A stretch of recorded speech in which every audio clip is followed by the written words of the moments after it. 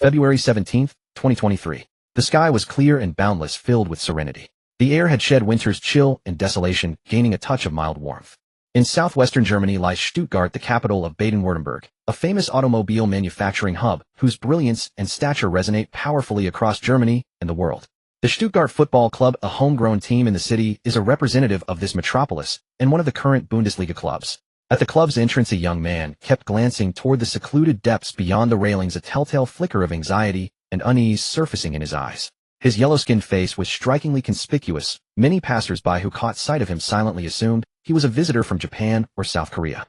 After all, this was the Stuttgart Football Club. Those daring to stand here were mostly dream chasers tied to football. But what football flower could ever bloom in China, that football desert? Even buds were scarcely seen. Suddenly, a silver-white Mercedes eased out of the club. His heart lightened instantly. Abandoning his suitcase, he sprinted forward without hesitation. Just as Kirchhoff in the car was about to floor the accelerator for a roaring start, a dark shadow shot out from beside the vehicle, like a black rat recklessly throwing itself in front of the car. A loud clang. The car screeched to an emergency halt. Kirchhoff, thanks to a split second of warning, was merely startled. Poor Frank in the passenger seat, however, smashed his head into the dashboard, his face contorted in pain. Watching from outside, Chen Feng felt the pain by proxy. His forehead and heart ached in sympathy. Rubbing his brow, Frank spun on Kirchhoff and bellowed, "How the hell are you driving? Are you trying to kill us?" Poor Kirchhoff looked utterly aggrieved. Pointing at Chen Feng, he shrank back and said, "Boss, some blockhead in front cut us off." Seething with rage, Frank followed his finger and indeed saw a ridiculous fool standing there staring blankly with a silly grin. Frank's blood pressure spiked.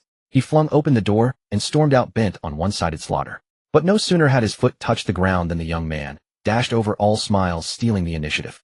"Hello, head coach Frank. I'd like to request a trial opportunity," Chen Feng said, extending his hand with a harmless, guileless smile, leaving Frank utterly disarmed. One might have thought Frank had hit him. Perhaps Frank's head was indeed knocked silly. The moment he heard the word player, his attitude did a complete 180. He fixed a suspicious gaze on the young man and looked him up and down. His cheap clothes couldn't total more than 200 yuan, even at a generous estimate. Frank figured he was just another gambling degenerate. Another nobody trying to turn a bicycle into a motorcycle. A player. Assistant coach Kirchhoff wore a puzzled look too. Their second team's trial window had already closed. Where would a trial fit in? Seeing no reaction from either of them, Chen Feng gave an embarrassed laugh and smoothly withdrew his hand. Suddenly a hand grabbed him. Frank's lips curved into a cold smirk, a scheme glimmering in his eyes. He asked with feigned cordiality, "Oh, a trial? Then give us a brief introduction of yourself." At that, Kirchhoff knew the naive youth standing before them was in for a brutal lesson from the real world. He simply folded his arms and settled in to watch the show. Chen Feng was ecstatic. He had caught the chill in Frank's smile, but since the fat meat had already arrived at his lips, it was still anyone's guess who would end up swallowing whom. "Hello, sir. I'm Chen Feng from China. I play right wing."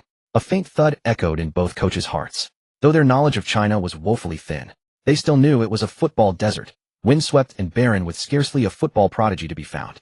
And precisely because of those two words, Frank's impression of Chen Feng shifted a bit.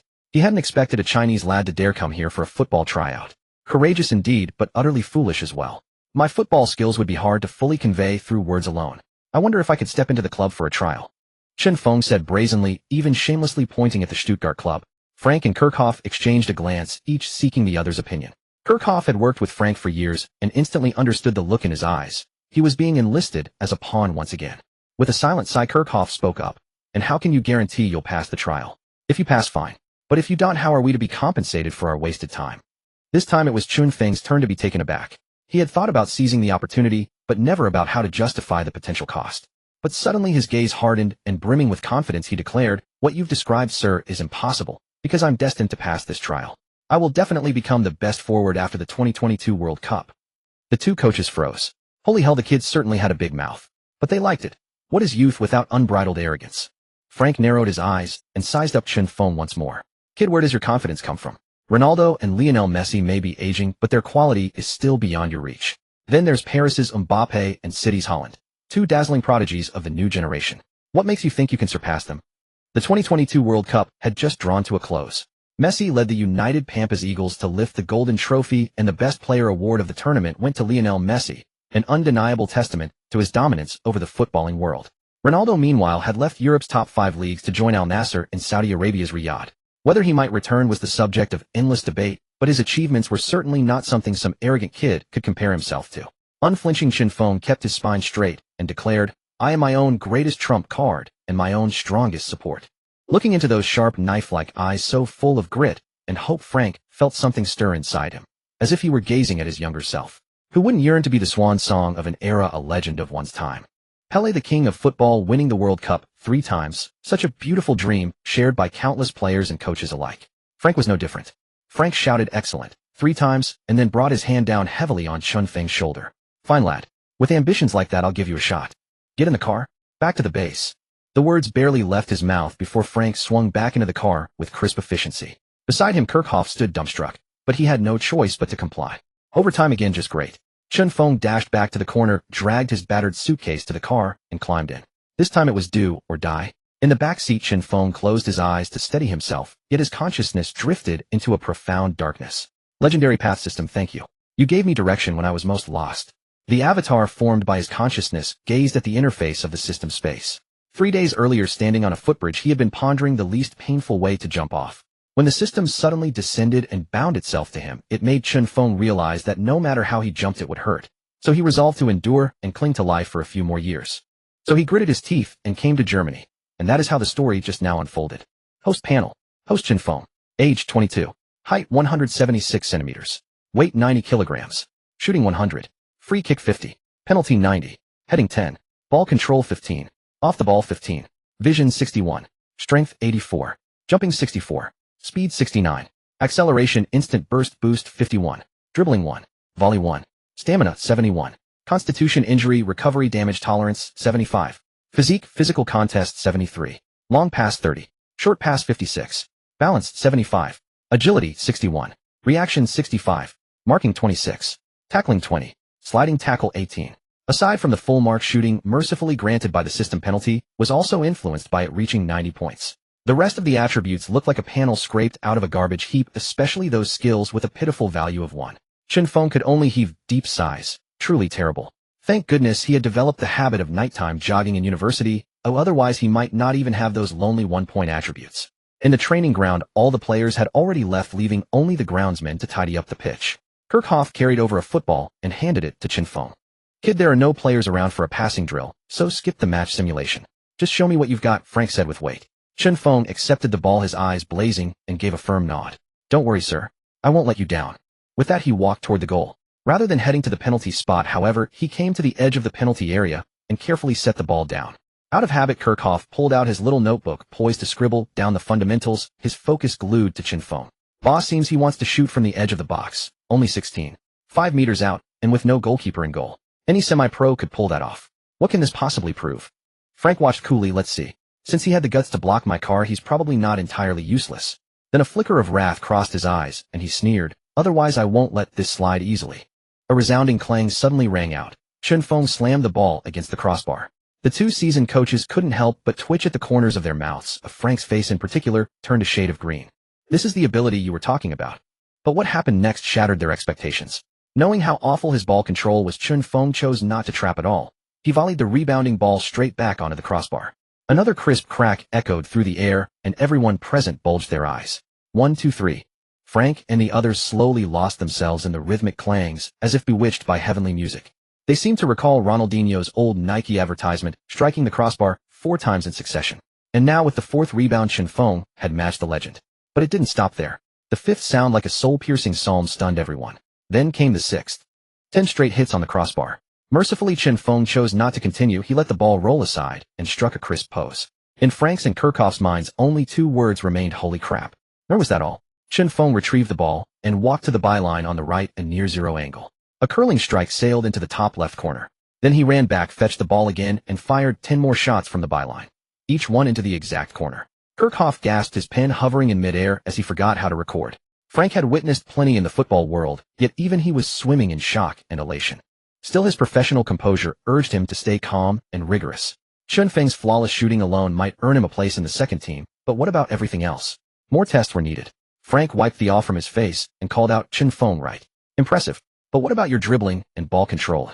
Chun Feng clutched the ball and stood frozen. Of course, what was coming would come regardless. Stick one's neck out, or hide at the blade still falls. Time to brave it. In the next moment, his atrocious dribbling and awful touch upended the 2 coaches' perception of reality. Any random U17 player they had would outperform him. Still, Chun Feng could hardly be blamed. He had hardly played football at all. How could he have any real dribbling or control? Even his one maxed-out stat shooting was a gift from the system. Shameful as it was, Chen Feng forced himself to remain calm, standing still as Frank and Kirchhoff whispered to each other. To them, someone with such immaculate shooting ought to have trained from childhood. But this dribbling. Hiss. Indescribable. Boss, aside from his shooting, he's a total mess. But with his perfect shooting skills alone, he still deserves a place in the team. Kirchhoff came to Chen Feng's defense. I know that well. But without a team trial, we can't be certain whether he can replicate this level of finishing in matches. Frank remained pragmatic. He could see Chen Feng's strengths, but he could also see his weaknesses all too clearly. A maxed-out shot might make him a deadly predator in the penalty area, but just now was only a static test. In an actual match, it would be a dynamic environment, with a goalkeeper, defenders closing down, and countless variables all weighing on the shooter. The success rate would plummet dramatically. Then let's keep him. He can train with the team tomorrow and go through a team trial. Frank's eyes brightened, and he immediately approved the idea. He instructed Kirchhoff to take Chen Feng to the second-team dormitory, while he himself headed home for dinner. On the way to the dormitory, Kirchhoff chatted with Chen Feng at length, and discovered that the young man beside him had only come into contact with football not long ago, merely a little over a year. Such terrifying talent was almost unbelievable. After all, every football superstar renowned across the world today achieved greatness only through practicing since childhood. Even those mockingly called the ambassadors of happy football, Sterling and the World Cup's newly crowned, Wulong and Fengchu, Per Lautaro and Lukaku, were no exception. Although they had some eye-scorching moments on the pitch, their strength should not be ignored. In particular, after returning to Inter, the Inter duo helped Inter lift the Italian Super Cup. But what Kirchhoff did not know was that Chen Feng had only entered the football circle a year ago, and that he had only actually played football a few days before. To keep Kirchhoff's jaw from dropping to the ground, Chen Feng concealed some insignificant details. Even so, Kirchhoff was still in awe and resolved to help Chen Feng stay in Stuttgart the next day. If he let him escape, the guilt would be too great. Accompanied by the absent-minded Kirchhoff, the two arrived at the dormitory. It was not large, it was even cramped and old, but an air conditioner and a washing machine were all available. We're here. Rest first or I'll pick you up tomorrow. Chen Feng hummed in acknowledgement. Thank you, sir. The single room was about a dozen square meters and had its own bathroom, small but complete. Chen Feng was not picky. After all, he had essentially fled to Germany. Back home, the class group kept urging everyone to find jobs and internships every day. All for the sake of the employment rate. They urged him 3 times a day, more punctual and diligent than meals. The worst part was that they grabbed a pile of messy recruitment information from WeChat official accounts and forwarded it into the group. They did not care how the students found jobs, as long as someone found a job, the employment rate was satisfied. They never cared whether the job matched the student's major, whether the student liked it, or whether it was suitable. This caused many fresh graduates to avoid being urged to blindly look for jobs and end up cheated out of money and time. Naturally, Chen Feng was also one of those victims, miserably riding a bus for 2 days and 1 night. He struggled through 2 days and 1 night only to be tricked into going to Xiamen to work on an assembly line. The pay was low and the environment was simply unbearable. If not for the system activating at the moment, half his leg was already over the overpass railing, he would have gone down below to argue with the king of hell about life. Recalling that scene on the overpass, Chen Feng still felt lingering fear. Ding! The legendary path system is binding. The sudden voice startled Chen Feng, who had one leg raised and was about to climb over the overpass. He hurriedly withdrew his leg. Congratulations, host. The legendary path will help you become a football legend. I hope you won't take your own life, otherwise you will be strangled and dismembered. A cold electronic female voice echoed in his mind, frightening Chen Feng so much that he clamped his legs together and hurriedly protected his crystal. Seeing his reaction, the system seemed quite satisfied. Please choose an activation module, host. Activation module. For now, you can only choose among 4 major modules: the forward module, the midfielder module, the defender module, and the goalkeeper module. Note, once a module is selected, it becomes the host's first profession. The remaining 3 modules will be unlocked later after completing legendary tasks. Hearing the introduction, Chen Feng understood. This was about choosing his position on the pitch. Even though he was only a fake fan, he knew that the 4 modules covered every position on the football field. After careful deliberation, he resolutely chose the forward module and directly activated the striker module. After all, if you wanted to make a name for yourself in the football world, striker was the way to go. The market value rose fast and by large margins, and with the system's support, Chen Feng was already fantasizing about returning to school and slapping those life-hounding teachers in the face. Congratulations, host. The forward module has been activated. A striker module gift pack is being issued. Gift pack. Hearing this, Chen Feng was astonished. There was actually a reward to claim. Max level shooting skill is being infused into the host. It will take about 3 hours. Reward: host gains proficiency in 5 languages: English, German, Spanish, French, and Italian. Quest triggered. Quest 1, sign a professional contract within 7 days. Penalty for failure: system unbinding. The dreams of the underdog set sail once again. This is the history of a humble wooden boat's transformation and the beginning of fame and success. Come on, every hardworking person. Withdrawing from the memories in his mind, Chen Feng once again said solemnly at the deepest level of his consciousness, "Thank you, system." The system did not reply. The next day, while Chen Feng was still washing up, he heard urgent knocking on the door. Without even spitting out the foam in his mouth, he hurried over to open it. It was assistant coach Kirchhoff beaming at Chen Feng. "Hey, Chen Feng, you're up pretty early." Chen Feng chuckled. "Coach, I have a trial today, so I had to get up early. Being late would be impolite. China truly lives up to its reputation as a land of etiquette. Here's some breakfast." Kirchhoff handed over the sandwich in his hand. Chen Feng smiled and took the breakfast. Half an hour later, they arrived at the Stuttgart 2 training ground. The original squad members stood in full formation. Standing before everyone, Chen Feng was filled with emotion and anticipation. Frank looked around at the group. "This is Chen Feng, who is here for a trial today. Everyone give him a round of applause." After the applause, Chen Feng stepped forward and introduced himself. "Hello everyone. I'm Chen Feng from China, and I play as a striker." Instantly, a few people in the crowd changed expression. Anyone familiar with Stuttgart 2 would know that they were several of the team's strikers. After all, an extra person competing for their jobs. Who wouldn't be upset? But when they heard Chen Feng was from China, the hearts that had risen to their throats settled back down. That place known as the Sahara Desert of football. What genius could it produce? In the past 20 years at most, one Wu Lei had emerged, and even he was stuck on Espanyol's bench enjoying a VIP seat before returning home in disgrace. After warmly greeting everyone, Chen Feng walked to an empty spot in the last row and stood there. "Alright, now that you've all briefly met, this morning's training is simple. The fitness coach will lead the warm-up, and then we'll have an intra-squad scrimmage." After saying that, Frank did not bother with them anymore. First, they warmed up by running 2 laps around the field. Chen Feng, following at the back of the group, kept his mouth shut and maintained a steady heart rate. Suddenly, the young man beside him smiled and greeted Chen Feng. "Hello, my name is Marco Wolf, and I play as an attacking midfielder." Chen Feng smiled politely and said, "Hello, nice to meet you." And so the two began chatting. While the players were running laps around the field, Kirchhoff went over to Frank and told him what had happened the previous night. Frank frowned at him and asked gravely, "Are you sure?" "Absolutely. Otherwise it would be impossible for his shooting to be so perfect while everything else is a total mess." The only explanation was that Chen Feng had only practiced shooting in football. If that's really the case, then he's a genius. Even if he's 22 now, his future is still boundless. But I still need to see how he performs in the scrimmage. If he does well, I'll give him an apprenticeship contract. After the warm-up and training drills, Frank picked up the player list and began selecting players. Team A: goalkeeper Sebastian Hornung. The defensive line was a traditional back four of Latnagel Loka, Bizzoli, Jeremy Lant, and Lucas Griepsch. Double defensive midfielders were Jordan Meyer and Josna Week. The lone attacking midfielder was Liran Hetmi. The center forward Castanares was partnered with Aru Kull and Shipklo. Team B was basically made up of second-team substitutes. However, no one was too willing to partner with Chen Feng. Seeing this, Frank directly pressed players into service, and in the end Chen Feng partnered with Marco Wolf on the front line.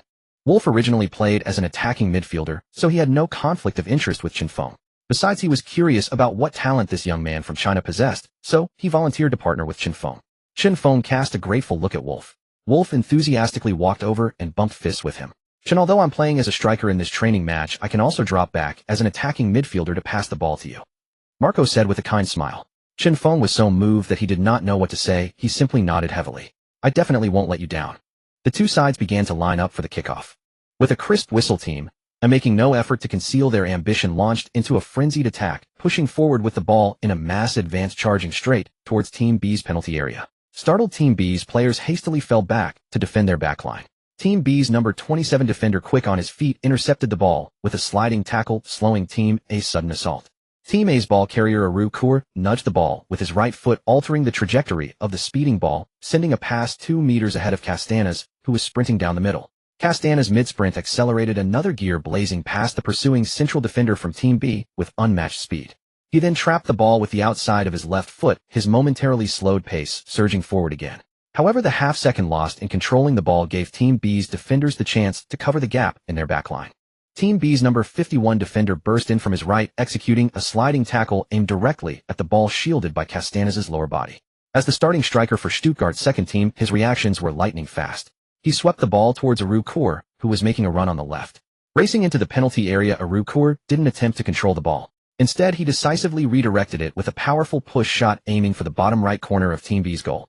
Fortunately, Team B's goalkeeper, focused intently on the unfolding play, made a heroic dive to parry the ball away. Team B's players breathed a sigh of relief, but didn't slow down, scrambling to contest the rebound.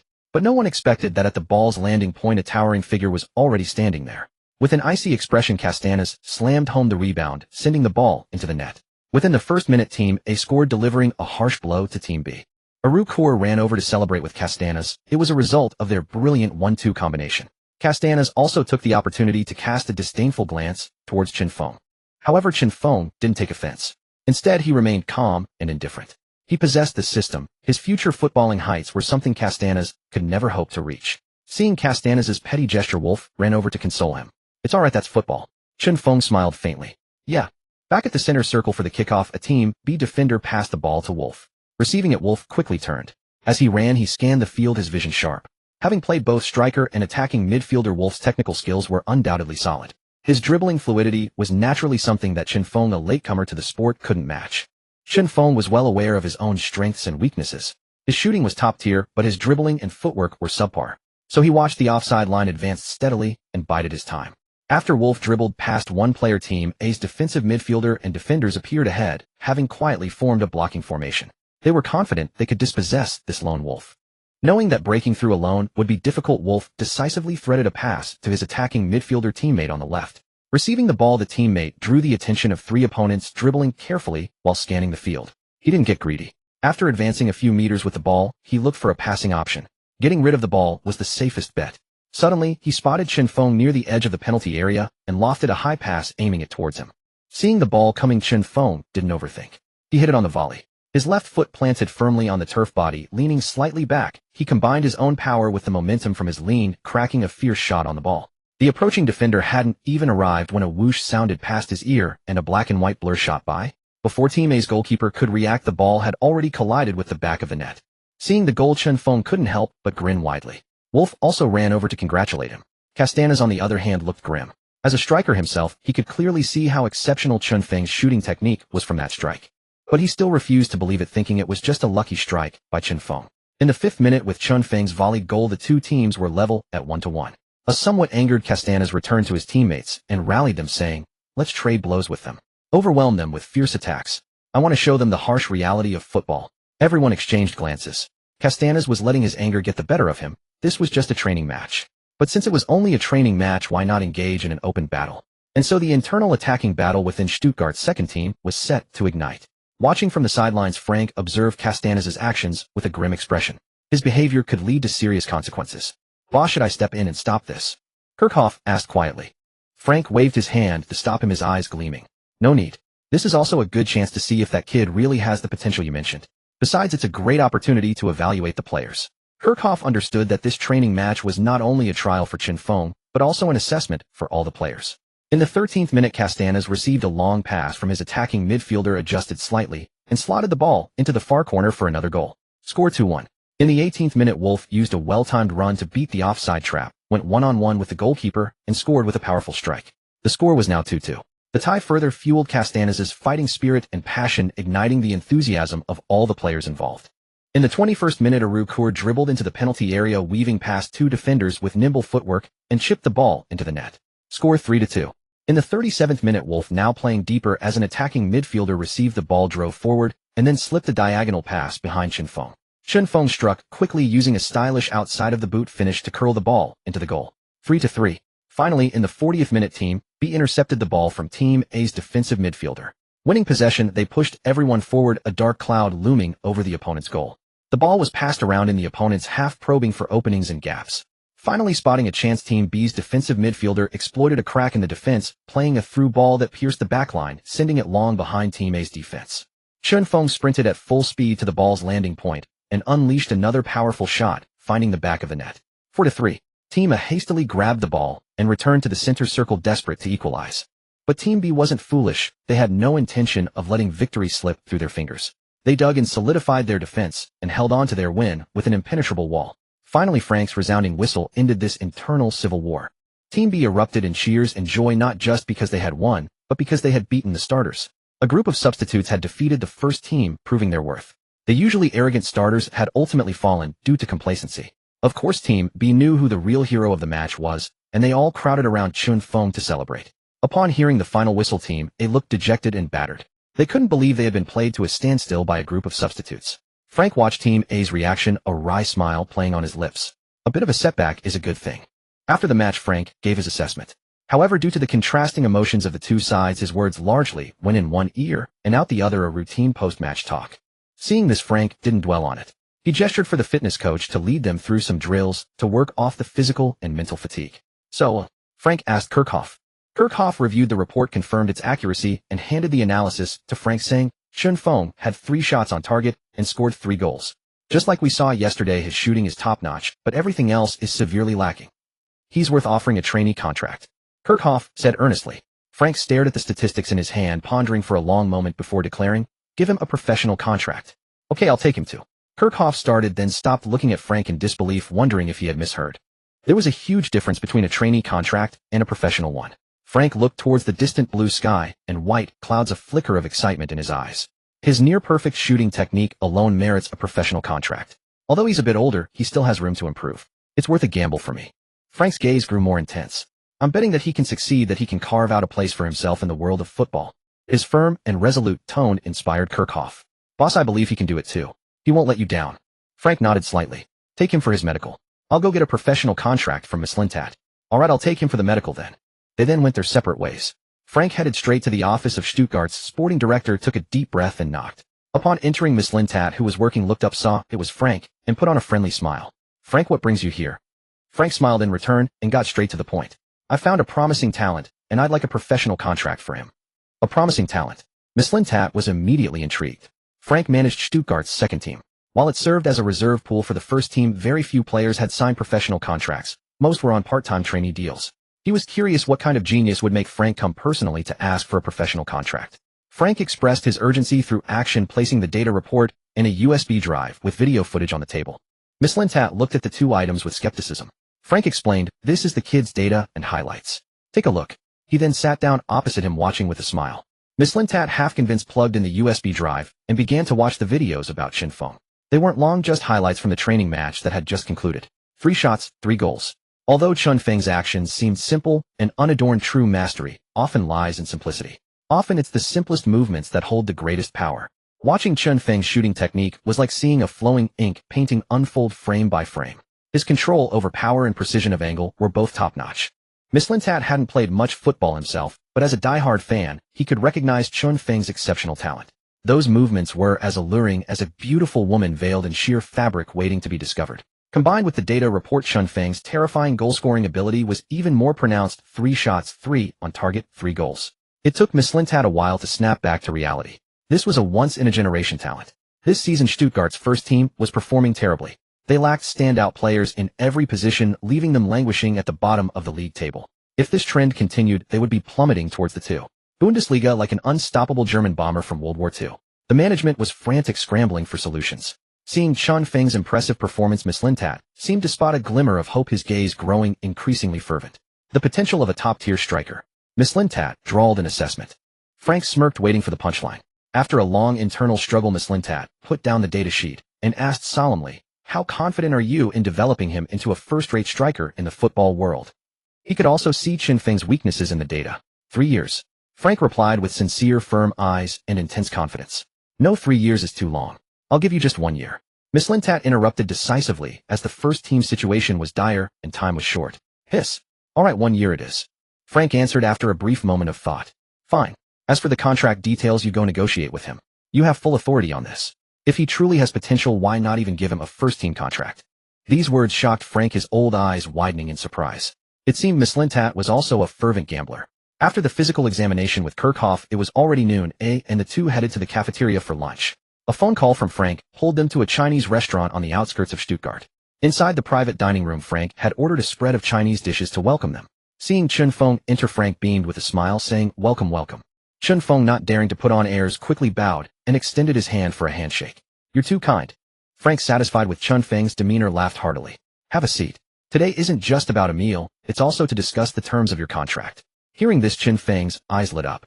He was secretly elated, feeling he had taken his first step. He said, thank you so much for this opportunity, sir. Know all of this was earned through your hard work. I didn't do much, Frank said, pleased with Chun Feng's humility. As the old Chinese saying goes, we'll be family from now on. No need for formalities. Just call me boss like the rest of the lads. Chun Feng grinned, showing his white teeth, and warmly called him boss. Frank sincerely gestured for Chun Feng to take a seat. Since Chen Feng was now a professional player, he avoided alcohol to maintain his form, opting for juice instead. Chen Feng, what are your requirements for the contract? As the meal wound down, Frank got down to business. Chen Feng blinked. He knew little about professional football contract specifics, only the signing bonus, release clause, and wages. He decided to leave the matter in Frank's hands. Boss, I'm not too familiar with professional contracts. Could you outline the club's offer? If it's agreeable, we can sign.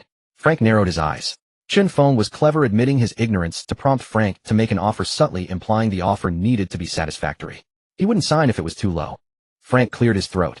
Our offer is a weekly wage of €300, a signing bonus of €10,000, €100 per goal, and €50 per assist.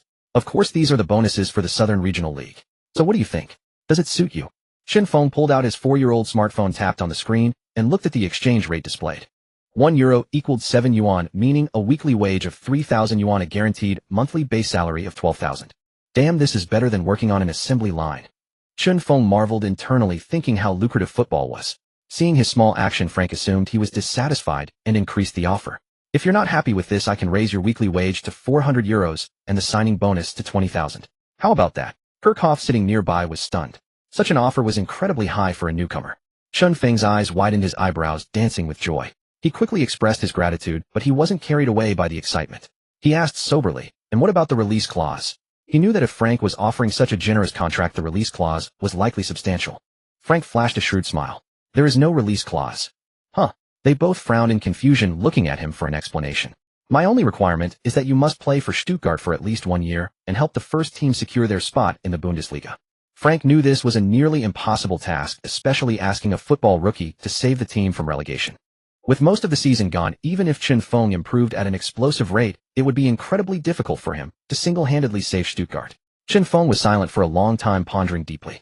Despite having the system, it hadn't yet unlocked a feature for rapid host growth, and he hadn't discovered such a function either. What if he only ended up with maxed out shooting and everything else was terrible? That would be a disaster. Frank wasn't in a hurry, either, knowing this was a burden few could bear. He expected Chen Feng to refuse, after which he would lower his demands and adjust the contract terms. That was Frank's real intention, to state a difficult condition to drive down the price and sign this talent as cost-effectively as possible for the club. In other words, he didn't expect Chen Feng to agree. He just wanted to gain leverage in the negotiation, making Chen Feng feel at a disadvantage before signing a better deal. Suddenly, a firm voice snapped Frank out of his thoughts. Boss, I can agree to that, but I have one condition. Chen Feng let out a deep breath. Since there was no release clause, he could always go back to working on an assembly line if things didn't work out. Maybe he could even do it in Germany, as Stuttgart was a major industrial city with plenty of factory jobs. Frank looked at Chen Feng in shock, seeing a resolute determination in his clear, almost naive eyes. Tell me, if I help Stuttgart avoid relegation, I want a bonus of €100,000 plus 70% of the net profit from the sale of my jerseys and related merchandise. Frank weighed the options for a moment before agreeing to Chen Feng's demands. The €10,000 bonus was contingent on avoiding relegation. As for the 70 merchandise profit share, Frank doubted a rookie like Chen Feng would sell many jerseys. He didn't think many people would buy his jersey, so he didn't expect to lose much. And so a contract with a relegation avoidance clause, a first in football history, was born. Frank felt the cost was somewhat high, unaware that Chen Feng's value to Stuttgart would far exceed merely avoiding relegation. In the evening at the Stuttgart club, after finalizing the detailed terms, Chen Feng's professional contract was officially signed in the presence of the sporting director. As Frank had said, there was no release clause, only a symbolic €1 buyout, which was inconsequential. Mize warmly shook Chen Feng's hand and said earnestly, I'm delighted you've joined Stuttgart. I promise that if you perform well in the second team, you'll be promoted to the first team within 6 months. Chen Feng was overjoyed and said gratefully, Thank you, director. I will work hard. That night, back in his dormitory, Chen Feng looked at his professional contract, and tears of joy welled up in his eyes. I did it. A system notification sounded in his mind. Congratulations, host, on successfully signing with Stuttgart and completing your first professional contract. This is the beginning of a dream, the start of a legend. Ding, mission complete. Activating the Path of Legends module. Activating. The Path of Legends is the hall of football greats, the pioneers and driving forces of the sport. Chen Feng's consciousness entered the system, a self-contained universe of a starry river. A crystal-like Roman avenue ran through it, filled with countless shining stars surrounding him. A truly awe-inspiring sight. Host can ignite legend stars. Each star symbolizes a legend, allowing past legends to shine once more in the football world. Every legend deserves to be remembered. Chen Feng took a long, sharp breath. A sky full of stars. Did that mean every single one was a legend? Mission complete. First professional contract. Rewards are being distributed. Rewards are as follows: activate 3 legend stars and acquire their skills. 1. Carlos, Cannonball Strike. 2. Garrincha, phantom dribbling 3. Inzaghi, ghost positioning. Plus 20 basic skill points. 3 stars from the firmament descended and stopped before him. Within their glow, 3 immortal football legends materialized. Chen Feng had heard of all 3. Carlos the Brazilian, with a built-in scope and a cannon for a leg, was a generational legend. Though he was a fullback, not a striker, his cannonball strike was a nuclear warhead anywhere near the box. Garrincha, the ancient dribbling demon of the Samba squad, was born with a twisted spine and legs of different lengths. Despite his physical flaws, he pioneered phantom dribbling and amazed the world in a bygone era. Inzaghi's ghost positioning was the envy of countless strikers. A man who lived on the offside line, appearing and disappearing like a specter, an iconic figure for Italy. Making a choice is often the hardest part, but luckily the system had simply given all 3 legendary skills to him. Ding hosts don't celebrate just yet. Although you've lit 3 legend stars, their skills will be limited by your basic attributes and cannot be used at 100% potential. For example, if your strength is 84, you can only unleash 84 of the cannonball strike's power. Damn. So with my positioning at 15, Inzaghi's ghost positioning would only be 15 effective. Chen Feng interrupted with a cry, feeling utterly dejected. What was the point of playing then? If he had maxed out strength and positioning, he wouldn't need these skills anyway. What good were these skills for? The system was speechless. I hadn't finished speaking, and you're already worrying. Host, please don't interrupt. The 84 isn't just the skill's effect, it's also the probability of triggering the skill's full effect. In other words, there's an 84 chance to unleash a max power cannonball strike. Hearing the system finish its explanation, Chen Feng wiped the sweat from his forehead and relaxed. So 84 wasn't just the effectiveness, but also the chance of triggering the 100 effect. So with a positioning stat of 15, he had a 15 chance of triggering max level ghost positioning. That was more acceptable. Activating Host Growth Module. This module has 2 sections: training and matches. Training: 1 basic skill point per hour of training. 2 basic points can be exchanged for 1 intermediate point. 10 basic points can be exchanged for 1 advanced point. 100 basic points can be exchanged for 1 ultimate point. Match section depends on match level. In a match, 100 experience for a goal, 50 for an assist, and 200 for a win varies by league level. Level 5 is 0 experience for levels 60 to 70, 0 for levels 80 to 90, and 5 0 for levels 91 to 100. Elementary skill points could only assist the host in elevating skill attributes to 60. Intermediate skill points could only assist the host in elevating skill attributes to 80. Advanced skill points could only assist the host in elevating skill attributes to 90. Ultimate skill points could only assist the host in elevating skill attributes to 95. Special reminder: legendary skill points require completing legendary quests or achieving legendary accomplishments. What on earth are legendary skill points? Other methods to acquire ultimate and lower tier skill points include completing standard system quests and achieving standard accomplishments. Take this contract signing quest for instance. Chen Feng not only obtained the skill cards of 3 legendary football stars, but also earned 20 skill points. Ding activated the physical recovery chamber. For every hour the host's consciousness spends inside, recovery speed is tripled compared to the outside world. Whoa, that's awesome. With an hour of training granting a basic skill point, I can train to my limit every day. Phew. Chen Feng let out a long breath, finally digesting all the information about the legendary path system. Ding, beginning fusion of 3 legendary football stars skills for the host. The system's voice echoed again. 3 orbs of radiance converged and merged within Chen Feng's mind and body, a wave of warmth gradually washing over his heart and limbs as if he were soaking in a hot spring while enjoying fruit. It ended within moments, yet Chen Feng felt no strange sensation. Had he not confirmed it multiple times with the system, he would have thought he'd been scammed by a pyramid scheme. Mission 2 triggered: secure a starting position, score a goal, and win the match. Reward: legendary star skill, 20 basic skill points. Chen Feng stared wide-eyed at the mission. Earning a starting spot would surely take considerable time, not something achievable overnight. He dumped all 20 skill points from the mission into positioning, then headed off for a shower. Host panel updated. Host Chen Feng. Age 22. Height 176 centimeters. Weight 90 kilograms. Shooting 100. Free kicks 50. Penalties 90. Heading 10. Trapping 15. Positioning 35. Vision 61. Strength 84. Jumping 64. Speed 69. Acceleration 51. Dribbling 1. Volleying 1. Stamina 71. Constitution 75. Physique 73. Long passes 30. Short passes 56. Balance 75. Agility 61. Reactions 65. Marking 26. Tackling 20. Sliding tackles 18. After his shower, Chen Feng lay lazily on the bed, thoughts racing. Finally, he had a place to call his own. Even if it was just the reserve team, it was better than working on an assembly line. Gradually, a glimmer of hope filled Chen Feng's eyes. Legend. I will become a legend in football too. The next day, Chen Feng rose early, washed up quickly, and headed to the training ground. Though Stuttgart enjoyed a pleasant climate and was a famous tourist city in Germany, the early spring morning air was still bitingly cold, feeling like cotton with hidden needles with every inhale. Since the training equipment required a key to access, Chen Feng could only perform simple exercises like running. Glancing at the nameless watch on his wrist, it was exactly 6 o'clock. He stripped off his outerwear and began his running drills. First 2 laps to warm up, followed by stretching exercises. Then came the main course, 20 laps of 400 meters followed by push-ups. By 7:30, with half an hour left before the official 8 o'clock training, Chen Feng got up to grab breakfast and take a brief rest. Just as he finished getting his meal, he spotted Wolf in the cafeteria waving him over. Chen Feng smiled and carried his tray over. "Hey, Chen, heard you've already signed with the club. What are the terms like?" Wolf glanced around furtively, then leaned in and whispered. He knew Chen Feng's shooting was impressive, so the club's contract offer couldn't be bad. Chen Feng gave an awkward smile. "I promised the boss I wouldn't say. Why don't you ask him?" Wolf immediately shrank back, muttering weakly, "Forget it, I don't want to be running laps around the training ground." This timid reaction made Chen Feng laugh heartily. After eating, they headed to the training ground together.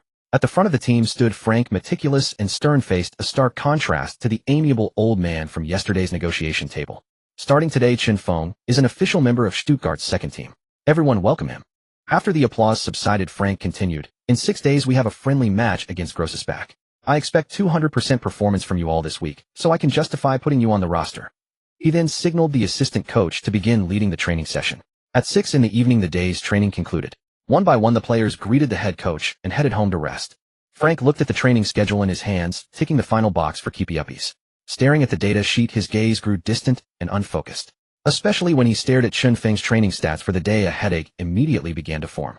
Despite being mentally prepared, Chen Feng's overall data and football skills were abysmal, making significant improvement in a short time seem unlikely. Football is not just a sport of talent, it demands sweat and hard work. However, according to the club's directive, they required Chen Feng to reach the starting lineup standards of the first team, even if Stuttgart was currently at the bottom of the Bundesliga. But it was still the Bundesliga, one of the top 5 leagues in the world. Reaching the starting 11 wasn't just talk. Frank tapped his forehead with the pen, a plan forming in his mind. He called out to Kirchhoff. Kirchhoff dropped what he was doing and hurried over. "Boss, what's up?" Frank said calmly. "Have the assistant coaching team devise a separate tailor-made training plan for Chen Feng. Have it on my desk tomorrow." Kirchhoff's eyes widened in disbelief. Chen Feng had only been with the team for 3 days. They didn't know many of his specific details. Even if they made a personalized plan, it wouldn't accurately reflect his actual situation. "I know it's tough, but we're short on time. Start with a draft plan and we'll adjust it based on his progress," Frank added. Frank gave a decisive nod. "Gather the assistant coaches for a meeting in the conference room." Kirchhoff smiled wryly and rubbed his nose, following orders to assemble the entire assistant coaching staff. So it looks like overtime again. He'd already worked late for 2 days since Chen Feng arrived. His gaze drifted towards Chen Feng, who was practicing dribbling near the goal. He muttered to himself, "Hope you don't let the boss down."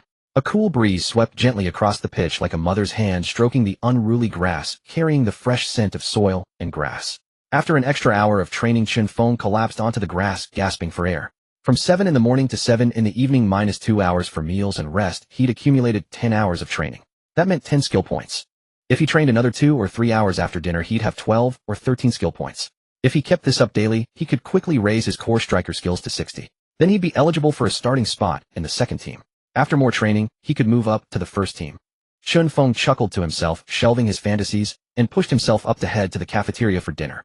After dinner and a half-hour rest, he returned to the training ground and found the equipment manager, an older man, packing the gear back into the storage shed. "Damn, if the equipment is locked away, I'll only be left with boring stuff like running and push-ups. How dull is that?" He dashed over to the man immediately, lending a hand with the equipment, a smile plastered on his face. "Hi, uncle. I'm Chen Feng, a new player with Stuttgart."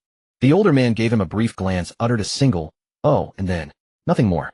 Chen Feng considered himself a social shark, if not a full-blown social butterfly. But the man's lukewarm response left him frozen and bewildered. Just as Chen Feng was formulating his next conversational offensive, a hearty voice rang out. "I'm Sam." Uncle Sam's words came unexpectedly. Chen Feng was overjoyed. As the saying goes, a fly only lands on a cracked egg. The moment Uncle Sam spoke, he knew his chance had come. After some small talk, Chen Feng finally voiced his true intention. "Uncle, I'd like to borrow the training equipment." Sam paused his work, his clear blue eyes looking at Chen Feng. After a long moment, he asked, "Extra training?" "Yes." "All right. Just make sure to put everything back in the shed when you're done." Uncle Sam said, nonchalantly, turning away without a hint of worry. It was also casual. His slightly stooped figure stretched long under the stadium lights, appearing utterly solitary. Chen Feng watched him leave, utterly perplexed. Was it that simple? He shook his head, clearing the jumbled thoughts. After a quick warm-up, his training resumed. As Chen Feng sweated profusely, a figure stood in the dark shadows, his gaze deep and nostalgic. In this young man, he saw a reflection of his former self, the one who had pursued his dreams with relentless effort. Finally, all his thoughts coalesced into a sigh of lament. He shook his head with regret and remorse, slumping to the ground, silently watching Chen Feng practice. Time slipped by unknowingly. At 11 o'clock sharp, Chen Feng finally ended his day-long training. Sweat dripped from his head, but a tingling sense of satisfaction flowed through his body. He started packing up the equipment while catching his breath. The figure in the corner rose and came over to help him. Sensing the movement, Chen Feng looked up and exclaimed, "Uncle Sam, why are you still here?" It was late. Most club members had already gone home to rest. He'd assumed Sam had left earlier, thinking he'd gone home. The old man's usually stern face broke into a stiff smile. "Just couldn't sleep, so I took a walk around the club." Chen Feng could see the approval and recognition in his eyes for the younger generation. Although Sam claimed he was just lingering after a walk, Chen Feng knew full well he was there to help him clean up, to spare him some precious rest time. At the storage shed entrance, they exchanged smiles. "Thanks. Don't mention it. Come on, let me buy you a juice," Sam warmly invited Chen Feng. Chen Feng didn't decline. They bought 2 bottles of milk from the vending machine and sat together in the stands, gazing at the dimly lit training ground. "I've been watching you train. You work hard," Sam said, eyes fixed on the swaying tree shadows in the distance. "Yeah, my foundation is weak. I have to put in extra hours to catch up with the others." Chen Feng tilted his head back and took a big gulp of milk. "Indeed, your foundation is weak. But acknowledging that shows you know the gap can be closed with hard work." "Why do you play football?" Uncle Sam asked suddenly. Chen Feng's expression froze. It wasn't a question he'd ever considered. To him, it was just taking things one step at a time. After a long pause, the cold wind snapped Chen Feng out of his thoughts. "Right now, maybe I'm materialistic. I want money, I want fame. My first 20 years were spent drifting aimlessly. This year has been the toughest. Society is harsh everywhere you look. I've been trampled, crushed, and beaten down. But as harsh as society can be, people's hearts can be warm. When I was on the verge of despair, I met kind souls. In my struggles, I found people willing to lend a hand, to offer a word of advice. They taught me to find the light hidden in the shadows. It's the beacon that guides me forward. Football is that beacon. It's my belief that keeps me going." Chen Feng declared this firmly against the cold wind. Watching the impassioned young man, Sam grew more certain that his silhouette mirrored his own past self. Wishing him all the best. Returning to the dormitory, Chen Feng hurriedly accessed the system panel. The sight of 13 skill points filled him with encouragement. He allocated all his skill points to ball control, raising it to 28. After washing up, he went to bed and the physical recovery room began restoring his body's energy. The next day, training proceeded as usual, and Frank and the others had finalized a personalized training plan for Chen Feng. During daily training, Chen Feng received special attention from the entire coaching staff, plunging him into a hellish routine. To make matters worse, he had extra practice sessions on his own. Fortunately, the system helped him endure it all. 5 days later, life in Stuttgart gradually fell into a rhythm, and he adapted to the grueling daily regimen. Rain or shine, he was always the first to arrive at the training ground and the last to leave. He believed heaven would not let down those who worked hard, nor would it let down someone with his advantage. In 6 days, he accumulated 78 skill points, significantly enhancing his abilities. He spent 45 points to raise ball control to 60, 25 points to bring positioning to a passing grade, and 18 points to improve dribbling to 19. As a college student majoring in accounting, meticulous calculation was a fundamental skill for every accountant, and Chen Feng was no exception. He invested in ball control to avoid the embarrassing mistake of trapping the ball right at an opponent's feet. Moreover, solid ball control was an essential skill for any top-tier striker. Think of Messi's breathtaking world-class touch for the national team. How it stunned countless spectators. A deft flick with his left thigh to absorb the pace, a subtle nudge with his left instep to push the ball forward, followed by a nimble finish. As for prioritizing positioning and dribbling, it was to increase the chances of triggering Garincha's dribbling skill and Inzaghi's ghostly positioning. As for the power needed for Carlos's thunderous strikes, Chen Feng believed his 84 strength was more than enough for amateur leagues. Combined with the 84 probability of triggering a maxed-out cannon shot, the odds were already in his favor. However, what surprised him was that daily training could also boost his attributes.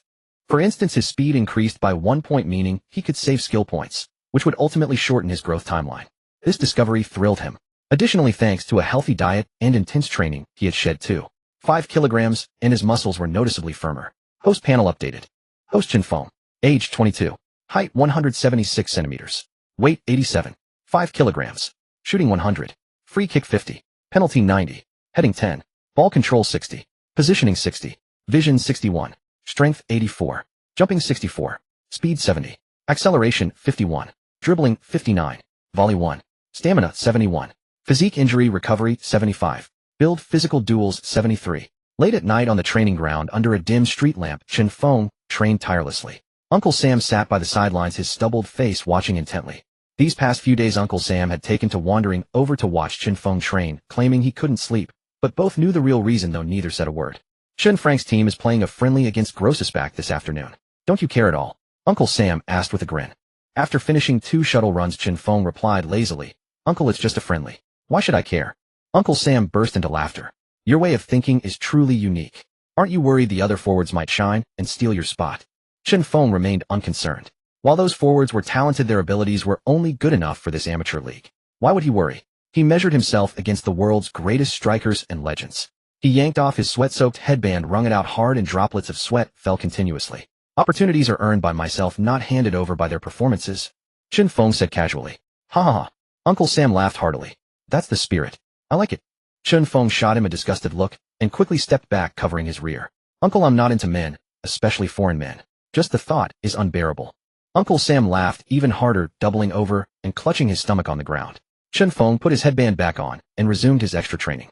After a long while, Uncle Sam finally calmed down. Frank and the boys won 2-0 against Grossesback. Chen Feng showed no reaction, still practicing basic, yet tedious ball juggling. Seeing no response, Uncle Sam fell silent. At 11 p.m., the two packed up the equipment. Back in the dormitory, Chen Feng dumped all 13 skill points into dribbling. Superior dribbling was a necessity. Time passed to March 3rd. Since tomorrow was the amateur league match against Hoffenheim, the coaching staff had planned no heavy training for today. The morning consisted of basic drills while the afternoon featured a routine intra-squad scrimmage, another chance for Frank to evaluate and adjust the matchday roster. Being on the roster didn't guarantee a secure spot. A poor performance in this training match could see players dropped and replaced. It also gave those left off the roster a chance to compete for a place. After a simple team split, the balance of power remained as usual. Team A featured goalkeeper Sebastian Hornung with the traditional back four of Nigel Roca, Bazzoli, Jeremy Rant, and Lucas Griepsch. The double pivot consisted of Jordan Meyer alongside Josna Wick. Rind Hetme played as the attacking midfielder with striker Castanaras supported by Aru Kaur and Shipklo. Team B's lineup remained nearly unchanged from Chen Feng's trial days, but Chen Feng himself was no longer the same player. The training match kicked off with the sound of the whistle. On the sidelines, Frank instructed his assistant coaches to ensure thorough data collection and analysis. But before he could finish, a sudden cheer from the field startled him. He turned around bewildered, squinting at the celebrating Team B players unsure of what had happened. A fitness coach leaned in and whispered, "Boss, Team B launched a quick attack that caught Team A off guard." Chen Feng finished it off with a low shot into the net. Indeed, Chen Feng's progress has been remarkable lately. His talent and diligence are astonishing. In just half a month, his improvement has skyrocketed like a rocket. Kirchhoff added, "Perhaps we should promote him to the matchday squad," another assistant suggested. The other three turned to him, not with doubt or criticism, but with agreement. But wouldn't that be too soon? He's only been with the second team for half a month. The other players might complain. The fitness coach voiced his concern. What's the big deal? Top players get thrown into the starting lineup days after transferring. We're just putting him on the roster. Nothing more. Kirchhoff retorted. And in football, the capable should rise. If you're not good enough, you deserve to warm the bench. At some point, Kirchhoff had become one of Chen Feng's staunchest supporters. Out of professional prudence, Frank didn't give an immediate answer, saying he'd decide after the match. In the end, after 45 minutes, Chen Feng's 2 goals and 1 assist convinced Frank to add his name to the matchday squad. When the roster was announced, many were shocked, surprised, even resentful. But deep down, they all knew Chen Feng had earned his place. Though their words were filled with grumbles and complaints, their hearts had already acknowledged the truth. That's it for today's training. Rest well and prepare for tomorrow's match. After a round of applause, everyone scattered from the training ground. Chen Feng, however, quietly stayed behind for extra practice. Frank also lingered, and once the others had left, he walked over to Chen Feng. "Chen, aren't you going back to rest and prepare?" Chen Feng shook his head. "No, boss. I don't feel tired yet. I want to practice a bit more." "You stay for extra practice every day, don't you?" Chen Feng nodded with a smile. Frank added, "You work hard. Keep it up." Watching the coach walk away, Chen Feng entered his own world. That night, he dragged his exhausted body back to the dormitory. Training 13 hours a day took sheer willpower. Without the system's physical recovery room, Chen Feng would have been as broken as a scrap tractor in a field. Over the past 7 days, he had accumulated 91 primary skill points. He spent 37 points to raise dribbling and acceleration to 60, then exchanged 27 points for intermediate skill points to push positioning to 80 and speed to 76. The bonus news: his weight dropped another 2.5 kilograms, short passing improved by 2 points, stamina increased by 1 point, and volleying reached 5. Host panel. Host Chen Feng. Age 22. Height 176 centimeters. Weight 85 kilograms. Shooting 100. Free kick 50. Penalty 90. Heading 10. Ball control 60. Positioning 80. Vision 61. Strength 84. Jumping 64. Speed 76. Acceleration 60. Dribbling 60. Volley 5. Stamina 72. Physique injury recovery 75. Build physical duels 73. Long pass 32. Short pass 56. Balance 75. Agility 61. Reaction 65. Marking 26. Tackling 20. Sliding tackle 18. Exiting the system, Chun Feng lay on his slightly firm bed, gazing up at the porcelain-white ceiling light, and murmured softly, "Tomorrow, a legend begins." Click. The world went dark. In the dimness, a faint flickering point of light seemed to slowly grow, its silhouette expanding. Inside the Gotzi Stadium, the home ground of VfB Stuttgart 2 in the Southern Division of the German third-tier league. Though the arena could hold 11410 spectators, the tepid appeal of a regional league match drew only a sparse few hundred souls scattered across the stands. The third division rarely offered fierce, gripping contests. In Germany, the Bundesliga forever reigned supreme in passion and fervor. Thus, the seated few were either diehard Stuttgart loyalists or idle locals seeking to while away the afternoon. Among the scattered crowd, a slightly stout old man clutched a rolled-up red banner coiled several times over, as if it were a supporter's token. Curious glances repeatedly fell upon the odd old man. What could possibly merit such devotion in a third-division match far removed from the Bundesliga's glory? Yet Uncle Sam paid no heed to those strange looks, merely gripping the banner tightly, biding his time until the moment to unfurl it arrived. Beside him, an elderly woman smiled and inquired, "Sam, will that Chinese lad you mentioned actually take the field?" Without a moment's hesitation, Sam declared firmly, "He will, and he shall astonish the world." The old woman chuckled softly and asked no further, the meaning clear. Sam continued, "Is the camera ready?" She patted the already mounted device before them, its frame capturing the full expanse of the pitch. As the two teams marched onto the field, the match was poised to commence. For Stuttgart, 2 Sebastian Hornung guarded the goal, shielded by a traditional back, 4 of Lottner Loka, Bizoli, Jeremy Rant, and Lucas Griebsch. Jordan Meyer partnered with Josna Vick in the double pivot, while Ryland Hedemai operated as the sole attacking midfielder, supporting a front line of Castanars, Aru Kur, and Schipflocher. This was essentially the A-team from training sessions, the pinnacle of Stuttgart 2's strength. Hoffenheim B in turn unleashed their full arsenal with an aggressive 3-4-3 formation. Dominic Draban stood in goal, flanked by Robin Sarka and Johannes Braun as the fullbacks, with Yannick Demi anchoring the center of defense. Marco Engelhardt and Kevin Ickpide formed the midfield duo, while Maximilian Wagner and Theodoros Politakis orchestrated play just behind the strikers. Up front, the attacking trident of Owusu, Joao Klaus, and Aaron Vivini posed a constant threat. At the referee's whistle, Hoffenheim, beat kicking off, surged forward en masse with engines roaring. Midfielder Marco slotted a diagonal pass to the sprinting Owusu, but the striker's first touch, still cold from the match's start, was clumsy, nearly deflecting the ball to an opponent. After a few lengthy dribbles, the relentless Stuttgart defender finally caught up, hastily organizing the defensive line to mark and challenge. Yet, as if fortune had turned, Owusu weaved through 2 defenders with a series of swift feints and shimmies, then raised his foot to strike. Stuttgart's defender Loka stretched out a desperate leg to block, but Owusu's shot was a feint, a disguised pass. He slid a short ball across to the center, where the arriving Joao met it with a thunderous strike, blasting it past Sebastian's outstretched hands and into the net. The thud of the ball hitting the net sent Hoffenheim B into rapturous celebration. Stuttgart's players and coach alike were stunned into silence. On the bench, Chun Feng pursed his lips to stifle a laugh. Wasn't this the very goal that had caught the A-team off guard during his trial? Karma indeed. Frank, fuming, bellowed tactical adjustments from the sideline. Yet the ensuing minutes remained Hoffenheim's showcase. Hoffenheim B's front 3 moved with seamless chemistry, augmented by the creative distribution of the 2 attacking midfielders, supplying a relentless barrage of ammunition to the front line. Soon, by the 11th minute, another storm of Hoffenheim attacks battered Stuttgart's goal, the inevitable frailty of prolonged defense becoming glaringly apparent. Again, Hoffenheim pressed forward, exchanging passes in midfield to probe for an opening. Maximilian, spotting Aaron Vivini's run into space, launched a precise long ball over Stuttgart's disorganized backline. Aaron did not disappoint. Controlling the ball with a deft chest trap and a swift 90-degree turn, he unleashed a sublime flick with the outside of his boot, sending a curling shot arrowing towards the goal. Stuttgart's keeper Sebastian leaped and thrust out both palms, parrying the ball away from the goal line, but failing to secure it, the rebound slipping from his grasp. Aaron, shaking off his marker, sprinted to the rebound spot and slotted the ball home with clinical precision. Sebastian was helpless, forced to watch another goal conceded. He slammed the turf in frustration, cursing his defenders and forwards alike. They faced only 3 defenders, yet had mustered not a single shot on goal. And their own defense was as fragile as paper, crumbling at the slightest contact. Sebastian had become a mere backdrop for Hoffenheim's goals, a humiliating plight. Bound by decorum, he dared not voice his grievances openly. But the die-hard fans in the stands had no such reservations. They unleashed a torrent of abuse and jeers upon the entire Stuttgart team. On the bench, Chun Feng glanced around. Though the crowd was sparse, the cacophony was harsh enough to make him cover his face in embarrassment. Wolf, smirking beside him, teased, "Chun, they're not yelling at you. Why hide your face?" Chun Feng mumbled, "I'm just afraid they'll throw bottles and hit an innocent bystander." No sooner had he spoken than a half-full water bottle smacked Wolf squarely on the forehead, eliciting a pained yelp. A bolt from the blue. Chun Feng burst out laughing, especially at the red mark blooming on Wolf's forehead. Wolf's face darkened into a thundercloud. Chen's words had been prophetic. Not far away, Frank's face was an even deeper shade of grim. The match resumed.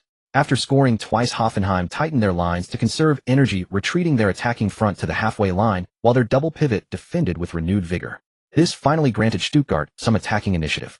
After repeated forays forward, they managed to carry the battle into Hoffenheim's half. Castenares received a pass from a teammate and unleashed a powerful drive from outside the box. As all eyes followed, the ball soared higher and higher. The anticipated dipping elevator shot never materialized. It was all wishful thinking. It seemed Castenares was aiming for an invisible stealth aircraft in the sky. Such a woeful display was an embarrassment not just to himself, but to his teammates as well. In the 34th minute, Castenares attempted to dribble past an opponent only to be upended by a spectacular sliding tackle that took both ball and man. The ignominious faceplant made a comeback, enraging Castenares, who lunged forward to greet the defender's family. A yellow card warning promptly halted his advance. Luckily, his teammates pulled him back in time, averting a potential biting offense. Then in the 41st minute, Stuttgart's attacking midfielder found an angle near the center circle and delivered a high-quality long pass that once again pierced Hoffenheim's defense. Castenares, timing his run to beat the offside trap, accelerated onto the ball. Just past the edge of the box, he was surrounded by 3 defenders. With no time to think, he instinctively shot, but a defender made a heroic block. The ball ricocheted around the penalty area before landing back at Castenares' feet, facing an open goal. With a roar, he summoned all his strength and lashed out. The pose might have been worthy of a Puskas award, but the shot's quality was another story entirely, nearly scaring a young girl in the stands to tears. This exquisite finishing skill left Castenares mortified on the spot. Even Frank on the sideline covered his face in despair. It was a true portrayal of a nightclub king rather than a striker. Up in the stands, Sam saw his opportunity. He quickly rallied his Wi-Fi SA to start a chant, like paid online trolls, shouting, "Substitution! Substitution!" The crowd readily joined in the cry for changes, growing thunderous under their orchestration. Furious, Castenares clenched his fists, grinding his teeth, wishing he could devour the ringleader's brain to replenish his own wits.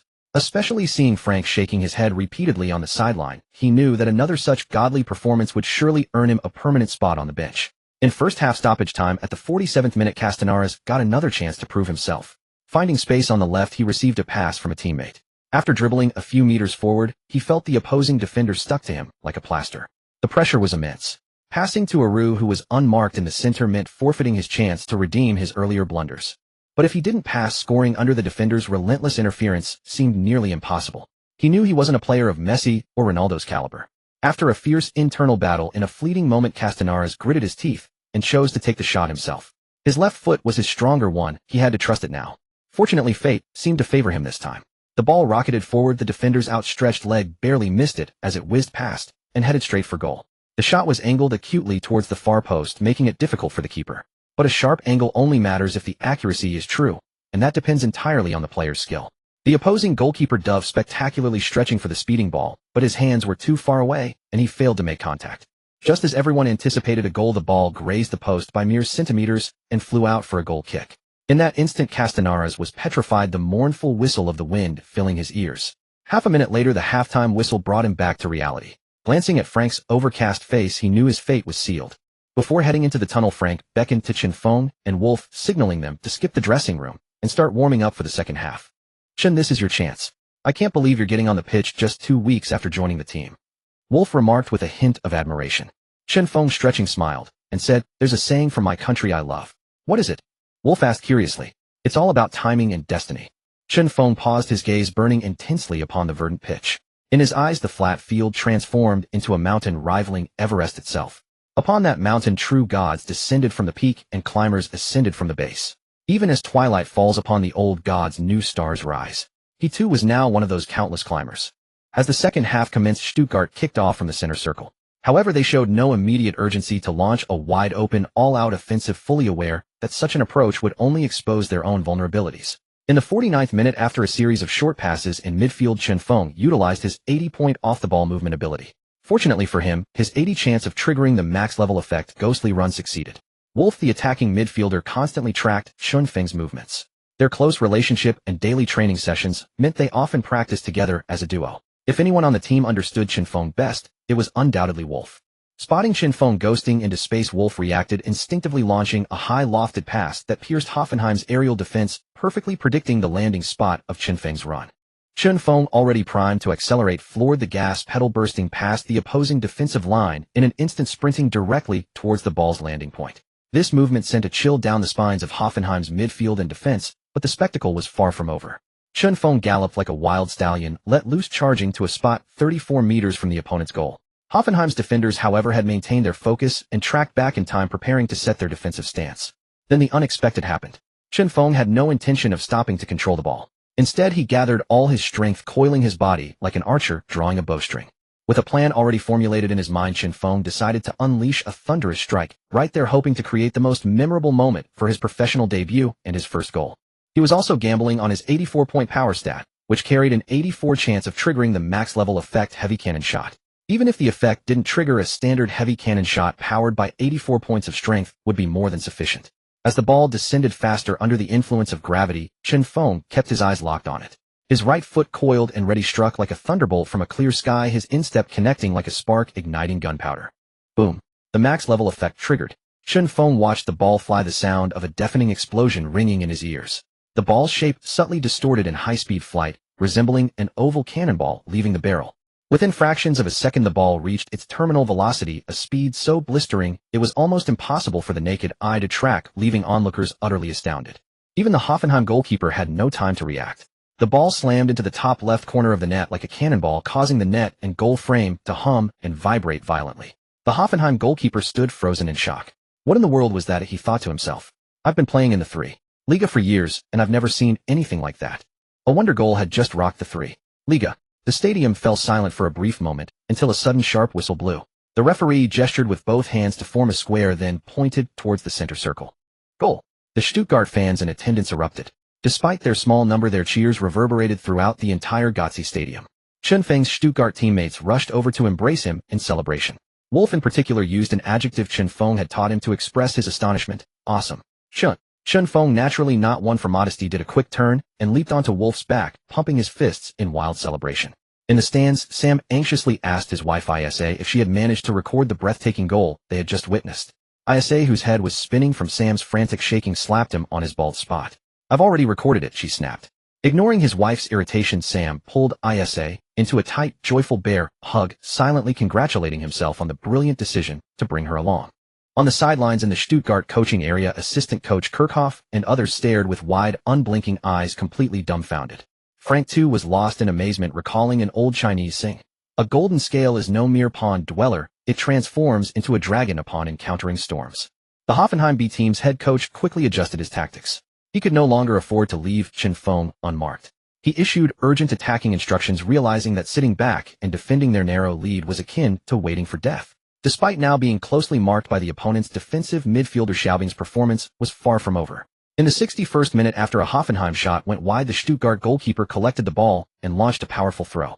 Stuttgart's midfield and forwards surged forward like startled birds, racing towards the opponent's half.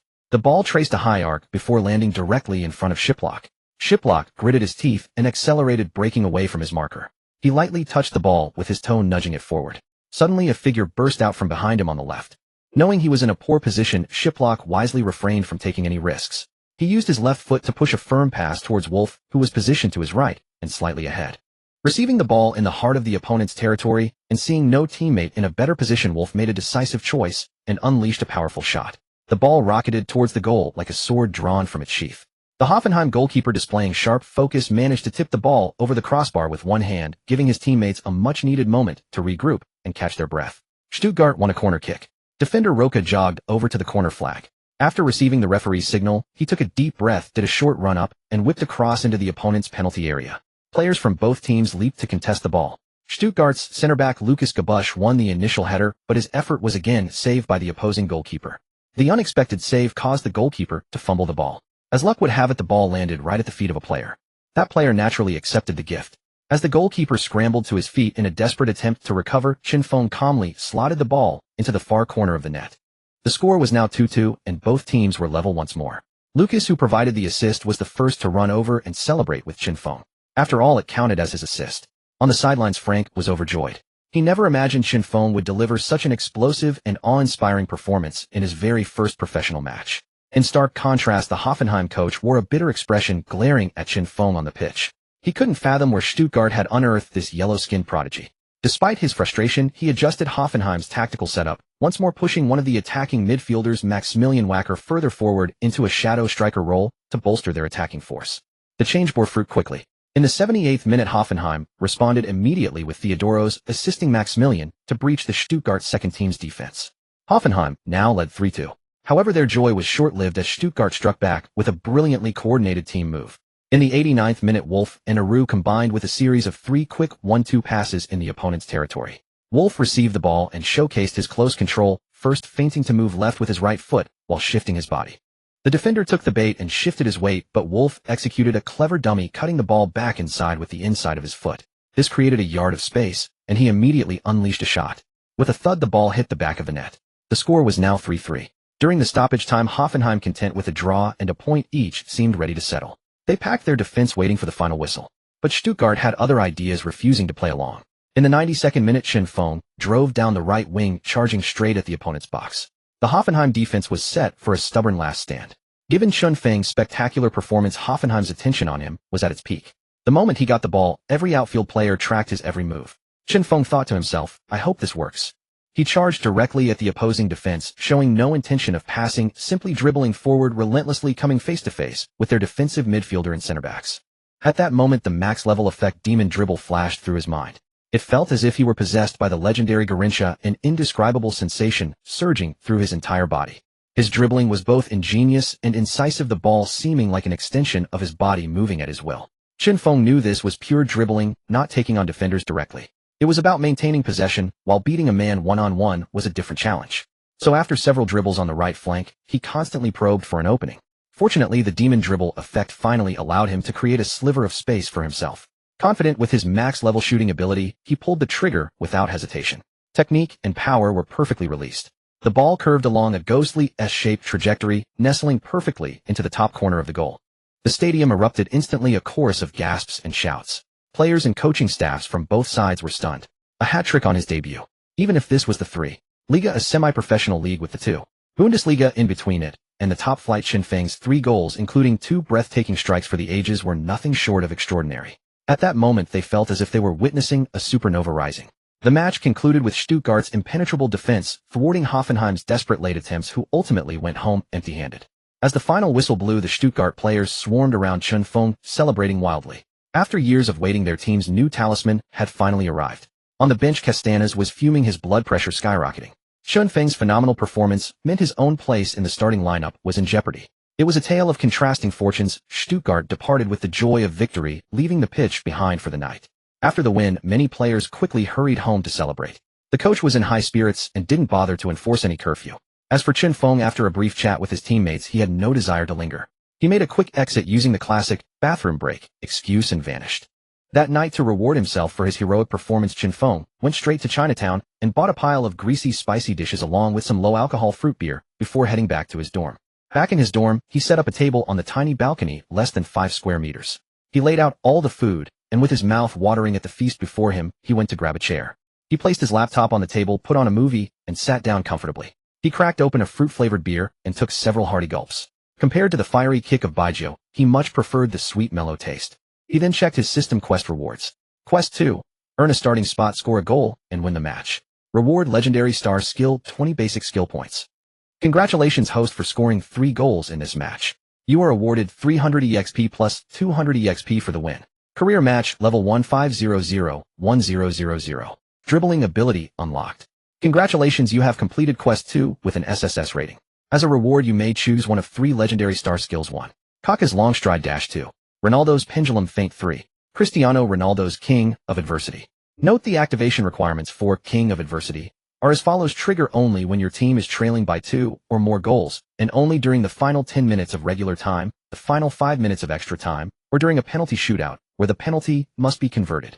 The effect of king of adversity is as follows: fully restore stamina for 10 minutes. Increase dribbling, take on speed, acceleration, strength, shooting, and penalty by 10 points. If the skill is max level, the increase is 1 point. Additionally, every 2 minutes each of these abilities increases by 1 point. If the skill is max level, it increases by 1 point every 10 minutes. Chen Feng was torn, unable to decide. All 3 skills were ones he needed. Kaka's long stride dash was perfect for one-on-one breakaways, while Ronaldo's pendulum feint was a lethal weapon for taking on defenders. But Ronaldo's king of adversity offered a massive boost that would be a godsend in difficult situations. He remembered Kaka's legendary solo run from his own half, slicing through the defense to score. Ronaldo's pendulum feint had also turned countless defenders into mere spectators. As for Ronaldo's king of adversity, it was a title forged through his relentless spirit and refusal to surrender in countless come-from-behind victories. Chen Feng wanted all 3 skills, but the system offered only a single choice, even after he jokingly offered to buy it bubble tea. His head throbbed from overthinking. He picked up the half-empty can of beer from the table and downed it in one go to ease his anxiety. After a long while, Chen Feng, who had been drinking nearly half a case of beer by himself, made a decision amidst sighs and groans. He had thought it through clearly. Since he could only choose 1 out of 3, he would follow his heart. For the past 2 decades, he had always acted based on the situation and circumstances, but now he would be willful and unrestrained for once. Few system, I choose Cristiano Ronaldo, the king of adversity. After saying this, Chen Feng directly gulped down several mouthfuls of wine, trying to suppress the regret and hesitation welling up inside him. Many people are like this, deliberating deeply before a choice, and then second-guessing themselves afterwards, daydreaming and thinking about regrets. Perhaps it was the effect of the low-alcohol, fruit-flavored beer that helped Chen Feng suppress the budding thoughts of regret. Host, are you sure you want to choose Cristiano Ronaldo, the king of adversity? Yes. Ding. Congratulations, host, for illuminating Ronaldo's legendary star. As the system's cold voice faded, Chen Feng's consciousness appeared on the crystal avenue, filled with stars. Another shooting star streaked across the brilliant starry sky above. Crystal pillars stood on both sides, intricately carved with dragons and phoenixes. At their pinnacles, a 3-dimensional 5-pointed star ignited, emitting a brilliant white sparkle. Within the flickering flames, scenes from Ronaldo's matches unfolded, finally freezing on his resolute and unyielding face. That was the king of adversity. He was Cristiano Ronaldo. 4 legendary stars stood in 2 rows on either side. Suddenly, he noticed a sentence in the system he had previously overlooked. It unlocked the dribbling skill. No wonder he had searched the entire host panel earlier and couldn't find the most important skill for a forward. A forward who can't dribble is no different from a shoeless player. Looking closer, he realized his dribbling was only a pitiful 31 points. Sigh. Without a second thought, Chen Feng allocated the 20 basic skill points from completing the mission to dribbling, bringing it to 51 points. After exiting the interface, he happily ate big mouthfuls of meat and drank big gulps of wine. After a hearty meal, Chen Feng, hiccuping and picking his teeth with a toothpick, opened Genshin Impact on his computer, ready to spend a few hundred yuan while his head was still hot, hoping to get a beautiful wife. But who would have guessed? When he opened the mobile payment, the combined balance of his change and bank card was just a little over 250, only 25.0. With these 2 measly pennies, get a wife. You probably couldn't even buy a strand of hair. Well, he might as well just stick to doing missions. Then, looking at that dark-skinned girl with a bitter expression, he sighed, "You're not my type. I like Shinha. My love for Shinha is unyielding and faithful until death." Afterwards, with tears in his eyes, he resolutely closed the page. The next day, Chen Feng got up early as usual. Today, the coach gave the team a day off, so there was no training, but he still got up as usual to prepare for extra practice. After cleaning up the mess from last night, Chen Feng carried the trash and headed out for training. At the training ground, the early March weather was much more pleasant than last month, without that uncomfortable feeling of breathing in air as sharp as knives. After a simple training session, he went to the cafeteria for breakfast and returned to continue practicing. Fortunately, Uncle Sam had already given him a copy of the key to the training equipment warehouse. Time quickly passed to noon. After practicing all morning, Chen Feng collapsed onto the ground, wiping his sweat. "I knew you'd be here." A voice came from behind Chen Feng. Chen Feng turned his head to look and smiled. "Uncle, why are you here? I knocked on your dormitory door, but no one answered, so I guessed you'd be here." "Oh, so what's the matter? Don't tell me you're inviting me to dinner." Chen Feng joked with a smile. "Exactly right."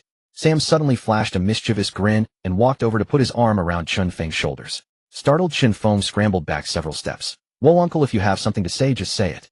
No need for the arm around the shoulder." Sam wasn't embarrassed at all. "I just wanted to invite you over to my place for dinner to help you celebrate the perfect conclusion of your debut." "Dinner? Sure. It would be crazy to turn down a free meal." "Great, I'll pick you up at 7 in the evening." With that, Uncle Sam bustled out of the training ground. In the evening, the fiery clouds in the sky were splashed across the horizon like ink. Chen Feng finished his extra training early, packed up his equipment, and returned to his dorm to shower and prepare for the evening dinner. To be honest, Chen Feng was full of curiosity and excitement about attending his first foreign dinner party. However, given Germany's rather monotonous cuisine, he doubted they could conjure up anything too fancy. At the back gate of the club, Chen Feng walked out and looked around, searching for Uncle Sam. A sky blue Maserati was parked on the side of the road. The car matching the color of the sky made it hard for Chun Feng to look away. The only word for it was beautiful. After admiring it for a few seconds, Chun Feng pulled out his phone ready to send a warm greeting to Uncle Sam's family. The window of the Maserati rolled down, revealing a flawlessly beautiful face. Her golden hair with natural waves at the forehead added a touch of elegance and coolness. Her light blue eyes were like inlaid agates, and her long eyelashes paired with her large bright eyes were as stunning as a fallen star from the heavens. Her three-dimensional features were exquisite and beautiful. The woman turned to look at Chun Feng, twice her gaze slowly confirming. She spoke, Chun Feng. Hearing his name, Chun Feng looked at the woman with confusion.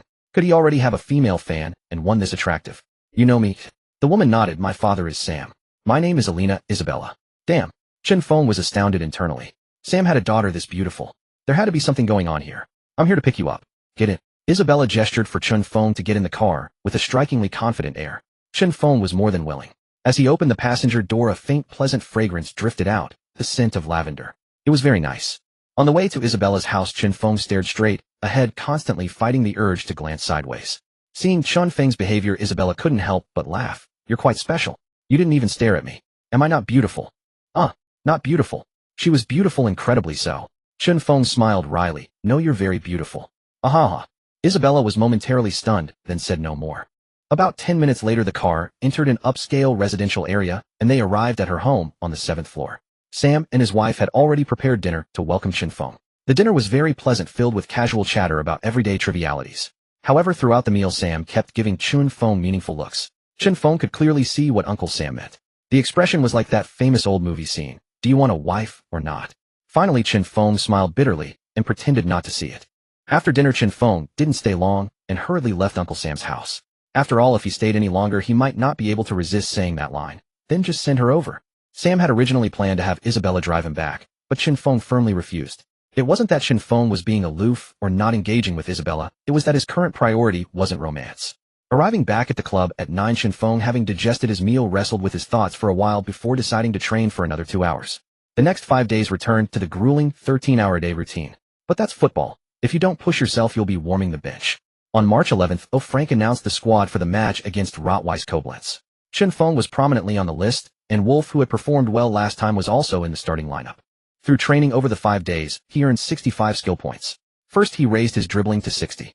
He exchanged the remaining basic skill points for 27 intermediate skill points. He raised his dribbling to 80. With the remaining 7 points, he spent 4 points on speed to reach 80, and 3 points on ball control to bring it to 63. After 5 days of training, his weight decreased by 1 kilogram, and his free kick accuracy automatically increased by 1 point. Host panel updated. Host Chun Feng, age 22, height 176 centimeters, weight 84 kilograms, shooting 100 free kicks, 51 penalties, 90 heading, 10 ball control, 63 positioning, 80 vision, 61 power, 84 jumping, 64 dribbling, 80 speed, 80 acceleration, instant burst speed, 60 dribbling, close controls, 60 volleys, 5 stamina, 72 constitution, injury recovery, endurance, 75 physique, physical duels, 73 long passes, 32 short passes, 56 balance, 75 agility, 61 reactions, 65 marking, 26 tackling, 20 sliding tackles, 18. On March 12, 2023, in the German Regional Liga Südwest, the second round of the Southern League, VfB Stuttgart 2 faced ruthless Koblenz. Ruthless Koblenz's starting lineup was as follows. Leonard started in goal. The defenders from left to right were Adewale, Korjic, Baxfield, and Kovacevic. The midfield trio consisted of Stark partnering with Marudis in the defensive midfield roles, with Risco playing as the sole attacking midfielder. The front three were Felix Kafitz, Alexis Weidenbass, and Ivisic. It was still the home ground of VfB Stuttgart 2, the Gotzi Sports Arena. The crowd for this match was several times larger than the last one, reaching over 1,000 spectators. In the player tunnel, the two teams stood apart. The midfielders and defenders of Rot-Weiss Koblenz seemed to be searching for something. When they spotted Chun Feng, all their gazes lingered on him. Wolf stood behind Chun Feng and patted his shoulder. Chun, those guys over there look like they mean trouble. They're all staring at you. Chun Feng turned around and saw that it did seem to be the case. It looked like they were in for a tough battle. As the teams entered the pitch, the 1,000-plus fans in the stands erupted in cheers upon seeing their players. Stuttgart 2 kicked off the first half. With a whistle from the referee, the match began. Once the match started, Chun Feng noticed the opposing defender Kovacevic standing less than 3 meters away. The tall Kovacevic's gaze was essentially fixed on Chun Feng. This meant Chun Feng was often in poor positions. When his teammates looked to pass, they could see it wasn't a good option and chose to combine with others instead. Rot-Weiss Koblenz didn't seem to be in a hurry this match. Instead, they focused on solidifying their defense, occasionally attempting to win the ball back. This forced Stuttgart, too, to pass the ball around the midfield looking for gaps and opportunities. Until the 30th minute, after several changes of possession, the ball fell to Rot-Weiss Koblenz's attacking midfielder Ristko. Spotting Ivisic making a run into space, he played a through ball behind the defense. Suddenly a shadow darted out. Chun Feng, like a leopard that had been lying in wait, accelerated instantly to intercept the ball. He then turned and sprinted with the ball towards the opponent's half. Chun Feng's 80-point speed was undoubtedly elite in the Regionalliga, but his 60-point acceleration meant it took him a while to reach top speed. Nevertheless, he burst out with the ball. The Rot-Weiss Koblenz players had relaxed their defense, thinking the through ball was the start of their attack. Even Kovacevic, who had been marking Chun Feng closely, hadn't noticed his ghostly movement. In just 1 second, Chun Feng reached his top speed, and his close control dribbling was also very effective. Like a leader of a beast horde, he reached the edge of the penalty area in a matter of seconds. Chun Feng's aggressive one-on-one charge made the Rot-Weiss Koblenz goalkeeper nervous.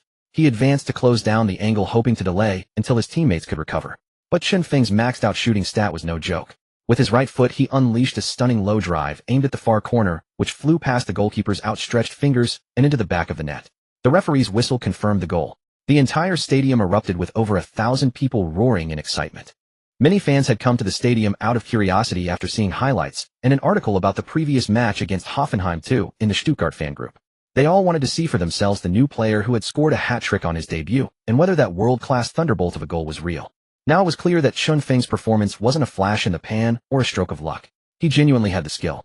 Especially that 70-meter solo run, just now capped off with a sharp and decisive low drive, had completely won over the fans. In the stands, Uncle Sam chose that perfect moment to yell out at the top of his lungs, Chun Feng, Chun Feng. The surrounding spectators were infected by his enthusiasm and joined in chanting his name. At that moment, the shouts and echoes reverberated throughout the Gotzi Sports Arena. On the green pitch, Chun Feng finally felt what it meant to have his blood boil. This was it. Chun Feng sprinted dozens of meters to the sideline, leaped high into the air with a fierce roar, and slapped the club crest on his chest with his right hand. The rest of his teammates also ran over to embrace him in a huddle. Chun Feng's goal served as a wake-up call, jolting the players and coach of Rot-Weiss Koblenz back to their senses. The head coach waved over Kovacevic, who was running past, and pulled him close by the back of his head. "I'm giving you one more chance," he barked furiously. "If you can't contain him, you're coming off. Do you hear me?" Seeing the coach's unrestrained rage, Kovacevic knew he was in serious trouble and nodded vigorously. The Rot-Weiss Koblenz coach narrowed his eyes at Chun Feng's retreating figure, grinding his teeth. "You won't have it so easy from here on out." When play resumed, Chun Feng found himself shadowed not just by Kovacevic, but also by center-back Baxfield. The dual coverage was suffocating. The constant double-teaming proved a major headache for Chun Feng. Several times he received the ball only to be swarmed and dispossessed, much to his frustration. While Rot-Weiss Koblenz focused their defensive efforts on Chun Feng, it inadvertently created space for his teammates. In the 43rd minute, Wolf received a cross from a teammate inside the box. He controlled it calmly, took a moment to adjust, and then unleashed a powerful shot that found the back of the net. Stuttgart extended their lead.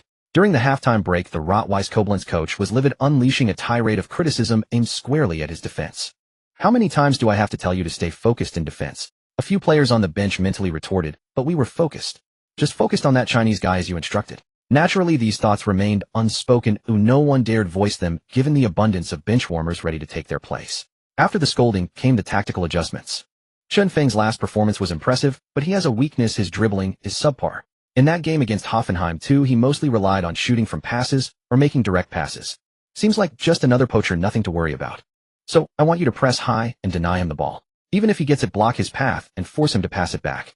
As for the rest of Stuttgart's forwards, their finishing is poor. We still have a chance to come back. In the second half, Rot-Weiss Koblenz indeed changed their tactics. From the kickoff, Chun Feng was flanked by his two guardians, Kovacevic and Baxfield. Both towering over him by half a head, Chun Feng received unprecedented attention, experiencing firsthand the intense scrutiny of his peers. In the 51st minute, Rot-Weiss Koblenz won the ball in their own half and launched a long ball forward to Felix, who was sprinting upfield. Felix displayed nimble footwork, weaving past two Stuttgart defenders with deft touches and feints. Facing the goalkeeper Sebastian one-on-one, he calmly chipped the ball over him and into the net. In the 72nd minute, it was Felix again. He rose like a basketball player to meet a pinpoint cross, powering a header past the stunned Stuttgart defense. From the sidelines, Frank watched with a distant gaze, cursing the opposing coach's cunning tactics, locking down Chun Feng on the right and relying on high pressing to launch counterattacks. Just as Frank was frantically scratching his head for a solution, a whistle blew, adding a new twist to the 2-2 deadlock. Chun Feng had received a short pass and was preparing to distribute it to the middle when he was brutally brought down by a reckless slide tackle from Rot-Weiss Koblenz defender Adewol. Adewol's boot slammed directly into Chun Feng's right shin. A sharp cry of pain pierced the air as Chen Feng collapsed, clutching his leg and gasping for air. Stuttgart players immediately rushed over, with Wolf in particular charging in and shoving the newly risen Adewole back to the ground. Adewole, wise to the situation, knew he had committed a foul. Seizing the opportunity to drag someone else down with him, he cunningly fell to the turf, clutching his chest, putting on an act. Pandemonium broke out. The football match threatened to devolve into a full-blown brawl. Just as it seemed a martial arts showdown was imminent, a yellow card abruptly cut through the chaos. Both Wolf and Adewole were shown yellow cards and Stuttgart was awarded a free kick. Frank's eyes burned with fury on the touchline. He could have devoured Adewole. If that tackle had ended Chen Feng's game, it would have been a disaster. His Stuttgart teammates helped Chen Feng to his feet, bombarding him with questions. Taking a deep breath to endure the searing pain in his leg, Chen Feng shook his head. "I'm fine." Then Chen Feng shot a glance at Adewole. The cold, piercing stare felt like a blade stabbing into his heart, sending a shiver down Adewole's spine. Chen Feng then volunteered to take the free kick. "I'll take it. They need to pay for what they did." Seeing the fiery determination in Chen Feng's eyes, no one objected. They all agreed. The free kick was a full 43 meters from goal. Everyone knew scoring from that distance was beyond the capability of a third-division player. Even a top Bundesliga scorer would struggle. With the defensive wall in place, it seemed nearly impossible. After the wall was set up, the pain in Chen Feng's leg had subsided. He flexed his ankle a few times before beginning his run-up at the referee's signal. Chen Feng took 7 steps back, measured the distance, and calculated his run-up. He exhaled a deep breath, crouched, and coiled his body, ready to unleash his power. His right foot stepped forward, and his speed suddenly surged. In his ears, the system's notification for the max-level cannon shot echoed. At this moment, Chen Feng's confidence peaked. On his final step, his left foot planted beside the ball. His right foot swung like a trebuchet, unleashing tremendous force. His instep connected cleanly, sending the ball off with blistering pace and a wicked curve. Bang! A thunderous crack akin to a cannon blast reverberated near the referee. Even the ruthless Koblenz wall could hear the faint whoosh of the shot. The ball, a masterpiece of violent beauty unseen in a decade, curved like a meteor across the night sky of the Gotzi Stadium. The goalkeeper had barely reacted before he heard the ball rustle the back of the net. The stadium erupted. The crowd went into a frenzy, leaping to their feet in sheer disbelief and joy. A world-class goal. A truly world-class performance that captivated every fan present. On the sidelines, the ruthless Koblenz coach stood dumbfounded, still lost in shock and disbelief. Suddenly, the Stuttgart players sprinted over to mob Chen Feng in celebration. Wolf, his closest teammate, hoisted him onto his back. After a protest from the ruthless Koblenz players about the excessive celebration, play finally resumed from the center circle. From then on, the shackles around Chen Feng tightened, restricting his every move. The final iconic moment of the match arrived in the 87th minute. Chen Feng made a clever run, luckily triggering the ghost run skill. He created separation from his 2 persistent markers, darting from the right flank into the center to find space. Spotting his run, a teammate immediately played the ball into the middle. Chen Feng received it, activated the demon dribble skill, and combined with his 80-point dribbling stat, he decided to take on the defense himself. He first sent Kovacevic and Baxfield, who had been shadowing him for nearly 45 minutes, sprawling with a slick double move. His agile body and delicate footwork left them utterly bewildered. This wasn't what the coach had said. Wasn't his dribbling supposed to be terrible? Before they could question their existence, Chen Feng's show continued. Korjic came to challenge, but Chen Feng sold him a dummy, nutmegging him and sprinting past to collect the ball on the other side. Left sprawling on the ground, Korjic could only watch helplessly as Chen Feng glided past. Their last hope rested on Adewole. But Adewole suffered the worst fate. Chen Feng shook his body 5 times in 2 seconds, leaving Adewole dizzy and off balance. His own feet became tangled, and he tumbled to the ground. Finally, Chen Feng bore down on the goalkeeper, who anticipated a shot to the far post and positioned himself accordingly. As Chen Feng struck the ball, the keeper thought he had read it perfectly, only for Chen Feng to choose the safer near-post finish. The ball hit the back of the net. Stuttgart 4-2 ruthless Koblenz.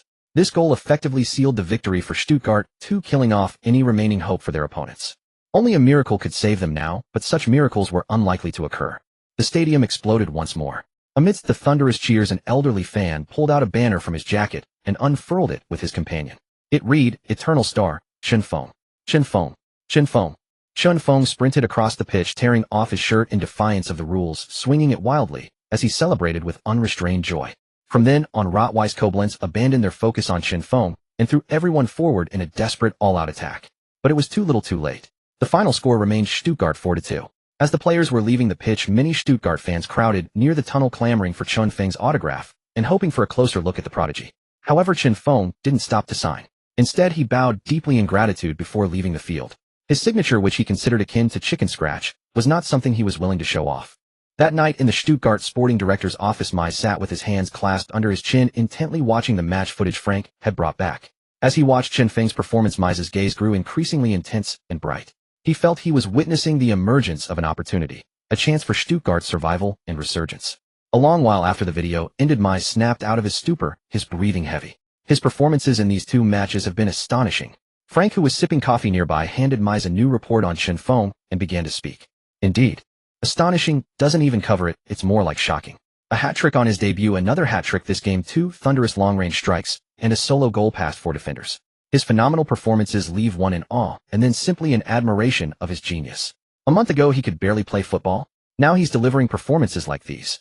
He's a true prodigy. It feels like witnessing the rise of a new star in the footballing world. Absolutely, his performance is beyond expectations. It seems we've hit the jackpot. Mai's put down the report, which simply compared Chen Feng's initial stats upon joining the club with his current ones. The difference was like night and day. I believe he's ready to train with the first team. Though Frank phrased it diplomatically, Mai understood his implication. Chen Feng was ready for Bundesliga football. Mai asked, "Frank, do you really think he's ready for the Bundesliga?" Frank replied with calm confidence, "Naturally. In my view, his current ability far surpasses those underperforming forwards in the first team."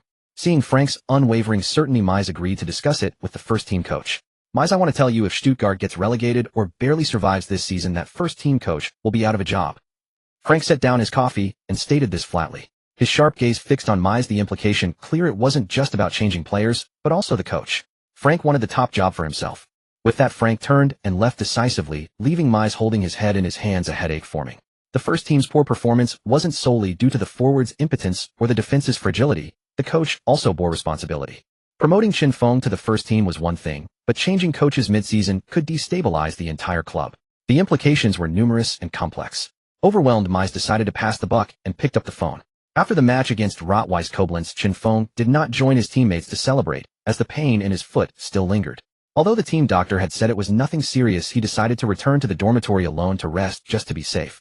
At the same time, the system issued the goal reward for this match, 300 goal experience, plus 200 win experience, totaling 500 experience, which directly elevated his match level by 1 grade, granting him 20 basic skill points. Match level 2, experience 01000. Chen Feng did not rush to allocate the skill points. Instead, he applied medicine to his injured leg and collapsed onto the bed in exhaustion.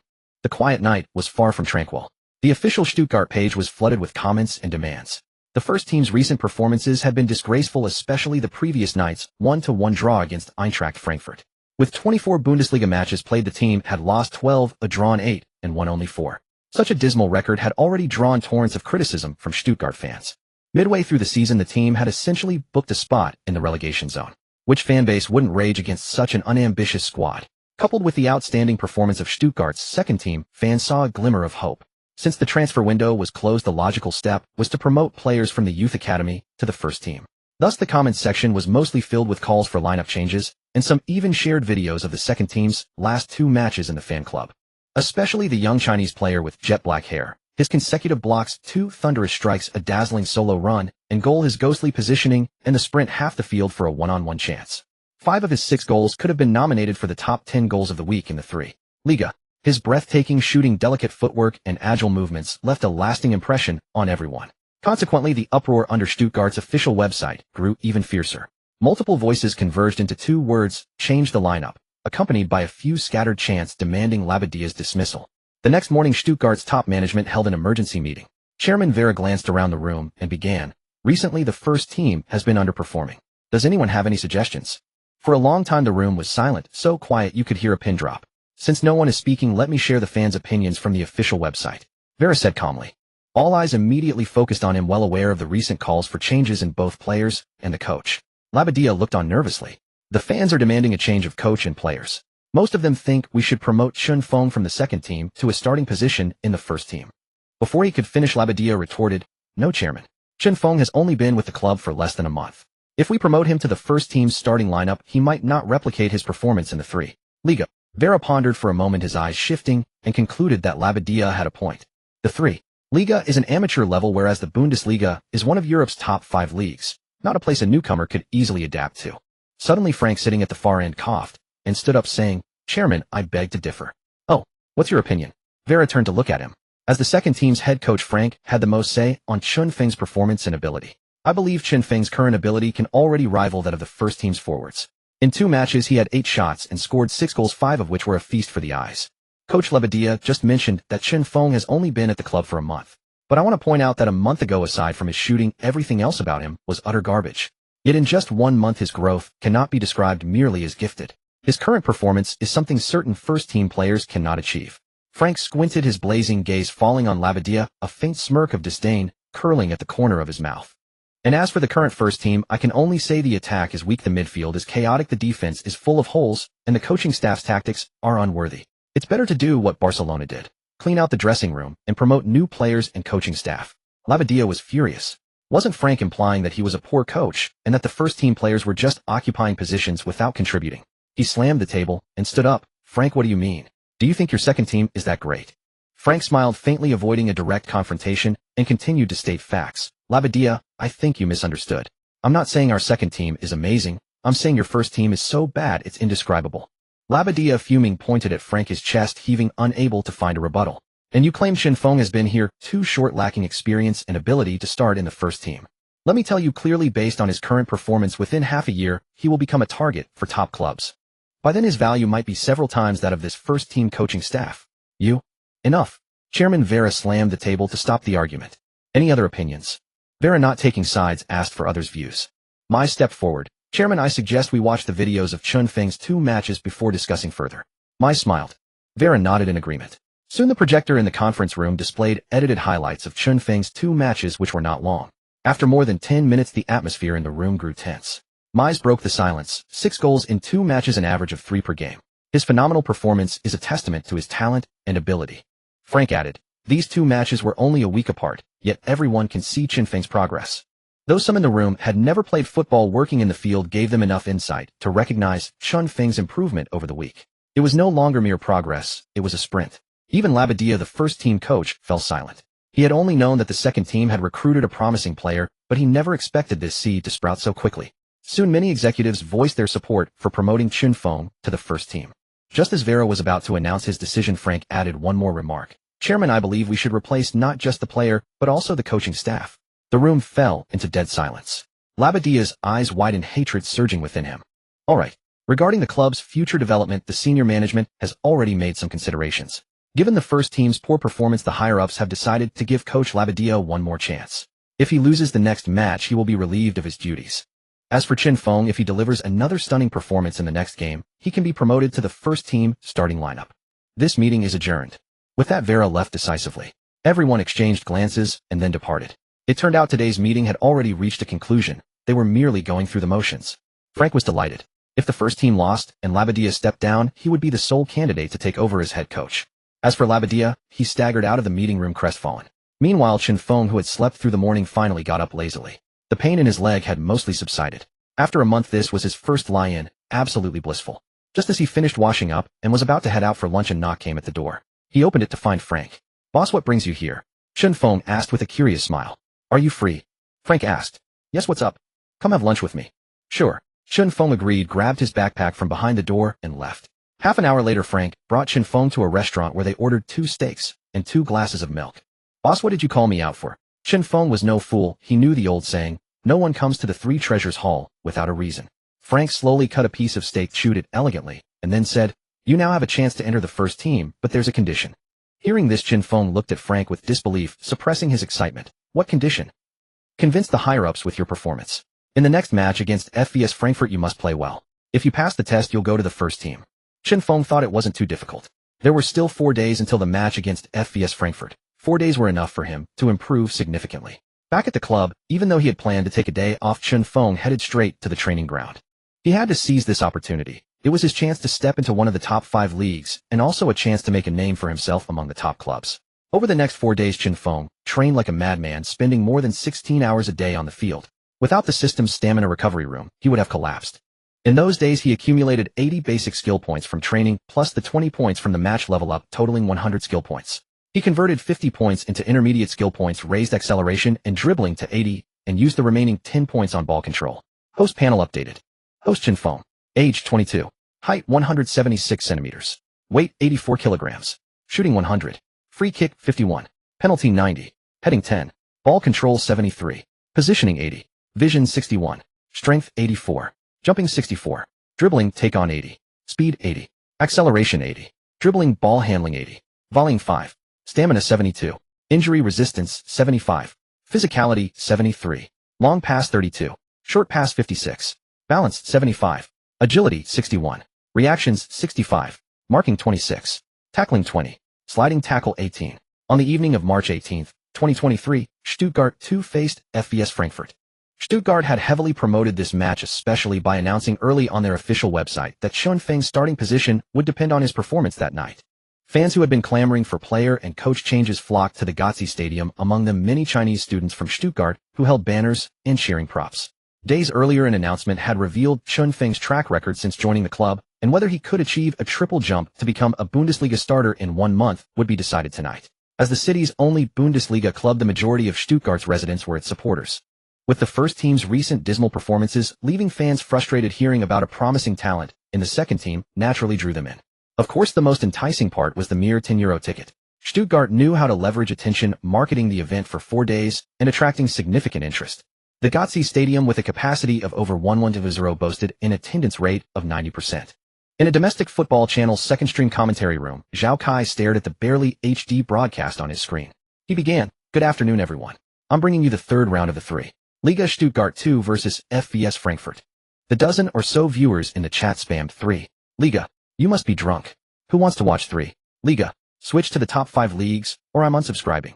Facing the backlash, Zhao Kai, eager for views, explained, "Everyone, this match isn't the main focus." "Oh, then what is? What's interesting about 22 men on the pitch? The director won't even show us any beauties." "You're wrong. There's no official broadcast for 3. Liga, so where would those shots come from?" Zhao Kai sighed. "True, there's no official stream. But I have a friend studying at the University of Stuttgart, so he's our cameraman for this match." Back to the point. Before the match, Stuttgart's official website announced that any player performing exceptionally in the second team could make a triple jump to the first team's starting lineup. And remember, it's a starting spot, not a benchwarmer role. This player has only been with Stuttgart for a month, and most importantly, he's a Chinese player. His eyes gleamed with hope. Since China's World Cup appearance in 2002, we all thought it was the dawn of Chinese football. Instead, it was the beginning of a steep decline. If Chun Feng can achieve this triple jump tonight, it could mark the start of a new hope for us. As he spoke, many who were about to leave were moved to stay, and some even cast the stream onto their televisions. Back at the stadium, both teams entered with their own aspirations and fighting spirit.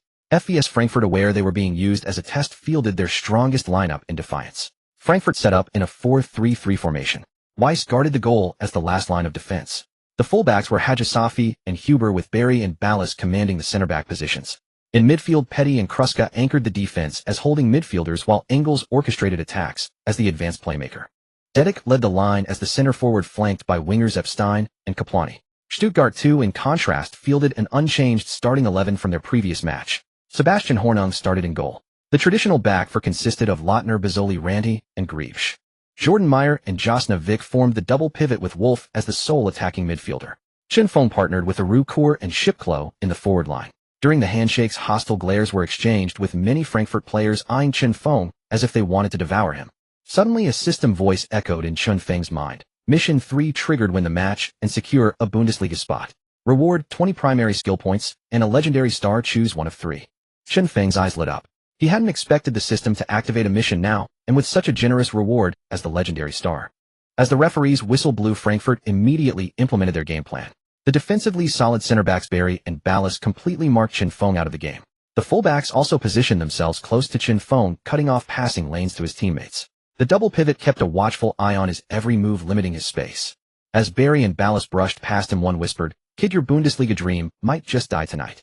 Trapped from the start, Chun Feng was like a caged beast, sharp claws but utterly neutralized. Stuttgart tried to break him free, but Frankfurt's objective was clear: isolate him in the center. The situation deteriorated rapidly. Without Chun Feng's attacking thrust, Stuttgart's front line became toothless. 3 consecutive shots missed clear chances. Frankfurt, meanwhile, bided their time, marking Chun Feng while seeking counter-attacking opportunities. In the 10th minute, goalkeeper Weiss claimed the ball and launched a massive throw that bypassed Stuttgart's midfield and defense. Dedic controlled the ball, though a slight heavy touch let it roll forward a few meters, harmless in the end. Epstein surged forward, receiving the ball on his left foot and driving into the box. He calmly rounded the keeper and slotted it home. Frankfurt took a 1-0 lead. In the 19th minute, they won the ball in their own half and immediately transitioned towards Stuttgart's goal. Petty launched a long pass. Engels received it, played a series of 1-2s with Kaplani, and advanced into the box. Kaplani feigned a pass and shot, beating the defender before striking with his instep. Stuttgart's keeper made a save, but spilled it, allowing Engels to tap in the rebound. With the score at 2-0, and many fans in the stands grimaced. "I paid to watch this." Frank scrambled to adjust, shouting at his defenders to mark the forwards tightly and reorganizing their shape. But Frankfurt's onslaught was far from over. After 21 minutes of resistance, Stuttgart conceded again. In the 40th minute, Dedic drove to the byline and cut the ball back to the edge of the box. Epstein, arriving unmarked, headed the ball into the net. The deficit grew to 3 goals. Barry and Ballas even taunted Chen Feng during the celebration. "Stay in the 3. Liga kid. The Bundesliga is too tough for you." Chen Feng nearly lost his composure, but he steadied himself. To destroy someone, you must first let them become arrogant. The game was far from over. The first half concluded with Frankfurt holding a 3-goal lead as they headed to the dressing room. However, the home fans grew restless and began to jeer whether at Chen Feng or the team's performance was unclear. In the VIP room, Stuttgart's president Vera watched with an impassive expression, seemingly detached from the team's dire performance. In a corner, a half-hidden Mai shook his head, repeatedly sighing. "It looks like Frank and Chen Feng are going to lose." The first team also had a match tonight against Wolfsburg. The chat in Zhao Kai's stream was filled with insults directed at Frankfurt's tactics and Chen Feng's perceived uselessness. "Can't even break down a 3. Liga defense, and he wants to play in the Bundesliga." Despite his disappointment, Zhao Kai patiently explained, "Hold on, everyone. The match is only half over. We have to believe in Chen Feng. Believe in him. You think he can pull off a miraculous comeback and score 4 goals? This is football, not basketball. Even Pele couldn't turn this around." Zhao Kai knew the comments were right. Trailing by 3 at halftime, what could turn the tide?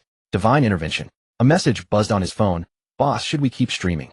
Stuttgart looks headed for a heavy defeat." Zhao Kai replied with a single word: stream. Back on the pitch as the teams returned for the second half, Frank patted Chen Feng on the shoulder and smiled. "Relax.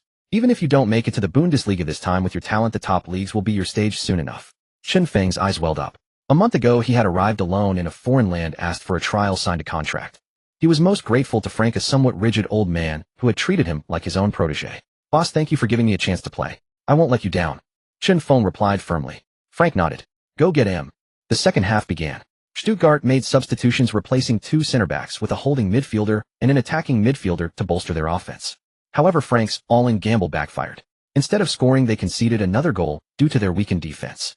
In the 78th minute, Frankfurt, after a series of slick passes, saw Kruska slip a through ball to Kaplani, who then passed to Dedic before surging forward. They linked up again, but Dedic found his path blocked and laid it off to Kaplani on the left. Kaplani sold the keeper a dummy and scored again. The stadium erupted as the score hit 4-0. Stuttgart's fans were livid, unleashing a torrent of abuse aimed at both Chen Feng and the team. The language was foul and unbearable. Stuttgart's executives shook their heads in despair. Had Vera not remained seated, they would have left long ago, unable to watch the humiliation. Seeing Frankfurt celebrating wildly before them, the Stuttgart players were filled with resentment and humiliation. Chen Feng clenched his fists. Chen Feng did not give up. He gathered his teammates, and they formed a circle. "Everyone, we haven't lost yet. Until the last moment, we still have a chance." I love a quote from Tagore: "The world has kissed my soul with its pain, asking for its return in songs." We are all competing, all striving. Even if we are behind now, we still cannot give up. Chen Feng suddenly extended his hand, his eyes gleaming with sharp light, his entire body radiating fighting spirit. He roared, "Forged in fire, fight to the end." The others were all infected by Chen Feng's passion, shaking off the gloom. They reached out their hands and stacked them together, shouting in unison, "Forged in fire, fight to the end." Next with me is the core. I want unlimited shooting rights. Together we will send Frankfurt back home. Chen Feng looked around at everyone. Everyone nodded, their fighting spirit rising. In football, the result is only decided when you fight until the very end. Chen Feng heard a system notification in his ear. Ding, detected that this match has met the conditions to trigger the King of Adversity effect for C. Ronaldo. Automatically activated. The King of Adversity effect is as follows: restore 100 stamina for 10 minutes, increase dribbling, passing speed, acceleration, strength, shooting, and penalty by 10 points if a skill is maxed, increase by 1 point. Additionally, every 2 minutes each ability increases by 1 point if maxed, 1 point every 10 minutes. A faint smile curled at the corner of Chen Feng's mouth. It's our turn to shine. Kicking off from the center circle, Wolf passed the ball as agreed. As soon as the whistle blew, Chen Feng charged straight toward the opponent's penalty area. With a 4-goal lead, the Frankfurt defenders had almost stopped marking Chen Feng. A sure win game. Who would bother chasing a rough guy? Wolf threaded a through ball to Arl Kur. Seeing Chen Feng making a run, Arl Kur delivered a long, precise pass, without stopping the ball, anticipating Chen Feng's movement. Chen Feng met the ball perfectly, controlling it with ease. He then dribbled forward, breaking past the defender Barry, who tried to intercept, but was left behind by Chen Feng's explosive speed. Boosted by the king of adversity to 90 speed and 70 acceleration, Chen Feng turned into a cheetah sprinting straight toward the opponent's box. The covering defender Ballon was fooled by a feint and a cut. Once past the penalty area line, Chen Feng shot without hesitation. His 101-point shooting stat was unmatched in today's football world. And since the third division goalkeeper's defensive ability was not as strong as in the top leagues, he was confident of scoring. The ball flew with power and speed toward the top left corner. With a thud, it was in. In the 80th minute, Stuttgart pulled the score to 14. But the numb fans only had a few scattered cheers. Such a huge gap seemed impossible to close. However, Chen Feng picked up the ball and quickly ran back to the center circle, not celebrating. This jolted the Frankfurt players awake, and they tried to revert to their earlier tactics, lock down Chen Feng to prevent a resurgence. But just half a minute later, Chen Feng shifted from the center to the right flank. Jordan Mayer delivered a high aerial ball that bypassed the Frankfurt defense and landed in Chen Feng's position. Seeing the ball descending vertically from a height of over 10 meters, Chen Feng chose not to control it. Leaning his left side slightly, he gathered all his strength in his right side. His 94-point strength didn't trigger the Roberto Carlos-style cannon shot. But that didn't matter. 94 points of strength were enough to dominate the pitch. From 37 meters outside the box, as if aiming with a scope, Chen Feng struck a thunderous, earth-shattering shot. The ball arced through the air like an intercontinental missile, leaving a white trail. The Frankfurt goalkeeper hadn't even reacted when he felt a gust of wind brush past his right cheek. The ball was in. Another thunderous strike. The entire stadium erupted. Tens of thousands of fans stood up excited. Witnessing Chen Feng's cannon shot live was so explosive and stunning. The ticket was worth it. In Zhao Kai's live stream, a world-class thunderbolt. World-class. Zhao Kai's excited voice cracked. Chen Feng did it. 3 matches, 3 thunderbolt goals. This is the perfect interpretation of violent aesthetics. He is the future star of Chinese football. The barrage was filled with the words NB and WTF. Suddenly, an official announcement appeared in the stream, thanking someone for sending gifts. In an instant, that official announcement popped up in all live streams on the platform, funneling countless viewers into Zhao Kai's stream. On the other side, Chen Feng remained calm, not celebrating. He still ran over, picked up the ball, and sprinted back to the center circle. His teammates understood his intention. In the 85th minute, Chen Feng unleashed his power again, going on a solo run. He carried the ball straight toward the goal, shaking off the opponent's defensive midfielder. The center backs closed in. Facing Barry and Ballon, who had been marking him all game, Chen Feng kept his cool. He poked the ball with his right foot through Barry's legs, executing a nutmeg, then burst out from between the two defenders like a stallion leaping over a ravine. The Frankfurt right back came to cover, but Chen Feng adjusted his body and dribbled past him on the flank. Confronting the on-rushing goalkeeper, Chen Feng casually chipped the ball over Weiss, who had spread his legs wide in anticipation of a low drive. The interception was gone. Another goal. The score became 34. 3 goals in 5 minutes stunned the entire stadium. Such terrifying performance was Chen Feng's release after being suppressed all game. The crowd erupted again, shouting Chen Feng's name. The harsher they had cursed him earlier, the more sincere their cheers were now. But Chen Feng merely picked up the ball and raised his fist briefly to acknowledge the fans. Back at the center circle for the kickoff. To preserve their lead, Frankfurt substituted 3 forwards and brought on 3 defenders, changing their formation into a 730 bus. But Frankfurt underestimated Chen Feng's ability. The activation of the king of adversity, plus the increase of all attributes by 1 point every 2 minutes, compounded to transform Chen Feng into Sun Wukong, breaking free from the 5 elements mountain, evolving from the Monkey King to the great sage equal to heaven. In the 87th minute, all Chen Feng's attributes had temporarily increased by another 3 points. After a steal from Stuttgart's defense, the ball was given to Chen Feng, their sharp striker.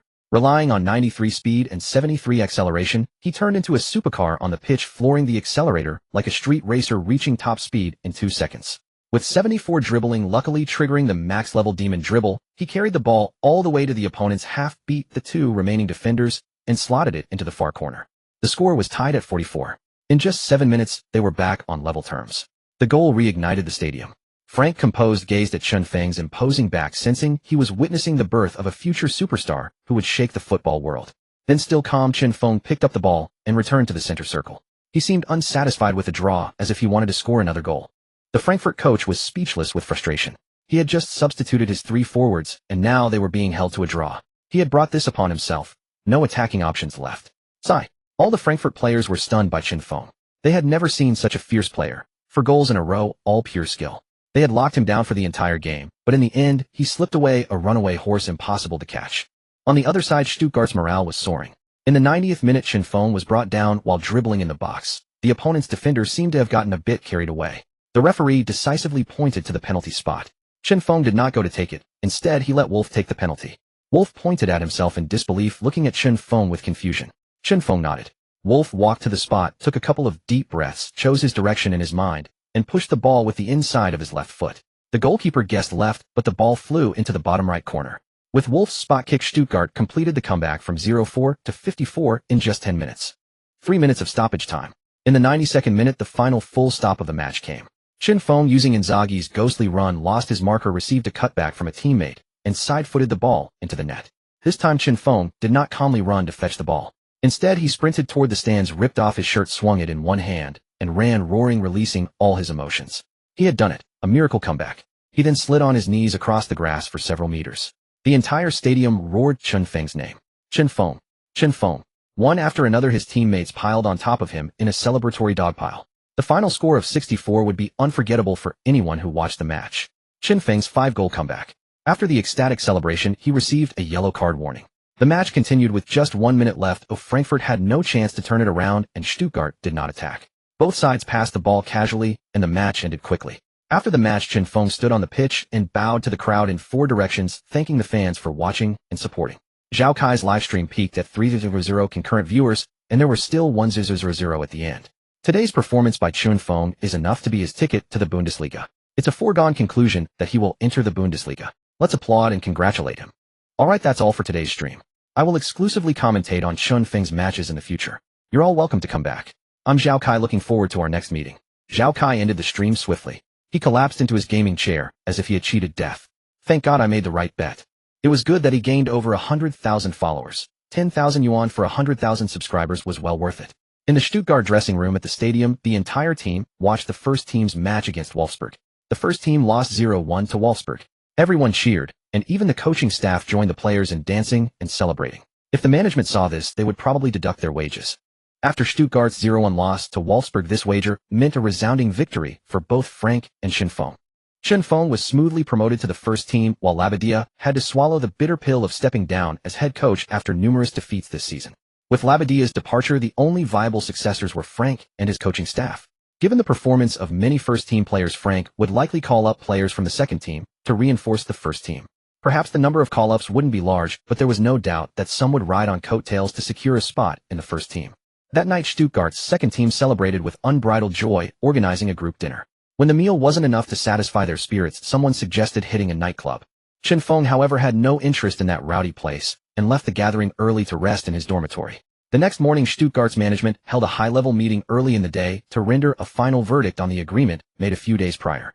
The meeting went smoothly, officially announcing Labadia's removal from his position as first-team head coach and his demotion to the second team for further honing. Frank took over from Labadia to rebuild and reorganize Stuttgart.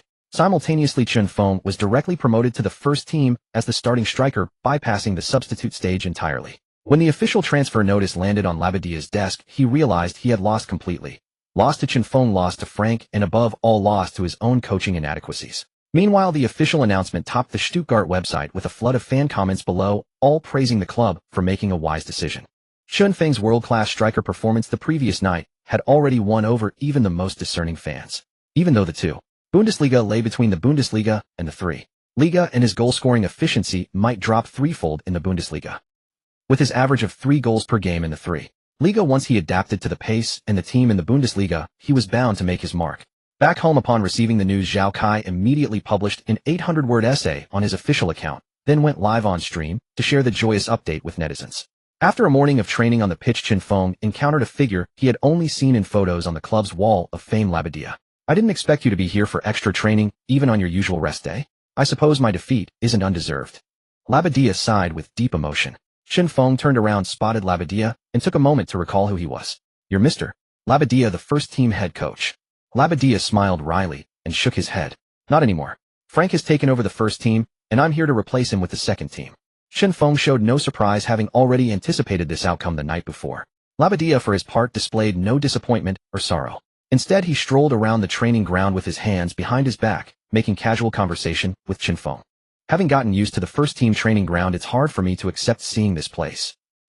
It's all my own doing. If I had promoted you to the first team sooner, do you think I would have lost? Labadia's sudden question left Chinfeng at a loss for words. Before he could answer, a voice interjected. If you had done that sooner, I would have been the one to lose. A sudden voice answered Labadia on Chinfeng's behalf. Both turned to see Frank striding over with a beaming smile. Labadia, in truth, neither of us won. The only winner here is the club. As if a light bulb had gone off in his head, Labadia laughed heartily relieved. I'm getting old. Perhaps it's time for me to take a break and rest here for a while. Frank warmly invited Labadia to join him for lunch. The two exchanged a smile that dissolved their past grievances, and Labadia readily accepted. They had planned to bring Chen Feng along, but Chen Feng felt it wasn't suitable for someone his age to join a gathering of those over 50, so he declined and headed out of the club alone in search of some street food. Passing by a milk tea shop, an irrepressible craving prompted Chen Feng to order a cup. Suddenly a middle-aged man walked up beside him and ordered the exact same drink. Chen Feng paid him no mind, engrossed in his phone, but the man struck up a conversation as if they were old acquaintances. Hello, Chen Feng. Surprised, Chen Feng put down his phone and studied the man. My name is Mu Yala, a scout for Liverpool. Would you have a moment to chat? Despite his surprise, Chen Feng accepted Mu Yala's invitation and they moved to a seat by the window. I submitted your last 3 matches to Liverpool's management. They're all very interested in you and want to bring you to Liverpool. Mu Yala got straight to the point. Chen Feng had a fondness for Liverpool, not for any particular reason, but for that iconic shade of red. Through his connections, Mu Yala had learned that Stuttgart had offered Chen Feng the lowest tier of professional contract. It would cost next to nothing to secure a promising striker, a highly lucrative deal. Compared to the so-called €100 million man Nunez, who was jokingly nicknamed Wide for his erratic play, Chen Feng was practically a bargain. However, the barrage of flattery didn't sway Chen Feng. He was well aware that with his current ability, he'd only be warming the bench at Liverpool. Moreover, the intensity of the Premier League wasn't something he could conquer just yet. He politely declined Mu Yala. I'm sorry, but I'm not considering a transfer at the moment. I want to finish this season with Stuttgart. The barista finished making the milk tea, and Chen Feng took his cup and left.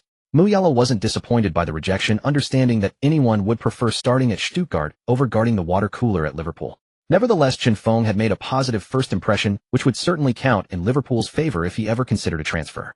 After a simple meal, Chen Feng returned to the training ground for another day of monotonous, grueling practice. The next day, Stuttgart's first team returned for training.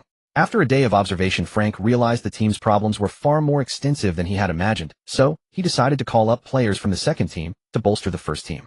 His primary goal was to send a warning shot across the bow. Many first-team players were talented, but needed a wake-up call. In midfield, Wolf, who could play both attacking midfielder and forward, replaced the incumbent. At the back, a center-back and a left-back were sent down, with Lautner and Jeremy Rant from the second team taking their places. Up front, the right-footed Chen Feng was appointed as the first team's new right winger. Frank's immediate overhaul of 4 positions left the old guard of Stuttgart's first team feeling resentful but silenced. Several underperforming players were also demoted to the second team for further development. March 20th marked the completion of Stuttgart's restructuring. Chen Feng trained with the first team for the day, getting acquainted with his new teammates. As night fell, Chen Feng unexpectedly skipped his usual extra training and instead joined Frank and the entire first team squad for a welcome dinner in the canteen. At the gathering, Chen Feng was sociable and engaging, chatting with various first-team players to build rapport, knowing they'd be teammates for the foreseeable future. At 10 o'clock that night, back in his dormitory, Chen Feng eagerly entered the system interface and saw that Mission 3 was finally complete. Congratulations, host. Mission 3 is complete. Victory achieved. Bundesliga debut secured. Reward 20 primary skill points and a legend star. Choose one of 3. Mission rating SSS. 5 goals scored in the match, 500 goal experience, and 200 win experience earned. Match level 3. Experience 700-1000. Dispensing legend star. Ding. Options 1. Zidane, Marseille. Turn 2. Cruyff. Turn 3. Messi, godly dribbling. Chen Feng looked at the 3 choices, a question forming in his mind. System, will the skills I didn't choose to activate in the past appear again in the future? The system's reply was succinct: yes. Hearing this, Chen Feng's worries dissipated. He had feared missing out on those legendary skills forever by not selecting them. I choose Messi, godly dribbling. Ding. Confirm selection of Messi, godly dribbling. Yes. Ding. Beginning fusion for the host. Moments later, Chen Feng felt an indescribable sensation, incredibly soothing and relaxing. Before him, opposite the pillar of C, Ronaldo's king of adversity, legend, arose a pillar uniquely belonging to Messi's legend. The radiant star torch blazed, flickering with images of Messi's deceptively simple dribbling, weaving through the opponent's penalty area to score with breathtaking ease. Gazing at the 2 legendary stars of C, Ronaldo and Messi illuminating each other, Chen Feng seemed to witness the dawn of the era of the peerless duo. Some admire Ronaldo's never-say-die spirit and leadership, while others praise Messi's humility and restraint. Fans of both have endlessly debated who is the true greatest of the early 21st century. But why not combine their strengths and learn from both? Ronaldo's discipline and perseverance and Messi's modesty and grace. After the 2022 Qatar World Cup concluded a tournament dubbed the Twilight of the Gods, how many heroes and legends were sent off into the sunset? The era of the peerless duo was undoubtedly the most flourishing period in football's development. Their rivalry not only captivated the world, but also nurtured countless prodigies and legends. We shouldn't argue over who is number one, but rather offer our sincerest blessings to each of them.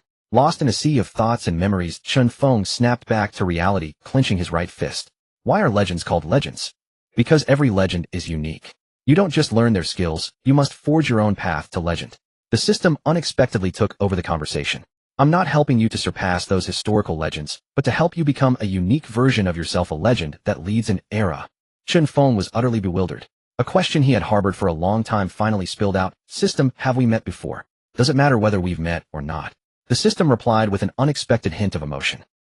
Chen Feng was momentarily speechless. When hopes converge, hope becomes hope, and becomes reality. What does that even mean?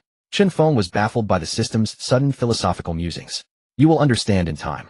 The consciousness space plunged back into darkness, and Chen Feng was ejected. When hopes converge, hope becomes hope, and becomes reality. Chen Feng muttered the phrase, foolishly unable to grasp its meaning. Why overthink it? Time to sleep. With that, he laid down and drifted off to sleep.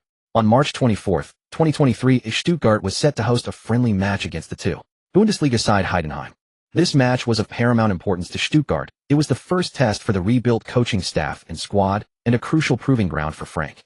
A defeat in this opening game would be a devastating blow to the reconstructed Stuttgart, especially with the entire footballing world watching to see if their bold overhaul would yield results.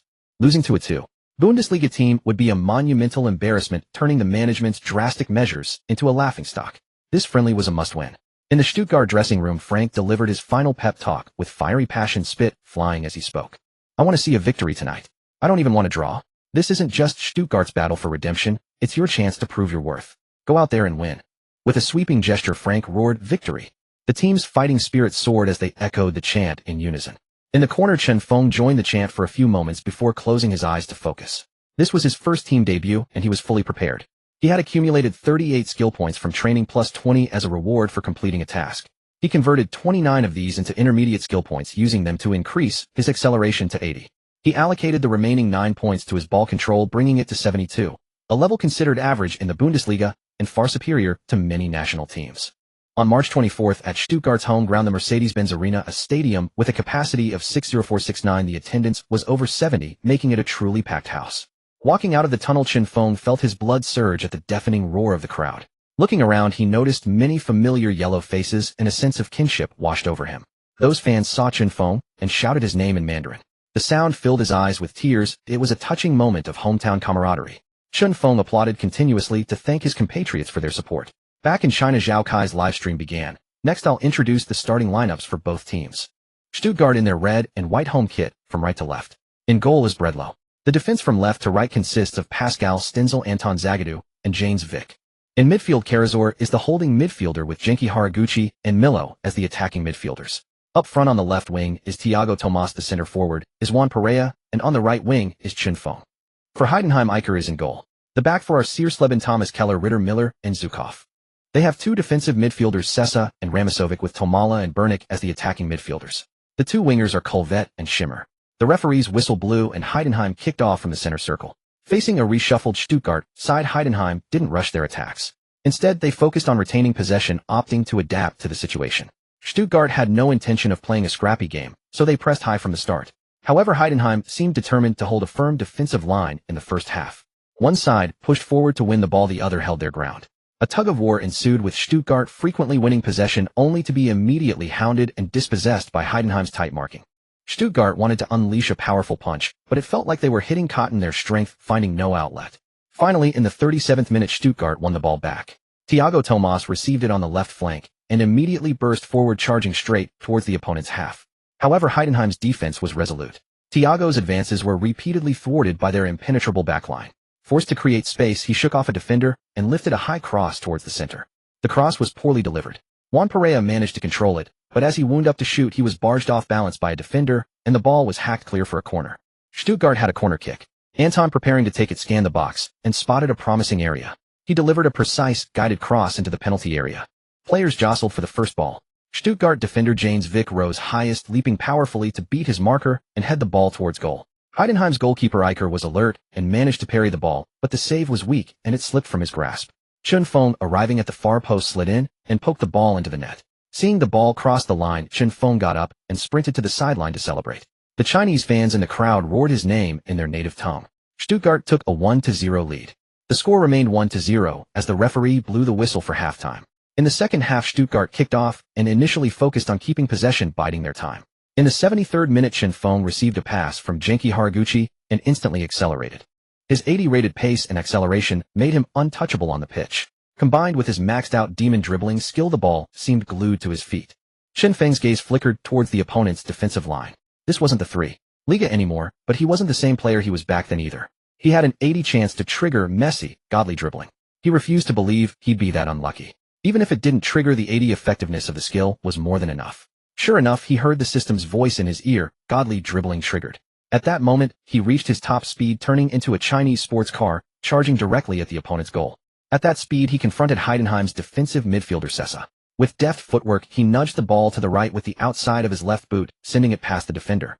Simultaneously, he sprinted past Sessa on the left, a classic nutmeg, and continued his run to collect the ball. Sessa was left stunned. That was too easy. I didn't even get to move. Seeing Sessa beaten, 2 more defenders moved in to close Chinfeng down. He remained composed, showing no intention of passing. Instead, he cleverly flicked the ball over their outstretched legs. The ball sailed over the wall, and he continued his run, gliding into the penalty area. There he faced the remaining 2 defenders and the defensive midfielder, who had formed a solid defensive shape, leaving him with no clear shooting opportunity. If there was no chance he would create one, Chinfeng weaved and dribbled through the box, feinting past one defender. Finally, he spotted a narrow gap, but a shot from there would be too difficult. Suddenly, the goalkeeper charged off his line, attempting to smother the ball and force Chinfeng into a mistake or a pass. With 2 defenders closing in from the side, the keeper was confident he could stop Chinfeng's advance. But things didn't go as planned. Chinfeng remained calm under pressure. He cut inside from the tight angle into the 6-yard box, facing the keeper one-on-one. He touched the ball, shifted it past the diving goalkeeper, and slotted it calmly into the empty net. The stadium erupted in celebration once more. Chinfeng had scored again. While this wasn't the Bundesliga, the level was comparable to the 3 Liga, and his performance was nothing short of explosive. It was hard to imagine what he could do in the Bundesliga. In the 80th minute, Frank substituted Chinfeng to save his energy, bringing on Wolf in a defensive midfield role to solidify the lead and give him some playing time. After the high five and substitution, Chinfeng sat on the bench watching the rest of the game with a relaxed posture. Stuttgart held on to their lead, ensuring Frank's tactical decision paid off. As the coaches shook hands, Schmidt, the Heidenheim manager, said with some irritation, "I didn't expect you to find such a gem. We didn't lose to you, we lost to him."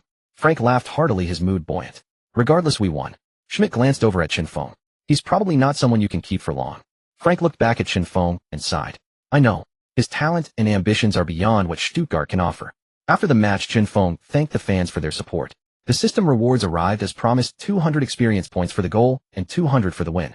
His match level increased to 3-1-0-0-1-0-0-0, earning him 20 basic skill points. At the post-match press conference, Frank sat down with a calm and composed demeanor, fielding questions from the throng of media with the grace of a gentleman. "Hello, Frank. What are your thoughts on the team's performance today?" Frank adjusted the microphone with practiced ease and began. "Everyone performed exceptionally well. They all met my expectations." A female journalist raised her hand and stood up after being acknowledged. "Hello, I noticed a new face in your lineup, an Asian player with yellow skin. He had a brilliant game today. Could you share some information about him?" The atmosphere in the room grew tense. The reporters present were seasoned football journalists. They could all see Chinfeng's dazzling dribbling and finishing ability. As long as he stayed injury-free, his future was limitless. The female journalist's question was exactly what they all wanted to know. Frank didn't shy away. "I'm sure you don't need me to introduce his name. You would have heard it from the crowd during the match. As for which country he's from, I'm sure you can deduce that from the chants, can't you?" The journalists were all shrewd individuals. They understood Frank's message perfectly. He wasn't going to divulge more information. The implication was clear. Go find out yourselves, and if you can't, that's your own shortcoming. For the final question, Frank pointed to a journalist with black hair and yellow skin. The reporter stood up. "Mr. Frank, I'm a journalist from China. My question is, will Chinfeng start in the next match against Union Berlin, who are currently 3rd in the league?" Frank smiled and nodded. "Chen is very talented and very capable. He will start again in the next round. His performance today has won me over." The Chinese journalist's eyes lit up with gratitude as he nodded his thanks. "All right, that concludes today's press conference." With that, Frank left the room promptly. At the Stuttgart training ground, night had fully enveloped the pitch, yet 2 players remained drenched in sweat, honing their respective weaknesses: Chinfeng and Wolf. Wolf, gasping for air, yearned for rest, but seeing Chinfeng relentlessly drilling, he muttered a curse about his teammate being a beast and gritted his teeth to continue. At 11 o'clock, Wolf finally collapsed, utterly spent, sprawled on the ground. Just then, Uncle Sam approached carrying a bag. Chinfeng noticed Sam, paused his training, and asked with confusion, "Uncle, what are you doing here?" Shouldn't you be at the second team's facility? Logically, Sam was only responsible for managing the second team's training grounds and shouldn't be at the first team's. Sam chuckled. The first team is north of the club, the second is south, not far apart. Besides, I'll be managing this training ground from now on. Frank applied to transfer me to the first team. Both players were stunned, raising an eyebrow. One man's rise truly lifts all his associates. Even the equipment manager got promoted to the first team. You've been training all night, come have something to eat, Sam said with a warm smile. Wolf, whose stomach was growling loudly, sprinted towards Sam like a mad dog, shedding all his previous exhaustion. But seeing the whole wheat bread and pure milk, he pulled a long face. Training all night for this. Even a dog wouldn't eat this. Yet starving Wolf adopted the principle of, if a dog won't eat it, I will, and devoured a bread roll and half the milk in seconds. Chun Feng, however, ate slowly and deliberately, as elegant as an ancient noble. Having trained until dawn every day, he now found eating to be a luxury and a pleasure. The disdainful Wolf ate 4 of the 6 bread rolls, leaving Chun Feng only half full. But it was fine. Being too full would hinder sleep. Seeing them almost done, Sam spoke up. Frank told me to tell you to rest properly. Don't push yourselves so hard. Health is your greatest asset. Chun Feng smiled wryly. We just joined the first team and our skills aren't up to par. We have to train day and night, or how else will we make the starting lineup? Wolf also reflected on life. He thought his second team performance would translate well to the first team, but reality hit him with a combination of hard blows. Discouraged, he followed Chun Feng's lead in extra training. But unlike Chun Feng, who seemed to have some cheat code, Wolf always returned home exhausted like a dog, only to be called a weakling by his wife. He hadn't understood the term until Chun Feng explained it, and his face turned as dark as charcoal. He contemplated quitting football, refusing to be a weakling. In the end, he chose both the weakling label and football. On April 1st, they were to face Union Berlin, currently third in the Bundesliga, while Stuttgart languished at the bottom. To put it bluntly, Stuttgart were the underdogs going up against a top 3 team. The rankings clearly demonstrated the disparity in strength. This week was also Chun Feng's final grace period. A poor Bundesliga debut would unleash a torrent of media pressure that could crush him, potentially costing him his starting spot. The day before the match, Frank announced the squad list. As expected, Chun Feng was on it, and so was Wolf, though he was just a bench warmer. But even that satisfied him. It being a substitute meant there was a chance to start if he worked hard, boosting his confidence. That night, fresh from the shower, Chun Feng delved into his system interface and allocated all his skill points. 7 days of relentless training had earned him 105 primary skill points plus 20 from the previous match's level up, totaling 125 points. He spent 38 intermediate points to raise dribbling stamina and ball control to 80. Short pass and long pass cost 32 primary points each to reach 60. The final 1 point went to free kicks, bringing it to 52. His body fat percentage had dropped significantly, and he had grown stronger. His constitution and physique automatically increased by 2 and 3 points respectively. Host panel updated. Host Chun Feng, age 22, height 176 centimeters, weight 80 kilograms, shooting 100 free kicks, 52 penalties, 90 heading, 10 ball control, 80 positioning, 80 vision, 61 strength, 84 jumping, 64 dribbling, 80 speed, 80 acceleration, 80 ball handling, 80 volleys, 5 stamina, 80 constitution, 77 physique, 76 long pass, 60 short pass, 60 balance, 75 agility, 61 reactions, 65 marking, 26 tackling, 20 sliding tackle. 18. Looking at this decent panel, Chun Feng predicted he could hold his own in the Bundesliga, though a significant gap remained compared to the league's top talents. Half an hour before kickoff, Chinese football forums and major video platforms were all buzzing with the same thing, promoting a Bundesliga match finally featuring a Chinese player in one of Europe's top 5 leagues. Short video platforms were flooded with edited highlight reels of Chun Feng's goals, with comment sections exploding in excitement, vowing support for Stuttgart and Chun Feng. The Chinese football environment was slowly shifting. Meanwhile, Zhao Kai's live stream had started early. As the first Chinese commentator for a Chun Feng match, he had gained popularity from his previous bold predictions. His humorous and witty commentary style retained most of his fans. His stream boasted over 100,000 viewers, with popularity nearing 4 million. Zhao Kai, holding back tears, introduced the information he had gathered on Chun Feng to his fans. However, his information only covered Chun Feng's time at Stuttgart. How he came to Germany or started his football journey remained unknown, as no one had interviewed him, yet leaving scant details. Inside the Stadion in der Alten Forsteria, Union Berlin's home ground, 2-0 of the 2-0 capacity, were Union fans, with only 2-0 traveling Stuttgart supporters. Though founded in 1966 and lacking the historical depth of other clubs, Union Berlin held a special place in their fans' hearts. When the club faced financial crises and near bankruptcy, fans organized blood donations to save the team, renovated the stadium, and players took pay cuts to stay and weather the storm together. This showed the immense love fans had for the club, which had become a pillar of strength and faith. This season, Union Berlin were in stellar form, sitting third in the league behind only Bayern Munich and Borussia Dortmund, a fitting reward for their supporters' devotion. After pre-match team talks, both sides took the field, exchanged friendly handshakes, and lined up for the match. A voice echoed in Chun Feng's mind. Mission 4: complete your Bundesliga debut and secure a victory. Reward: 2 legend stars and 20 primary skill points. Summon 1 legend star from previous one. Summon 1 new legend star, totaling 2 plus 20 primary skill points. Chun Feng's eyes lit up. Such a reward had only appeared when he joined Stuttgart. This match was a must-win. The commentator began introducing the lineups. For Union Berlin, goalkeeper Griel. In defense, Trimmel, Doki, Robin, Notch, Diogo Leite, and Roussillon. In midfield, holding midfielder Ronnie Kadira, attacking midfielders led Uni and Haber. Up front, the wing duo of Behrens and Becker. For the away side, Stuttgart in goal, Bredlow. In defense, from left to right, Pascal Stenzel, Anton Zagadou, and James Vick. In midfield, holding midfielder Karazor, with attacking midfielders Genki Haraguchi and Milo. Up front, left winger Thiago Tomas, center forward Juan Pereira, and right winger Chin Feng. The match kicked off at 14:30 local time on April 1, 2023, with Stuttgart taking the initial kickoff under the referee's whistle. Against Union Berlin's 5-man defense, Stuttgart's several attacking forays all fizzled out. Chin Feng made runs into space, but as soon as he received the ball, he was swarmed by 2 defenders, forcing him to pass back to the midfield to retain possession. However, no defense is impenetrable. In the 38th minute, Chin Feng finally found his opportunity. Pascal delivered a swift cross from the left flank to Juan Pereira, who after controlling it spotted a gap ahead of Chin Feng and played a preemptive pass to switch the play. Chin Feng, without hesitation, raised his right hand and sprinted, beating the offside trap, racing onto the ball's landing point with unstoppable pace. He controlled the ball 10 meters from the penalty area on the right. The opposition's defense recovered quickly, with 2 defenders positioning themselves, watching his every move intently. They had watched his match footage. The coach had warned them. This kid wasn't just another wolf, but the lion of the pack with ferocious attacking instincts. Despite being a Bundesliga debutant, he was fearless, ready to take a bite out of anyone. Chin Feng didn't hesitate. He drove forward with the ball, facing 2 defenders directly. Calm and composed, his footwork was elegantly simple. A pull, a feint, a touch, a flick, executed to perfection.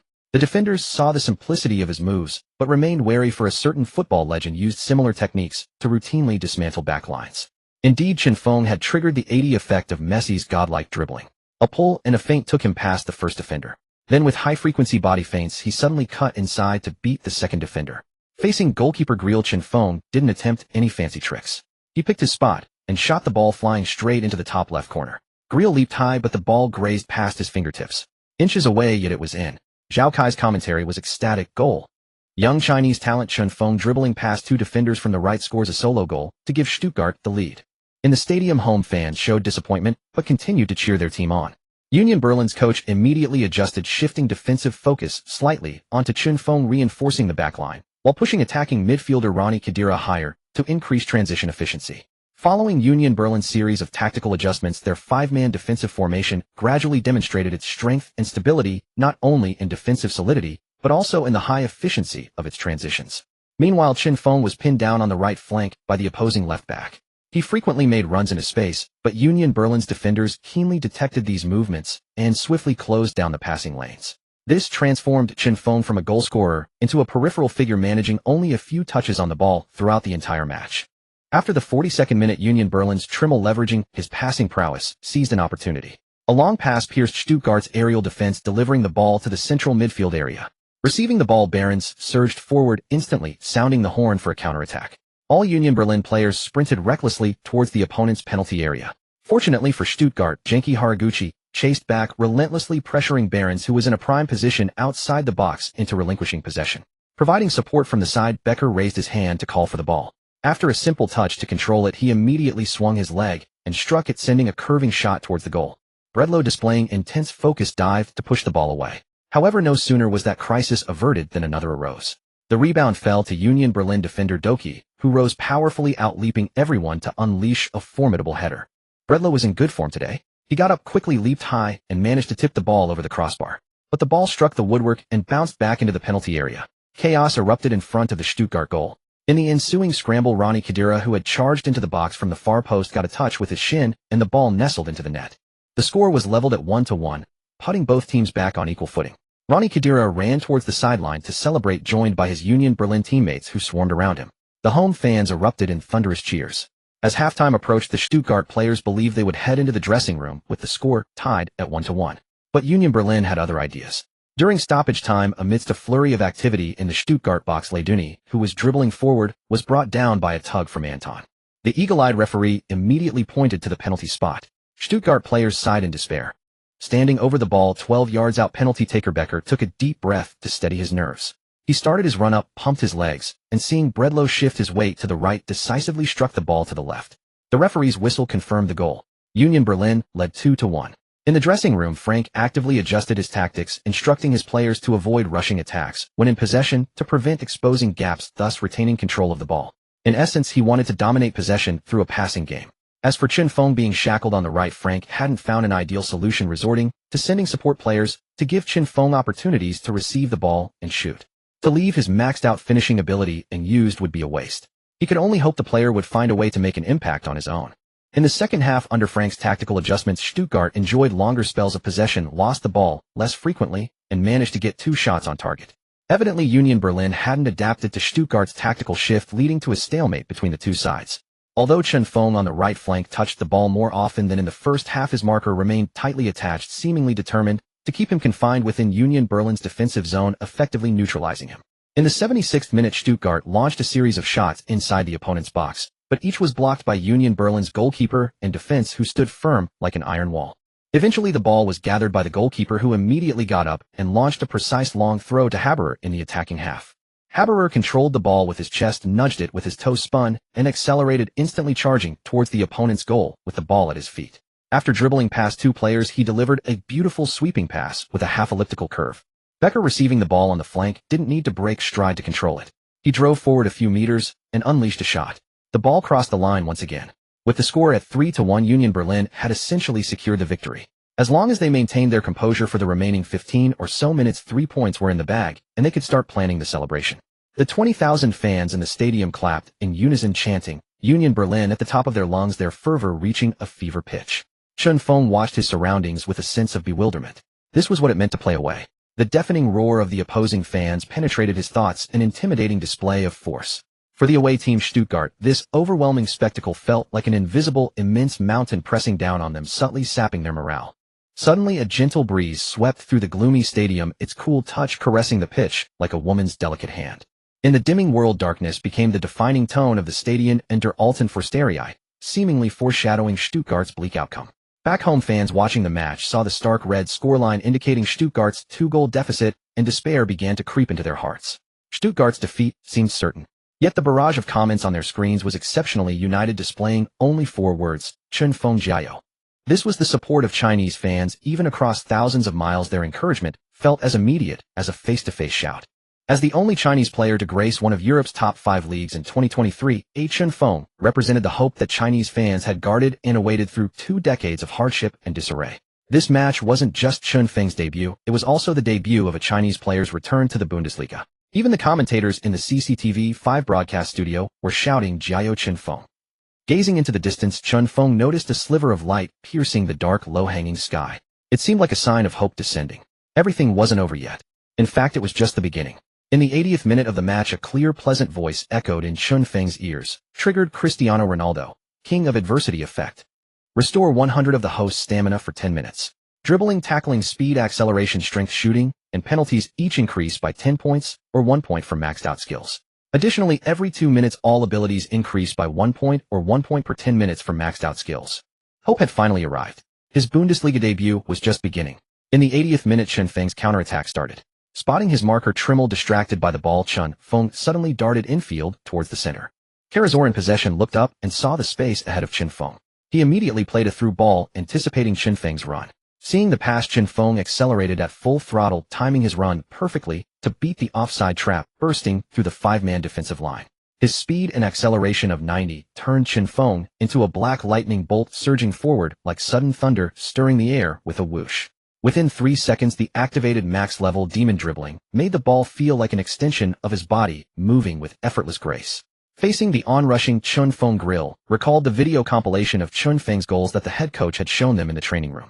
Up to this day, Chen Feng had made 4 appearances, and every one-on-one chance he had resulted in a goal. No goalkeeper had ever managed to stop his penalties or breakaways. Contemplating this, Grill decided to charge out aggressively to smother Chen Feng's attacking intent. He believed that under high pressure, Chen Feng's shooting options would be significantly reduced. The thought was noble, but reality was harsh. Chen Feng nudged the ball with his toes swiveled past Grill's challenge and calmly slotted the ball into the net. 2-3. Chen Feng pulls one back for Stuttgart. The match isn't over yet, hope still shines, exclaimed the excited commentator on CCTV 5. With time running out, Chen Feng didn't celebrate. He ran into the goal, grabbed the ball, and sprinted back to the center circle ready for the restart. On the sidelines, Wolf, a fellow academy graduate who had been promoted alongside Chen Feng, watched him carry the ball back to the center. The scene was eerily familiar. His eyes widened in astonishment. Not this again. Is he going to score 5 goals once more? Before he could even finish the thought, Wolf quickly corrected himself. No. This is the Bundesliga, not some amateur league like the 3. Liga. Even Frank could see that Chen Feng had found his footing again. He immediately signaled for the players to give Chen Feng the freedom to shoot at will. Though Union Berlin had been shaken as the third-place team in the Bundesliga, they maintained their composure. Defensively, the head coach substituted off Behrens and brought on an additional defensive midfielder to bolster the backline. The substitution was noticeably slow, clearly a tactic to waste time. However, under current FIFA rules, stoppage time isn't what it used to be. Lost time is generally added back. While time wasting might not yield as much benefit, every second counted. Simultaneously, head coach Fischer instructed defenders Doki and Trimmel to mark Chen Feng tightly and not to hesitate to foul if necessary. After all, they had a yellow card to spare. There was no need to be frugal. The next 10+ minutes would mark the beginning of a brutal battle for Chen Feng, a painful ordeal. In the 85th minute, while Union Berlin was passing the ball around to control the tempo, an unexpected opportunity arose. Chen Feng emerged from nowhere, intercepted the ball cleanly, and immediately drove towards the penalty area. Trimmel and Doki, guarding him from behind and the sides, converged to encircle him. This wasn't the 3. Liga. These were defenders who had spent years in the Bundesliga, their defensive skills and game awareness far superior. After a dozen touches, Chen Feng managed to shake off Trimmel and one other, dribbling past their combined challenge and bursting into the box. Trimmel, chasing from behind, remembered the coach's instructions. He launched into a desperate sliding tackle from behind, aiming for the ball at Chen Feng's feet. Chen Feng, unaware of the danger from behind, had his right foot caught by Trimmel's outstretched leg, bending his foot and ankle into an unnatural flat angle. Though it lasted only a fraction of a second, the searing pain and loss of balance caused him to cry out and collapse to the ground. Witnessing the reckless, dangerous tackle clearly connecting with the player rather than the ball, Stuttgart's players rushed over in fury, while the team doctor sprinted onto the pitch with his medical kit. Chaos erupted in the Union Berlin penalty area. The referee quickly intervened to separate the players, and thankfully both sides retained a sliver of rationality, preventing a full-blown brawl. Instead, they exchanged some heartfelt pleasantries regarding each other's ancestors and families. The team doctor examined Chen Feng's injury, but a preliminary assessment was inconclusive. Unsure if any bones were broken, he advised Chen Feng to leave the pitch immediately for a thorough examination. Hearing he might have to come off, Chen Feng was absolutely adamant against it. If he went off now, his efforts and the pain he endured would have been for nothing. The stubborn Chen Feng had the doctor spray a painkiller on the injury. Gritting his teeth, he forced himself back to his feet, testing his ankle despite the agony. The sharp, piercing pain was excruciating. Cold sweat dripped from his forehead.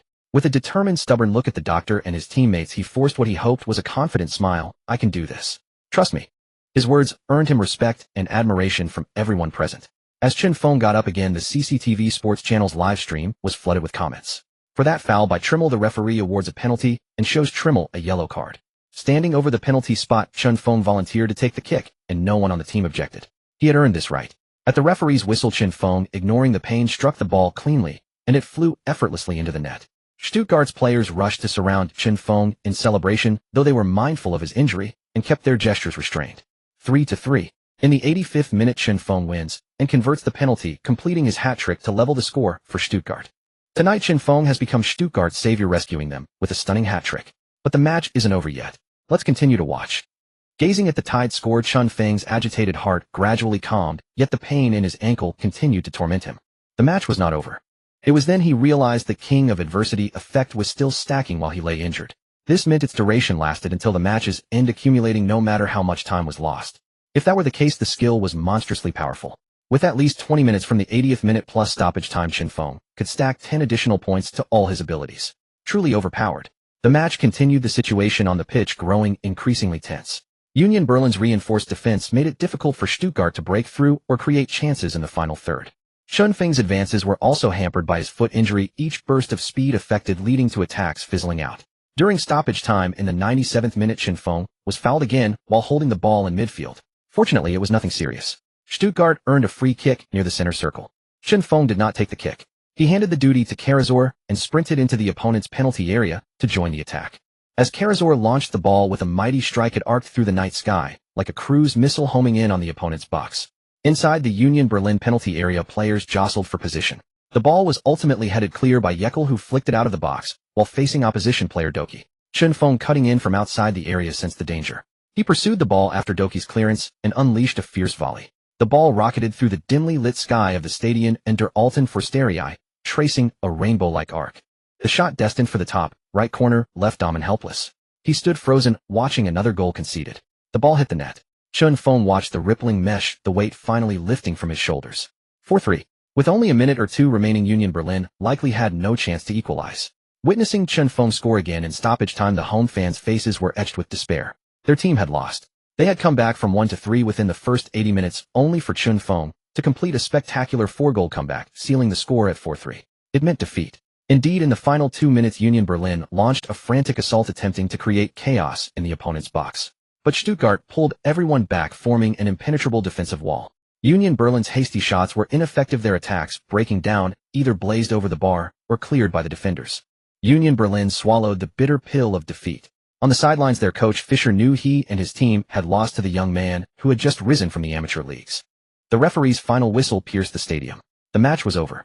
Chen Feng could no longer hold on, collapsing backward onto the turf, his chest heaving violently, a testament to his all-out effort. His teammates rushed over to pull him up, but the ankle injury made it impossible for him to stand. He shook his head at them with a wry smile. "Let me sit for a bit, I'm out of strength." Seeing this, his teammates said nothing. They had all witnessed his effort. Without him, it would have been a crushing 0-3 defeat. After sitting for 5 or 6 minutes, Chen Feng pushed himself up with his hands on the ground, using his left leg for leverage, and limped towards the players' tunnel. The broadcast commentators were still analyzing the match for the fans.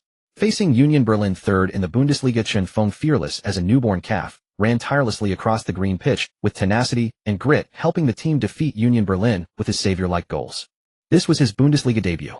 A magnificent performance of 4 goals, a declaration of dominance. A perfect debut. He showed us that even in the Bundesliga he can excel. That concludes our coverage of the 25th round of the Bundesliga. After a back-and-forth battle, Stuttgart ultimately took all 3 points with a 4-3 victory over Union Berlin. See you next match. Meanwhile, after the match, Chen Feng was taken to a local hospital for a comprehensive checkup. After a series of detailed examinations, thankfully his injury was not severe. He would need about a week's rest to recover. On the flight back, Chen Feng stared blankly at the clouds outside the window, looking at his heavily bandaged foot. If he followed the doctor's advice to rest for a week, he would miss the DFB Pokal quarterfinal against Nuremberg on April 6th. "I need to boost my constitution. Otherwise, with these slide tackles and chokeholds every game, I'll be visiting the Western Heavens for scriptures sooner or later," Chen Feng muttered to himself. Back at the club, he didn't join the celebrations. Being injured, he dared not go gallivanting around. Especially going to a nightclub to dance, he couldn't even handle senior disco. In the dormitory, ignoring the doctor's advice, he stripped off and rushed into the bathroom for a shower. Surrounded by steam in the bathroom, Chen Feng looked at his eager brother and frowned. Was I wrong not to go gallivanting with them? Forget it. Never mind. Chen Feng roughly pushed the thought aside, quickly put on his bathrobe, and left the bathroom. After coming out, he hurriedly opened the system interface. Scored 4 goals and won the match.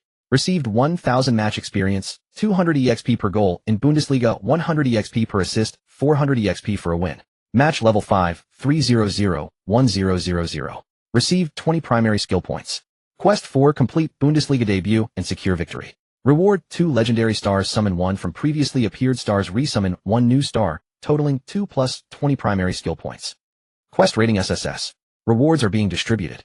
A flash of white light crossed his vision. Chen Feng's consciousness once again appeared in the brilliant galaxy of the Path of Legends, filled with a dazzling array of stars nearly blinding him. Please choose a previously appeared legendary star host. Suddenly, amidst the swaying star sea, it seemed like shimmering fish leaped out of the water, transforming into comets that streaked across the sky and fell to the mortal world. Chen Feng looked at the floating starlight before him. From left to right, Kaká, long stride Ronaldo, pendulum dribble Zidane, Marseille turn Cruyff, Cruyff turn. After thinking for a long time, Chen Feng spoke. "System, can I use both of my choices on these 4 legendary stars?" After a long wait, the system squeezed out a few words. "Are you sure?" Chen Feng wasn't sure. Better ones might appear. If he used them all now, he'd miss out. Then forget it. What he missed now he could get later. "I choose Zidane, Marseille turn." As Chen Feng confirmed, Zidane came to the 2 side pillars, which ignited as a brilliant torch at the summit. The 3 legendary stars that were not chosen turned into meteors, returning to the night's starry river. At the same time, 3 new legendary stars descended: Ronaldinho, Elastico Robin, cut inside shot bail, 3-second link, outer lane overtake. Looking on eagerly, Chen Feng found himself in a dilemma again. All 3 were excellent, he wanted them all, but he could only choose one. Shortly after, Chen Feng took a big gulp of ice water and decisively chose Bale, 3-second link. Just as the legendary pillar was ignited before the voice in his ear had finished its prompt, 20 primary skill points were credited. The Bundesliga debut rewarded him with 20 primary skill points and 2 legendary stars. This was why Chen Feng had to get up and continue even after being injured on the field, because losing meant more than just losing. Staring at his bandaged, injured leg, the DFB Pokal was next. If the injury didn't heal within a week, he probably wouldn't be able to play in it. Recently, after 25 rounds in the league, Stuttgart was still lingering in the relegation zone. Even if Stuttgart fought hard and won all their remaining 9 league games, they could only hope to reach mid-table at best. So the team's objective was simply to escape the relegation zone. The DFB Pokal was different. Stuttgart was in the quarterfinals, the final 8. With some effort, they could still win the cup. Moreover, the strength of opponents in the DFB Pokal was varied. Bayern Munich, the dominant force in the Bundesliga, was absent from the final 8, as was Borussia Dortmund with their young storm. With the 2 dominant teams out of the way, it was an opportunity. Stuttgart still had a chance. Chen Feng estimated that Stuttgart should secure their Bundesliga status and focus their main efforts on the DFB Pokal. Although the DFB Pokal wasn't as prestigious as the league title, who would turn down a Champions Trophy? But with his injured leg, Chen Feng didn't know if he could play. Suddenly remembering his cheat, he quickly asked, "System, is there any way to heal my injury?" The system's crisp voice sounded like a lark, clear and cool, like a babbling forest stream. Host can allocate points to Constitution. Increasing Constitution will accelerate injury recovery. Chen Feng's eyes widened instantly. Holy crap, that's possible. Why didn't you say so earlier? Why didn't you ask earlier? The retort left Chen Feng speechless. It was all his fault. Fortunately, the level up reward and the completion of Quest 4 provided a total of 40 primary skill points. Chen Feng directly exchanged 3 intermediate skill points to raise his Constitution to 80. A cool sensation flowed through him, and the pain and injury in his leg vanished completely. Suddenly, the system's voice sounded again, a quick reminder: you only needed 1 intermediate skill point to increase Constitution and recover from the injury. Why didn't you say that earlier? Chen Feng felt speechless. Another waste. He then spent 34 primary skill points to exchange for 17 intermediate skill points. He allocated 16 intermediate skill points to jumping and the remaining 1 point to physique. His heading had also improved to 30 through daily training, a pleasant surprise. Host panel updated as follows: Host Chen Feng. Age 22. Height 176 centimeters. Weight 80 kilograms. Shooting 100. Free kicks 52. Penalties 90. Heading 30. Ball control 80. Positioning 80. Vision 61. Strength 84. Jumping 80. Dribbling 80. Speed 80. Acceleration instant burst speed 80. Ball carrying 80. Volleying 5. Stamina 80. Constitution injury recovery damage tolerance 80. Physique physical confrontation 77. Long passes 60. Short passes 60. Balance 75. Agility 61. Reactions 65. Marking 26. Tackling 20. Sliding tackle 18. The next morning, Chen Feng rose at his usual 6:30 and headed to the training ground. As a result of yesterday's victory, the Stuttgart first team had been granted a day off. On the empty training pitch, Chen Feng performed a brief warm-up before commencing his rigorous session. Outside the fence, Frank happened to pass by and noticed someone still putting in extra work, a sight that filled him with quiet satisfaction. It seemed the squad was not short on diligence. Drawing closer, Frank was nearly startled out of his wits. It was Chen Feng, the very player who was supposed to be sidelined for a week with injury, sweating profusely and training with abandon. Alarmed, Frank rushed onto the pitch in a few hurried strides and demanded, "Aren't you supposed to be recovering? What are you doing here?" Chen Feng turned around, inwardly shocked that Frank had caught him.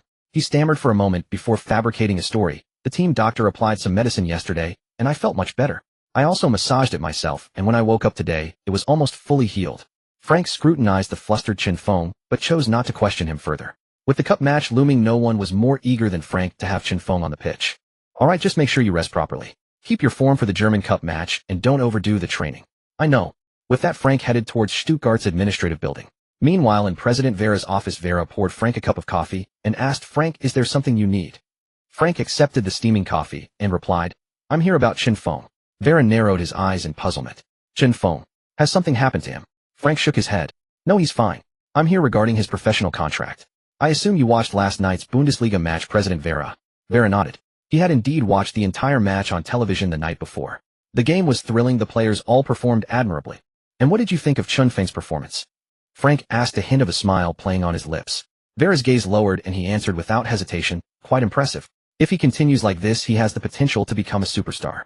In yesterday's match against Union Berlin, without Chen Feng's extraordinary display, Stuttgart would have faced a crushing defeat. "Then, Mr. President, are you aware of the details of Chen Feng's contract?" Frank pressed further. Vera shook his head. He had indeed never paid attention to Chen Feng's contract. Frank produced a copy of the contract and handed it to Vera, staring at the thin 4-page document, the first page being just a cover. The actual terms were a mere 3 pages. After reading it, Vera's face displayed utter disbelief as he muttered, "For €100 a week, €100 per goal, €50 per assist, and a signing fee of €20,000. How can Xinfeng's contract be this low? Every other first-team player earns more than him, some even make his weekly wage as their monthly salary." Vera asked, even more bewildered. Frank gave a faint wry smile. "Mr. President, this is the contract Xinfeng signed while in the second team. Logically, its terms should have become void upon his promotion to the first team. However, he never brought up the matter of his contract. He simply focuses on playing football, playing for Stuttgart. In Chinese, you might say he is Ren Lao Ren Yuan, uncomplaining and devoted. In truth, it wasn't that Xinfeng didn't mention it. He knew he would leave at the end of the season, so a raise held little significance for him. With a guaranteed monthly income of 12,000 yuan plus goal bonuses, he considered his wages quite good, far better than working on an assembly line. And without a release clause in his contract, Stuttgart wouldn't be able to hold him hostage. The summer transfer window would be his chance to freely choose his next destination. After listening to Frank's explanation, Vera's sharp gaze also noticed the absence of a release clause. He realized what Xinfeng was thinking. Given Xinfeng's current form, if he could sustain it until the end of the season, his market value could easily soar to €50 million by the summer window. Without a release clause, it would mean Xinfeng could leave Stuttgart at any time without paying a fee. This would leave Stuttgart facing a potential loss of €50 million, a sum that could rival half a quarter's revenue for the club. Vera asked again, "Frank, were you aware that this contract contains no release clause?" Frank, being a seasoned veteran, naturally knew. He nodded. "Yes, I know. The absence of a release clause was my suggestion." This statement left Vera utterly perplexed. "When we signed the contract, Mize and I weren't sure how far Xinfeng could go. At that time, it was largely a gamble. Also, we felt for him, so we didn't include a release clause. We secured this talent at a minimal salary, thinking we were acquiring a promising newcomer at the lowest possible cost. We never anticipated he would develop at such a staggering pace." Vera shook his head upon hearing this. "If it hadn't been for you two, Stuttgart might never have discovered such a phenomenal talent. As for his contract, let's leave it as it is for now." Now it was Frank's turn to be confused. Vera's intention seemed to be not to amend the contract, essentially letting a big fish, or perhaps a whale, slip away. "After the next match, if his performance remains as impressive, I will consider offering him a satisfactory contract. Of course, a release clause will be mandatory then." On April 6th at 4:00 p.m., half an hour before kickoff in the changing room of the Grundig Stadium, Xinfeng, who was warming up, was called aside by Frank. "I spoke with the president about your contract a few days ago. He said it depends on your performance tonight. If you play well, you'll be offered a satisfactory contract." Frank spoke earnestly. Xinfeng narrowed his eyes, his gaze sharp and clear as he looked at Frank. "What's your opinion, boss?" Frank didn't hide his true feelings. Speaking from the heart, he said, "Honestly, Stuttgart is just a temporary stop for you, not the battlefield for your long-term growth. You shouldn't be tied down here. I hope you can move on to greater things. Who wouldn't want to nurture a generation-defining superstar like Sir Alex Ferguson or Guardiola? But I'm also part of this club, so I have to consider its interests too." Frank concluded, sounding somewhat resigned. He had long regarded Xinfeng as his protege and desperately wanted to see him become a global football icon. But as a member of Stuttgart, he wasn't entirely selfless. He also had to consider the club's welfare. "Thank you. I'll think about it." Xinfeng wasn't concerned. A new contract, whatever its terms, even a release clause of 100 million, he would sign it. He felt a debt of gratitude not only to Frank, but also to Stuttgart. Signing a new contract would in his mind repay that debt. On April 6, 2023, at 5:00 p.m. local time, all 500 seats at Nuremberg's Grundig Stadium were filled to capacity. Nuremberg fielded a 3-5-2 formation. Wendell Jansen guarded the goal. The defensive line consisted of Schindler, Hubner, and Horn. The midfield engine room was powered by Jaimira, Kastrop, Tempelman, Geis, and Nürnberger. Up front were Dua and Dali. Stuttgart, on the other hand, made a change from their last match against Union Berlin, switching to a 5-3-2 formation. Redlow in goal. The defense from left to right featured Sosa, Ito, Hiroki, Anton Mavropanos, and Vagneman. In midfield, Indo Wataru partnered with Karazor as the holding pivot, with Haraguchi Genki playing as the attacking midfielder. Up front, Furich partnered with Xinfeng in attack. The first half began with Nuremberg in their red shirts kicking off, while Stuttgart in white attack from left to right. Despite having the initial advantage, Nuremberg, a mid-table 2. Bundesliga side, found their attacking line unable to create any meaningful chances. In contrast, Stuttgart, having just secured a hard-fought 3 points at the Mercedes-Benz Arena, were riding high on confidence, seemingly ready to take on anyone, even the mighty Bayern Munich. Stuttgart were in superb form, further fortified by their solid 5-man defense. By the end of the first half, Nuremberg had managed only 2 shots and 3 corners. Moreover, every Nuremberg attack was neutralized by Stuttgart's defense, leaving them with nothing to show for their efforts. Stuttgart, on the other hand, saw Chen Feng, who had been relatively quiet for much of the half, receive a long pass from Haraguchi in the 43rd minute and launch into a personal showcase. He shrugged off a blatant pull from defender Schindler, dragging him to the ground and sending him tumbling 2.5 rotations before charging alone into the heart of the opposition's defense. Nuremberg's five-man midfield wasn't just for show. A player immediately moved to intercept. Geis sprinted purposefully to cut off Chen Feng's path. Seeing Geis closing and Chen Feng instantly activated the Bale 3-second connection with an 80 chance of triggering the max-level effect. Luck was on his side. Although forced wide to the right by two defenders, Chen Feng adjusted his footing and with a sudden burst of acceleration nudged the ball with his right toe, creating separation between himself and the ball. The ball went through the defender's legs for a nutmeg, while Chen Feng, like a plane taking off, surged forward with explosive speed, turning the outside lane into his personal racetrack. The wind-chasing youngster sprinted down the right flank. Geis, reacting swiftly, gave chase. But with the 100 effect of the 3-second connection active, Chen Feng's speed was temporarily boosted to its maximum. Even if Usain Bolt were on the pitch, Chen Feng would show him what an AE86 was, who the true god of Mount Aquino was. The entire stadium and viewers on television were about to witness a moment they would never forget. Chen Feng shot forward like an arrow released from a bow, darting straight into the heart of the penalty area. His legs pumped with terrifying velocity, leaving Geis trailing in his dust. He casually and elegantly received the ball he had passed for himself 3 seconds prior. The fans in the stadium were utterly bewildered. Whoa, this kid must have taken some super pills. Facing four defenders, Chen Feng remained calm and composed. He dribbled forward, executed a nutmeg, feinted past one defender, and performed a 1-2 pass with himself. His criminal dribbling skills, as if inspecting the defensive line, left the Nuremberg players panic-stricken. It was absolutely ruthless. After beating the last defender, Chen Feng rounded the goalkeeper, found the angle, and slotted the ball into the far corner for a goal. Before the opposition could even react, Chen Feng was already celebrating. Amidst the stunned silence, Chen Feng briefly celebrated before the teams returned to the center circle. The second half began. For most of it, Stuttgart followed Frank's instructions to defend resolutely, protecting their one-goal lead. In the single-elimination German Cup, holding onto this lead would secure a spot in the semifinals. Asking Chen Feng, whose defensive attributes were not his forte, to defend was like asking Zhang Fei to thread a needle. So he decisively asked to be substituted off. Seeing Chen Feng leave the pitch, Nuremberg's fears vanished, and they pushed forward en masse, desperate for an equalizer to force extra time or even a winning goal. But 10 minutes of frantic attacking failed to breach Stuttgart's defense. The score remained 1-0. Ultimately, Nuremberg were eliminated from the competition. Match level 5, 9-0-0, 1-0-0-0, a goal bonus 200, win bonus 400. After eliminating Nuremberg with a 1-0 victory, Stuttgart smoothly advanced to the semifinals. Even if they lost the next match, reaching the semifinals of the DFB Pokal among 16 teams would be a commendable achievement, enough to satisfy the fans. However, there was also bad news. 3 days later, on April 9th, the 27th round of the Bundesliga would take place. The short interval between the two matches and consecutive games posed a tremendous challenge to the players' stamina. If Stuttgart were mid-table in the Bundesliga, there would be little to worry about. Win or lose, it wouldn't matter much. But the team was teetering on the edge of relegation, and every point was crucial. On one hand, they had to fight for survival. On the other, they were vying for the DFB Pokal title. Neither could afford to be taken lightly. The league could not be neglected, as a single misstep could send them back to the Bundesliga, which would be a huge loss. The 3 points earned from the previous match against Union Berlin had lifted Stuttgart from the bottom of the table, allowing them to ascend to the glorious third from last position. Although they had escaped the relegation zone, being third from the bottom still meant the relegation playoff spot remaining precarious. With the DFB Pokal semifinals ahead, they could not afford to slack off, especially with a lethal striker like Chen Feng, who eased concerns in attack. In fact, there was great hope of contending for the championship. Yet the dual front lines left Frank with a headache. Stuttgart's shallow bench depth often kept him awake at night. If they had the substitute bench of a wealthy club, Frank would be confident of triumphing on both fronts. But that was all just wishful thinking. He could only pray that Chen Feng would lead Stuttgart to break the deadlock and escape the dilemma. On the afternoon of the 8th, after the training match, Frank announced the squad for the next day's game. Tomorrow we face Bochum in the 27th round of the Bundesliga. There are only 7 rounds left until the end of the season. The team is facing a critical situation, so I hope you all will fight for the team and for yourselves. That night, after extra training with Wolf, they chatted briefly. Chen, I really envy your talent. In just 2 months you went from the second team to the first team and now to the starting right winger. But I can't do it, Wolf sighed. I train like crazy every day, yet progress is still slow. When will this ever end? Chen Feng listened silently to Wolf's complaints and patted him on the shoulder to console him. Didn't you make the 18-man squad? But I'm just a substitute.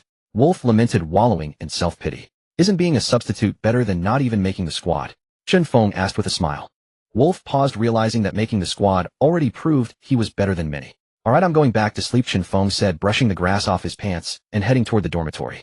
After washing up, Chen Feng opened the system panel. He had saved up 7 days' worth of skill points totaling 100 points, which could be exchanged for 10 advanced skill points. He upgraded his positioning to 90. Since debuting in the Bundesliga, Chen Feng often felt powerless on the field, as if he were about to hold his back and forehead while filming an ad, imagining the vivid scene. To be more precise, after the matches against Union Berlin and Nuremberg, his right-wing corridor had truly become a public corridor. Public meant every defender would take a run and keep an eye on Chen Feng's every move. And corridor meant Chen Feng was locked in on the right wing, who whenever he made a big move someone would notice and encircle him, leaving him with no choice but to endure the fate of having messy struggles without his skills. Honestly, Chen Feng disliked playing from behind, whether in games or football. Every time he managed to come back, it was only with the king of adversity trait unlocked. But he knew well that one man's strength was useless. Against teams of similar caliber to Stuttgart, he could turn the tide. But when facing a giant like Bayern Munich, whose single player's value could rival the entire Stuttgart squad, even if Chen Feng took 3 bottles of super strength pills, he would still be doomed. Throughout football history, no one has ever single-handedly taken on an entire team, and Chen Feng couldn't do it now. As for the future, that was uncertain. Chen Feng calculated there were still 8 league matches left for Stuttgart this season. To win the DFB Pokal, they needed 2 more victories, and if they won, they would also play in the DFL Super Cup against the Bundesliga champion, 1 more match. At most, that was 11 matches. After all games ended, the off-season would begin with the transfer window opening on June 30th and closing on August 31st. So to secure a decent and favorable contract or transfer 3 months later, these 11 matches were Chen Feng's chance to showcase himself. Half a month ago, when he was still in the 3. Liga, Chen Feng had checked the German league market value rankings. At that time, his value of €1,000 was the lowest in the German league, the baseline of Transfermarkt. That was even lower than a talented student from a famous German football school, let alone a primary school student. Fortunately, after being promoted to the first team, his 3 performances were decent, even though 2 of them were against 2 Bundesliga teams. But the 4 goals he scored against Union Berlin directly multiplied his value tenfold, reaching €1 million. Heaven rewards the diligent. The upcoming Bundesliga match against Bochum was another opportunity to boost his value. So even if he had to die on the pitch, he would do it, and maybe even claim some medical compensation. The next day, Stuttgart traveled again for an away game. At Bochum's Ruhrstadion, 3,000 fans roared, waving banners and flags in support of the home team. On April 9, 2023, at 1830 local time, 2330 Beijing time, the 27th round of the Bundesliga sees Bochum host Stuttgart at home. Zhao Kai, who had been riding Chen Feng's popularity wave, sat in the livestream room, chatting casually. In places the camera couldn't capture, he had laid out barbecue and German beer, creating a perfect atmosphere for watching the game. As a second-hand dealer commentator, Zhao Kai knew fans' preferences, well, barbecue, beer, and football commentary. Sometimes hardcore fans would even bet their wedding savings on the match. Wife, girlfriend, could that fierce female force compare to the spiritual pleasure of football? No. Only the mundane physical gratification and the sarcastic remarks afterward remained. If you can, you can, or if you can't, you can't. What does take a break mean? Dear fans in front of the TV, whether you've come to my live stream to watch the game or to watch the people, welcome. Next, I'll bring you the commentary for this match. I'm Zhao Kai, an ordinary person who loves football just like you. Let's take a look at the lineups. First, Bochum, wearing black as their main color. Goalkeeper Riemann guards Bochum's goal. The back four, Stafilidis, Ivan Orditz, Malavic, and Danilo Soares. The 5 midfielders, Osterhage, Losilla, Takuma, Asano, Stoger, and Anchia J. The lone striker, Hoffmann, leads the line. Stuttgart's lineup has only one change from the previous DFB Pokal match. Ficiri replaces Sergio Guirassy. Our Chinese hope, Chen Feng, remains stationed on the right-wing corridor. Let's look forward to his outstanding performance. Both sides have chosen ends. Bochum kicks off from the center circle. As the match just began, Bochum controlled the ball steadily, testing with 2 tentative attacks. Seeing Stuttgart's dense and solid defense, Bochum opted to slow down the pace. Stuttgart, however, had no intention of dawdling and immediately initiated a high-pressing tactic. Currently third from bottom in the league, if Stuttgart still dragged their feet, it would mean they thought the Bundesliga altitude was too high, causing oxygen deprivation and brain malfunction. In the 28th minute, after a tense and compact back-and-forth battle, one side finally found a gap. Receiving a wide pass from Wataru Endo, Chen Feng dribbled forward all the way to the byline. Bochum defender Danilo Soares watched warily, sticking close behind Chen Feng. Chen Feng pulled the ball with his right foot, then turned quickly, creating half a step of space from Danilo Soares. He hurriedly lobbed the ball into the box. The pass was somewhat poor. Inside the box, Sergio Guirassy squeezed through Bochum's dense defense from the far post, overpowering Ivan Orditz beside him, and powerfully headed the ball into the net like a mountain crashing down. After scoring, Sergio immediately ran to Chen Feng and gave him a big bear hug, thanking him for the assist. Chen Feng smiled and replied, "No need to be polite, we're teammates." In the 28th minute, Chen Feng assisted Sergio Garassi's header to score, taking a 1-0 lead. Zhao Kai shouted in commentary. Back on the pitch after Bochum kicked off from the center circle, they no longer underestimated their opponent. They passed the ball cautiously, seeking a breakthrough. Finally, in the 35th minute, after half a minute of pressure in Stuttgart's midfield, an opportunity arose.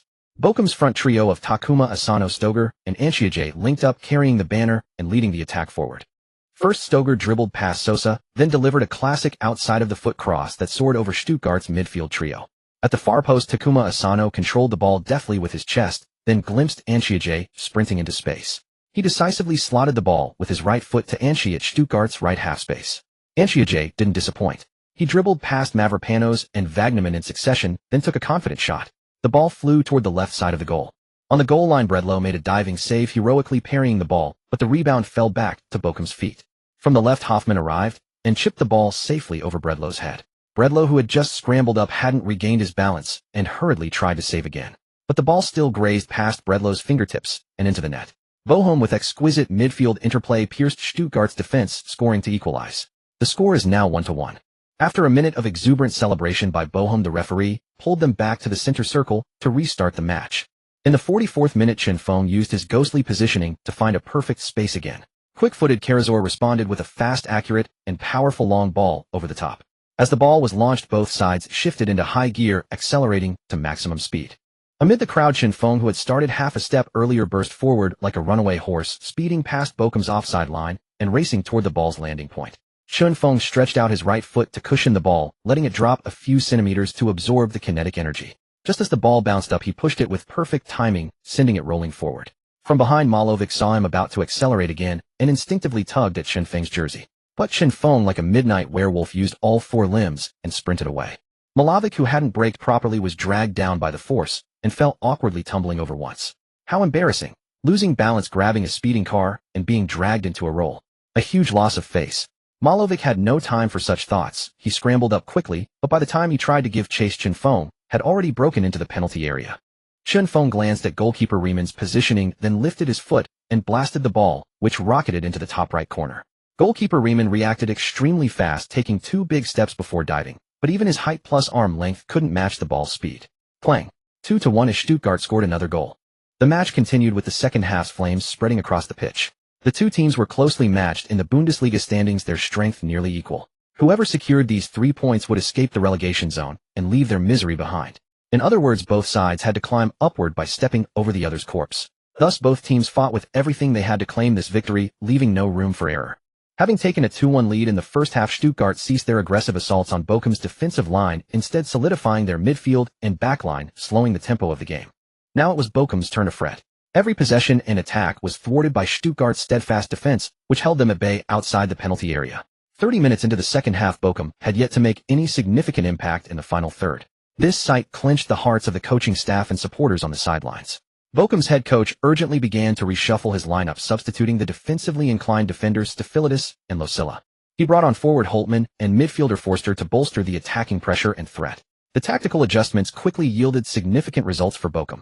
In the 80th minute, Forster and Hoffmann executed a crossing attacking combination through the middle, disrupting Stuttgart's defensive line. After a series of 1-2 passes, they broke into the penalty area. Forster twisted his body to deceive defender Hiroki Ito, then unleashed a deceptive pass-turn shot that blazed past goalkeeper Bredlow into the net. Instantly, the home fans rose in unison, erupting in wild celebrations, their cheers and chants echoing one after another. Bochum had pulled one back, leveling the score at 2-2. The goalscorer Forster was mobbed by his teammates in celebration. Bochum's head coach Lech even sprinted along the touchline with arms raised, stopping at the halfway line between the two benches to revel in his joy. This gesture was clearly a provocation aimed at Frank and the opposing side.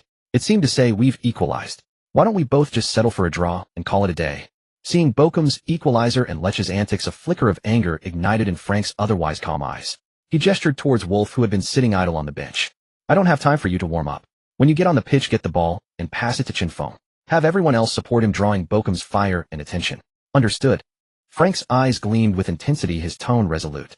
Bringing on Wolf for the final 10 minutes wasn't just out of trust. Both he and Chen Feng were standout players from the second team. Chen Feng had simply grown too fast, so fast that Wolf could only watch his dust. But Frank had always witnessed Wolf's own development and extra training. Moreover, Wolf trained alongside Chen Feng daily, ensuring their chemistry would be solid. In the 83rd minute, Marco Wolf comes on as a substitute replacing Genki Haraguchi. Marco Wolf might be unfamiliar to many. Like Chun Feng, he's a talent promoted from the second team, playing as an attacking midfielder. Zhao Kai introduced him to the livestream audience. After exchanging high fives with Haraguchi, Wolf took a deep breath, touched his forehead and shoulders in a cross, and strode confidently to his position. Seeing Wolf enter, Chun Feng jogged over and embraced him. Good luck. Wolf looked at Chun Feng gratefully. Thanks. Wolf then relayed Frank's instructions to the entire team, and no one raised any objections. In just 3 starts with the first team, Chun Feng's world-class performances had won over every Stuttgart player. Even if the veterans wouldn't admit it verbally, they all held deep respect for this 22-year-old in their hearts. The match resumed, time ticking away, yet Frank's substitution had yet to yield any effect. Stuttgart's 2 attacks were both resolutely repelled by Bochum outside the box. With 3 minutes of stoppage time announced, Bochum's coach Lech smirked with satisfaction. A draw seemed certain. Scoring within 3 minutes was possible, but incredibly difficult. Frank, however, remained composed on the bench, his expression calm and collected. His gaze fixed on Wolf in possession, he muttered under his breath, once, twice, thrice. The time for the killing blow has come. No one heard Frank's murmur, but the match seemed to follow his words. The moment of the decisive strike arrived. In the 92nd minute, within the final 30 seconds. After a few passes through the channels, Wolf, who had just received the ball, suddenly accelerated. The unexpected burst of speed caught Stoger, who had relaxed his guard, completely off guard, leaving him 2 meters behind in the blink of an eye. Filled with both excitement and tension, Wolf advanced steadily, his decades of practice in ball control activating and flowing flawlessly. He single-handedly drove into the opponent's half space. Facing Marvich, he executed a simple feint to beat him. He quickly scanned his surroundings. 2 defenders stood in front and beside him. If he shot now, he was still about 30 meters from goal, a distance he wasn't confident about.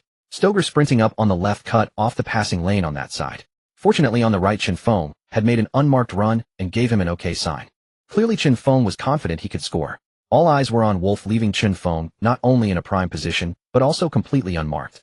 Without hesitation, Wolf used the inside of his left foot to slot the ball diagonally across. Chun Feng accelerated, instantly meeting the ball as it arrived. He swung his right foot in a quarter-circle arc, channeling all his power into his waist and thigh. The effect of the max-level cannon shot triggered in his mind. Suddenly, Chun Feng felt his strength surge several-fold. The taut muscles in his thigh driving his calf struck the ball like a baseball bat. A thunderous boom echoed. The ball shot forth like a cannonball from a barrel, a blur streaking towards the Bochum goal. In just half a second, the ball flew like a meteor and slammed into the net. For that instant, the entire stadium seemed frozen. Half a second later, the traveling Stuttgart fans erupted in earth-shattering cheers, drowning out the home crowd. Chun Feng sprinted half the pitch to find Wolf, slapping him on the shoulder and pointing at him, shouting, "Let's give it up for Marco Wolf." Though Chun Feng's voice was lost in the cacophony, Wolf was moved to tears. On the sideline, the ever-calm Frank jumped up in excitement, sprinting to the halfway line and pumping his fist at Lech's mouth agape, as if declaring victory. Meanwhile, back in China, fans in front of TV sets and various live streams shouted in awe at the sheer brilliance of Chun Feng's strike, marveling that China had finally produced a football prodigy. Zhao Kai was screaming his lungs out in the broadcast booth, looking for all the world like a madman in a fervent, unrestrained performance. Chun Feng, in the final half-minute of stoppage time, unleashes a thunderous strike, shattering Bochum's goal, sealing the victory, and all 3 points. The human cannon is terrifying indeed. Tears and spit sprayed from Zhao Kai's mouth onto the screen. The chat was flooded with the same 2 letters, NB. Before the post-match press conference, Frank intended to bring Chun Feng along, but the latter shook his head. "Boss, I'll skip it. Those reporters ask way too many questions." Frank laughed heartily. "All right, rest in the locker room. Wolf, you'll come with me." In the corner, Wolf, who had been resting with his eyes closed, was unexpectedly called upon. He stood up, startled, pointing at himself in disbelief. "Boss, are you sure? He had only played 10 minutes, and his performance was mediocre at best. Logically, it shouldn't be him." Frank raised an eyebrow meaningfully. "What, you don't want to go?" No, I want to go." Wolf quickly agreed. This was his chance in the spotlight. Refusing would be foolish. At the press conference, numerous reporters eagerly awaited Chun Feng's arrival, their eyes fixed on the tunnel. But upon seeing the half-bald Frank and Wolf walk out, their hearts sank. Chun Feng hadn't come. Bochum's coach Lech, already seated, wore a sour expression, coldly observing the reporters' disappointment and letting out a sneer. The interview began. "Mr. Frank, where do you believe the key to Stuttgart's victory lay today?" The question immediately grated on Lech. It was like rubbing salt into his wounds, and he could only glare in frustration. Frank feigned an awkward cough. "Before I answer, can't you esteemed reporters make your own judgment?" The reporters exchanged glances. Then a Chinese journalist stood up. "Mr. Frank, how would you evaluate Chun Feng's performance so far?" "Chun Feng is exceptional, and he improves every single day. He's also the hardest worker at Stuttgart, training 13 hours a day. He's been here for nearly 2 months, but the sweat and effort he's put in equals what an average player would expend in half a year. His current technical level might not be world-class yet, but his dedication and talent guarantee he will become a superstar in the future. Frank's words stunned the room. 13 hours of training a day. How did he manage to persist? Suddenly, a burly, bearded reporter at the back stood up uninvited. I've heard that despite Qinfeng signing a professional contract with Stuttgart, his weekly wages and bonuses are at the minimum level for a pro contract. Furthermore, it said his contract has virtually no release clause. Is that true? Isn't Stuttgart afraid that Qinfeng will leave for a top club at the end of the season, leaving them with nothing? The room fell silent. Many reporters scrambled to jot down this explosive news. Qinfeng's phenomenal performances, his clinical finishing, and his goal-scoring threat were undeniable. In 2 Bundesliga matches he'd scored 4 against Union Berlin and 2 plus an assist against Bochum. While it was a small sample size, his average of 3 goals per game was a testament to his terrifying prowess as a striker. Though many new generation strikers had emerged, Mbappe, Haaland, to name a few. Take Napoli's Osimhen for instance. The Nigerian star averaged 0.88 goals per game in Serie A, with his market value skyrocketing to 100 million. That 100 million price tag didn't deter the big club's fervent pursuit. Many sent representatives to contact Osimhen, hoping to sign the Nigerian striker in the summer window. Qinfeng was just beginning to show his potential, but the potential hidden beneath the surface was arguably no less than Osimhen's. Many believed that once the remaining 7 Bundesliga rounds were played, Qinfeng's value would absolutely explode. And the fact that his contract with Stuttgart lacked a release clause, what did that mean? Everyone present was shrewd enough to understand. No release clause meant Qinfeng could leave Stuttgart at any time and join any team as a free agent. At the interview table, Frank narrowed his eyes, a hint of chill directed at the reporter, though mixed within was a barely perceptible trace of gratitude. From the club's perspective, he hoped Qinfeng would re-sign with Stuttgart. But as Qinfeng's mentor, he hoped the young man would leave in the summer to pursue a grander stage and brighter spotlight. This was why he felt both grateful and resentful towards that reporter for exposing the contract. Grateful for drawing the attention of major clubs, to Qinfeng resentful for leaking the details. Regarding Qinfeng's contract, the club has already begun discussions with him. We expect a resolution soon, Frank said with a forced smile. Frank's words and demeanor were a dead giveaway to the sharp-eyed reporters. The implication was clear: Qinfeng had not yet signed a new contract with Stuttgart. This meant clubs could seize the opportunity to make their approaches. The rest of the press conference was mundane. All the reporters were eager to rush back and report this sensational news. Watching their expressions, Frank sighed inwardly. This is all I can do for you, Qinfeng. I hope you go further and seize this opportunity. After a few perfunctory questions to the attendees from both teams, the press conference was hastily concluded. The next morning, Qinfeng, who had planned to sleep in, was roused by the insistent ringing of his phone. With a resigned sigh, he picked up. Yeah, who's this? His voice thick with sleep rasped. Qinfeng, you still in bed? The voice on the other end asked. Blinking groggily, Qinfeng squinted.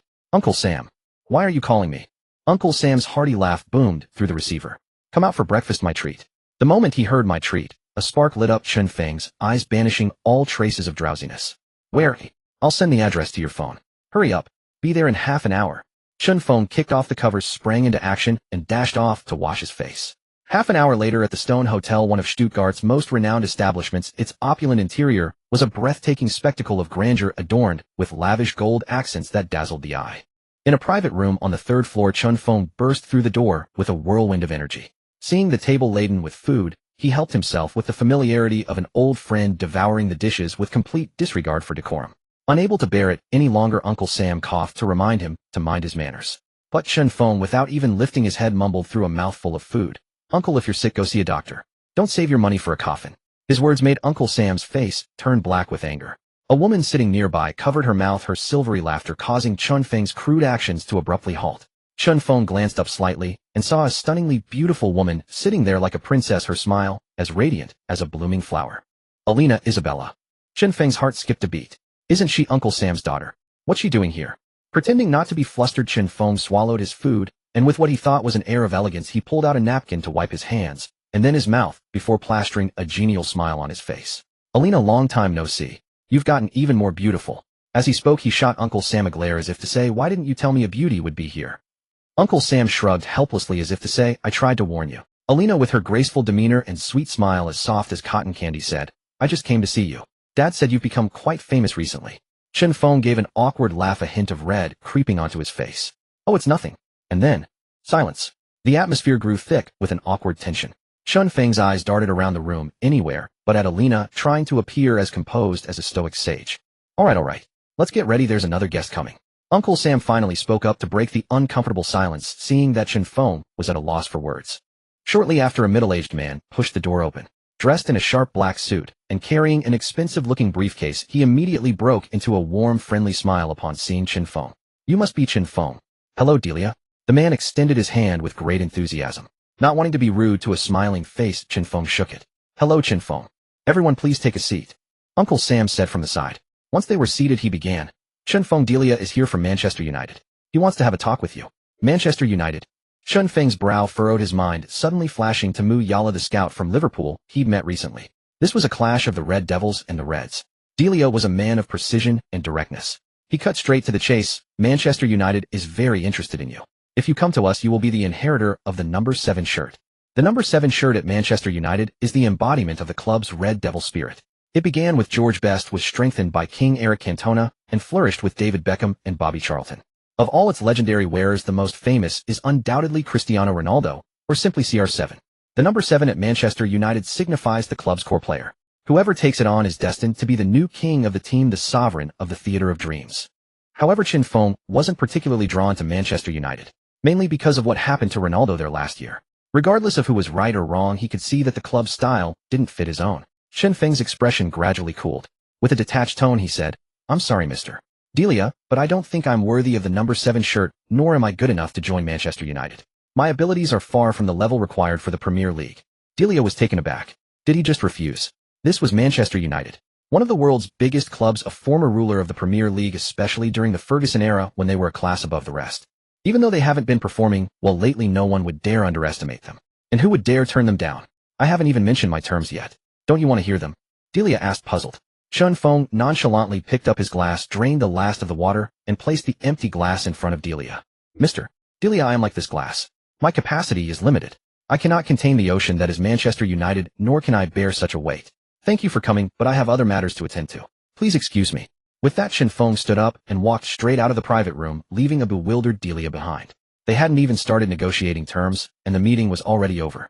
Alina also watched Chen Feng's retreating back in disbelief.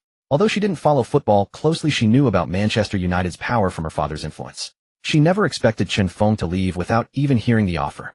Grabbing her bag, she said, Dad, I'm going to go find Chen Feng. You two carry on. With that, Alina hurriedly chased after him. Outside the hotel, Chen Feng let out a weary sigh as he stepped out. He looked up at the clear blue sky with a lost expression. The season's almost over. Where do I go from here? Hey, handsome, care to join me for a cup of coffee? A voice interrupted his thoughts. Chen Feng turned his head and with a smile replied, It would be my honor to be invited by a beautiful lady. He then bowed with a gentlemanly flourish, extending his right hand palm up in front of Alina. Alina lifted her chin slightly like an elegant white swan and placed her delicate hand upon his. 10 minutes later, they weren't drinking coffee. Instead, Alina found herself sipping a milk tea loaded with various toppings, a drink Chen Feng had introduced her to. She took a long sip, savoring the rich, multi-layered and novel flavors. It's delicious. If it's good, drink up. Chen Feng looked at Alina, whose expression was as delighted as a child's, and for a moment he felt a flutter in his heart, as if he were falling in love. A moment later, Alina slowed her drinking pace. Chen Feng, why did you turn down Delia? Chen Feng took a sip of his own milk tea, his gaze fixed on the bustling traffic outside the floor-to-ceiling window. Maybe it's my own issue. I want to go somewhere I feel comfortable. Alina looked at his profile. A soft ray of sunlight fell upon his face, and his gentle, breezy smile stirred a flicker of emotion within her. So have you thought about where you want to go? Alina pressed on. Chen Feng shook his head. Not yet. Just then a stranger interrupted their peaceful conversation. Hello, you two. They both turned to look. The man beamed and handed over a business card. We'll cross scout for Real Madrid. Chen Feng took the card. Hello, Mr. Cross. I've come to invite Mr. Chen to join me for lunch. Will spoke smoothly, simply mentioning a meal. Chen Feng and Alina exchanged a glance. Would you both do me the honor? Will asked again. Seeing this, Alina picked up her bag. Chen Feng, I have some things to do, so I'll be going now. All right then. Please lead the way. In a private room at a high-end hotel on the next street, Will, eager to build rapport, had spared no expense. The table was laden with a sumptuous feast featuring both Chinese and Western cuisine. I heard the owner of this place is Chinese and the food is quite good, Will said, pouring a glass of freshly squeezed juice for Chen Feng. You're spending too much, Mr. Will. Chen Feng hadn't expected Will to have done so much research and preparation, even finding out about the Chinese restaurant as soon as he arrived in Stuttgart. Half an hour later, Chen Feng, who hadn't been hungry initially, had managed to devour 3 bowls of rice. He patted his round belly and slumped back in his chair, completely stuffed. Seeing his chance, Will quickly pressed on. Mr. Chen, I'm here on behalf of Real Madrid. I hope you'll consider us during the transfer window. Will knew when to advance and when to retreat, understanding he couldn't push Chen Feng too hard. Chen Feng looked at Will. Mr. Well, thank you for the meal. I will certainly consider your offer. Will chuckled and promptly refilled Chen Feng's glass. Here's the thing. Before I came, the chairman instructed me to tell you that if you join Real Madrid, you'll have a weekly wage of 1,000 euros. That's the pre-tax amount, of course. A flicker of surprise passed through Chen Feng's eyes. He was currently earning just a few hundred euros a week at Stuttgart, and that even included his goal bonuses. Real Madrid was offering 1,000 euros a week right off the bat. Truly, they were a top-tier club. Will caught the glimmer of interest in Chen Feng's eyes and immediately intensified his pitch. Also, you are guaranteed a spot in the starting lineup. Before he could finish, Chen Feng's phone rang. He answered it, and Frank's urgent voice came through. Chen Feng, where are you? Boss, I'm out. Get back here now, there's an emergency. Frank's voice was urgent and pressing. Though puzzled, Chen Feng took his leave from Will. Mister, well, something urgent has come up. Let's talk another time. Chen Feng stood up to leave. Will didn't try to stop him, instead he cheerfully saw him off. First impressions were crucial, and Will knew this well. Before long, Chen Feng jogged briskly onto the club's training ground. He saw Frank standing by the sidelines in a white shirt, looking relaxed and not at all like someone in the middle of an emergency. Seeing Chen Feng approach, Frank waved him over. So, I bet a lot of clubs have been coming after you, right? Chen Feng shook his head with a wry smile, plopping down on the grass. I don't know why, but suddenly everyone's interested in me. Hey, wait a minute.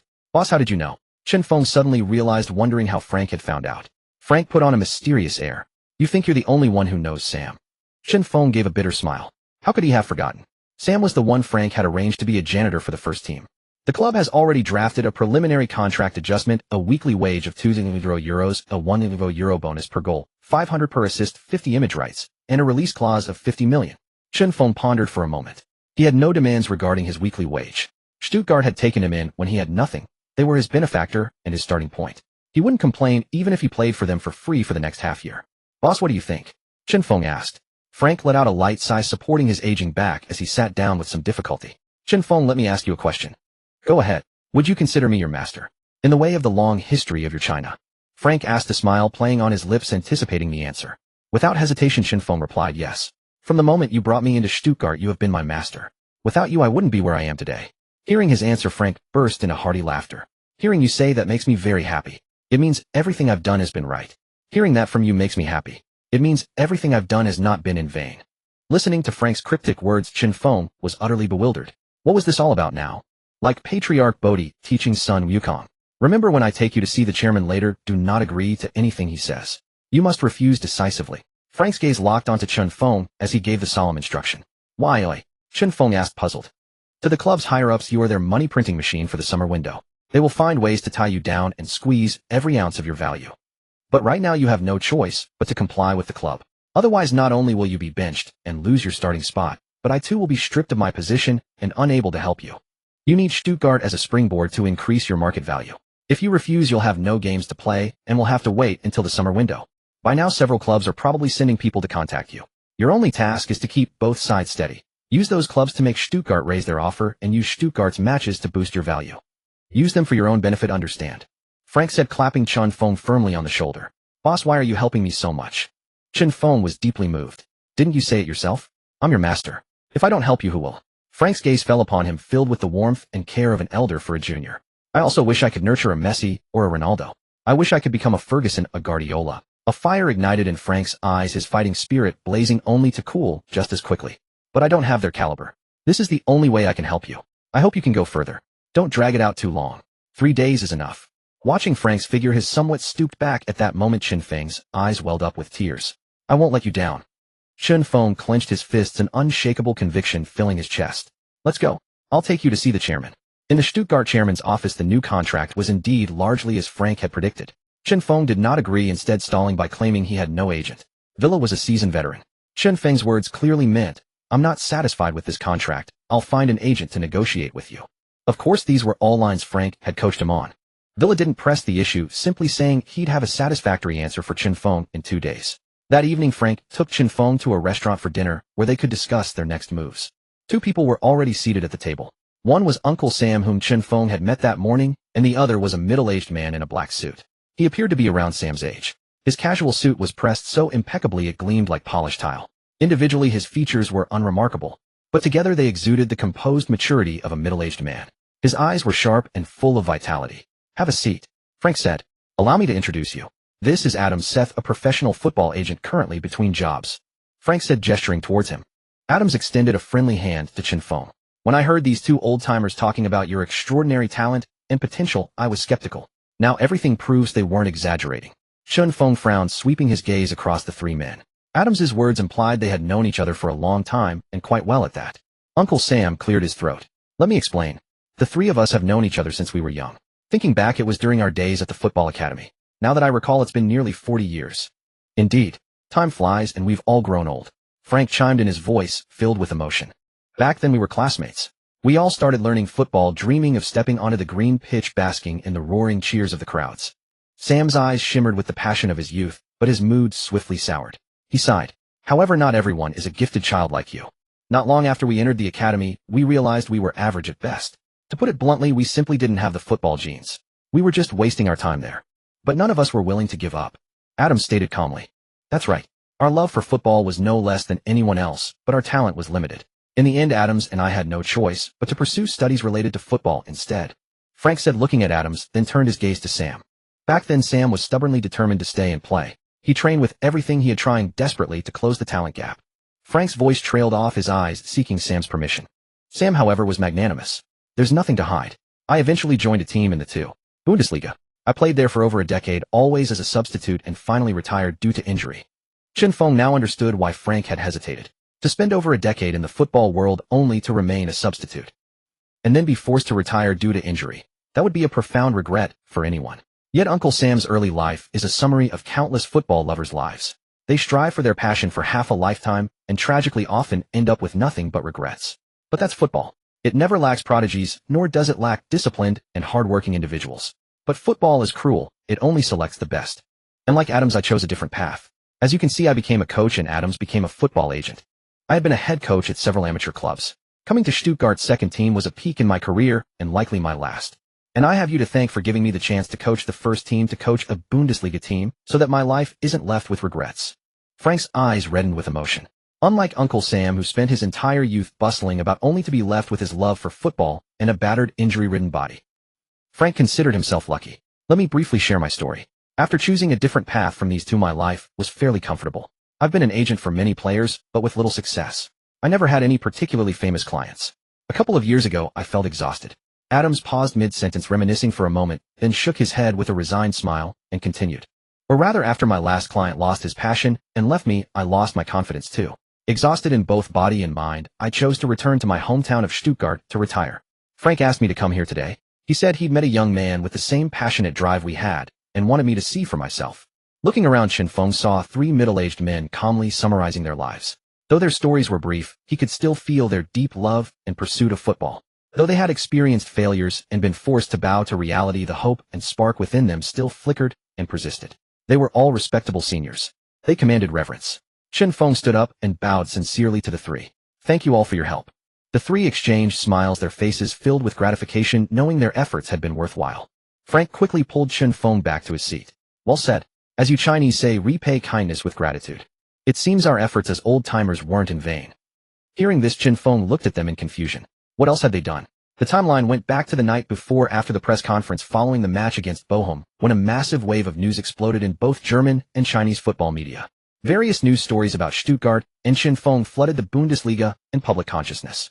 Bundesliga: Stuttgart's surprise, striking sensation. In 4 appearances, including a friendly, he scored 9 goals, averaging 2.25 goals per game. Stuttgart's young Chinese player donning the number 22 jersey displays exquisite footwork and unleashes devastating, aesthetically violent cannonballs that prove unstoppable. Recently, it's been revealed that the contract of the impressive Chun Feng with Stuttgart surprisingly lacks a release clause, with the only guarantee being to help Stuttgart avoid relegation in the Bundesliga. The flurry of reports from various outlets brought Chun Feng into the public eye. Several clubs from other leagues began reviewing the match footage of this Chinese striker to assess whether he was worth pursuing. One look was all it took. They were blown away. His professional career was barely 2 months old. In 3 Liga matches, he had 18 shots and 11 goals. Such a terrifying conversion rate would make many seasoned footballers hang their heads in shame. In the Bundesliga, he scored 4 goals against Union Berlin, who were 3rd in the league. Across 2 Bundesliga matches, he had a total of 6 goals, a flawless performance. As long as he maintains his current form at Stuttgart. No, even if he performs at 70 of this level, his value would be at least 25 million, if not 50 million. Soon representatives from numerous clubs were dispatched to Stuttgart, Germany's 6th largest city. That evening, Stuttgart's official website was overrun by fans. They flooded the comments demanding the club retain Chen Feng and renegotiate his contract. Among the most vocal voices was Uncle Sam. At the press conference, Frank had deliberately steered the narrative, leaking that Stuttgart had not yet offered Chen Feng a new contract. This caused the media storm, drew the attention of other clubs, brought traffic to Chen Feng, and boosted his value. Meanwhile, Uncle Sam was responsible for rallying Stuttgart fans to pressure the club's website, urging them to expedite the renewal process and improve the terms. Adams utilized his old connections as an agent, accidentally leaking information provided by Frank to some media friends, further fueling the incident's development. After hearing all this, Chen Feng looked at the three men with a hint of awe. These three had orchestrated this entire storm of public opinion. He knew that if any of this were to be accidentally exposed, they would be caught right in the eye of the storm, facing its full fury. Chen Feng felt both admiration and immense gratitude. All of this was to help him. In a foreign land, he never expected to meet such people. At this moment, they seemed like ancient sages preparing a disciple for the mortal world, building his reputation and elevating his standing. Chen Feng stood up and bowed once more. Thank you. No need for such formality. In you we see our younger selves. Helping you is like helping who we used to be. Uncle Sam said with a smile. Indeed. You making a name for yourself is exactly what we want to see. Frank looked at him with affectionate eyes. All right, back to business. Frank had Chen Feng sit back down. You're somewhat famous now. You'll also need an agent to handle the trivial matters for you. If you think Adams here is suitable, he can help you. If not, we can help you find a new one. Uncle Sam interjected. Don't let Adams's lack of star clients fool you. You can rest assured about his professional competence. Adams, however, didn't volunteer himself. Instead, he said with a genial smile, don't listen to these two old fools. I've been out of the game for 2 years, I've forgotten most of the business. But I do know plenty of agents. I can recommend a few for you. In the end, Chen Feng chose Adams as his future agent, reassured by the joint recommendation from Frank and Uncle Sam. Moreover, Adams had over 2 decades of experience as an agent, seasoned and astute, and he had played a significant role in building up Chen Feng's reputation this time. It was evident his professional capabilities were formidable. While he might not rival world-renowned agents like Mendez, he was certainly no slouch. Over the next few days, Chen Feng immersed himself back into training, leaving the contract renewal negotiations with Stuttgart to Adams. He also delegated the several clubs that had approached him to Adams, focusing instead on preparing for the match against Dortmund. On April 13th, the contract between Chen Feng and Stuttgart was finalized. Adams had skillfully navigated between Stuttgart and the interested clubs. The final contract stipulated a 2-year extension with a weekly wage of €50,000, a signing bonus of 1,000, an assist bonus of 570, share of image rights covering merchandise and jerseys, and a release clause of 45 million. The 2-year extension was merely a formality. Both Stuttgart and Chen Feng knew they couldn't retain him long-term. Concurrently, Adams began plotting Chen Feng's future trajectory with the immediate goal of winning the DFB Pokal to boost his profile and enhance his appeal during the transfer window. As for the DFL Super Cup, that would depend on fate, given that Bayern Munich was heavily favored to win the Bundesliga title. Contending with Bayern Munich for the Super Cup was out of the question, as Stuttgart knew their limits. Upon Stuttgart's official announcement of Chen Feng's contract renewal, the fans finally breathed a sigh of relief, no longer fearing a poaching raid. The clubs interested in Chen Feng also submerged, opting to observe from the shadows. On April 15, 2023, at Stuttgart's home ground, the Mercedes-Benz Arena. After 3 consecutive away games, Stuttgart finally enjoyed a home fixture facing second-place Dortmund in front of their adoring fans. As one of the 2 powerhouses dominating the Bundesliga alongside Bayern Munich, Dortmund's strength needed no introduction. Stuttgart's comeback victory against Union Berlin was possible because Union Berlin lacked both the squad quality and depth. Although Union Berlin was only 1 place behind Dortmund in the league standings, the gap in quality was a chasm, a difference of heaven and earth. To illustrate, Dortmund's most famous player, Jude Bellingham, alone was valued at €40 million more than Union Berlin's entire squad. Compared to Stuttgart, the difference was even greater at €50 million. Based on market value, Dortmund were heavy favorites. But the football pitch is ever-changing and victory is never certain. This match generated immense buzz, especially in China, where Chen Feng, as the only player from a top 5 European league with some domestic fame, was gaining increasing attention. Numerous football fans and content creators were heavily promoting the game. It marked Chen Feng's first direct confrontation with a European giant, one of the Bundesliga's 2 titans. As the players lined up on the pitch, the thunderous roar of support from the stands helped soothe the anxiety and fear within the Stuttgart squad. The players have finished their entrance. The match is about to begin. Stuttgart hosts the invading Dortmund at the Mercedes-Benz Arena. This is the 28th round of the Bundesliga. Tonight we have a clash of titans as the informed Stuttgart take on the Bundesliga powerhouse Dortmund. This match also marks the 3rd Bundesliga appearance for the young Chinese talent Chen Feng. Following Wu Lei's departure from Espanyol, Chen Feng is now the only Chinese player in Europe's top 5 leagues. Can he shoulder the footballing hopes of his nation? Let's watch and cheer him on together. Dortmund's starting 11: goalkeeper Gregor Kobel. Rafael Guerreiro and Julian Ryerson formed the defensive duo, with Mats Hummels and Emre Can anchoring the central defense. In midfield, Salih Özcan holds the defensive midfield role alone, while Karim Adeyemi and Daniel Malin operate as wide midfielders. Julian Brandt and Jude Bellingham supply the ammunition through the middle. Sebastian Haller leads the line as the lone striker. Stuttgart have also made adjustments for this clash with the Bundesliga giants, with Fabian Bredlow retaining his place in goal. The back three consists of Konstantinos Mavropanos, Dan Axel Zagadou, and Waldemar Anton. In midfield, we have Wataru Endo Attic and Karazor, Hiroki Ito, and Borna Sosa. The front three form a trident. Sergio Guirassy leads the line centrally, with Jamie Luling on the left wing and Shin Fong on the right. I'm your commentator today, Jean Jun. With a single blow of the whistle from referee Felix Osmers, the match is underway. Dortmund take the kickoff, attacking from right to left, their yellow jerseys shining brightly. From the very beginning, Dortmund show no signs of away day, nerves instead launching wave after wave of attacks. Stuttgart's lineup tonight clearly signals their intent to engage Dortmund in an open attacking battle. However, the disparity in squad strength begins to tilt the odds. It doesn't take long for Dortmund, masters of attacking football and swift passing, to carve out the first significant chance. Jean Jun's passionate commentary filled the broadcast booth. In the 5th minute, Guerreiro initiated a ferocious assault. A precise through ball from the left flank sliced through Stuttgart's midfield line. Central midfielder Bellingham showcased his unique talent and skill. With outstanding dribbling and ball control, the taciturn Bellingham sprinted forward calmly, trapping the ball before surging ahead with it. Instantly, the entire Stuttgart team tensed up, scrambling to retreat and reinforce their defensive line. Aware that going solo would yield little advantage, Bellingham advanced the ball 10 meters past the halfway line. Seeing Karazor closing in for a tackle, he deftly played a short pass to evade the challenge. Adeyemi, receiving the ball on the left, slowed his pace slightly before accelerating towards the box. However, Wagnerman, showing excellent defensive awareness, had anticipated the pass and immediately moved to challenge, cutting off the route down the flank.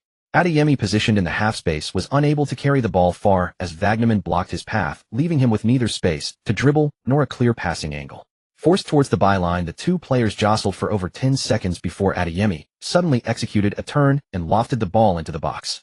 Wagnerman leaped to intercept, but it was too late. The ball sailed over him and into the penalty area. Haller, lurking outside the box, tracked the ball's flight, made his decision, moved to the right side of the area, leaped high, and powered a header towards goal. The ball deflected into the net. Goal. In the 5th minute, Dortmund take a 1-0 lead.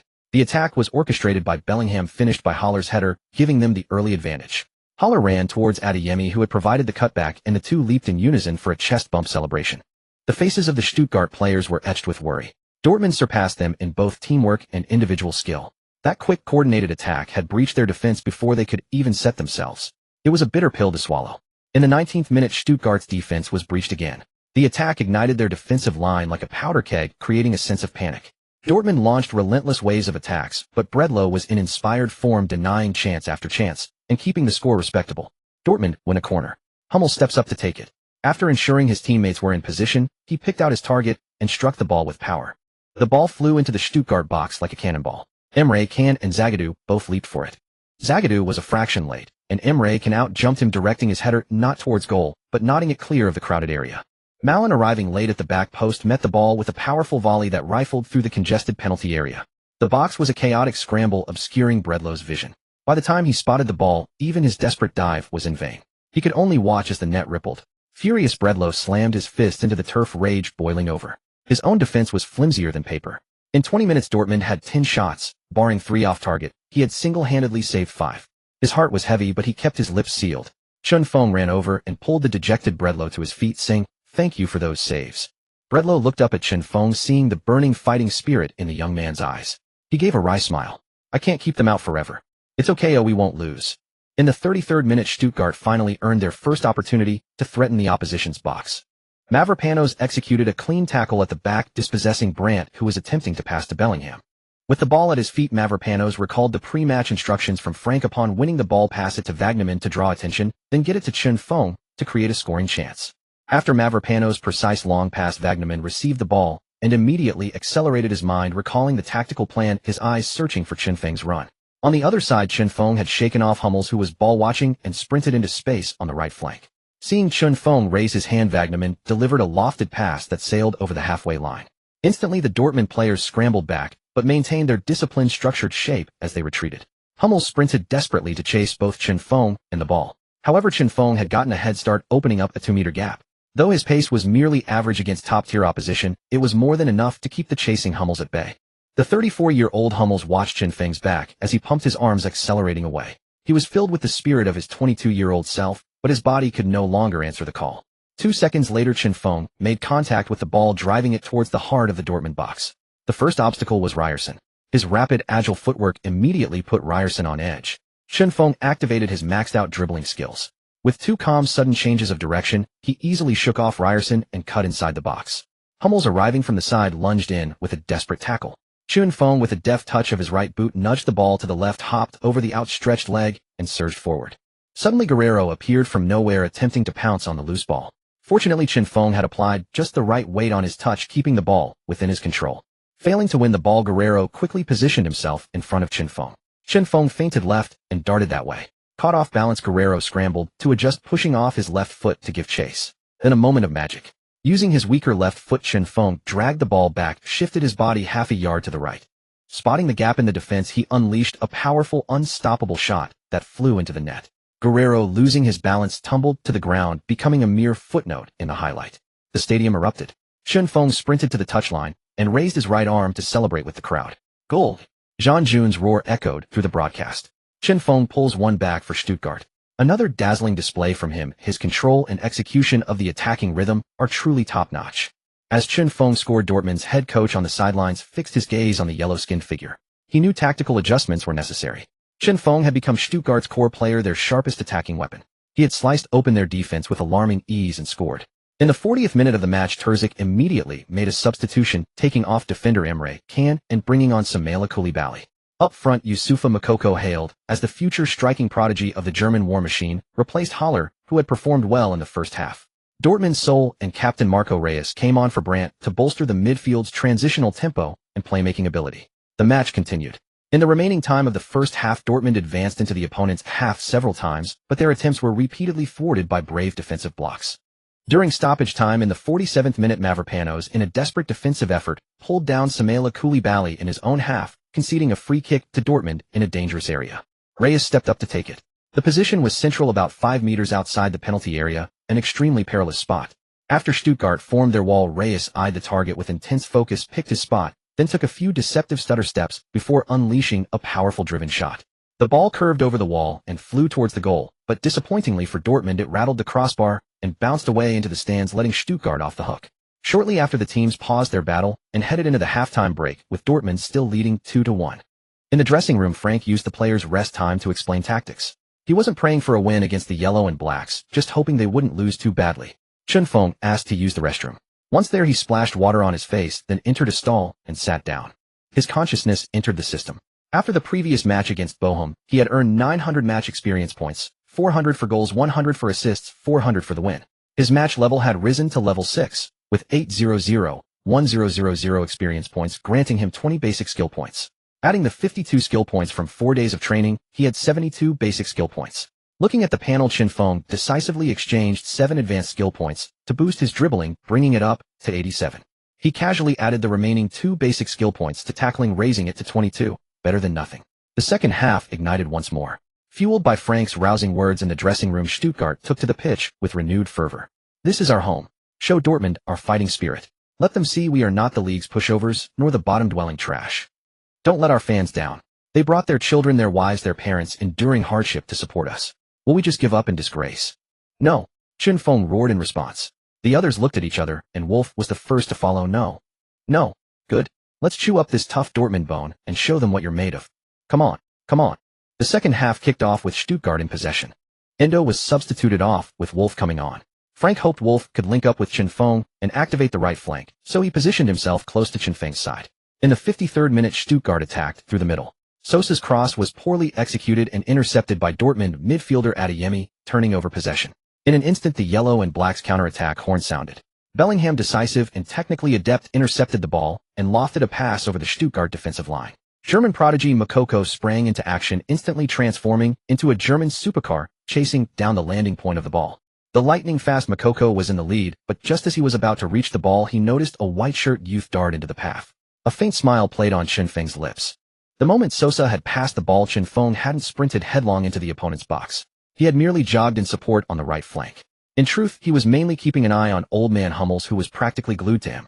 To avoid any aggressive moves from his marker, Chen Feng had dropped his position towards his own half, planning to surge forward at the back post once their attack developed. Unexpectedly, the ball landed not far from him, and he simply picked up the loose change. Chen Feng trapped the ball with his right foot, quickly scanned the opponent's positions, and immediately started dribbling towards the penalty area. Reyes, defending ahead, watched Chen Feng's every feint and step, trying to find a pattern to break it down. However, Chen Feng's dribbling was boldly straightforward with no tricks. The 80 effectiveness of his demon dribble gave him immense confidence. Facing the Dortmund legend directly, he feigned a shift of his entire body weight to the left, then swiftly changed direction to the right, blowing past Reyes. A seasoned veteran, Reyes reacted quickly. Seeing Chen Feng beat him, he instantly turned and sprinted after the young man. Knowing he was near the center circle and unlikely to break through Dortmund's solid defense alone, Chen Feng, after fooling Reyes, decisively launched across. Wolf, supporting in the middle, was already in position. He controlled the ball and laid it off to the left for the unmarked Milo. Milo received the pass and continued his forward surge. Reaching about 7 or 8 meters outside the box, he glanced up and saw 3 Dortmund players inside the area, with 2 more closing in from the flanks. Realizing he couldn't easily penetrate the packed box, he decisively shot for the top left corner. The ball flew in a straight line.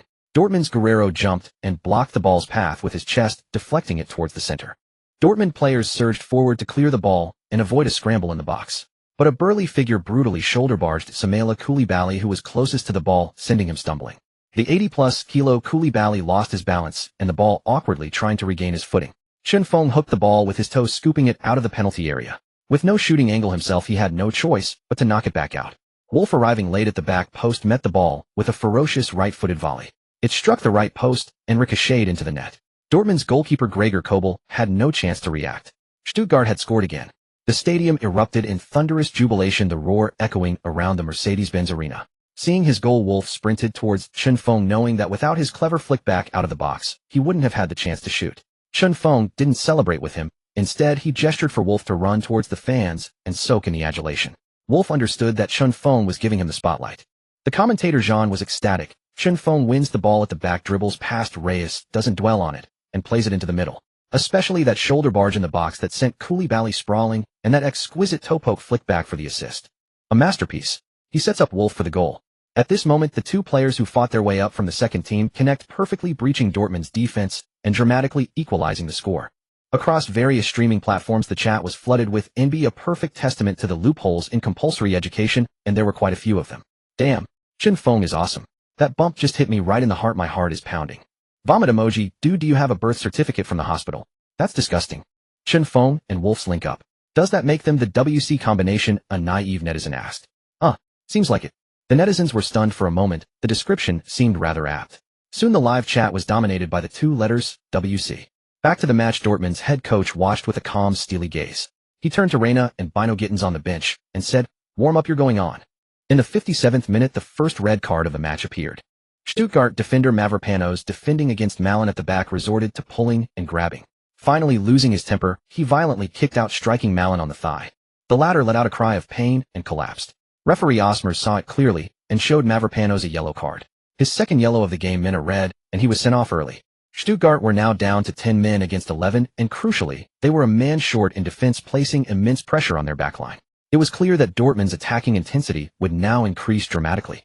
Sure enough, in the 60th minute, Dortmund made their substitutions. Reina replaced Adeyemi, and Bino Gittins came on for Ballon to bolster the front line. Soon Dortmund's changes took effect. In the 77th minute, they laid siege to the Stuttgart defense, with Reyes orchestrating the attacking rhythm.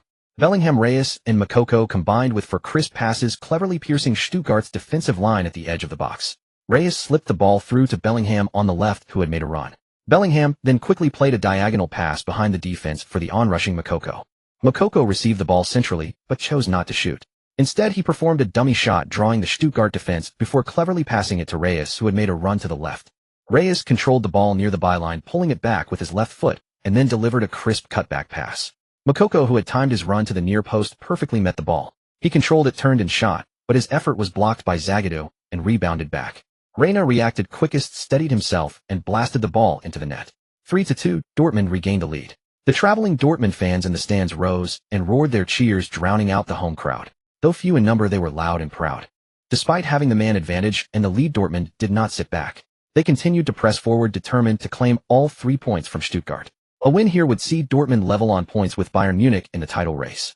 Stuttgart, on the other hand, were exhausted from defending with 10 men and struggled to mount any coherent attacks. The game dragged into stoppage time.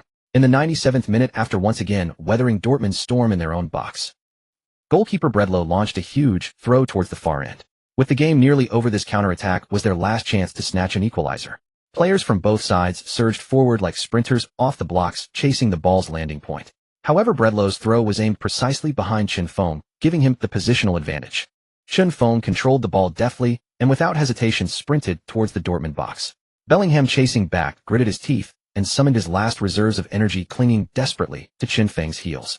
Reina, closing in from the left, also worked tirelessly to shut down Chen Feng's space. With one behind and one to the left, they seemed to have eliminated his options to pass or dribble. Suddenly Chen Feng thought of that white figure, the Bale 3-second link. The system prompt for the max level 3-second link echoed in his mind. Taking a deep breath as if a turbocharger had kicked in, Chen Feng exploded into action. He pushed the ball firmly into the middle, seemingly relinquishing control. But then he himself veered out wide, sprinting with huge rapid strides. In 1 second, he left Bellingham behind. In 2 seconds, he shook off Reina on the left. By the 3rd second, he had completed an outside line overtake, recreating the majestic, awe-inspiring image of the great sage Bale riding the clouds to storm the heavenly palace all those years ago. A pinnacle of sheer pace and power. In that moment, countless fans were stunned. Bale had retired, but here was someone producing his legendary moment once more. The legend of speed remains eternally brilliant. Chen Feng transformed into a lightning bolt on the pitch, catching up with the ball rolling just outside the penalty area and unleashing a fluid, powerful strike that pierced Dortmund's goal. It shattered Dortmund's hopes of taking all 3 points. After scoring, Chen Feng sprinted across the green turf, arms spread wide to embrace the wind, as if paying tribute to the great Monkey King Bale in his prime. A tribute to the one who shattered all illusions with speed, who came riding the wind and left with it. The great sage equaling heaven. He is a legend, and this was a tribute to legend. A cacophony of celebration filled the entire Mercedes-Benz arena, the waves of sound, like a clarion call to the world. Legends may end, but they are eternal. All eyes in the stadium were on Chen Feng. Opponents, teammates, and fans from both sides alike, all offering their silent respect. The match continued for a few more uneventful minutes. Finally, with the referee's final whistle, the game concluded. Stuttgart had drawn at home against Dortmund, each taking a point. After the match, Reyes found Chen Feng offering a high five and a shoulder bump. "You're excellent. It was a pleasure playing against you." Reyes looked at Chen Feng, his eyes filled with undisguised expectation and recognition. He seemed to see a glimpse of his younger self at Dortmund, the youth who had once raced across the pitch alongside him. That year, the 13-14 season, he was the top scorer and the other was the top assister. The shining Dortmund twins chose different paths. One moved to Bayern, the other stayed loyal to Dortmund for over a decade. "Can we exchange jerseys?" Reyes asked with a warm, sunny smile. Chen Feng was more than happy to swap jerseys with the legendary Dortmund captain. He was the embodiment of one club loyalty, the very definition of faithfulness. After exchanging jerseys, they took a photo together. "Next time you're in Dortmund, I'll treat you to grilled meat and beer," Reyes said. "Definitely." Chen Feng agreed readily. The match between Stuttgart and Dortmund ended in a draw, with Chen Feng once again proving his worth with 2 goals and an assist. Dropping to the back post to anticipate the ball's landing point, he lofted a cross into the Dortmund penalty area for Wolf to score. His stoppage time surged down the flank, left Bellingham and Reina trailing in his wake.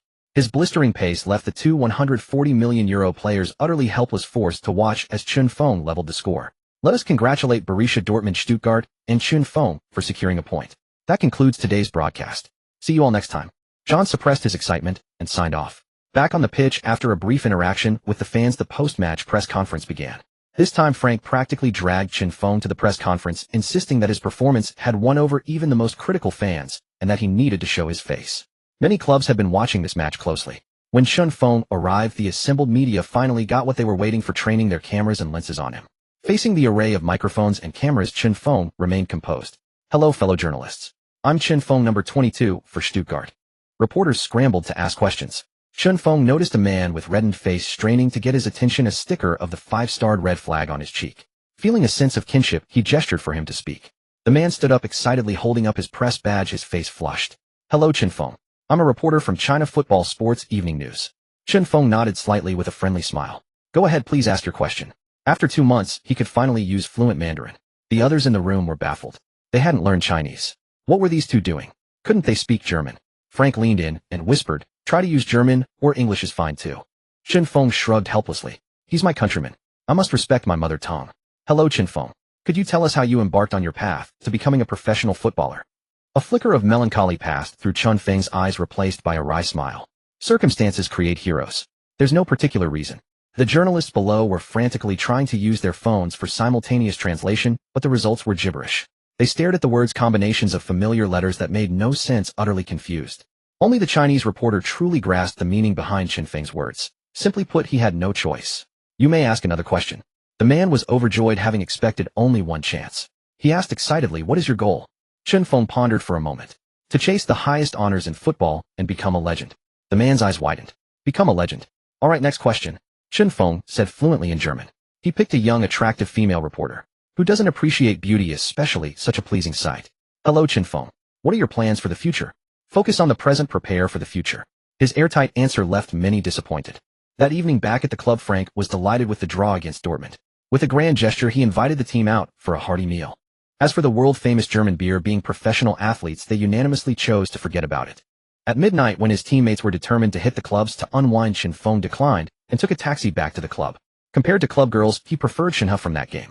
Wasn't a piece of cloth over those two slimes far more alluring?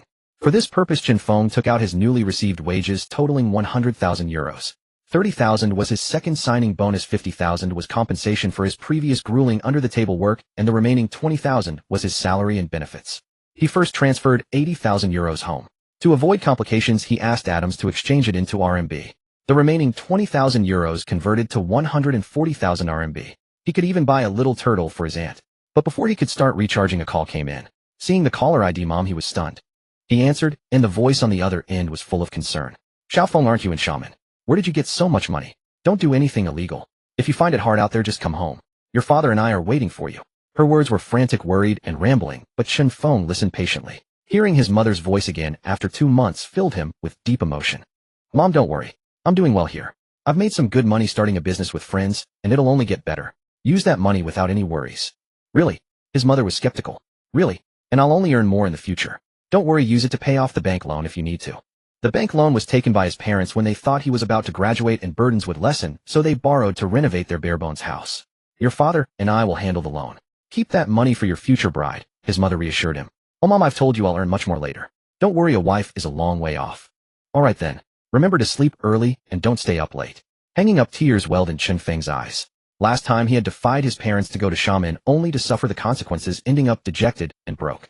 Now his mother's call filled him with self-reproach and regret. Half an hour later, fresh from a shower, he sat back at his computer. Now that he had money, a little entertainment was in order. Note using Chun Feng as a cautionary tale: readers should not imitate him except for the big spenders. This little entertainment led him to max out Shinha and the little turtle. So just missing the fox. Get the fox and my life will be complete.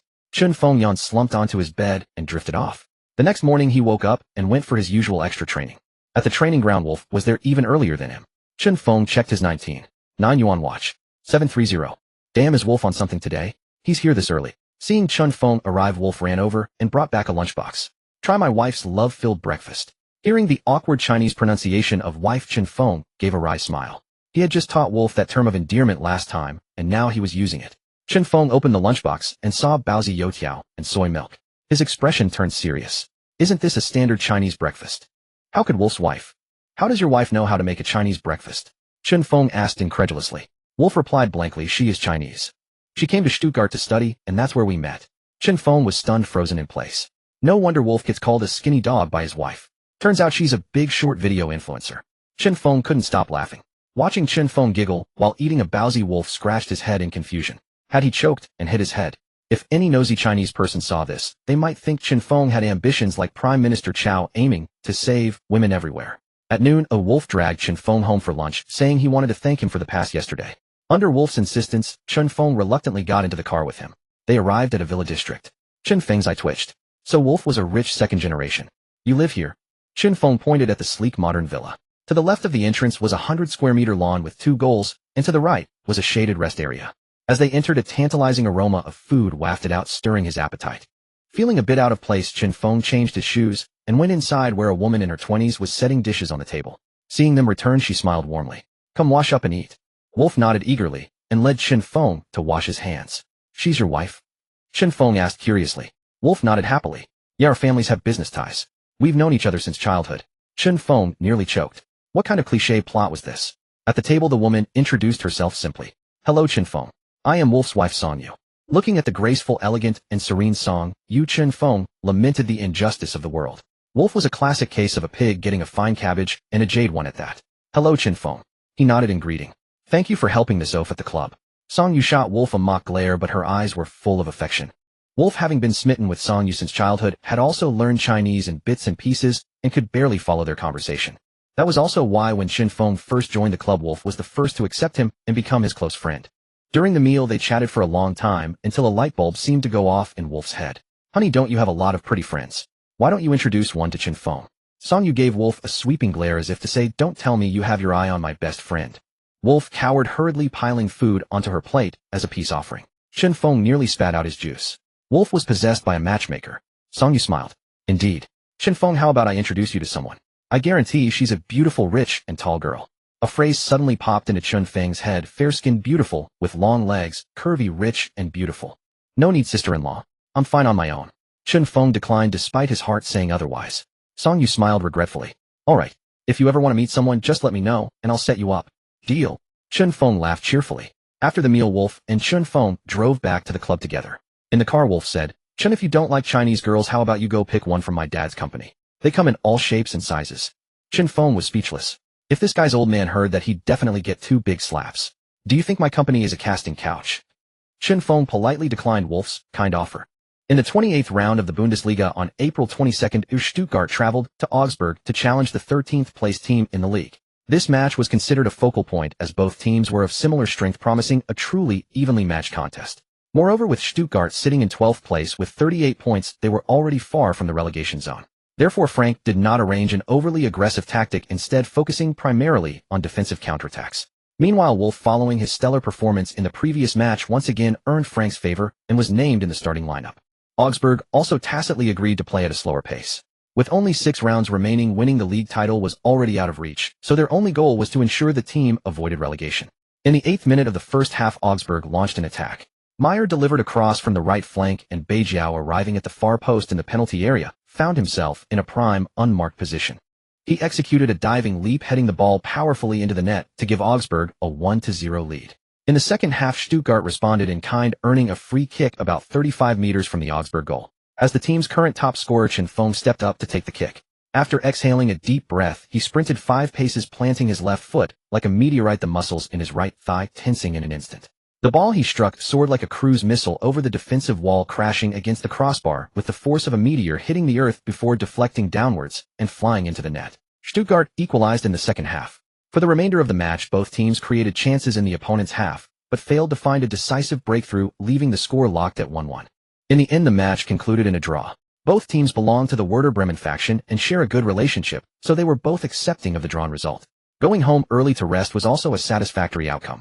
On April 29th, in the 30th round of the Bundesliga, Stuttgart hosted Borussia Mönchengladbach at home. In this match, Stuttgart secured a 2-1 victory over Mönchengladbach, with Chen-feng and Sergio Guirassy each scoring a goal.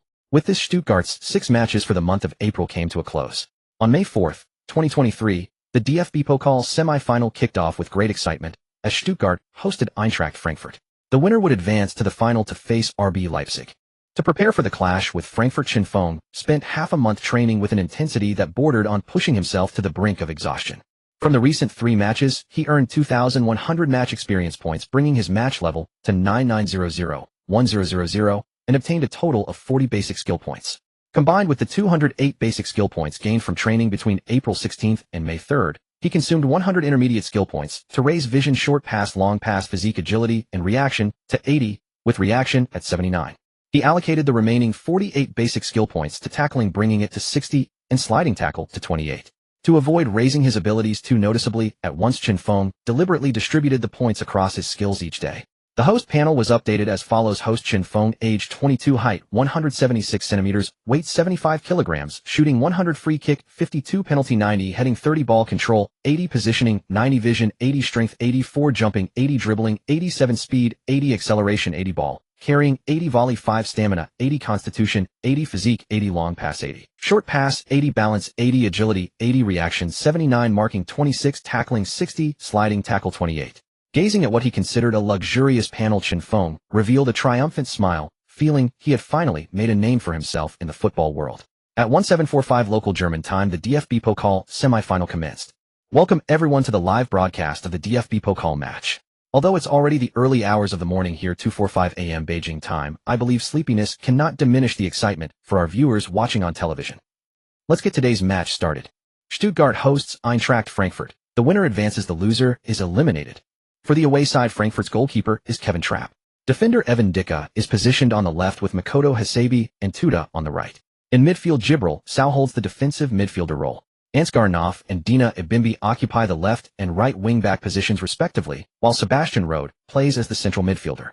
Mario Götze and Daichi Kamada partner as attacking midfielders. Randall Kolo Muani leads the line as the lone striker. Stuttgart has also made adjustments to their lineup, with the goalkeeper remaining as Fabian Bredlow. The three defenders are Mavropanos Anton and Hiroki Ito. In midfield, there's Vagnoman, Karazor Wolf, and Sosa. Up front, the attacking trident consists of Sergio Garassi as the central striker, Thiago Tomas on the left wing, and Chen Fong on the right wing. The first half began with Stuttgart taking the initiative, pressing forward aggressively to secure an early advantage. However, Frankfurt's overall strength should not be underestimated, as their defensive line could not be overlooked despite their formidable attack. The two teams engaged in a seesaw battle in Frankfurt's half, with the game becoming deadlocked and the contest growing increasingly intense. Within the first 19 minutes, 3 yellow cards were shown, highlighting the fierce nature of the match. Both teams had no realistic chance of winning the Bundesliga title. Their only opportunity for silverware was to win the DFB Pokal and qualify for the German Super Cup. If they were incredibly fortunate to win that as well, it would be an unexpected and extraordinary stroke of luck. Of course, that would require a great deal of luck. In the 19th minute, Stuttgart opened the scoring, taking a 1-goal lead. Wolf advanced with the ball through the middle, and upon reaching the edge of the penalty area, he surveyed the field and swept a pass to Vagnoman, who was sprinting down the left flank. Vagnoman leaped slightly to control the ball with his chest, then used his left thigh to cushion it, and his toe to nudge it down, settling the ball, before looking towards the penalty area. Dicka, who had been marking him, was prepared for the challenge, applying high pressure that forced Vagnoman to dribble deeper towards the byline. Unable to create separation, Vagnoman struggled to find a passing lane or opportunity, locked in a battle with Dicka near the byline, with the ball constantly in danger of going out of play. Eventually, amidst the scramble, Dicka managed to poke the ball out for a corner kick. Stuttgart earned a corner on the left side, and Vagnoman scanned the penalty area for a teammate in an advantageous position. He initially intended to pass to Chen Fong, but that player was tightly marked by Tuta, with 2 other Frankfurt players also closely monitoring his movements.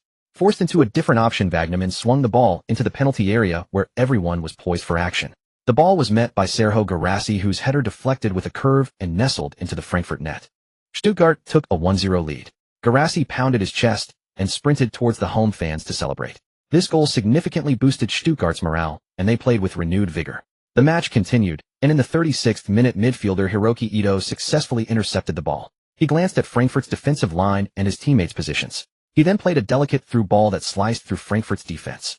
Chen Fong was about to sprint for the ball, but noticed Tuta was also running alongside him.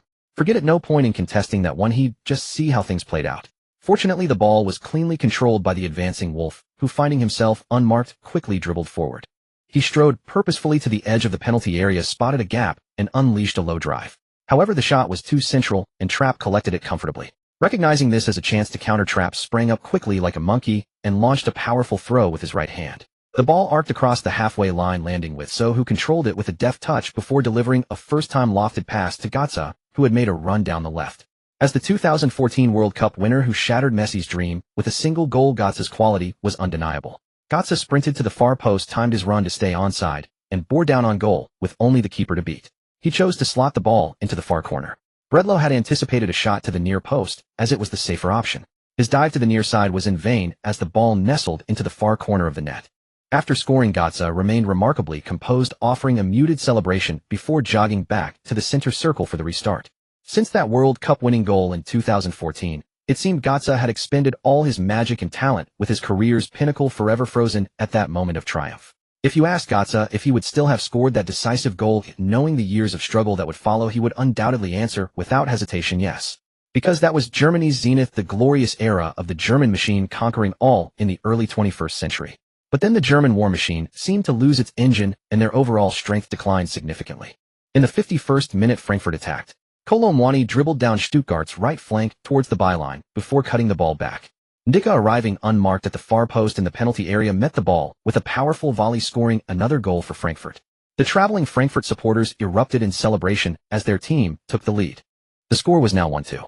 For minutes later, Frankfurt struck again as the Japanese duo of Hasebe and Kamada tore through Stuttgart's defense like wild beasts.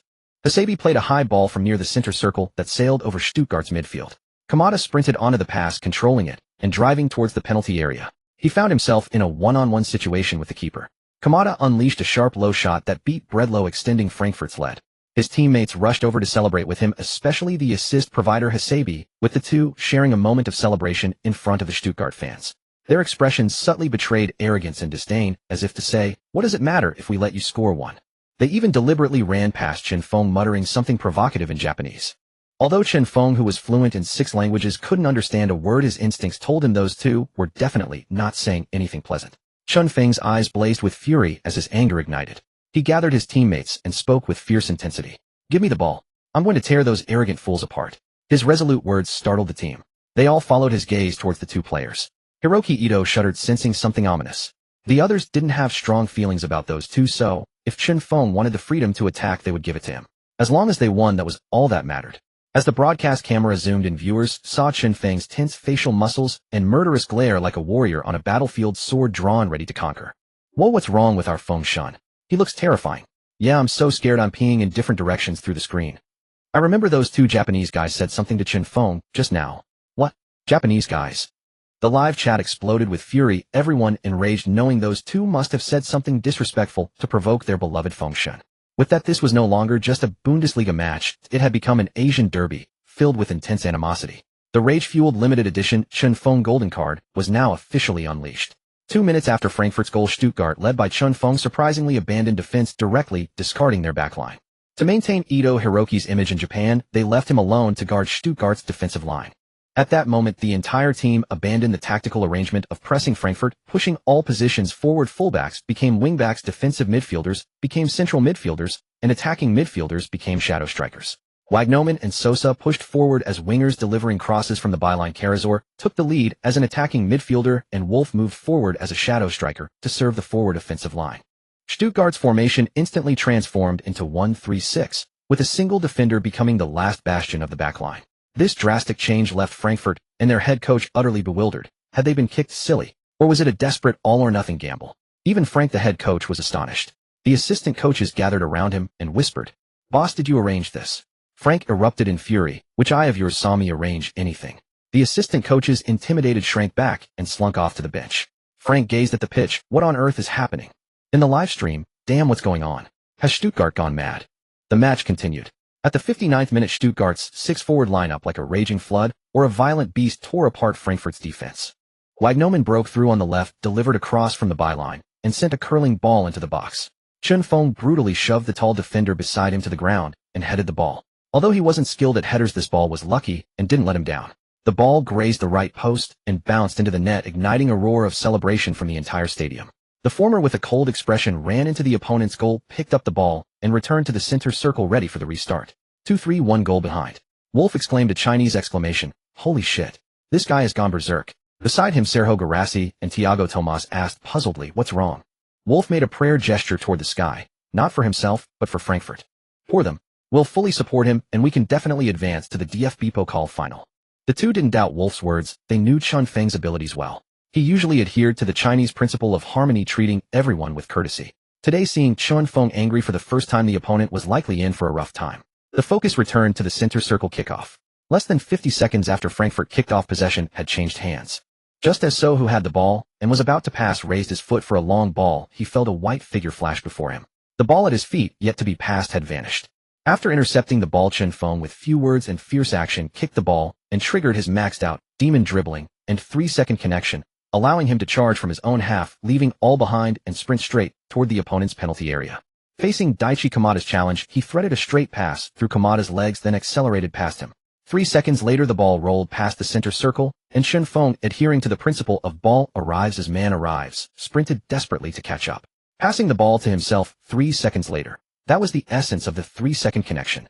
With sheer speed and dribbling, he created a one-on-one chance with the goalkeeper. At this moment, Chen Feng transformed into the legendary Guan Yu on the battlefield, heroic and spirited, brandishing his blade and galloping across the field as if in a spring breeze, seeing all the flowers of Chang'an in a single day. Arriving outside the penalty area, a hint of coldness flickered in Chen Feng's eyes. He gathered all his muscle strength into one point, triggering his maxed-out, heavy cannon shot. The earth-shattering shot stunned Frankfurt's goalkeeper trap. Before he could react, the ball drilling into the back of the net. The goal frame trembled, buzzing with impact. 3-3, equalizing Frankfurt. The lightning-fast goal astonished the world. The ball speed of 149 km/h caught everyone off guard, and the powerful cannon shot crushed the opponent. The superb one-on-one chance unleashed the Dragon Slayer's cleave of the Martial Saint, shattering Frankfurt's goal and breaking the balance of victory. Chun Feng remained as cold as ice, picked up the ball, and returned to the center circle, letting Frankfurt restart.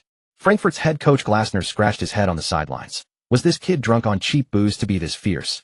Since Stuttgart's formation changed, they had abandoned defense, using the fiercest offense as their most solid shield. At the 71st minute, after pressing Frankfurt in their own half for 6 minutes, Stuttgart seized another golden opportunity. After a series of passes on the left, Karazor played across to the center. The highly watched Chun Feng didn't receive the ball. Instead, he lightly jumped over it, letting it slip to Wolf, who had surged forward from outside the box. Wolf received the ball and fired a side-footed shot into the net, scoring another goal. 4-3, overtaking the score. Seeing the lead overturned, Frankfurt's players grew unstable, even losing control, and the match gradually descended into chaos. At the 79th minute, Makoto Hasebe blatantly made a sliding tackle on the right, a vengeful scissor tackle aimed directly at Chun Feng's right leg. Chun Feng had just passed the ball when Hasebe's scissor legs viciously clamped onto Chun Feng's leg. Still moving at high speed, Chun Feng let out a scream that echoed across the pitch. His face contorted in agony, his eyes dim and lifeless, he roared in pain. At that moment, he felt as if his shin bone had shattered, in excruciating pain piercing his heart. Instantly, furious shouts erupted from the entire stadium. Stuttgart players swarmed around, especially Wolf, who erupted in rage, transforming into a martial artist and launching a flying kick at Hasebe. Hasebe, who had just feigned innocence, had barely gotten up when Wolf's kick sent him flying several meters. "Damn you, you hurt my brother, I'll send you to see God." Wolf continued his furious tirade, striding over and landing another right hook on Hasebe. Stuttgart had a clear division of labor. 2 players stayed to protect Chun Feng, while the others charged at Hasebe. Frankfurt players naturally didn't stand idly by, they rushed forward to intervene. For a moment, the scene turned into a chaotic melee, like a martial arts showdown. Frank charged toward the sideline referee, accusing the opponent of a criminal tackle, but the assistant referee shrugged helplessly. What could a linesman do? The substitutes on the sideline hurled insults across the dividing line, cursing the opponent's entire family. On the pitch, the brawl turned bloody. Wolf, like a furious lion, charged into the Frankfurt formation, punching and kicking Hasebe relentlessly, ignoring the blows raining down on him from others. Seeing that the referees couldn't stop it, they quickly signaled for security to intervene. It took about 50 security personnel to barely restore order. Before being pulled away, Wolf even delivered a cheap shot to Hasebe's groin. The referee watched the situation with trepidation. If not stopped in time, it could have sparked a riot. Hasebe clutched his groin, a look of profound sorrow on his bruised and swollen face. The referee shook his head helplessly and began issuing penalties. Red cards were handed out one after another, totaling 5 red cards, 2 for Stuttgart. Yellow cards numbered 10, making this a match destined to be recorded in DFB Pokal history as a full-scale brawl. Even Stuttgart's goalkeeper was sent off, though apart from Wolf, the most ferocious fighter was Bredino. Of course, the brawlers were also punished, each receiving a 2-match suspension. Fortunately, the head referee had some conscience, otherwise it would have been 6 games, and by the time they were reinstated, the season would be over, leaving nothing to play for. After receiving a painkiller injection, Chun Feng struggled to stand with the help of the team doctor. His gaze turned from fierce to murderous. 9 versus 8. The outcome was sealed. Stuttgart should win. Frank intended to let Chun Feng rest and substitute him with defender Zagadou. The entire stadium chanted Chun Feng's name, seeing him off the pitch. The final score stood at 4-3. In the locker room, Frank looked grimly at Wolf and Bredino. The two felt a chill in their hearts, realizing that fighting was a momentary thrill, but suspension was a funeral. Suddenly, Frank scanned the others. "Remember what I said. You did well today. When a teammate gets hurt, you give back what was given. But not through such brutal brawling. Through goals in the match, beat his dog head with the ball, understand?" Everyone remained silent, heads bowed in acceptance. "I hope there won't be a next time," Frank said coldly before leaving. When domestic viewers saw Chun Feng's leg almost broken by the tackle, they erupted in fury against the little Japanese, who had it too comfortable. Many netizens spontaneously organized to visit Japanese websites to express condemnation. Many young men who had previously consumed Japan's second-largest industry now put down their sticky tissues and indignantly denounced the poor quality and blurred censored content. They turned their backs on their former teachers, cursing them mercilessly. Japanese netizens were not to be outdone. Thus began a war of words across the strait. A century-old national grievance ensured that this night would be far from peaceful. At the press conference, Frank stormed in and sat down. "My player is seriously injured. Time is short, so I'll make it brief. Incidents are inevitable in matches. I hope the media won't be too harsh on Coach Glasner. After all, a general in the field may not follow orders from afar. With that, Frank yanked the chair and left, leaving the baffled journalists and Glassner behind. Damn it, you're turning up the heat and throwing dirt on me. Glassner, having just caught on, realized that despite Frank's seemingly indifferent words, he was steering public pressure toward him. If he answered poorly tomorrow, the German newspapers would likely feature his mugshot. At the hospital, Chen Feng, having just finished his examination, was wheeled out by the nurse. Everyone crowded around, asking about his condition. The nurse, overwhelmed by the noise, said, "The patient is fine. He has a strong constitution, there's no bone damage. It's just that his muscles were in a prolonged, tense state and were struck with great force, causing a stress reaction that intensified the pain. In simple terms, it's like glass that has been tempered and is fragile. He just needs 2 days of rest." Frank breathed a sigh of relief. If Chen Feng were out for the season, the DFB Pokal would be over and they could just go home and sleep. Frank escorted Chen Feng back to his dorm, left a few words, and departed. "Kid, you were lucky this time. Next time it might not be the same. Protect yourself on the pitch." Chen Feng nodded. He knew he owed it to his 80-point constitution. With his old body, his right leg might have given out. He also received 800 experience points from the match, 2 goals win bonus. His level rose to 10, with experience at 700-3000. 2 days after the clash with Frankfurt on May 6th, Stuttgart would face Hertha Berlin in the 31st round of the Bundesliga, traveling to the capital for the match. Hertha Berlin's season had been far from ideal. If not for Stuttgart's miraculous stroke of luck in finding a gem, the two teams might well have been battling it out for last place. Moreover, Hertha had undergone a coaching change a month prior. The new coach and players were still in a period of adjustment, and their strength was not at its peak. This was good news for Stuttgart. Securing 3 points against Hertha Berlin would solidify their chances of avoiding relegation. Although Chen Feng's injury from the previous game meant he might not play, Frank boldly placed him on the bench as a potential game-changer. The match unfolded as Frank had predicted. With starting goalkeeper Bredino and attacking midfielder Wolf suspended, Stuttgart's overall strength was somewhat diminished. Adding to that, their rising star forward Chen Feng was confined to the bench, nursing an injury, unable to unleash his prowess on the field. This gave the still gelling Hertha Berlin a fighting chance and a glimmer of hope to overcome Stuttgart.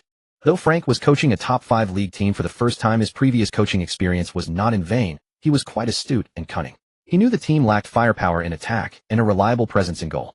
With both ends of the pitch compromised, Frank chose to reduce attacking pressure and adjust the formation. He opted for a defensive counter-attacking strategy as the primary game plan. However, as a safety measure, he still deployed a formidable 3-forward formation to maintain a threat up front. Of course, Malo was tasked with the role of a defensive forward on the right wing, tasked with bolstering the right side defense and avoiding overcommitting forward. In the 7th minute, Stuttgart created their first clear chance. Guirassy received a through ball in the box, turned and shot, only for the keeper to save it. The rebound fell to Malo, who volleyed it into the net. Unfortunately, Malo was offside and the goal was disallowed. In the 30th minute, Hertha Berlin launched a swift counterattack, with a teammate receiving the ball on the wing and delivering a cross. Kempf, who had positioned himself well in the box amidst the chaos, rose to head the ball home, giving Hertha Berlin a 1-0 lead. This was a heavy blow for a Stuttgart side already depleted by absences. The match continued. In the 39th minute, Sergio Guirassy latched onto a lofted pass, slotted the ball into an empty net, and pulled Stuttgart level. But the joy of the equalizer was short-lived as Hertha Berlin launched another counterattack. In the 45th minute, from a right-wing free kick, Tassart swung the ball into the box. Niederlechner threw himself at it, volleying it in to make it 2-1 for Hertha Berlin. As the first half drew to a close, Frank's face betrayed no emotion despite the team's predicament. Plenty of shots, but no clinical edge in front of goal. He decisively looked towards Chen Feng, who was watching from the bench, walked over, and said, "Chen Feng, I need you on the pitch now. How's your injury?" Chen Feng chuckled. "Boss, I've rested for 2 days, and I'm fully recovered. You can let me run around out there." This time Chen Feng wasn't lying. He had indeed rested, but only for a day. He had secretly trained all day yesterday, and he knew his body's condition better than anyone. If Frank hadn't insisted on keeping him on the bench, he would have loved to perform a double somersault for the Hertha fans. Frank nodded silently. "All right, warm up during the halftime break. You're going on in the second half." During the break, Chen Feng stayed on the sidelines to warm up. The fans in the stands saw him and began chanting his name. The chorus of Mandarin calls filled him with immense joy. Berlin, the capital of developed Germany, boasts numerous world-renowned universities, and there is no shortage of Chinese international students. Influenced by Germany's football culture, many of these students had fallen in love with this passionate and unforgiving sport. Lamenting the struggles of the Chinese national team, Chen Feng's meteoric rise captured everyone's attention, giving hope to his compatriots. Tonight, many students had scraped together their allowance to buy tickets just to see the rising Chinese star Chen Feng play. After waiting for an entire half, he finally got his chance. Chen Feng looked towards the stands, clasped his fists in a traditional gesture, and shouted, "Thank you all for your support." The Chinese fans in the stands felt an instant connection, chattering excitedly amongst themselves, creating such a din that Chen Feng couldn't make out a single word. As the second half began, the miracle player who had climbed from the second team, evolving from a Bundesliga rookie into the team's attacking core, in just 2 months took the field. Now within the team, the affable Chen Feng was steadily becoming a central figure in this struggling Bundesliga side. He might not be the spiritual leader like the captain, but he was the team's sharpest blade, a human cannonball capable of tearing through any defense. The match resumed with Chen Feng replacing Malo as the right winger. As he stepped onto the pitch, the fans who had traveled to see him roared his name. Chen Feng, Chen Feng. The blend of German and Chinese chants formed a symphony in the Stuttgart fan section, with football as its beating heart and rhythm. At some point, Chen Feng had become a symbol of Stuttgart, the beacon of hope for victory in the eyes of the fans. The Hertha Berlin players watching his arrival amidst the thunderous ovation couldn't help but feel a sense of dread. His reputation had spread far and wide in the Bundesliga, and his track record was impressive. Despite their concerns, this was a match demanding resolve and courage. In the 57th minute, with the score against them, Stuttgart abandoned their defensive approach upon Chen Feng's introduction, pushing forward with abandon, breaking free from their constraints. They swept through Hertha Berlin's defense like a swarm of locusts. Defensive midfielder Wataru Endo initiated the attack with a long high ball from the back, signaling the charge. Chen Feng shook off his marker Lukebakio, accelerating several gears in an instant. With a few quick strides, he timed his run perfectly to beat the offside trap, ripping open the opponent's backline. Udomovic, noticing the danger from the side, quickly moved to cover the space and track Chen Feng's run. Fortunately, he wasn't too far behind and was closer to the ball, making the defensive task slightly easier. Chen Feng, as calm as ever, analyzed the situation. Seeing Udomovic cutting in from an angle, he gritted his teeth and accelerated towards the ball, knowing that securing possession was paramount. But as he brought the ball under control, Udomovic was right there in front of him, eyes focused, defensive stance compact and tight. It would be difficult to get past him. As they were locked in a standoff, Chen Feng suddenly executed a move that stunned the crowd. He slowed down, dragged the ball back with the sole of his right foot, pivoted his body, then did the same with his left foot, shifting his weight to the right. It was fluid, seamless, and executed in one breathtaking motion, like an artist painting a masterpiece. A Marseille turn. Chen Feng just pulled off a Marseille turn, skillfully bypassing Udomovic. Udomovic, caught off guard, tried to give chase, but Chen Feng's move was so fluid and perfectly executed that it bought him a precious 0.3 of a second. And in those 0.3 of a second, Hertha Berlin's defense was shattered. Chen Feng pumped his arms, sprinting with long, powerful strides towards the penalty area. With deft footwork, he feinted and cut past another defender. Facing the on-rushing goalkeeper, he chipped the ball delicately over him and into the net. The score was now 2-2, level again. The Hertha Berlin players looked dejected. His footwork was simply on another level, so smooth, so fast, yet so precise. Chen Feng ran towards the stands, arms wide open, as if to embrace the fans celebrating with them. In the 73rd minute, Hertha Berlin's defense was breached once more. This time, Chen Feng selflessly drove down the right wing to the byline, before playing a low pass that nutmegged Kinney. The ball was pulled back into the box, and players from both sides scrambled towards its path, desperate to intercept or win possession. Martin Dardai was well positioned and intercepted the pass, but his hurried clearance was poor. The big kick was cut out by Stuttgart's Wagnermann. Just outside the box, Wagnermann headed the ball down. Endo, arriving to support, flicked it on with his heel, sending it back into the opponent's area. Genki Haraguchi's volley was brilliantly saved by Oliver with a flying stop. Chen Feng, who had just sprinted back into the box, shouldered aside the imposing Plattenhardt, muscling him out of the way and kneed the ball over the line. Another goal. The score had turned around 3-2, Hertha Berlin trailing by 1. With 17 minutes remaining, it was their last chance. Whether it ended in a draw or a loss depended entirely on their strength. However, in the final minutes, Stuttgart played with composure, dropping back to solidify their defense, leaving Chen Feng up front to spring the occasional counterattack. Hertha Berlin managed 2 shots and a corner, but all efforts were in vain. They simply couldn't find a way through. In contrast, Chen Feng nearly gave them a heart attack with a long-range effort near the end of the game, only for defender Udomovic to throw his body in the way and deflect it behind for a corner. The final whistle blew amidst a scramble in Hertha's penalty area. The score remained 3-2, and Stuttgart walked away from the Olympiastadion with all 3 points. After the match, Chen Feng actively engaged with the fans, especially given the large number of Chinese supporters present. He made a point of taking photos with many of them. Some particularly excited fans insisted he join them for barbecue and beer. Chen Feng could only smile and politely decline, promising to take a rain check. Stuttgart had 2 of their 5 main matches behind them. Next up was a clash with Bayer Leverkusen. Leverkusen, performing well this season and sitting high in the table, would certainly be a formidable opponent. With the season nearing its end, the Bundesliga title race remained undecided. Bayern Munich, 65 points, and Dortmund, 64 points, were neck and neck, and the true champion might only be determined on the final match day. Meanwhile, match experience points had been credited a total of 800, comprising 400 for the win and 400 for the 2 goals. Match level 10. Experience, 15003000. At 1430 on May 14, 2023, In the 32nd round of the Bundesliga, the Mercedes-Benz Arena in Stuttgart was a cauldron of noise filled to capacity. In this match, Stuttgart hosted Bayer Leverkusen. Both teams fielded their strongest lineups. The first half was a tightly contested affair with neither side able to find a breakthrough. To avoid injuries to key players ahead of the DFB Pokal final, Frank had instructed his Stuttgart players to protect themselves and not overexert. The DFB Pokal was their primary target for the season. In the league, they merely needed to maintain their current standing to avoid relegation. Leverkusen, on the other hand, were fighting tooth and nail for a spot in next season's Europa Conference League. Thus, for Stuttgart fighting for survival and Leverkusen battling for a European spot, this match was a must-not-lose for both sides. These 3 points were crucial. Despite Leverkusen deploying an aggressive 3-4-3 formation intent on grinding out a result, Chun Feng's mere presence in attack forced Leverkusen to assign 2 markers to him, lest they be exploited and lose more than they gained. This tactical constraint limited Leverkusen's offensive fluidity, leaving them unable to fully stretch their legs. Consequently, the first half offered few clear-cut chances with only tentative shots from both sides. Minutes into the match, Leverkusen had a chance. Right-winger Asmound's early strike went wide, squandering the best opportunity of the first half.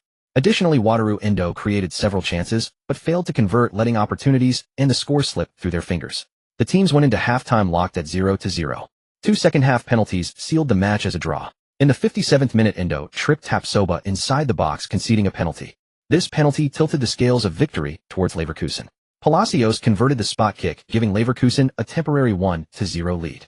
The Leverkusen players celebrated jubilantly. In the 87th minute, Shin Feng, while dribbling in the box, was dragged down by a defender, his left sleeve torn off in the process. The referee, not blind to the foul, immediately pointed to the spot. Despair washed over the Leverkusen players. Conceding a penalty now would surely squander their lead, wouldn't it? Yet no one protested to the referee. Given that Chun Feng's entire sleeve had been ripped off, appealing such an obvious foul would have been futile. As Chin Feng placed the ball on the spot, Leverkusen knew their fate. Since his debut, he had never missed a penalty or a free kick. This penalty would likely turn their 3 points into 1, intensifying the pressure in their fight for a European spot. True to form, Chun Feng calmly chipped the ball home, restoring parity for Stuttgart. The match ended 1-1, with each team taking a point. In the 33rd round of the Bundesliga, Mainz hosted Stuttgart at the Mua Arena. With the league season drawing to a close, every point was precious, especially as the top 7 positions determined Champions League, Europa League, and Europa Conference League qualification. Consequently, teams in the top 10 were battling fiercely to break into the top 7. Inside the Mua Arena, over 30,000 spectators filled the stands, their cheers rising and falling like ocean waves. An hour before kickoff, Chin Feng was warming up in the dressing room, but his eyes were vacant, his mind elsewhere. Within the depths of his consciousness, he accessed the system's interface and glanced at his current status. Since the Frankfurt match, training had yielded 169 primary skill points. Raising free kicks and volleying to 60 had cost 63 points, and increasing heading to 36 had cost 6 points. With the remaining 100 primary skill points, Chin Feng converted them into 10 advanced skill points, boosting his speed to 90. His updated status was as follows: age 22, height 176 centimeters, weight 75 kilograms. Shooting 100, free kicks 60, A penalties 90, heading 36, A ball control 80, positioning 90, A vision 80, strength 84, jumping 80, dribbling 87, speed 90, acceleration 80, A ball carrying 80, A volleying 60, stamina 80, constitution 80, physique 80, long passes 80, A short passes 80, balance 80, agility 80, reactions 79, marking 26, tackling 60, sliding tackle 28. Exiting the system space, Chin Feng began his warm-up in earnest. 2 league matches remained, followed by the DFB Pokal final. Should they win the DFB Pokal, the German Super Cup would follow. 4 matches in total. The teams lined up and walked onto the pitch. The match was about to begin. In various domestic live streaming rooms, numerous football streamers went live.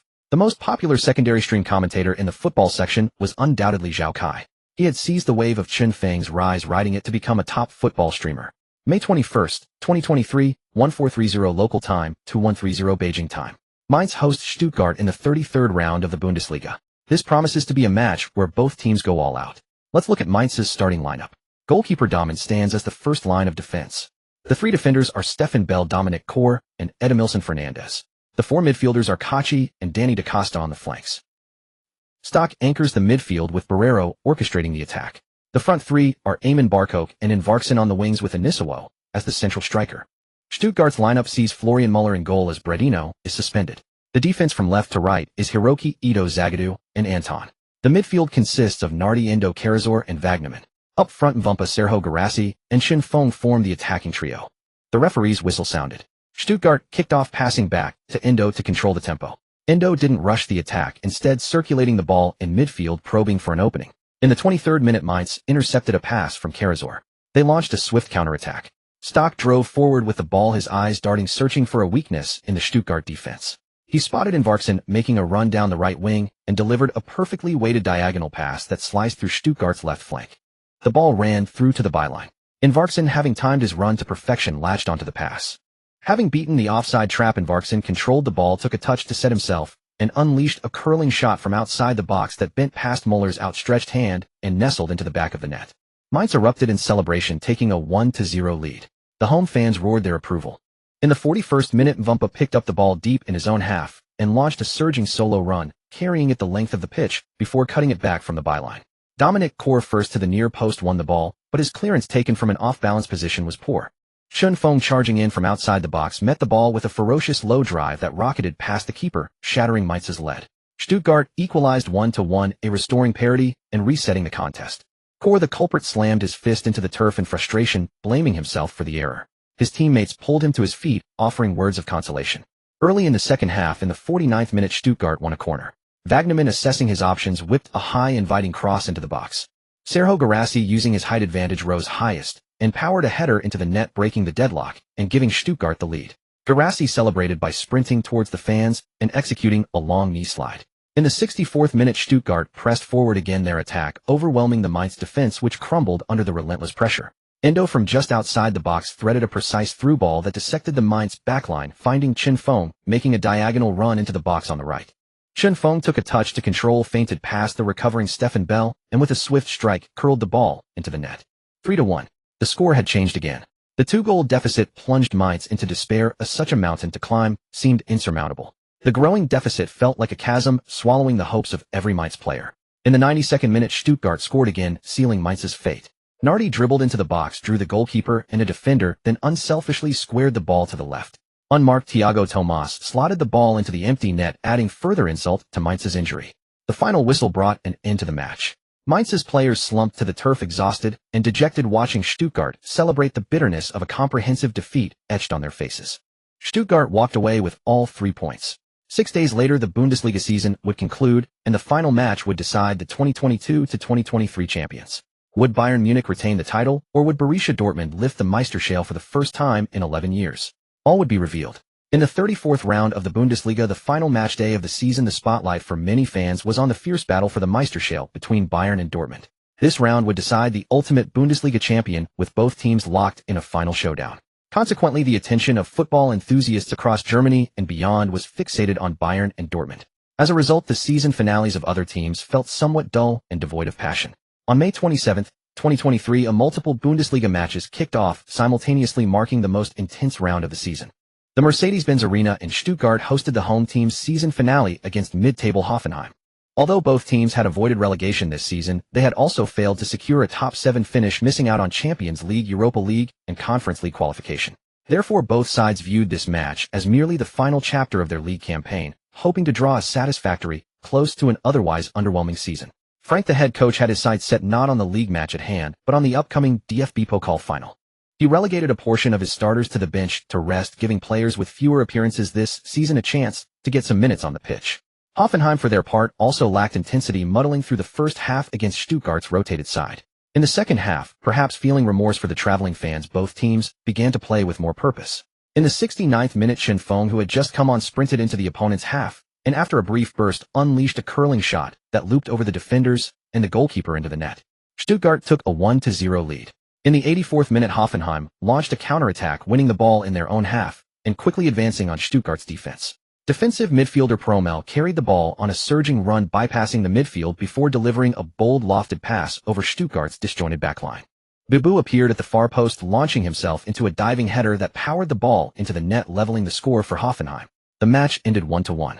Chun Fong received his match rewards, 200 experience points after the game, bringing his match level to 10, with experience at 27003000.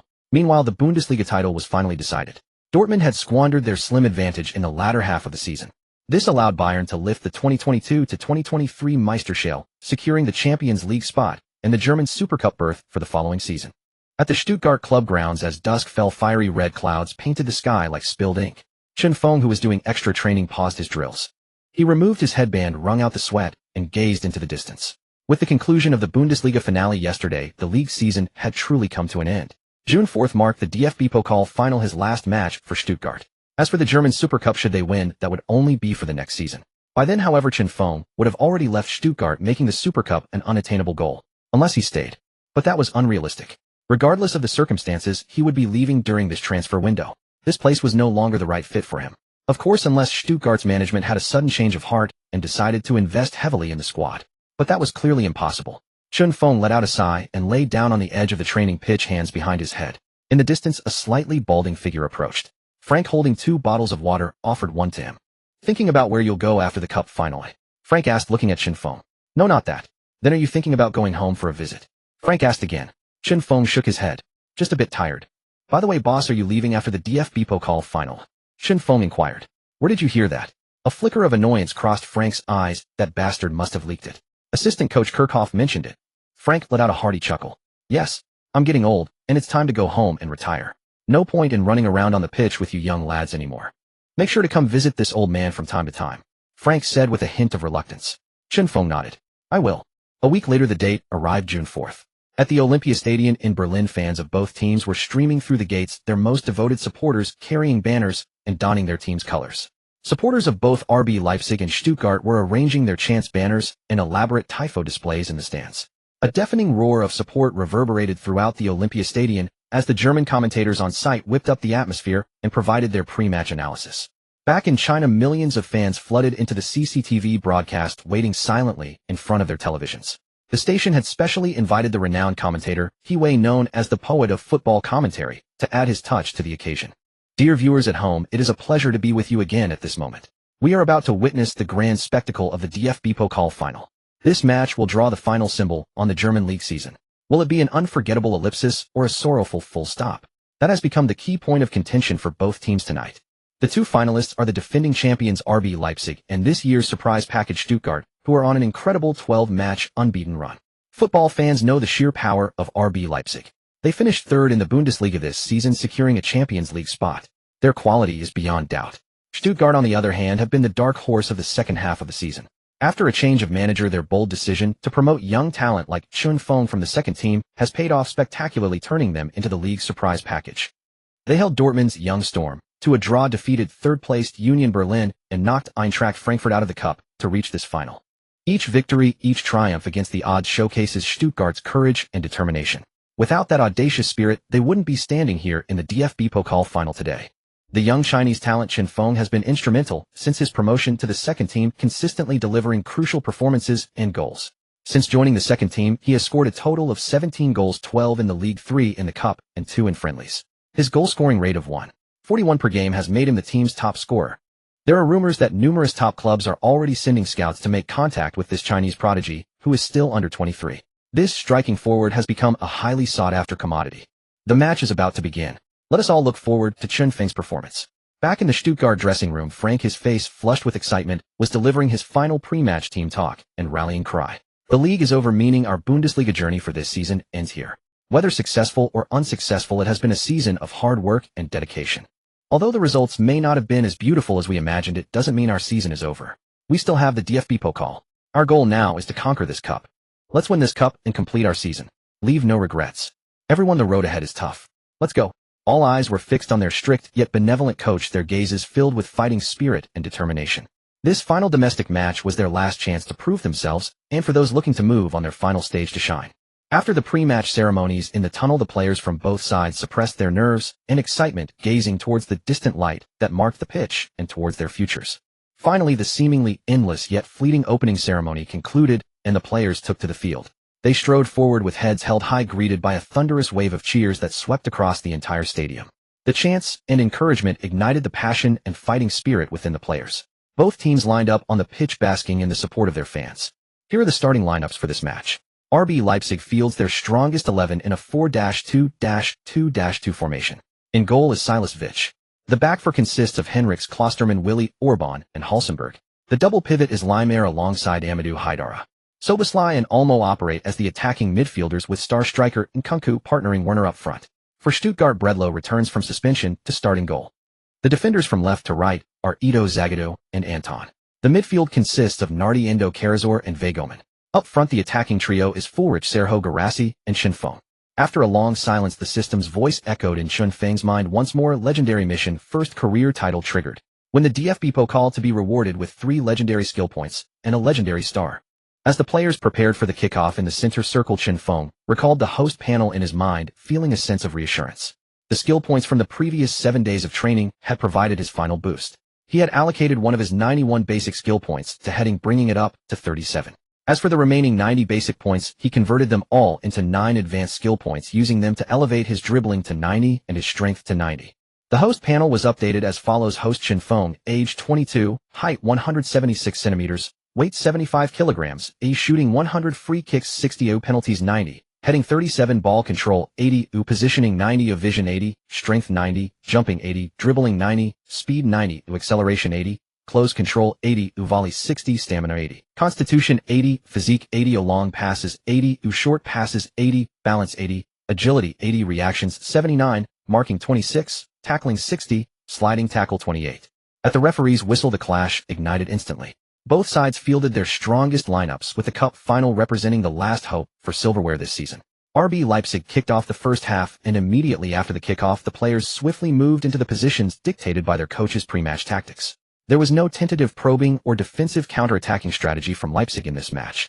Right from the start they initiated a strategy of overwhelming pressure, fully maximizing their attacking intent. Stuttgart, having reached the DFB Pokal final, were clearly a formidable side. They momentarily abandoned pure defense, pushing their midfield and backline forward to apply pressure on their opponents. They managed to block Leipzig's attacks and passes around the midfield area, creating an impenetrable defensive wall that made it difficult for Leipzig to advance into their half. Nkunku carried the ball to the edge of the box. Under pressure from the defenders, he unleashed a powerful shot towards Stuttgart's goal. However, the shot was too powerful, ballooning high over the crossbar, squandering the opportunity for Leipzig. Bredlow received the ball from the sidelines and immediately launched a long pass towards Leipzig's midfield. Stuttgart's entire team pushed forward like beasts surging from a dense forest. Shenfeng tilted his head, tracking the arcing ball in the sky. His pace, already at 80, quickly surged to 90, allowing him to burst past Leipzig's defensive line in a flash and reach the ball's landing point. With a delicate touch, he neutralized 90% of the ball's momentum, then used the residual force to knock it forward and sprint directly towards Leipzig's penalty area. Leipzig's center-back Klostermann stepped up, holding his ground and engaging Shenfeng in a tight physical duel. His aggressive pressing forced Shenfeng to dribble the ball towards the byline. Near the corner flag, after a brief tussle, Shenfeng spotted his teammate Wagnoman making a run to support. With a Marseille turn, he created half a yard of space. He then passed the ball back to Wagnoman with the inside of his foot. Wagnoman received the ball and cut diagonally into the box. Facing Leipzig's defense, which had already recovered, he desperately searched for an opening. But the impenetrable wall of defenders in the box gave Wagnoman no room to shoot. Under pressure from Willy Orban closing him down, he was forced to pass the ball back to a teammate outside the area. Karazor received the ball and spotted Shenfeng, making an off-the-ball run back into the box. Trusting his teammate, he lofted a pass into the danger zone. Shenfeng, fully focused and poised, leaped at the right moment to meet the ball in the air, powering a header towards the goal. Leipzig's goalkeeper Silas Vich dove to his right and palmed the ball away from the goal. His defender Henrichs then cleared the loose ball out of the box with a powerful kick. But Zagadou, who had been waiting just outside the area, struck a venomous low drive towards the goal. Silas Vich, who had just scrambled to his feet, lunged forward and smothered the ball into his chest, once again thwarting Stuttgart's threat. The Leipzig crowd erupted in cheers. In the 13th minute, Leipzig nearly shattered Stuttgart's defense with a sudden unexpected strike. Soboslai, playing as an attacking midfielder, threaded a precise through ball from the center circle that sliced through Stuttgart's defensive line. Nkunku, already accelerating, burst forward like a sprinter off the blocks, sprinting past the defense and carrying the ball towards the goal. It was a golden one-on-one opportunity. Nkunku cut into the box with Anton chasing desperately from behind.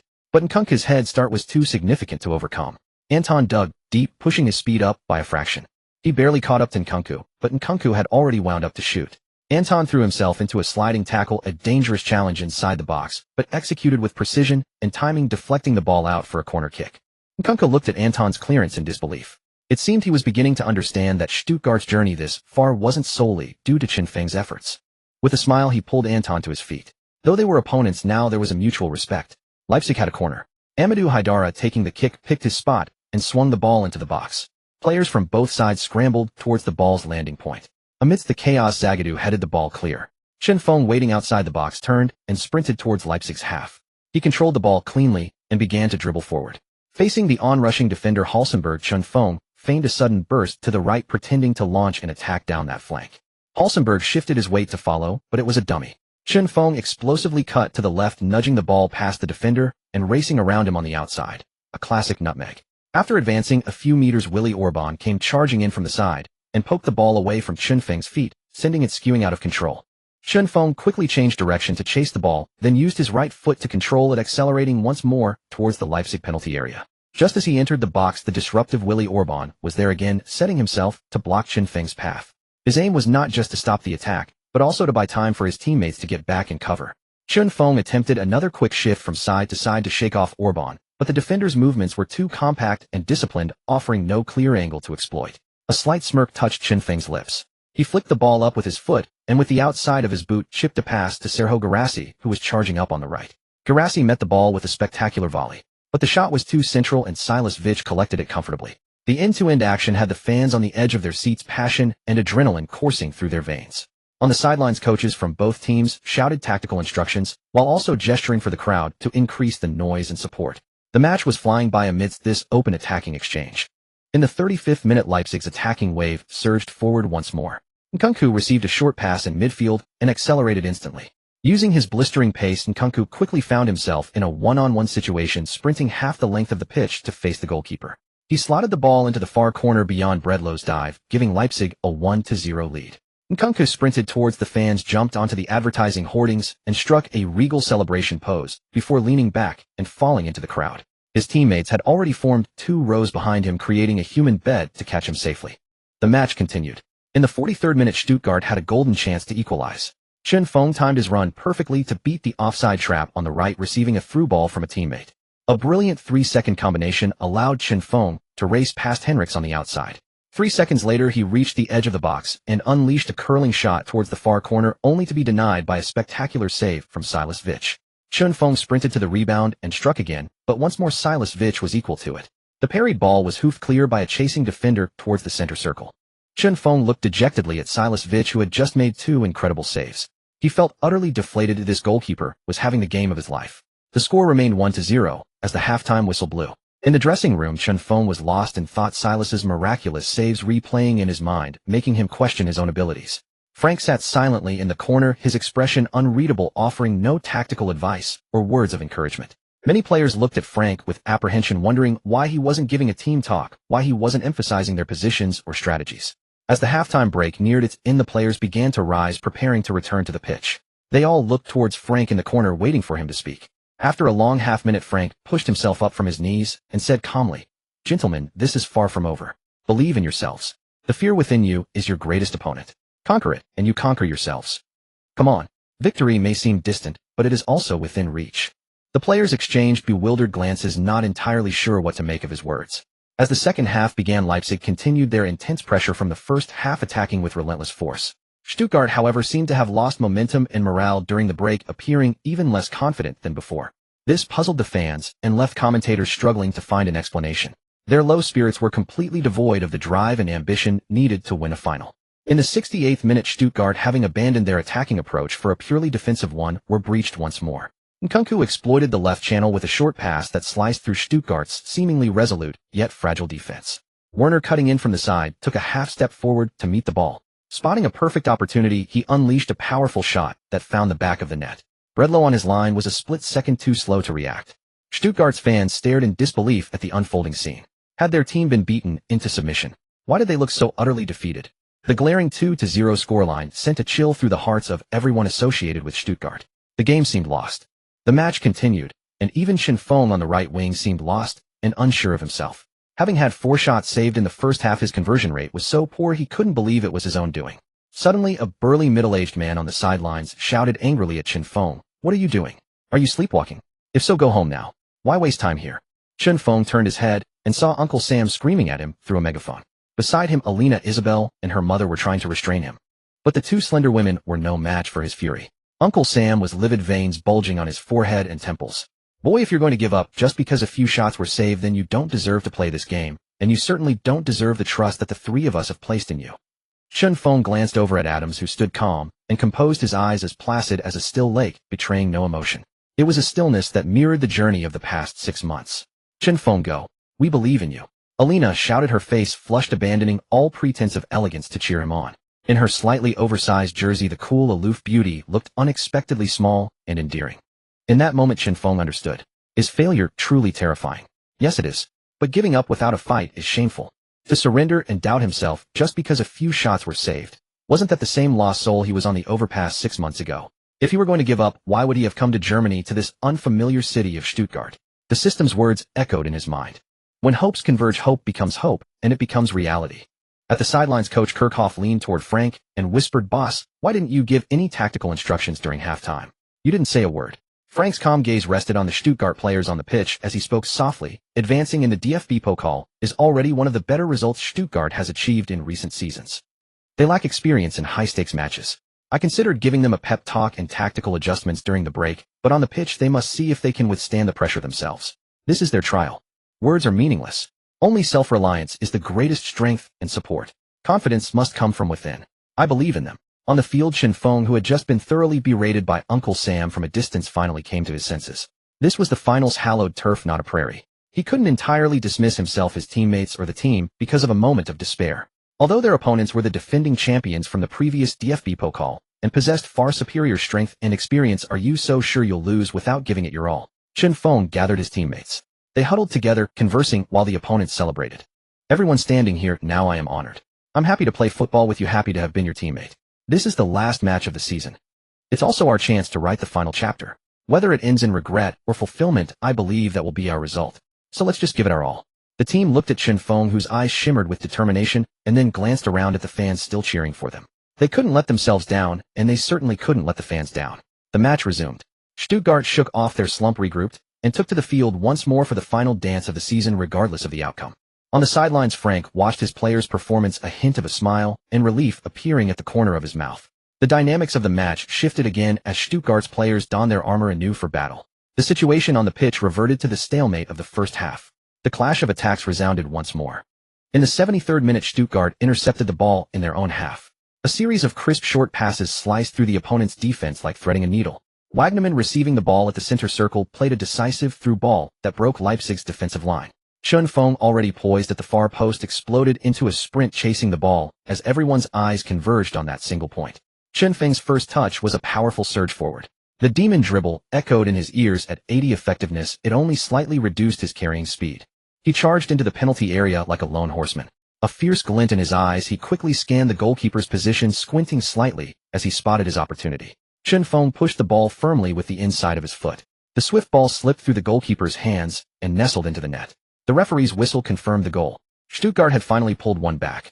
Feng sprinted towards the Stuttgart fans, pumping his arms to urge them to cheer louder for the team. His teammates rushed over, embracing him in celebration. In the 77th minute, just as they thought a comeback from the 1-2 deficit was possible, the Nightmare's scythe swung down, grazing Stuttgart's neck and cutting their skin. Leipzig passed the ball around patiently in the center circle, probing for an opening, when suddenly a long-range strike breached Stuttgart's goal once more. Klosterman, in possession, delivered an unexpected low, curling long pass that traced a sublime trajectory across the ground like a fallen rainbow. The ball skimmed past Karazor. It seemed within reach, but it curved and grazed the grass away from him. Nkunku, accelerating from the middle, ran level with Karazor before easily stretching out a leg to claim possession. After a brief adjustment, Nkunku unleashed a powerful shot aimed at the bottom left corner. Fortunately, Bredlow dived spectacularly to parry it away, but a figure emerged at the far post, stabbing the rebound into the back of the Stuttgart net. Werner looked at the ball in the net with utter confidence. 3-1. Leipzig were 9/10 certain of the title. This goal ignited the Leipzig fans, who rose as one in celebration. In stark contrast, the Stuttgart supporters section was a picture of despair, shrouded in a deathly silence. Suddenly, a solitary cry pierced the air. Uncle Sam, megaphone in hand, bellowed, "Come on, Stuttgart." His voice, cracking with raw emotion, spurred the fans around him to their feet, joining in with shouts of encouragement. The relentless cheering began to infect the entire Stuttgart fan section. The chaotic shouts slowly coalesced into a unified roar, rising like a beacon of hope in the tear-filled eyes of the crowd. Feng gazed at the fans, holding back the mist in his eyes. This was the accumulated hope. They could not fall now. In the 80th minute, the system's hollow yet pleasant voice echoed in his ears, triggered Ronaldo. The king of adversity. The king of adversity effect fully restores stamina for 10 minutes. Dribbling technique, speed, acceleration, strength, shooting, and penalties 10 if maxed 1.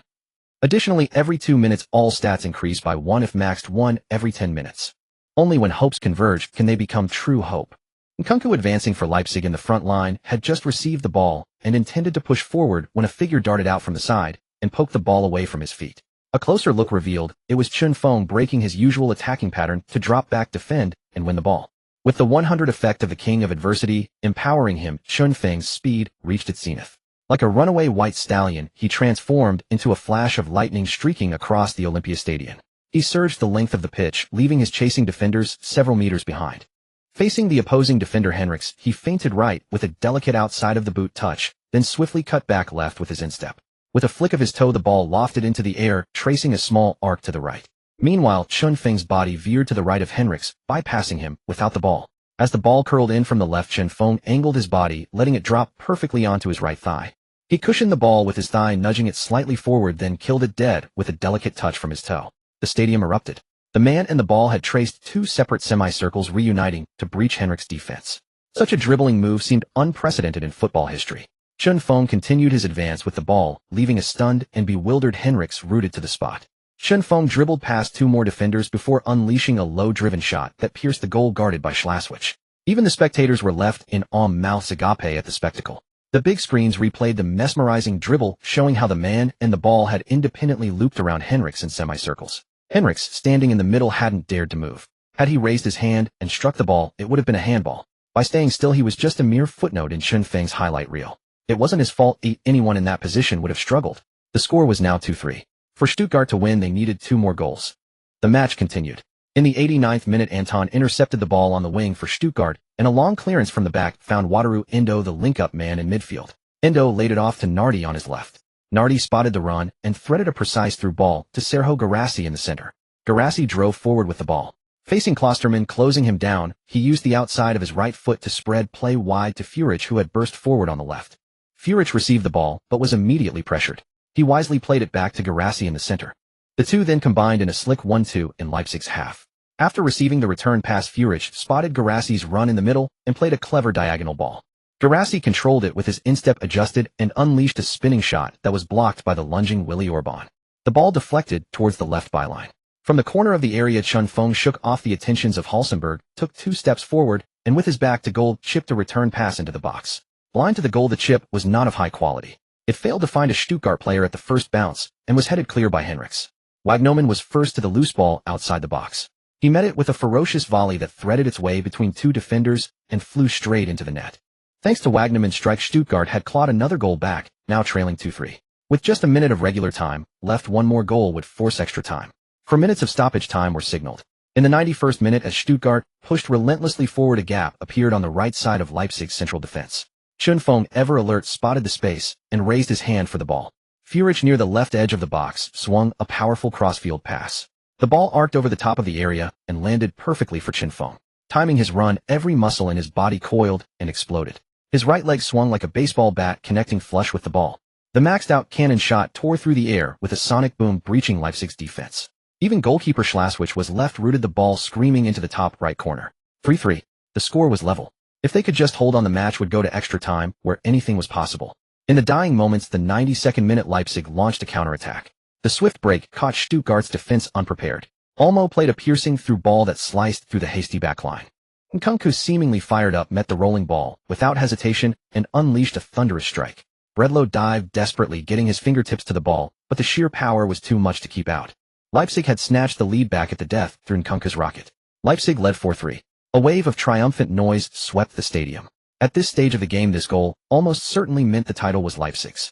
But the match wasn't over. As they walked back for the kickoff, Chun Feng whispered something to Endo. The whistle blew to restart play. The moment the ball was kicked, Chun Feng sprinted recklessly towards the opponent's goal. Endo, now in possession, summoned all his strength and launched a high looping ball towards the opponent's half. The estimated landing spot was about 10 meters outside the penalty area. Henriks and Klosterman had noticed Chun Feng's sudden burst and gave chase, attempting to sandwich him. Facing the double team, Chun Feng found another gear, his feet a blur as he powered through. At the point of convergence, Chun Feng gritted his teeth and barged through, breaking the double team and sending both defenders sprawling to the ground. Stumbling, he scrambled to his feet, using his hands for balance, and accelerated towards the ball. Leipzig's keeper Schlaswich had also rushed out to claim the ball, but outside the box he could only use his feet. Just as he controlled it and prepared to clear, Chun Feng slid in and nicked the ball away from his toes. Panic flashed across Schlaswich's face. Chen Feng dribbled around the stranded goalkeeper and slotted the ball into the empty net. The score was now 4-4. In an instant, the entire Stuttgart contingent rose waving flags and roaring with unbridled joy. Chen Feng had given them hope. The match was heading to extra time. With another goal from Chen Feng, the score was leveled at 4-4. During the final minute of stoppage time, neither side managed to score, and the match was dragged into extra time. In the locker room, Frank wore a gentle smile, gazing with immense gratification at his players who were drenched in sweat. He clapped to draw everyone's attention and said, "Rest well, everyone. Let me say a few words. Reaching extra time is a testament to your relentless efforts. But it's not over yet. Entering extra time is both a stroke of luck and a trial of pain. Because you'll be battling their stamina. No matter what, you must grit your teeth and hold on. Also, don't push too far forward. Defend in the midfield as much as possible, and don't let the ball get into our box and create danger. At the same time, you must stay focused and not let your guard down. Hold the line. Lastly, I want to say thank you for accompanying me this far. Thank you." Frank's eyes glistened with tears. A subtle tremor ran through his facial muscles, and he bowed deeply. All the players watched Frank.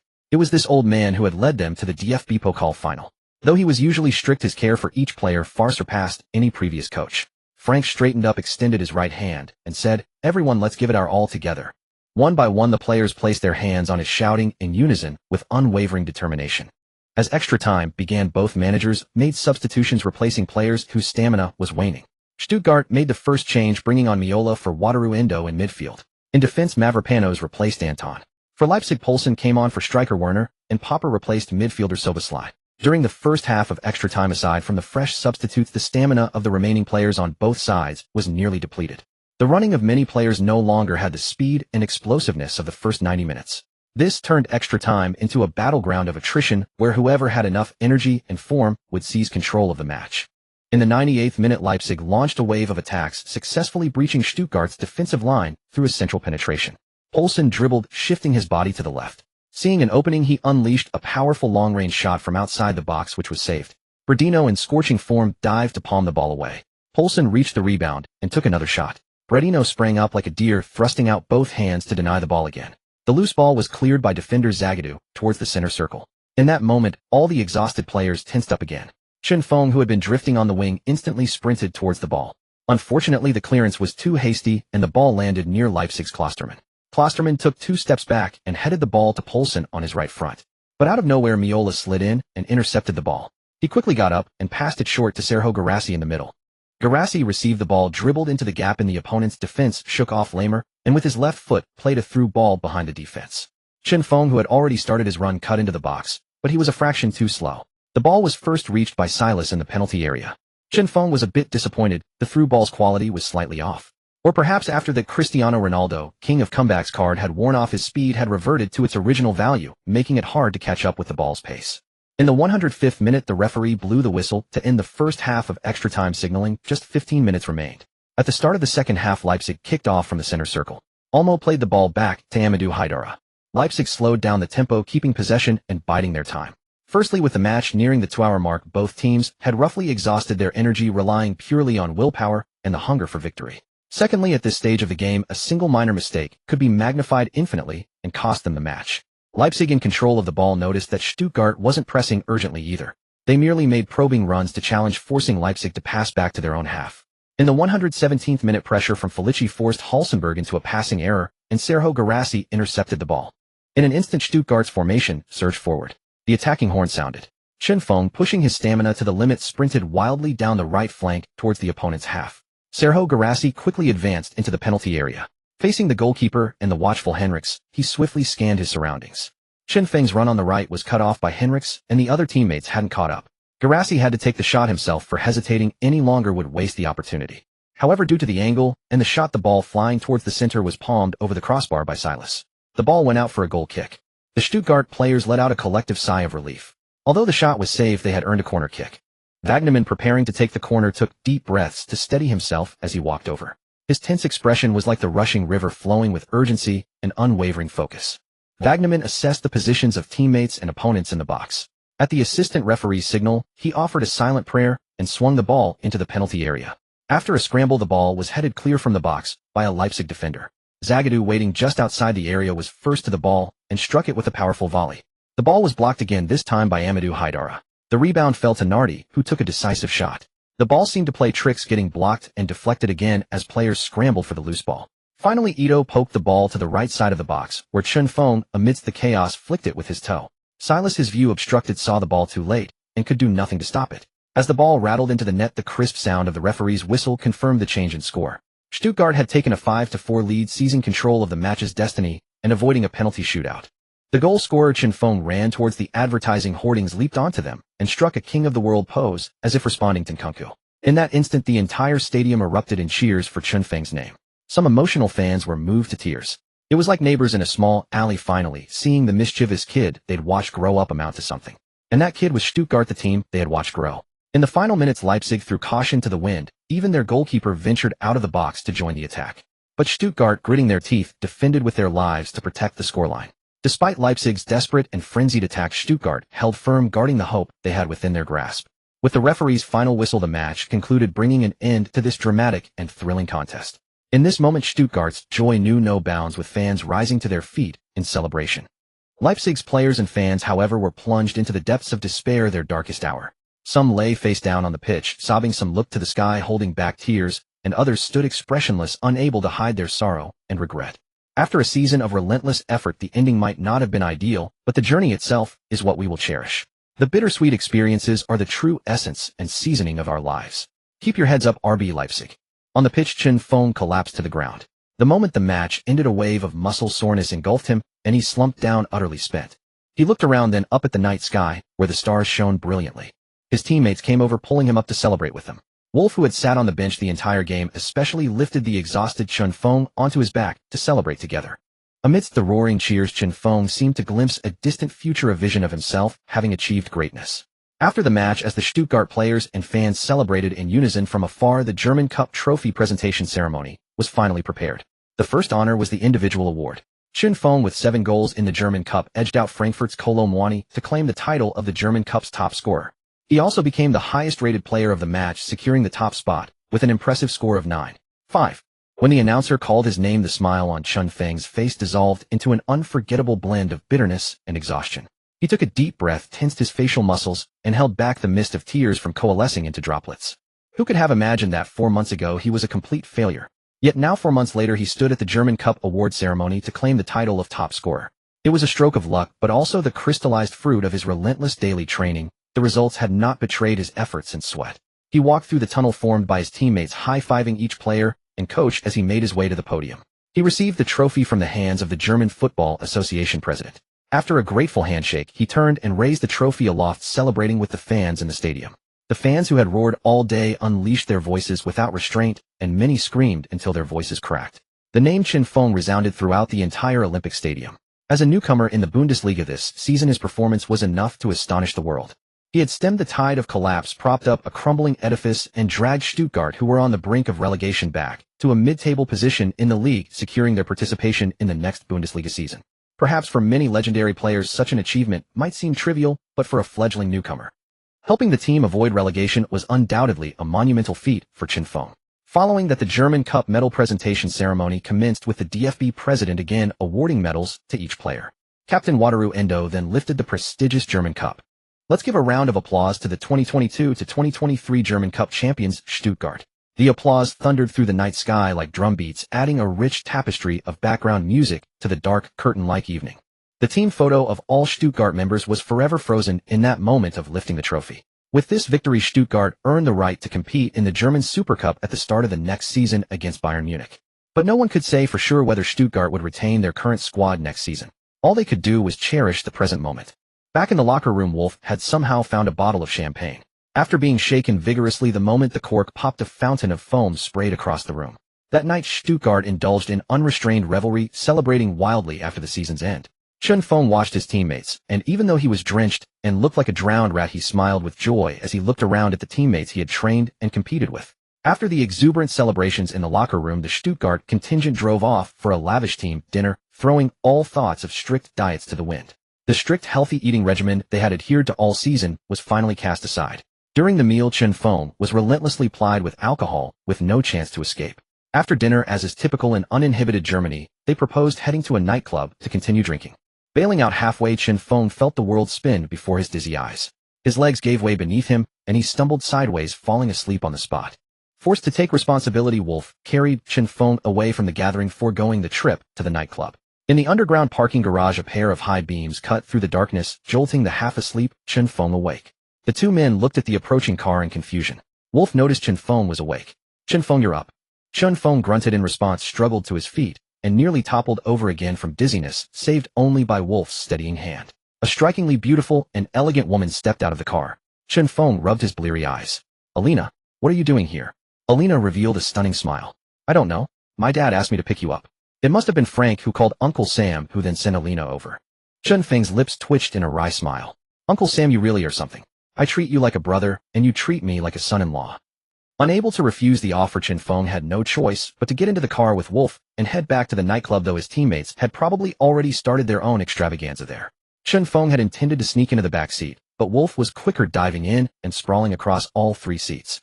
He winked mischievously at Chen Feng, as if to say, "See how considerate I am. I won't cramp your style." Chen Feng stared in disbelief at Wolf's masterful maneuver, inwardly kicking himself for not having made a dash for it. His coordination already compromised by alcohol, he was so exasperated that his legs nearly gave out again, and he stumbled. Fortunately, Alina was quick to catch him, but her strength wasn't enough to fully support him. He tumbled into her, embraced the softness of her curves, sobering him up by 3 parts. He quickly straightened up and scrambled into the passenger seat, pretending to be asleep, though he had to admit it felt remarkably comfortable. On the drive back, Chen Feng stared out at the dark scenery, constantly searching for topics to chat with Alina. "Do you feel unwell anywhere? I have hangover medicine and water here, take one." Chen Feng nodded obediently, accepting the water and medicine. In the back seat, Wolf squinted, covertly observing the two in front, afraid of missing any major scene or explosive development. Just as the Maserati was about to enter Stuttgart city limits, Alina made a sudden turn onto a side road. About 10 minutes later, the car arrived at a serene, silent lake. Chen Feng looked at her with slight confusion, wondering what this meant. Alina gracefully leaned over to help him unbuckle his seatbelt, her face beaming with a beautiful smile as she whispered, "The scenery here is lovely. Let's take a look." Chen Feng glanced back at Wolf, who was feigning sleep in the back, but quickly squeezed his eyes shut, realizing he had been caught peeking. The cool summer night breeze swept across the lake's surface like a maiden's delicate hand gently brushing aside a stray lock of hair. The shimmering, rippling water acted as a mirror, reflecting the moon's shy beauty. The two walked side by side along the cobblestone path by the lake, silent, simply savoring the quiet and peaceful scenery. After a long while, the nosy Wolf, waiting in the distance, had fallen asleep, sprawled out on the grass. They settled onto a cozy bench meant for couples, sitting about a foot apart, gazing up at the starry sky. "The off-season is about to begin. Do you have any travel plans?" Alina asked with a sweet smile, breaking the silence. Chen Feng was taken aback for a moment, then thought it over, and said, "I'm going back to China. My university graduation defense is coming up. I need to return for that. Thinking about it, it's been a while since I've been back. I really miss the food there." As he spoke, he unconsciously licked his lips to suppress the urge to drool. Seeing his expression and gestures, Alina's eyes lit up. She was a food enthusiast herself and had long yearned to visit China with its diverse and abundant cuisine. "Would you mind bringing a beautiful girl back to China with you? I'd love to go and eat all the delicious food there." Alina said, her cheeks flushed with a shy blush. Looking at Alina's face red as an apple, Chen Feng smiled softly. "Of course. If you're willing, I'd be delighted to accompany you." Hearing this, she was overjoyed like a child. He was more than happy to take Alina back to his homeland with him. She was a pleasure to have around. The next day, back at the Stuttgart dormitory, Chen Feng clutched his throbbing head, wincing in pain. He shook his muddled post-drinking brain and muttered, "I really can't drink that much anymore." He checked the time, 3:17 p.m. He had come back last night in Alina's car and crashed, immediately sleeping all the way until now. It felt fantastic. Suddenly, a flash of inspiration struck his aching head. "I feel like I'm forgetting something, but I just can't remember what it is." At the Stuttgart club's head coach office, Chen Feng knocked on the door. After a long silence with no response, he pushed the door open and walked straight in. Finding the office empty, Chen Feng furrowed his brow and muttered, "Has he not returned yet?" Just as he was about to make a phone call, Frank's voice sounded from behind him, "Awake." Turning around, he saw Frank strolling over to the meeting table with a folder under his arm, gesturing for Chen Feng to sit down and talk. "What's the matter? Is there something you need? Or have you already decided where you want to travel? The sunny beaches of Hawaii or the gentle sea breeze of the Mediterranean?" Frank teased with a smile. Chen Feng gave a wry smile and shook his head. "Boss, it's not that. I'm going back to my home country. I came to let you know." Frank's eyes froze for a moment, and the latter continued, "It's time to go back and handle some things, and I happen to be free lately." Frank poured Chen Feng a glass of water and said, "That's fine too.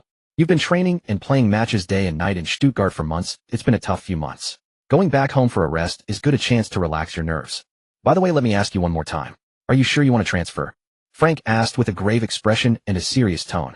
Chun Feng nodded earnestly, took the transfer request form out of his backpack, and handed it to him. Boss, this is my transfer request. Please pass it on to the higher-ups.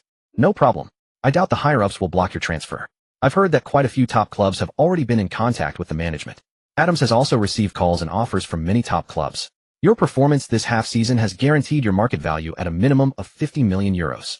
Although many teams are pursuing you, you must choose carefully. Don't go to a team that's too strong, or you might end up warming the bench for the entire season. Chun Feng nodded in agreement. I know. I'll be careful. He understood the principle of being the head of a rooster rather than the tail of a phoenix. Joining those powerhouse clubs would only add depth to their bench, and his playing time would be significantly squeezed. When do you plan to leave? Frank asked. My flight is at 9 a.m. tomorrow morning. All right then. Safe travels. I don't have time to see you off, there's too much to do here, and I need to prepare materials for the future head coach. Chun Feng looked at Frank, who was both a mentor and a friend. Boss, are you really going to retire? Frank laughed optimistically. Of course. It's time to go home and enjoy retirement. This season God took pity on me and let me meet you, which gave me the chance to coach the first team. Winning the German Cup with you guys has added a splash of color to my otherwise ordinary life. Then Frank carefully looked around, making sure no one was there, and leaned in to whisper, besides, once you leave, this team will probably fall apart. I don't want to be the one taking the blame. As you say in Chinese, I'd be losing my honor in my later years. Frank raised an eyebrow knowingly. His comical gesture made Chun Feng chuckle, and he gave a thumbs up. Boss, I salute you for this. Leaving the mess behind for the next unfortunate Stuttgart coach to deal with, while Frank retires with the glorious honor of the German Cup. How perfect is that? All right, stop wasting my time here. If you're going, go. Frank laughed and scolded, issuing a dismissal order. And so Chun Feng was shooed out by the stubborn yet lovable old man. Back in his dormitory, Chun Feng had just started packing his things when a series of urgent, angry knocks on the door sent him rushing to answer it.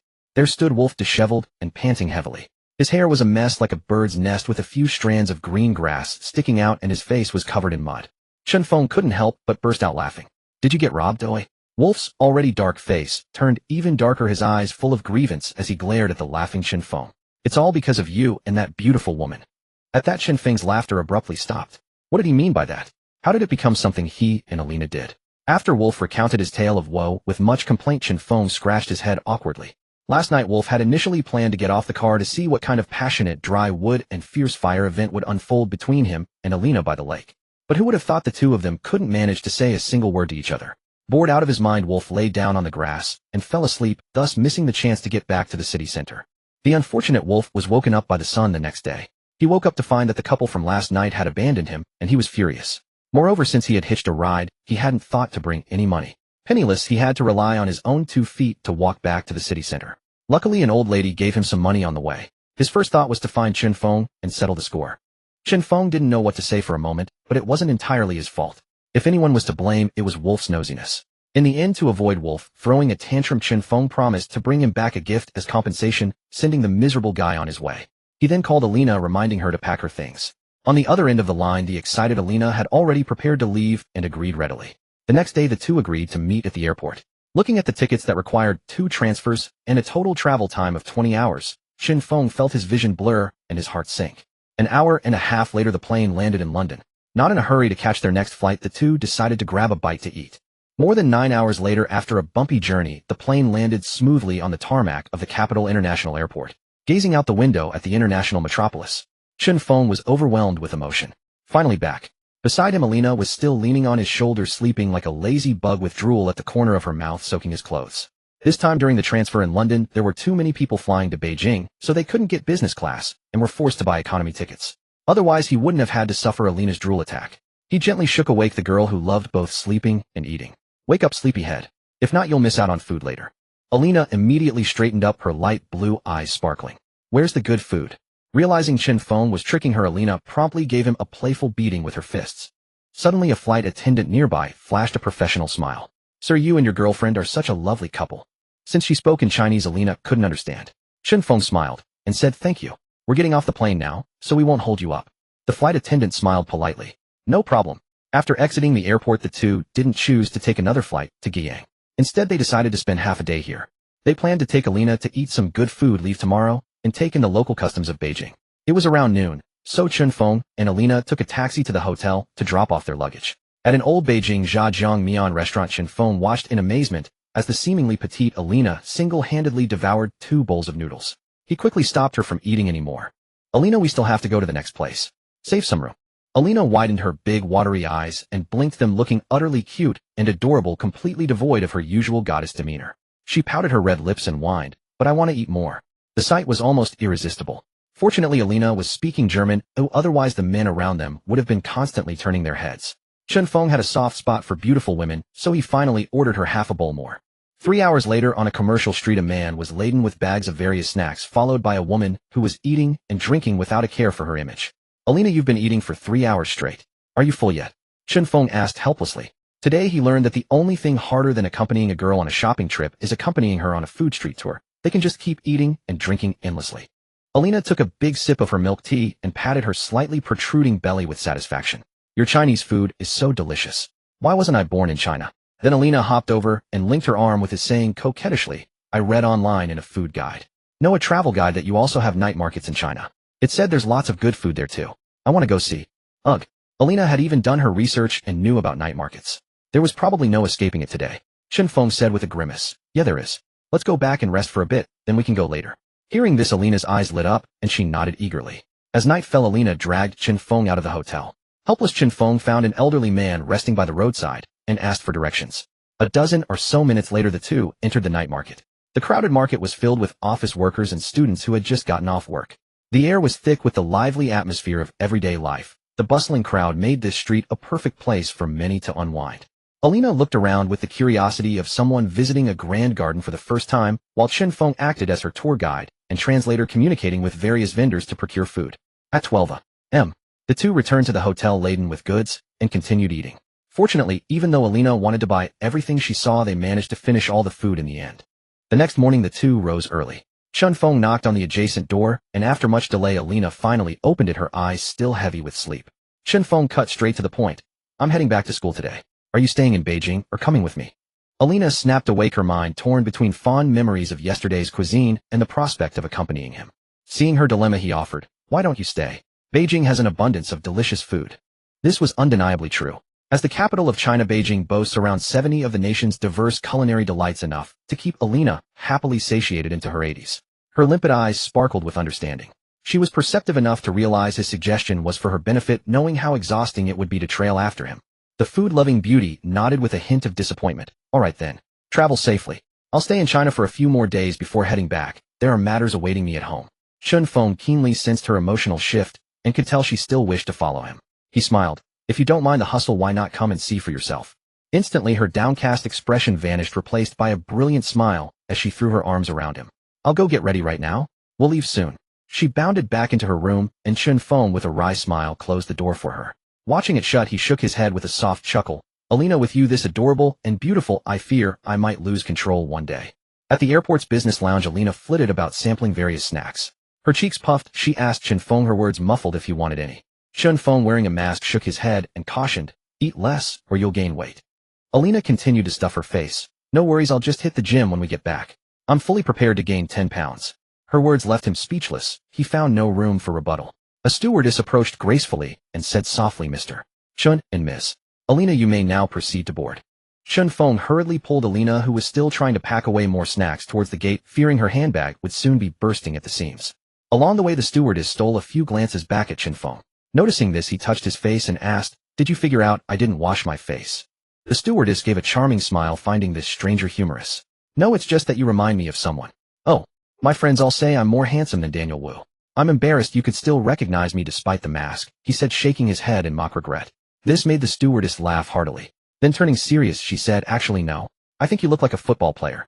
This piqued Chen Feng's interest. Since landing yesterday, no one had recognized him. He'd even started to wonder if the country didn't follow football or if the mask was hiding his looks. But it seemed a keen female fan had spotted him. Football. I watch it often too. Describe him, see if I can guess. The stewardess stepped forward to walk alongside them. He's a Chinese player who just started playing in the Bundesliga this year and led Stuttgart to win the DFB Pokal. Chen Feng narrowed his eyes and turned to look at her. Their eyes met, causing the stewardess to blush slightly and fall back a step before regaining her composure with a smile. Could I have your autograph? She asked with a smile. Chen Feng smiled back, of course. But I'm curious, no one recognized me all day yesterday. How did you figure it out? Because of your boarding pass, it has your name on it. And since I often watch football with my dad, I was able to guess it was you. You are remarkably observant. Chen Feng nodded approvingly. The stewardess produced a pen and a high-quality poster of him, handing it over. Thank you. It seemed she had come prepared. By the way, I'm the chief purser for this flight. If you need anything, please don't hesitate to ask. 3 hours later, the plane landed at Guiyang, Longdongbao Airport. After retrieving his luggage, Chen Feng promptly took Alina to have a bowl of chongwang noodles. After Alina had devoured a large bowl in one go, she belatedly asked what the noodles were called. Upon hearing the name, her face turned pale, filled with instant regret. A sulking Alina sat in the back seat, arms crossed, glaring angrily at Chen Feng as he chatted amiably with the driver. The nearly 2-hour drive eventually lulled her to sleep. At a hotel in the county town, Chen Feng paid the driver and checked in with the drowsy Alina. He then dragged his suitcase back to his alma mater, which he hadn't seen for half a year. Looking at the suffix on the school's name, he shook his head. A few more characters, yet a world of difference. He passed through the gate with a facial recognition skin, glancing around with a sigh. The school remained unchanged, but he felt he had aged. Back in the dormitory, which housed 8, the other 7 had already arrived a few days prior. Only Chen Feng was missing.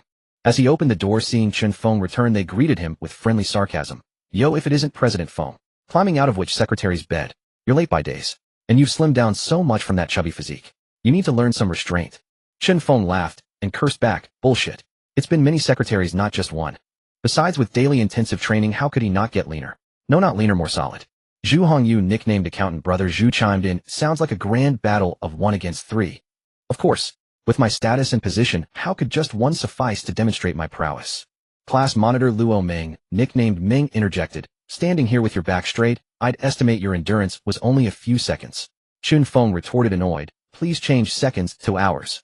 Have you forgotten who I am? After much jesting, they finally got down to business. The defense is tomorrow. How are you guys prepared? Asked Xiaolong, nicknamed Xiao, rubbing his beer belly. Leave it to fate. The next morning, bright and early, the graduation defense for the accounting department officially began. Chen Feng's dorm mates were all in the same defense group. The defense sessions ran from 8:30 a.m. to 7:00 p.m., nearly until dark. Exhausted, the group trudged back to the dormitory like dogs. The 8 of them grumbled along the way. What a hassle. We finished our defense this morning, but we still had to come back in the afternoon to sit through others' defenses as an audience. What a waste of time. But this was just the beginning. In the following days, a slew of tedious tasks came knocking one after another. Thesis revisions and graduation paperwork made life miserable for the seniors. Filling out one form or document after another left Chen Feng overwhelmed and constantly on the go. This left Alina to explore by herself every day. He regretted not leaving her in Beijing. Even though she came, he couldn't spend time with her. Eventually, Alina, bored of wandering Guiyang alone for a few days, decided to return to Germany on her own, as matters there required her attention. This filled Chen Feng with guilt. He hadn't expected such a chaotic mess of tasks right before graduation. On the evening of June 10th, after submitting the final piece of paperwork, everyone let out a collective sigh of relief. It was finally over. Especially Luo Meng, who had run himself ragged for the class these past days. He was as thin as a rake, and his nightly snoring tormented his roommates. With 6 days of free time left, the 8 roommates decided to rent electric scooters for 18 yuan each and ride to a nearby temple, jokingly calling it a pilgrimage for the truth. To think I'm so young, yet I'm running off to temples with you bunch of degenerates. Sai Xiaoxi complained. Bai Xinglong, nicknamed Young Master, slapped him on the rear. Stop your yapping. What good are you? Going to the temple is to exorcise your demons. Xiaoxi was speechless with anger. Can't you talk properly? It's not like I've done anything truly heinous. Luo Xintian, nicknamed Luo C, added. You need to atone for your sins of trash-talking everyone in games every single day. Exactly. You're always cursing your teammates. If you don't go, who will? Jin Jiotong, nicknamed President Jin, delivered the final blow. Under the combined assault, Xiao C had nothing left to say. An hour later at the local Jiulong temple, they sincerely worshipped the Buddha, then the 4 heavenly kings, and paid respects to every golden statue they could find. Sai, this is the last time. We won't have this chance again, Luo Meng said, gazing at the layered mountains in the distance.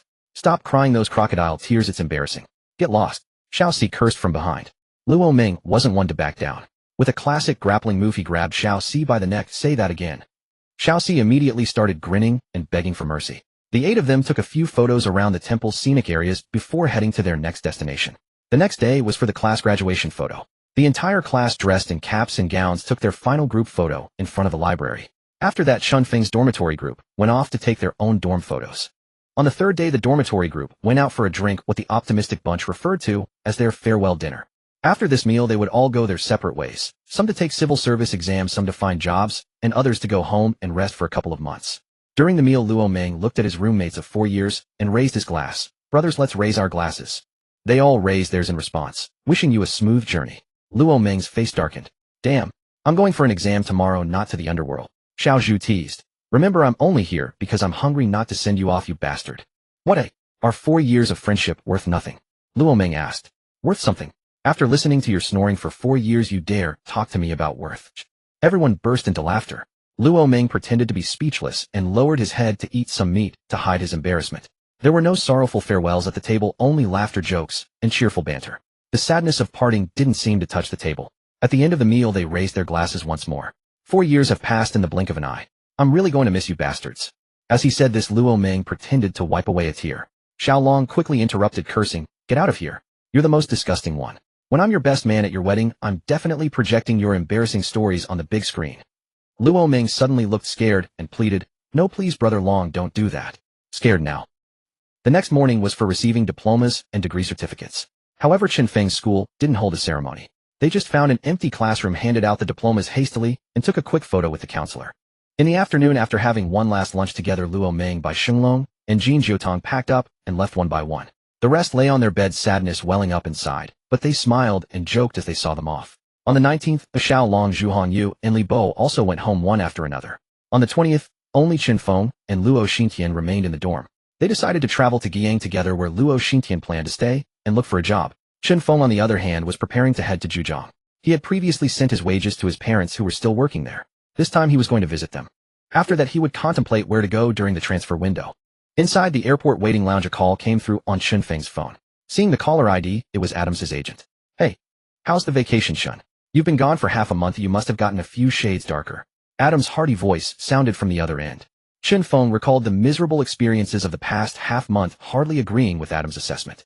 A pile of troubles had come one after another since graduation, leaving him unable to sleep well. Back at the club, Chen Feng would fall into a deep sleep immediately after extra training, without a care in the world.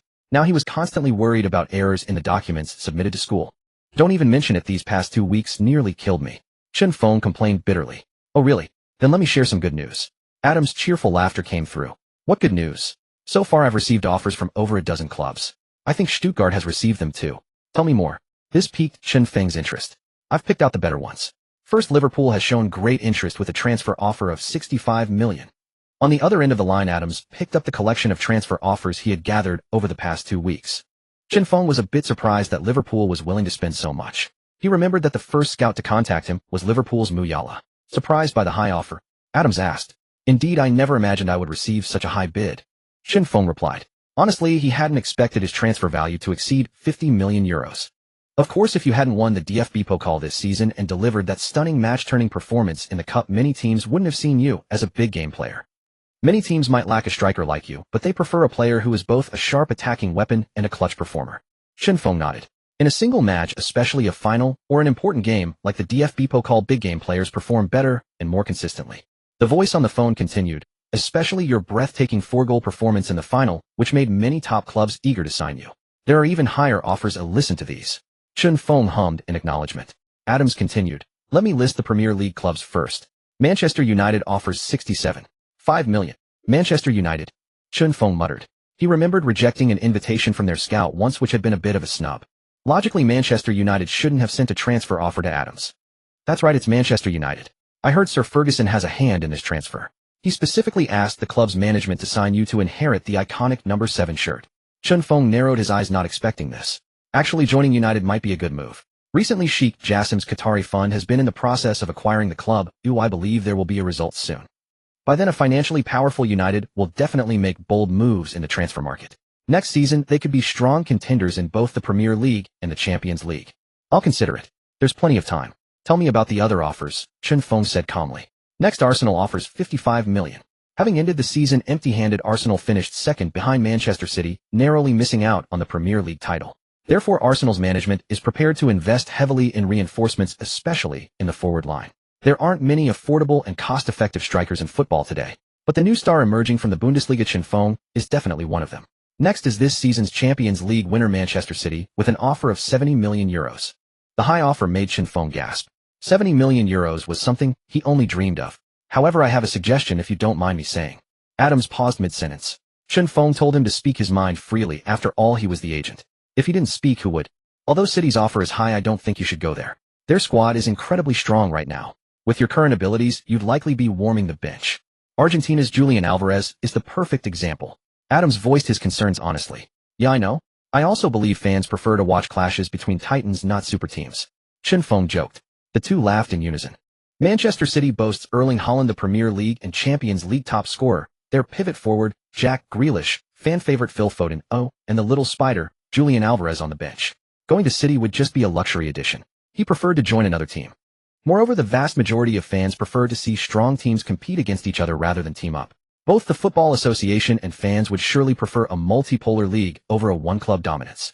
A multipolar development is not only beneficial for the league's growth, but also makes the matches more entertaining. In Germany, only two clubs have made offers: Bayern Munich and Dortmund. Bayern offers €65 million, while Dortmund's is lower at €51 million. Chen Feng was quite familiar with the situation in the German league. Many players developed by Bundesliga clubs are often sold to Bayern Munich. In fact, many Bundesliga teams serve as a breeding ground for Bayern stars. Most players upon achieving fame end up transferring to the Southern Giants. Notable examples include Robert Lewandowski moving from Dortmund and Manuel Neuer from Schalke 04. Since Stuttgart was still fighting it out in the Bundesliga, Chen Feng was highly unlikely to choose to stay in the German league to avoid any awkward encounters. From Serie A, Juventus offers €51.25 million, Lazio €53 million, AC Milan €60 million, and Inter Milan €55 million. The only Serie A club that interested Chen Feng was Inter, perhaps because their chairman is Chinese. However, Chairman Zhang was recently in legal trouble, so this offer might just be a symbolic gesture from the fans. Of course, Inter's offer might also be a reaction to the goalpost stanchion performance in the Champions League final, which taught the young Chairman Zhang a harsh lesson as he had to present medals to the Manchester City players. Then there's Ligue 1, with only Paris Saint-Germain making an offer of €70 million. Ligue 1A, being the weakest of the top 5 European leagues, has only PSG as a nominal giant. However, without a Champions League title, PSG is often seen as a rich kid club. Finally, La Liga. First is Barcelona with an offer of €57 million. Chen Feng had no interest in Barcelona whatsoever. They say one thing and do another. They unceremoniously discarded Ronaldinho, a key figure in their second dream team, despite promising Messi they would keep him. 2 years ago, they heartlessly let go of Messi, the core of their third dream team. They signed a young Messi with a napkin only to send him off with another napkin.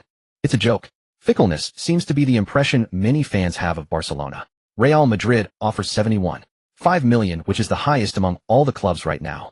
This season they failed on two fronts, losing the Champions League to Manchester City and finishing second in the league behind Barcelona. They only managed to win the Copa del Rey. Their season's performance is considered quite poor by the standards of their Galacticos history. Last year, with Karim Benzema holding up the front line, Real Madrid showcased their dominance by defeating Chelsea and Manchester City in the Champions League before beating Liverpool in the final. But recently the club's stalwart Benzema chose to transfer to the Saudi League, leaving a huge void in their attack. This is why Real Madrid has set their sights on Chen Feng, who's shown in the Bundesliga and the DFB Pokal to bolster their front line. Seems like I'm quite popular. Chen Feng joked. Indeed. But on a serious note, the transfer window is still long. We can afford to wait and see how things develop before making a decision. Adams shared his thoughts. Just then a staff member reminded Chen Feng that it was time to board. All right, let's wait and see. I need to get on the plane now. I'll leave the transfer matters to you. No problem. After hanging up, Chen Feng headed for boarding. That night, having just landed at Yiwu Airport, Chen Feng glanced at the 19.9 yuan watch on his wrist and cursed under his breath about how late it was. Forced, he found a random hotel and checked in. In the dead of night, his growling stomach jolted him awake. He had no choice but to get dressed and go out to find food, also taking the chance to look around. In a park, Chen Feng strolled along, wolfing down to Jianbing, listening to the nighttime chorus of insects. The park felt desolate in the early hours, with only the symphony of insects and frogs breaking the silence. After turning a corner, Chen Feng suddenly froze, his steps faltering. He saw a dark figure standing by a man-made lake in the distance, and he swallowed nervously. He cautiously observed the figure, wondering if it was some ghost. He shuffled forward a few steps to get a closer look. Suddenly a sob pierced the silence, almost causing him to drop his hot jianbing. The figure squatted down, hugging its knees and crying on the ground, the sorrowful sobs drifting intermittently. Having grown up with strong materialist beliefs, he steeled himself and moved closer. As he got closer, he saw it was a woman with disheveled hair collapsed on the grass, weeping uncontrollably. Suddenly a long shadow fell before her. She slowly looked up and found a strange man standing there, looking a bit foolish. At a loss for how to handle the situation, Chen Feng offered the one remaining jianbing he had, asking a completely irrelevant question: "Are you hungry?" Seeing the woman unmoving, her dark bright eyes fixed on him, he let out an awkward laugh. "I just saw you crying here all alone and thought I'd check on you." Chen Feng took a bite of the half-eaten jianbing to show it wasn't poisoned. The woman, her delicate body trembling, extended a slender hand to take the jianbing, lifting her face from her knees. In the darkness, only her silhouette was visible. a blend of an oval and pointed face carrying an ethereal cool beauty, yet also a warm girl next door feel. Even though he couldn't see her features clearly, Chen Feng was sure she was a great beauty. The woman lowered her guard and took a small bite. But after just 2 chews, tears began streaming down her cheeks. She sobbed, "Thank you. This is really good." Her voice, clear and pleasant like a silver bell, was filled with gratitude. "It's nothing. Did something happen? Why are you sitting here all alone?" Chen Feng asked carefully. The woman wiped her tears and forced a bitter smile. "I was scammed and my business kicked out by my partner, and now I'm penniless." Chen Feng's lips twitched. The more he listened, the more suspicious it sounded. He thought to himself, isn't this the classic opening line for a scam? He sat down about a meter away from her, looking up at the pitch-black night sky. "Let me tell you a story." The woman nodded, and Chen Feng began to recount his own experience of being tricked into working a dead-end job. As the story neared its end, Chen Feng turned to look at the woman whose face was hidden in the dim light. "At that moment, I had one leg over the railing of a pedestrian bridge ready to jump. But I didn't jump in the end. Do you know why?" The woman asked. "Because of your family." Chen Feng shook his head and said very seriously, "Because I'm afraid of pain." This unexpectedly made the woman burst into laughter. He joined in life. Everyone has their hurdles. None are insurmountable. Just hold on, and you'll get through. Chen Feng took off his backpack, pulled out a bottle of water, and handed it to her. "Here. Crying dehydrates you. Have some water." The woman smiled gently. "Thank you." After his lame joke, the woman seemed in better spirits. They found they had a lot in common, and chatted for over an hour, the cool night breeze whisking away the summer's heat. "You said you were starting a business. What field was it in?" Chen Feng asked. The woman didn't hide anything: interior design and fashion design. Chen Feng's eyes widened. "I love those subjects too, but I never got to study them." "Why not?" the woman asked, puzzled. Chen Feng gave an awkward grin. "Ahem, I didn't pass the entrance exam." The woman smiled softly. "How about this? I'll invest in your company. You take 70, I'll take 30. The woman's eyes widened. "Really?" "Of course. Give me your card number, and I'll transfer the money." Chen Feng glanced at his bank balance. 5 2s or 131. 40. Fortunately, he had received a bonus for helping Stuttgart avoid relegation, so he transferred 5 RMB to the woman. In the latter part of the night, perhaps exhausted, the woman gradually fell asleep during their conversation. Chen Feng took a jacket from his backpack and draped it over her. He stayed by her side quietly until dawn. When the elderly began their morning exercises, he left a note and slipped away silently. A ray of morning sunlight filtered through the gaps in the bright trees on the horizon, casting its glow upon a woman. She stirred awake, finding a piece of clothing draped over her. A warmth spread through her heart, and a hint of unspoken emotion flickered in her eyes. She noticed a corner of paper peeking out from the pocket of the garment. She took it out and unfolded it. "Though I have yet to learn your name, keep going. Heaven never seals off all exits. Believe in yourself." Reading the bold cursive strokes of the handwriting, a delicate smile graced her refined features. "Thank you," she murmured. "But you never told me your name either." At that very moment, Chen Feng was just leaving the hotel, dragging his suitcase behind him. He hailed a taxi heading towards the village where his parents lived. An hour later, the driver woke the sleeping Chen Feng. "Young man, we're here." Chen Feng stirred, yawned, and said, "Thanks, driver." As he looked at the village before him, a wave of nostalgia washed over Chen Feng's eyes. He had grown up here with his parents until the age of 12 before being sent back to his hometown for school, becoming a left-behind child.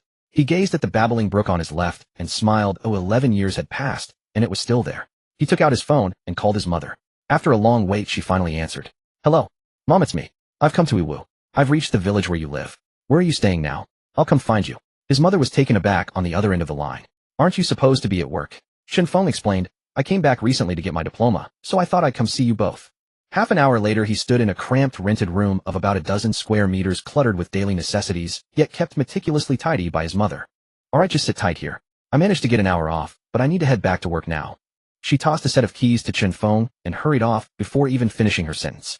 Chen Feng was left staring blankly at the doorway. "I just got here, haven't even had a sip of water." Resigned, he put away his luggage and wandered around the village.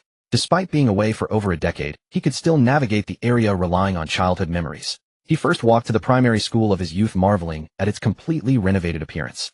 Then he visited the house they had rented for over 10 years and finally arrived at the local market. He glanced in the direction of the old, unlicensed internet cafe. He remembered sneaking off to play games there once, and his parents had searched for him for over an hour without success.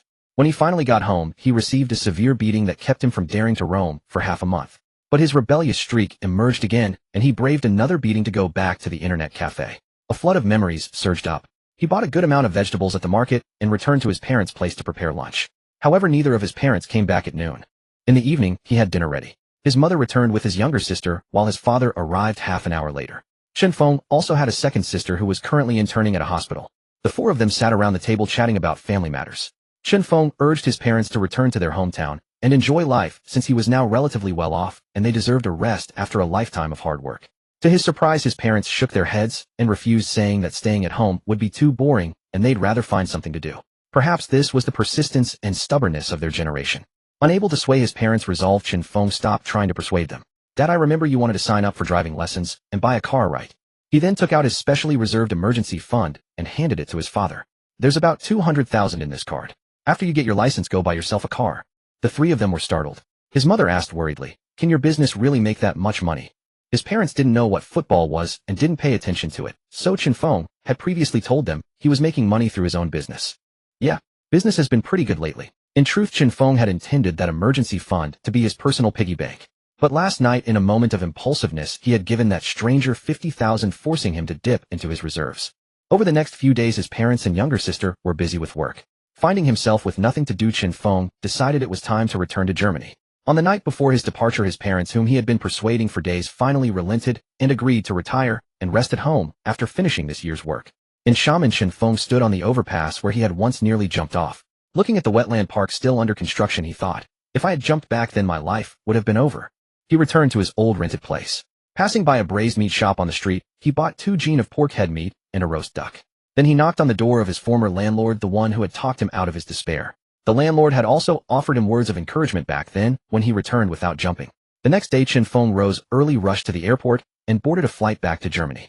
He arrived back at the club on July 1st, the official opening of the transfer window, which would remain open for a month until July 31st. In August, the new season would kick off across the top 5 leagues. As soon as he landed, Adams invited him out for a meal to discuss the transfer situation.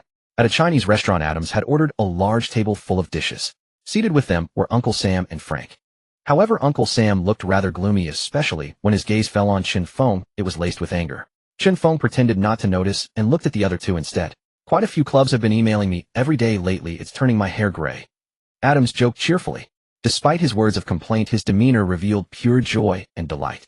These were the happiest times he had experienced in his over 20 years as a football agent. In the past 2 decades, he had managed many players who never really took off, and he had never experienced such a hectic transfer window. It was Chen Feng who had breathed new life into his agent career, letting him experience true fortune. Even if he was busy nonstop sweating profusely, he was still happy. "Well then, I suppose I've been quite a burden on you." Chen Feng played along, pretending not to notice Adams' subtle show of pride. "You're being coy. Just think about all the players you've managed over the years. Has any of them brought you as much honor as Chen Feng has?" Frank unceremoniously called out Adams' little display. Adams unfazed retorted, "I'm still fine. I can go on for a few more years. Unlike some people who are about to retire." Frank chuckled. "We're going home to enjoy our leisure, not like some who have to run around all over the place at an old age." "All right, enough bickering. We're here to help Chen Feng strategize. The transfer window is officially open." Frank cut off the banter, steering the conversation back to the main topic. "We can only offer some suggestions on this matter. The final decision rests with him." Uncle Sam finally broke his silence. "Indeed. So Chen Feng, tell us first which club you're most interested in joining." Adams asked. The question was directed at Chen Feng. "I'd most prefer to go to Real Madrid in La Liga, Liverpool and Arsenal in the Premier League, and Inter Milan in Serie A." The 3 men nodded, pondering for a moment. Frank spoke up. "These clubs are indeed showing promising development trends lately. They are all looking to strengthen their forward lines, and you fit their recruitment targets perfectly." The meal lasted 2 hours. As they were leaving, Chen Feng had finalized his primary transfer targets. His first priority was securing a move to Real Madrid, the most historic and successful club, and undoubtedly the best destination in the current transfer market. Although the popularity of La Liga had declined significantly since the departure of its 2 legendary superstars, the league's viewership remained remarkably high. His secondary choices were teams with Champions League spots, as the Champions League is the undisputed premier competition among clubs with unquestionable appeal and attention. Finally, teams in the Premier League served as his third choice. Being the top of the 5 major leagues, the Premier League guarantees substantial exposure and attention. The next morning, Chen Feng lazily crawled out of bed, squinting at the sun already high in the sky, and sighed with contentment at having slept so soundly, wishing he could stay in bed forever. His weary spirit, worn down by days of relentless travel, had finally begun to recover. After a quick wash and a change into his seldom-worn training kit, he headed to the training ground. It was the off-season, and most players were either lounging on sunny beaches watching the sea and pretty girls, or sleeping in late at home. Chen Feng was the only one in the vast training ground. In football, a world-class sport, hard work is the best calling card and letter of recommendation. Every drop of sweat shed becomes your leverage and capital. After 2 hours of training, Chen Feng collapsed onto the grass, gasping for air. He hadn't exercised for over half a month, and suddenly running those laps was overwhelming. He knew he needed to ease back into training gradually to let his body adapt. While resting, he casually opened the system interface to check the rewards and match experience he had received after the previous German Cup final. He had earned a total of 240 match experience points, 4 goals, 400, 800 for the win, and 2 for the cup final, bringing his level to 11 with 200 experience. Leveling up granted him 20 basic skill points, but for Chen Feng, now 20 basic points felt like a drop in the bucket, too little to make a difference yet too valuable to waste. What mattered most were the lavish rewards from the legendary quest, which included legendary skill points. These points could only be obtained by completing quests, and were essential for raising abilities to 100. Congratulations, host, for completing the legendary quest, first career title, by winning the German Cup. Reward, 3 legendary skill points, and a legendary star. Distributing legendary skill points. Distribution complete. Please choose a legendary star, host, either from past appearances or summon a new one. Chen Feng's consciousness stood on the starry avenue of the legendary path, gazing up at the sky streaked with shooting stars. System, let's summon a new one, he said after a moment's thought. About to summon a new legendary star. Ding. Options: Neymar's Rainbow Flick, Davor Sucker's Dragon Turn, Andres Iniesta's La Croqueta. Please choose one of 3, host. Gazing at the 3 radiant legendary stars, Chen Feng was quite familiar with Neymar and Iniesta. Both had been star players and pillars of the legendary Dream Team, Barcelona, vital pieces of that cosmic squad. Neymar was a member of Barcelona's fearsome front 3 MSN, forming the South American attacking trident alongside Messi and Suarez. Iniesta, meanwhile, was part of the midfield backbone of that Dream Team, the famed Busquets, Xavi, Iniesta trio linking the team's defense and attack. As for Davor Sucker, younger fans might not recognize him. Suker was the red-white spear of Croatia, the greatest Croatian footballer before Modric emerged. Suker's career was illustrious: La Liga's top scorer in '96, the World Cup Golden Boot in '98, and inducted into the FIFA Hall of Fame in 2004. Widely celebrated by fans as an artist who could play the violin with his left foot, his dragon turn move and pinpoint left foot accuracy made him a lethal weapon in the penalty area.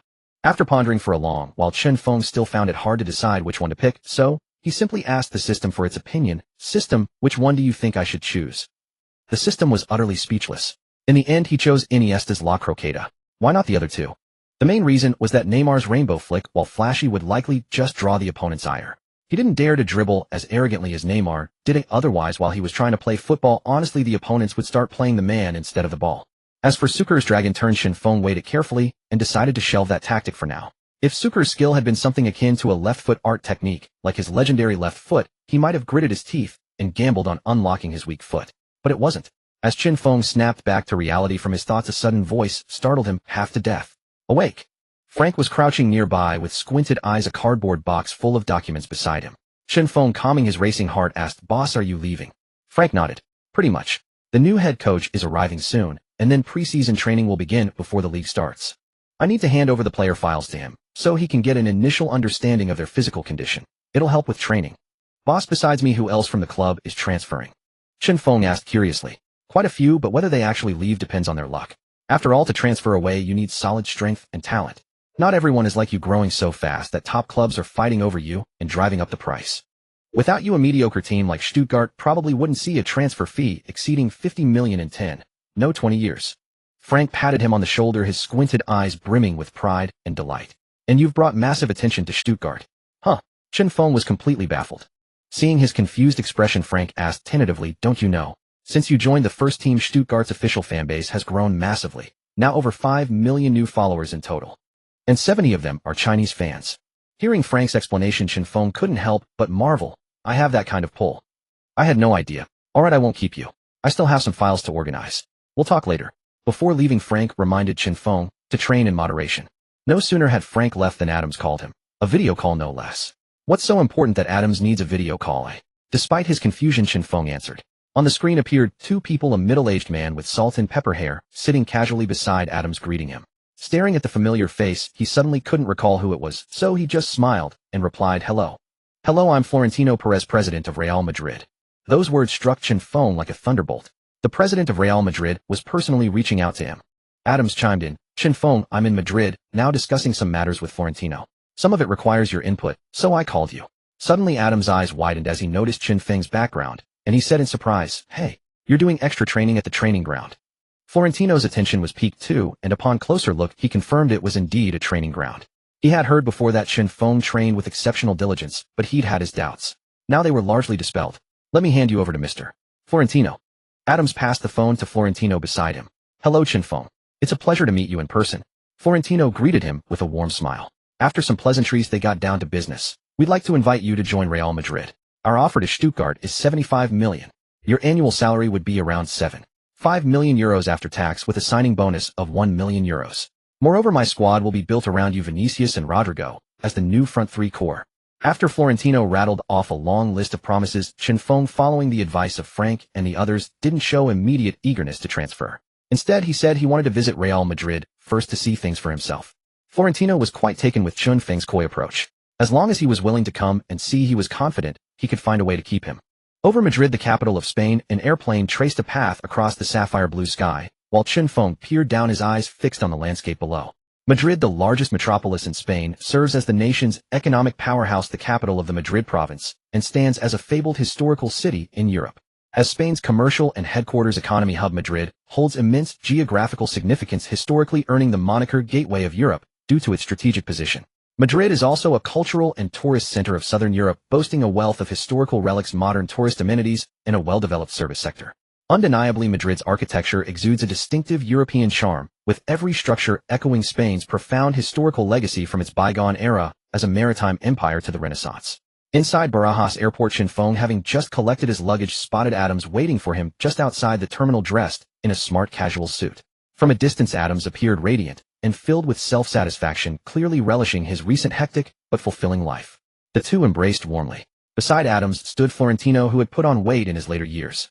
The Real Madrid president, without any airs, shook Chinfeng's hand and gave him a friendly hug. Welcome to Madrid, Florentino said, slinging an amicable arm around Chinfeng's shoulder, his demeanor that of a caring senior entirely devoid of presidential authority. Chinfeng responded with pleasantries. The honor is all mine to meet you. Florentino chuckled heartily. Let's talk in the car.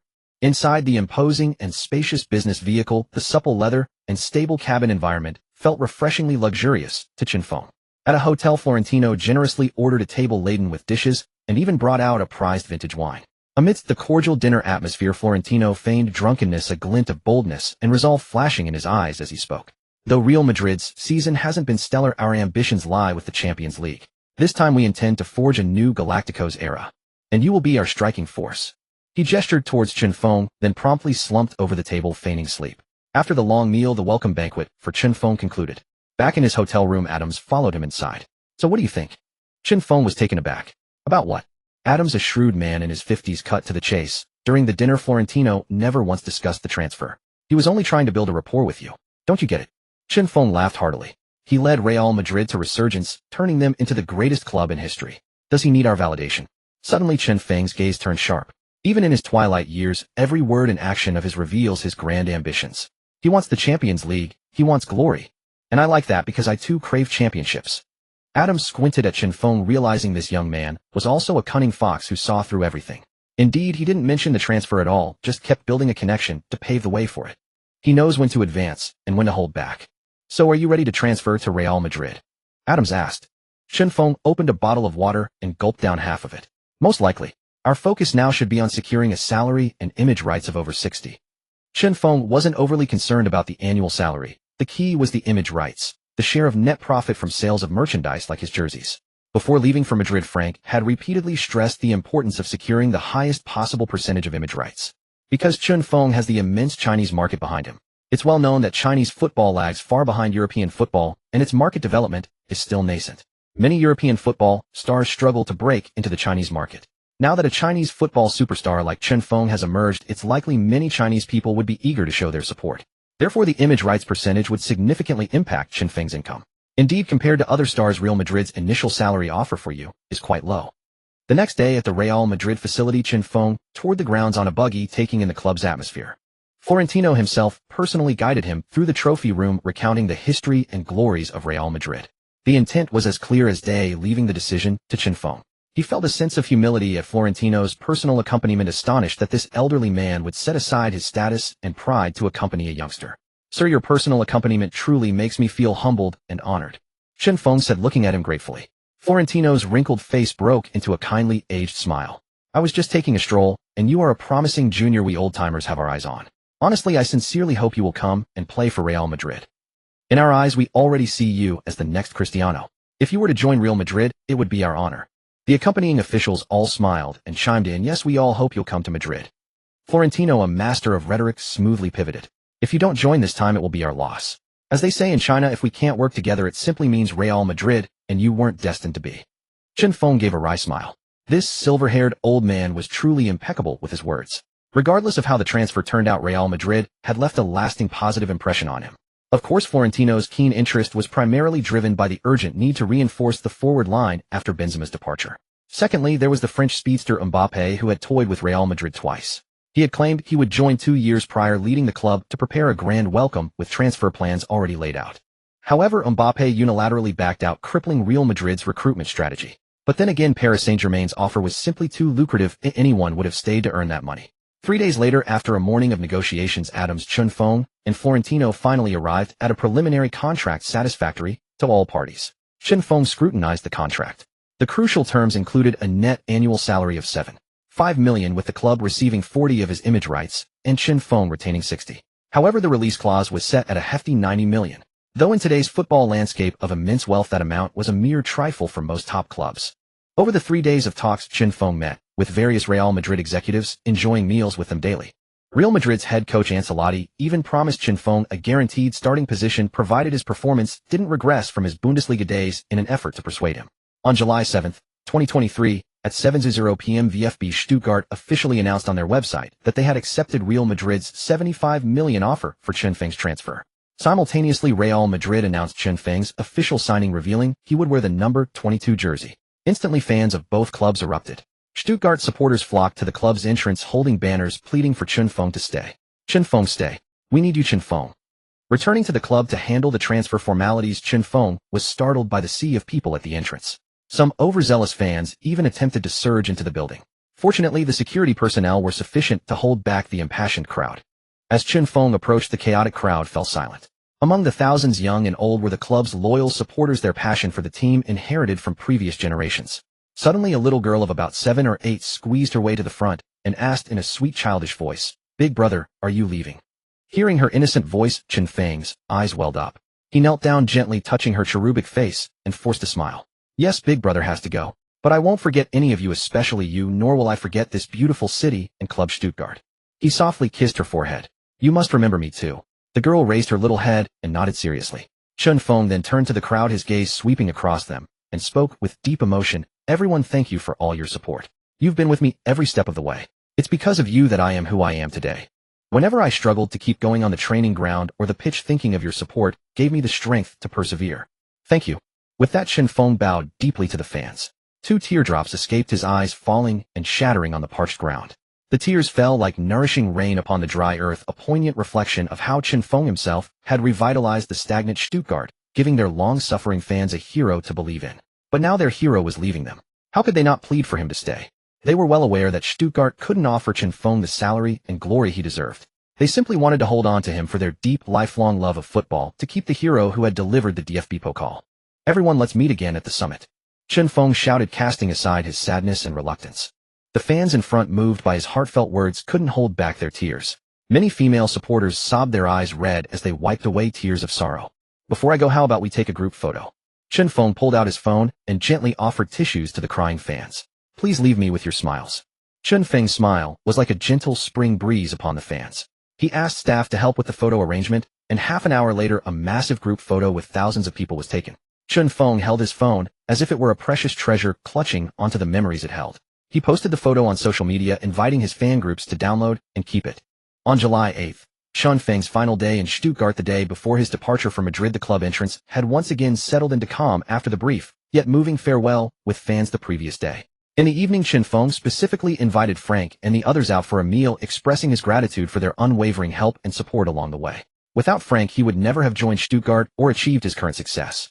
Perhaps Frank had harbored some resentment when Chen Feng boldly stopped his car for a trial, but those feelings had long dissipated. Now only the bond of mentorship remained between them. Moreover, his rapid promotion from the second team to the first team and his debut in the Bundesliga were all thanks to Frank. Raising a large glass of beer, its foam still overflowing, he declared, "Boss, this toast is for you. Thank you for giving me the chance to play, for helping me rise from the second team to the first. Without your help, I might not have achieved so much. In my heart, the 3 of you are my most respected mentors and elders." With that he raised his beer and downed it in one go. Listening to the young man's grateful words, Frank felt a profound sense of accomplishment after enduring so much hardship. Having spent his life as an unremarkable coach, it was Chen Feng who brought him the final glory and brilliance of his career. Soon after finishing his glass, Frank spoke up, "You don't need to be so polite. I should also thank you for giving this old-timer with one foot in the grave the chance to coach a Bundesliga team. It fulfilled my long-cherished wish." He raised his glass and drank it all in one go, then looked at Chen Feng with appreciative misty eyes, reaching out to firmly pat his broad shoulder. "Keep working hard. Your life is just beginning." Chen Feng nodded, then refilled his glass and turned his gaze towards Uncle Sam. Although Uncle Sam had been displeased with Chen Feng for letting Alina return alone earlier, the young man's sheer audacity had won back his forgiveness. "Uncle Sam, thank you for always letting me use the training equipment after hours and buying me food after my sessions," Chen Feng said gratefully. Uncle Sam wasn't one for sentimentality. He clinked glasses with him and said, "Kid, I just see a bit of my younger self in you. Back then I had no talent, so I tried to make up for it with hard work. But hard work can only take you so far." The old man sighed, then continued, "I wasn't as gifted as you. I loved football for half my life, only to retire in disgrace, leaving nothing behind but the aches and pains of my old age. Since you're leaving, I don't have much advice. Just remember to take care of yourself. Don't end up with a body full of chronic injuries like me." With that, Uncle Sam downed his beer. Since Adams was still in Madrid handling matters for Chen Feng, it was just the three of them that night. The next day, after packing his things, Chen Feng walked through the Stuttgart club dragging his suitcase. His pace was slow, his gaze lingering on the surroundings again and again, as if trying to etch the memories deeper. At the entrance, a crowd of fans, having heard the news of his departure for Madrid, had been waiting for some time. They held up banners and streamers wishing him a bright future and raised his posters hoping he would return forever young. As he settled into the Maserati that had been waiting outside, the vehicle began to move and the scenery behind him grew smaller and smaller. He kept turning back to look at the fans. As they drove further away until the scene behind vanished from sight, he let out a soft sigh and sat up straight. The female driver beside him, noticing his melancholy through the rearview mirror, asked, reluctant to leave. He lowered his head slightly. "Thank you for coming to see me off." Alina let out a chuckle as elegant and noble as a princess. "I'm just repaying kindness with kindness." Hearing this, Chen Feng was taken aback. It seemed she still remembered the incident during the China trip. Knowing he was in the wrong, he dared not respond. Seeing him slumped listlessly in the passenger seat, Alina laughed. "Just kidding." At the airport, Alina watched the plane slowly take off, a complex emotion flickering in her captivating eyes, quickly concealed deep within her heart. "Wishing you all the best." With that, Alina left a tall, elegant silhouette that disappeared into the crowd. 2 hours later, at the Madrid airport, the moment he exited the terminal, he saw a large group of Real Madrid fans holding banners waiting for him, including many Chinese supporters. "Welcome Chen Feng to Real Madrid." Cheers erupted from the crowd upon seeing him. Looking at the fans wearing the number 22 Real Madrid jersey, wasn't that his number? While greeting the enthusiastic fans, he fished a marker out of his backpack to sign autographs. After half an hour, his hand was cramping, so he bid the fans farewell and got into the arranged vehicle to head to the Real Madrid club. Upon arriving at the club, another large crowd of fans was waiting. Escorted by security, Chen Feng signed a few quick autographs before entering the building. Inside, he first followed the staff through a series of thorough medical examinations. Completing the medical checks around noon, he headed to the cafeteria for lunch and a rest, only to be slightly surprised to find the entire first-team squad there. With the International Champions Cup scheduled for July 24th, all the players had cut their holidays short and returned for preseason training. Many players greeted Chen Feng warmly, especially Jude Bellingham, who had also just transferred to Real Madrid that summer. They had faced each other in a grueling draw between Borussia Dortmund and Stuttgart in the Bundesliga, a match that left a strong impression on both. They shook hands and embraced, exchanging pleasantries. "Long time no see." Chen Feng smiled. "Long time no see. Who'd have thought we'd go from rivals to teammates?" Bellingham laughed heartily. "You gave me a real headache in that match. That video of you overtaking me on the outside had my teammates laughing at me for ages." Chen Feng grinned slyly. "Want me to treat you to a meal?" "I was waiting for you to say that." Bellingham flashed a triumphant smile. Chen Feng's face fell slightly, realizing he'd been tricked into paying on his very first day. But it was no big deal. Subsequently, Chen Feng went around greeting the rest of the team. The players were all very welcoming, especially Vinicius Jr. and Rodrigo from the Samba squad, who slung their arms around his shoulders and asked, "Fancy going out for some fun tonight?" Since Benzema's departure, these two had become the sharpened blades of the front line. Their impressive performances last season had elevated them to the main figures of Real Madrid's attack.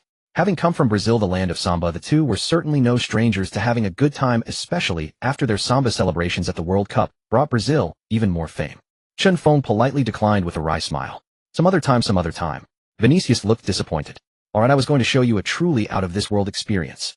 At that, more than a few players nearly spat out their food. Even Chen Feng was taken aback. The Samba squad truly knew how to play hard on and off the pitch. Of course he was just joking. Luka Modric, the veteran leader of the team, walked over with a plate of food and chimed in, "Don't listen to his nonsense.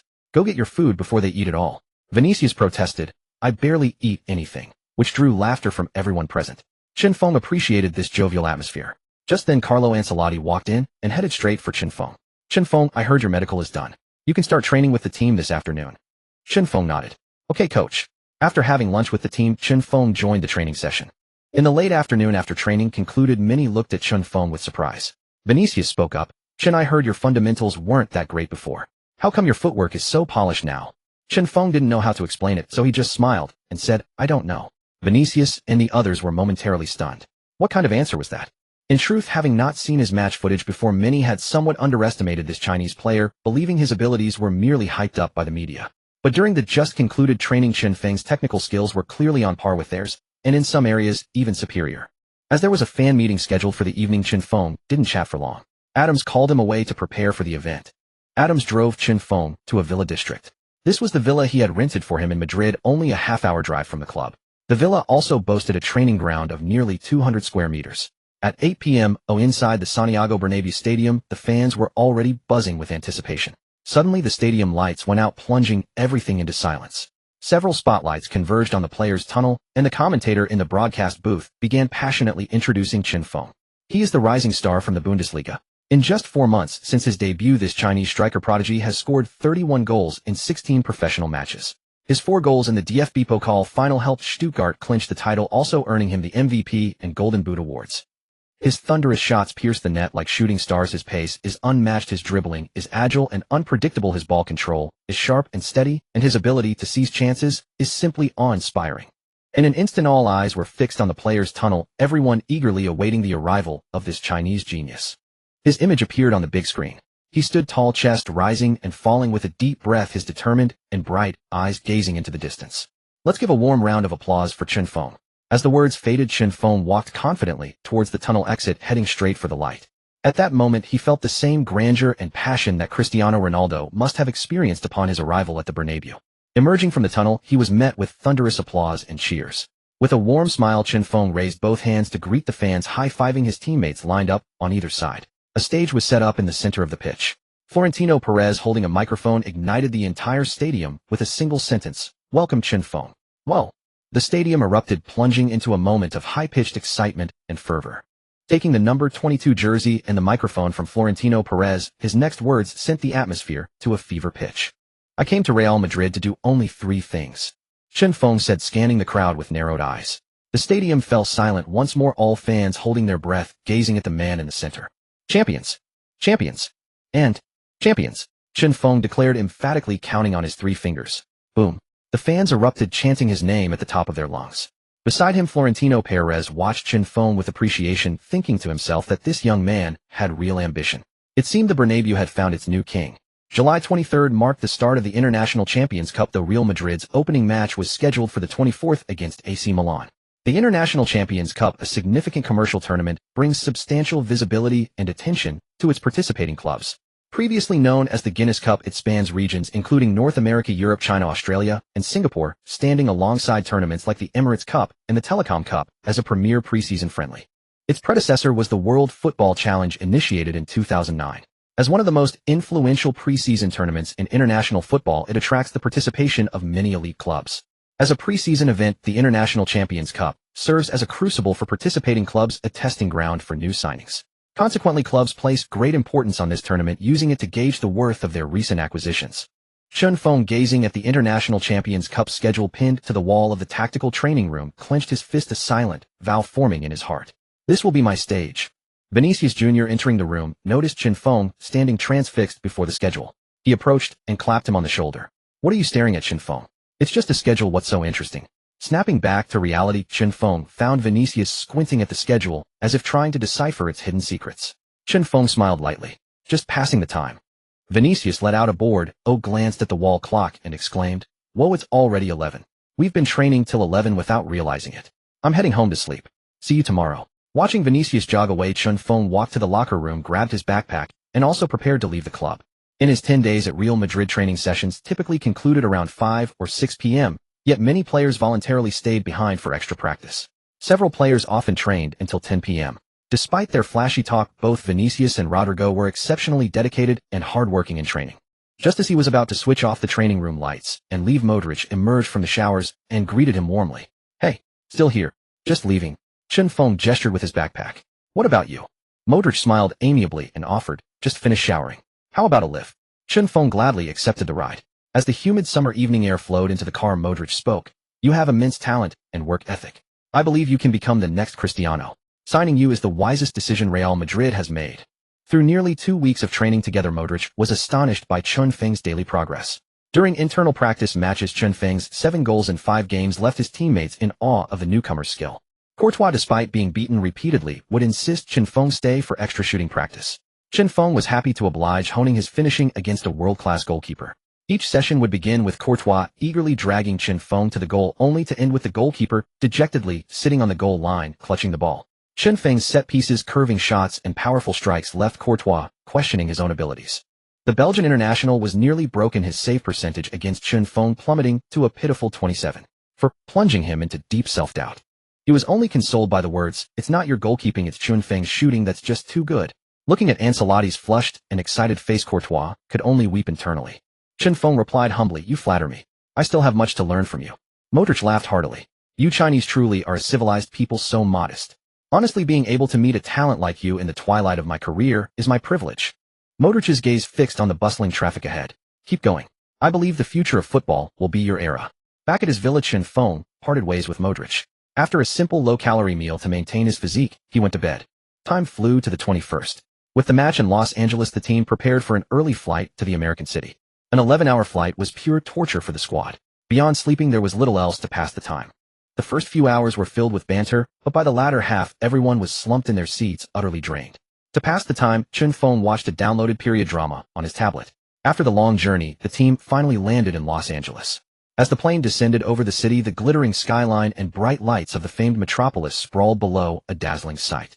A bus carried the Real Madrid players to their hotel in Pasadena, a Los Angeles suburb, where the weary squad quickly succumbed to sleep. The 23rd was the tournament's opening day, featuring 2 matches: Manchester United vs. Arsenal and Juventus vs. Barcelona. Both were blockbuster clashes. Manchester United and Arsenal, Premier League heavyweights, had performed admirably in the previous season, 22-23. United had finished 3rd and Arsenal 2nd. Though a friendly, the match's entertainment value was expected to rival the Champions League. Next was Juventus against Barcelona. Though Juventus had recently lost some of their past glory, their deep-rooted legacy commanded respect. Barcelona, meanwhile, had seen a sharp decline since Messi's departure. Despite signing Lewandowski to fill the void, they were a shadow of their former selves. On paper, the two teams were evenly matched, promising a compelling contest. Other participating teams watched from their hotels to scout the competition. The first match, United vs. Arsenal, was fiercely contested, with United snatching a last-minute winner. Barcelona and Juventus battled for 90 minutes without a breakthrough. With no extra time in the tournament, the match went straight to a penalty shootout. Barcelona emerged victorious 4-3. The following day featured a single match, Real Madrid vs. AC Milan. The clash between the La Liga and Serie A giants was heavily hyped by the media. Much of the attention, however, was focused on Real Madrid's new forward Chen Feng. Real Madrid had been persistently linked with PSG's Mbappé, with rumors of a $200 million move to bolster their attack.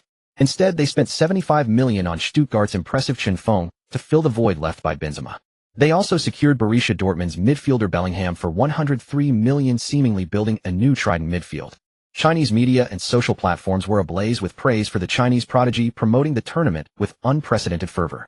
Longtime Chinese fans rallied behind Chen Feng, and celebrities passionate about football also expressed their support on social media. After over 2 decades of struggle, Chinese football had finally produced a top-tier player gracing Europe's elite leagues.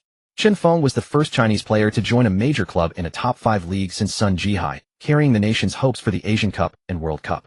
Inside the Rose Bowl, capable of holding 9,252 spectators, fans of both teams, adorned in their club colors, eagerly awaited the action on the pitch. Amidst the roar of the crowd and the announcers' excitement, the two teams emerged from the tunnel. A deafening cheer erupted under the stadium's brilliant lights. Supporters cheered passionately as the players walked out with pride. Under the referee's direction, the teams lined up for the traditional handshake. Even CCTV5 broadcast the friendly. The commentator, eyes gleaming, introduced the lineups. "Welcome to the live coverage of the International Champions Cup. Let me introduce the starting 11 for both teams." Real Madrid, in their iconic white, will attack from left to right in a 4-3-3 formation. Belgian goalkeeper Courtois guards the net. The defense comprises Rudiger, Nacho Militao, and Carvajal. The midfield is anchored by Toni Kroos with Valverde and Bellingham as advanced playmakers. Up front, Vinicius Jr. on the left, Rodrigo as the central striker, and Chinfeng on the right. AC Milan in their red and black lineup in a 4-2-4. Mainin is in goal. The back four consists of Calabria, Malik Thaya Tamori, and Theo Hernandez. Krunic and Tonali anchor the midfield. The attack features Brahim Diaz Benacer sailmakers with Giroud leading the line. This promises to be an explosive encounter. A voice echoed in Chun Feng's mind. Mission 5 triggered Real Madrid debut. Conditions: score 1 goal and win the match. Chun Feng took a deep breath to steady his nerves. After extensive training with Madrid, he was a different player from the one at Stuttgart. He was confident his debut would be memorable. The past month had been chaotic, but since joining Madrid, he had finally found consistent training time to accumulate skill points. Over the month, he had amassed a total of 303 basic skill points. Focusing on balanced development, he spent 23 points to raise his heading to 60, and then used 80 basic points to exchange for an intermediate skill point, bringing both free kicks and heading to 80. He used the remaining 200 basic points to exchange for 2 ultimate skill points, boosting his pace to 92. This investment was strategic considering the 3 legendary skill points he had earned from the DFB Pokal. If he could raise his pace to 95, using the legendary points would allow him to reach an astonishing 98, placing him among the fastest in football. His updated player profile is as follows: name Chinfeng, age 22, height 176 centimeters, weight 75 kilograms, shooting 100, free kicks 80, penalties 90, heading 80.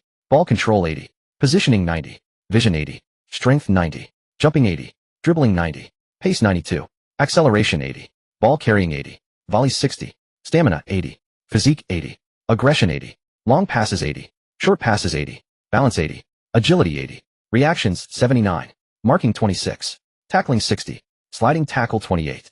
The atmosphere inside the Rose Bowl Stadium was as electrifying as the blazing sun overhead. At the referee's whistle, the match officially commenced. Although this was a friendly, the participating teams were all giants from major leagues, prompting both managers to field their strongest starting lineups. The International Champions Cup served not only as a platform for teams to fine-tune their squads, but also as a quality inspection stage for transferred players, revealing whether new signings truly complemented their teams. Real Madrid kicked off the first half. From the outset, both teams displayed the maturity and composure befitting elite clubs, showcasing the cohesion of their tactical systems. Following Ancelotti's pre-match instructions, the Real Madrid players kept possession, refraining from pressing forward recklessly, instead probing for opportunities and biding their time. AC Milan's players meanwhile swiftly occupied favorable defensive positions after kickoff, each fulfilling their duties and maintaining seamless connectivity across the pitch. The ball was passed back and forth in Real Madrid's midfield and defense. Only AC Milan's 4 forwards attempted to press, while the rest focused on preserving overall continuity and interplayer links. In the 7th minute, Real Madrid launched an attack. Valverde, anchoring the central axis, unleashed a sudden, unexpected pass to shift the ball. Valverde's lofted pass was so abrupt that the defending player barely reacted. The ball arced over AC Milan's midfield, driving straight towards their defensive third. As if hearing a charge, all Real Madrid players accelerated towards the opponent's half. Simultaneously, each adhered to tactical roles, maintaining formation while pressing forward with patience, avoiding undue haste. AC Milan, a Serie A powerhouse, responded swiftly. Their 2 center-backs dropped deep while the full-backs tightened the defensive width, compressing the attacking space to facilitate compact defending. Additionally, 2 midfield stalwarts pushed up to press, slowing the opponent's advance. Rodrigo, receiving the ball, calmly controlled it and dribbled forward with Vinicius Jr. and Chinfeng on the flanks surging into space. Rodrigo faced Tonali and executed a masterful deceptive feint to bypass him. He then shaped to shoot but delivered a disguised pass, fooling Tonali, who had scrambled back to intercept. He decisively slotted a diagonal pass to Vinicius Jr. sprinting down the left flank. The Brazilian lightly cushioned the ball with his left foot, bringing it under control. However, with Calabria shadowing him closely, he found no room to pass. Forced to dribble forward, Vinicius Jr. advanced until he reached the byline with no options left. Planting his feet firmly to shield the ball, he lifted his gaze to survey the field and the positions of his opponents. With Calabria looming as a formidable obstacle, Vinicius Jr. saw no viable passing lanes and decided to take on his marker before attempting anything else. Yet despite Vinicius Jr.'s repeated stepovers to press forward, Calabria retreated steadily, his sharp eyes fixed on the ball, searching for a chance to dispossess him. Suddenly spotting a lapse in Vinicius Jr.'s stride rhythm, Calabria lunged in with a well-timed poke, knocking the ball away from the Brazilian's protection. As a player valued at over 100 million, Vinicius Jr. was no mere reputation. He quickly regained control of the ball with a burst of pace. Out of the corner of his eye, he spotted Bellingham making a supporting run to his right. With a delicate flick of his instep, he rolled the ball back to the Englishman, who was cutting inside. Bellingham received the ball and drove into the box, but a figure suddenly appeared on his right. Malik Thiaw stood before him like an immovable wall. This forced Bellingham to slow his advance. Instead of attempting to beat his man for a shot, he shuffled the ball between his feet before suddenly knocking it back with his heel. The ball went straight to Rodrigo, who had surged forward to the far post. Meeting it first time, Rodrigo unleashed a thunderous strike that blazed through the AC Milan defenders in the box. The shot seemed destined for the net, but AC Milan's goalkeeper Mainin made a heroic save. However, the rebound spun loose towards the left side of the goal. As players scrambled towards the loose ball, a white shirt figure appeared in an instant, calmly lifting the ball into the empty net for a simple finish. In that moment, the AC Milan players froze, stunned that such a tightly packed defense had been breached. Regret washed over them.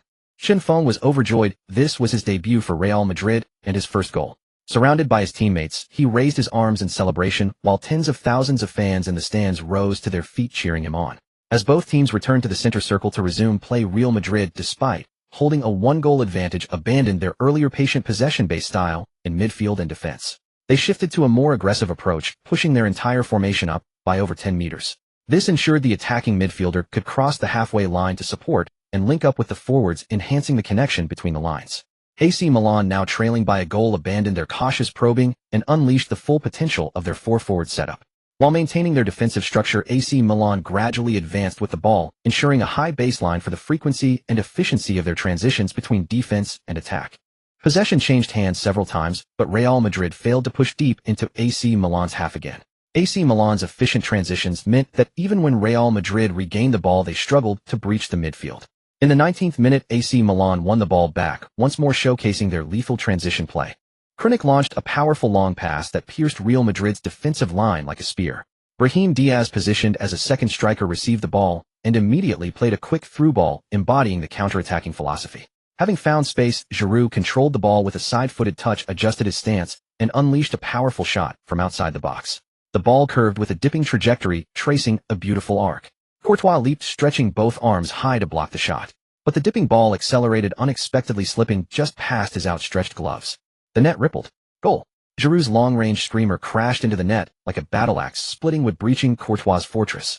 In that instant, the AC Milan fans erupted with a roar that rivaled a rocket launch. Giroud sprinted towards the stands, executing a triumphant sliding knee slide to celebrate the goal. The fans in the stadium clutched their cheeks in disbelief, staring up at the replay on the big screen. The Real Madrid players stood with hands on their hips, watching AC Milan's exuberant celebrations. To be honest, envy gnawed at them. The match continued. In the 43rd minute, the final threatening attack of the first half unfolded. After equalizing, AC Milan's morale soared, and their attacking pressure intensified, leaving Real Madrid's defense on high alert.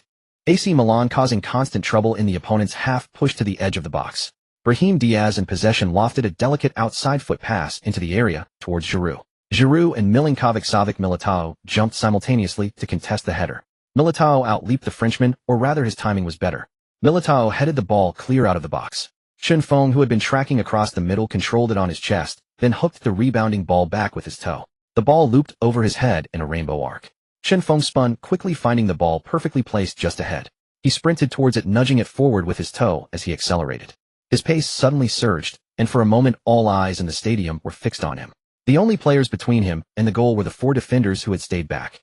However, AC Milan's fullbacks had pushed high to support the attack, leaving them stranded in Real Madrid's half. Xinfeng's sudden burst caught them off guard, forcing them into a frantic retreat. The responsibility of stopping him fell to Malik Thiaw and Tomori. Anticipating his run, they converged on him, determined to extinguish the threat. But Xinfeng's speed was already at its peak. While his 92 pace was slightly hampered by dribbling, he remained a cut above the rest. With blistering speed, he skipped past Thiaw's desperate slide tackle. Seeing Thiaw beaten, Tomori swiftly backpedaled to place himself in Xinfeng's path. Xinfeng then showcased his trickery, executing a deceptive La Croqueta to glide past Tomori. He pulled the ball back with his right foot, creating a one-on-one opportunity. His dribbling speed recovered quickly, and the rest of the AC Milan team was too far behind to recover defensively. A clear chance against the goalkeeper. Xinfeng remained composed, charging into the box alone. Mainin, knowing he couldn't wait, rushed out to smother the ball. As Mainin closed in, Xinfeng struck the ball with finesse, placing it towards the far corner. Mainin dived full stretch, guessing the right direction, but the ball brushed the post and rolled into the net. Real Madrid regained the lead, making the score 2-1. They carried this one-goal advantage into the halftime break. During the halftime break in the AC Milan dressing room, head coach Pioli was actively outlining the tactics for the second half. Although this is a friendly match, victory remains the outcome we pursue. Listen up, midfielders and defenders. You must sever the connection between Real Madrid's midfield and forwards. Confine Vinicius and Chun Fong to the flanks. Mark them out of the game. Meanwhile, in the Real Madrid dressing room, Ancelotti calmly briefed his players on the second-half plan. As the second half commenced, the referee's whistle signaled the resumption of play. AC Milan kicked off. They didn't recklessly push forward in a desperate bid to equalize. Instead, they methodically adjusted their positions to the optimum, gradually advancing their lines inch by inch to encroach upon the opponent's defensive space. Tonali dictated AC Milan's attacking rhythm. He was acutely aware of the positioning of the opposition, carefully scanning the field for a breakthrough point. AC Milan circulated the ball in their own half. Suddenly a gap appeared on Real Madrid's left flank. Tonali, seizing the opportunity with sharp instinct, delivered a curling diagonal pass to the sprinting Rafael Leao.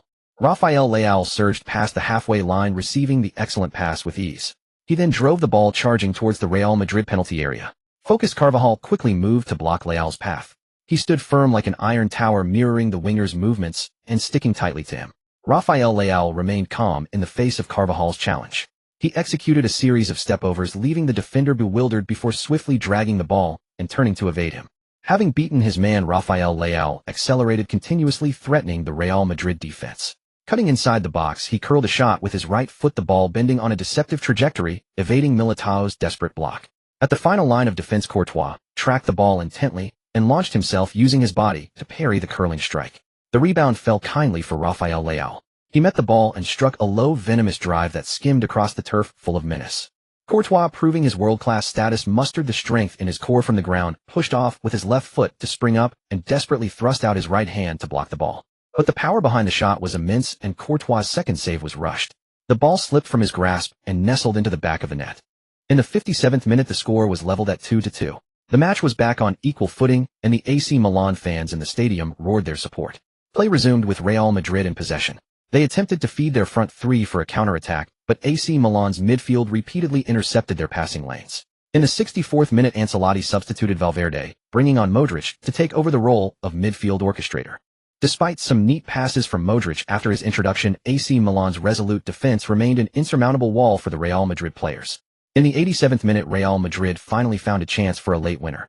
Militao launched a long ball from the back towards Modric in the center. The midfield maestro Modric calmly laid the ball off to the left flank with his left foot. Vinicius, seeing the opportunity, sprinted forward, chasing the ball. Suddenly, a red and black blur like a bolt of black lightning slid in to knock the ball out of play. Seeing the ball so close go out for a throw-in, Vinicius was left frustrated. The AC Milan fans in the stands applauded Tonali's clean, decisive tackle. Despite some successful passes breaching AC Milan's midfield barrier, Tonali's tenacious defense and organization extinguished Real Madrid's attacks before they could truly ignite. Tonali single-handedly shouldered the burden of AC Milan's midfield, stepping up in a difficult season to steady the ship amidst the storm. Solid in defense and potent in attack, Tonali had become an indispensable asset for AC Milan, repeatedly disrupting Real Madrid's link-up play. From the throw-in, Vinicius quickly hurled the ball back to Modric, who had moved up on the right, and then sprinted back onto the pitch, ready to surge forward. After controlling the ball and taking a moment to adjust, Modric used the inside of his left foot to knock a pass across to Bellingham. Bellingham, with a subtle movement, then lofted the ball towards the run of Rodrigo in the center. Rodrigo and Calabria challenged for the aerial ball. Rodrigo caught an elbow to the temple from Calabria in the tussle. A sharp cry escaped him as he collapsed to the ground, clutching his head in agony. Seeing this, Calabria abandoned the play and hurried to help Rodrigo up, checking on his condition. Rodrigo lowered his hand from his temple, offering a pained smile and a shake of his head. "I'm fine." Although Rodrigo was unhurt, Calabria was still penalized for the foul. No card was shown, but Real Madrid was awarded a free kick from a dangerous position. Modric stood over the ball, found his spot, and struck it on the referee's signal. The ball arced into the box like a rainbow, with players jostling and pushing to get on the end of it. Bellingham won the first header, directing a powerful header towards goal. AC Milan's goalkeeper Mainin was alert and gathered the ball securely into his chest. Seizing the moment, Mainin sprinted out of his 6-yard box with the ball clutched in his hands and launched a huge kick downfield, aiming to catch the opposition off guard. All of Real Madrid retreated, not lingering in attack.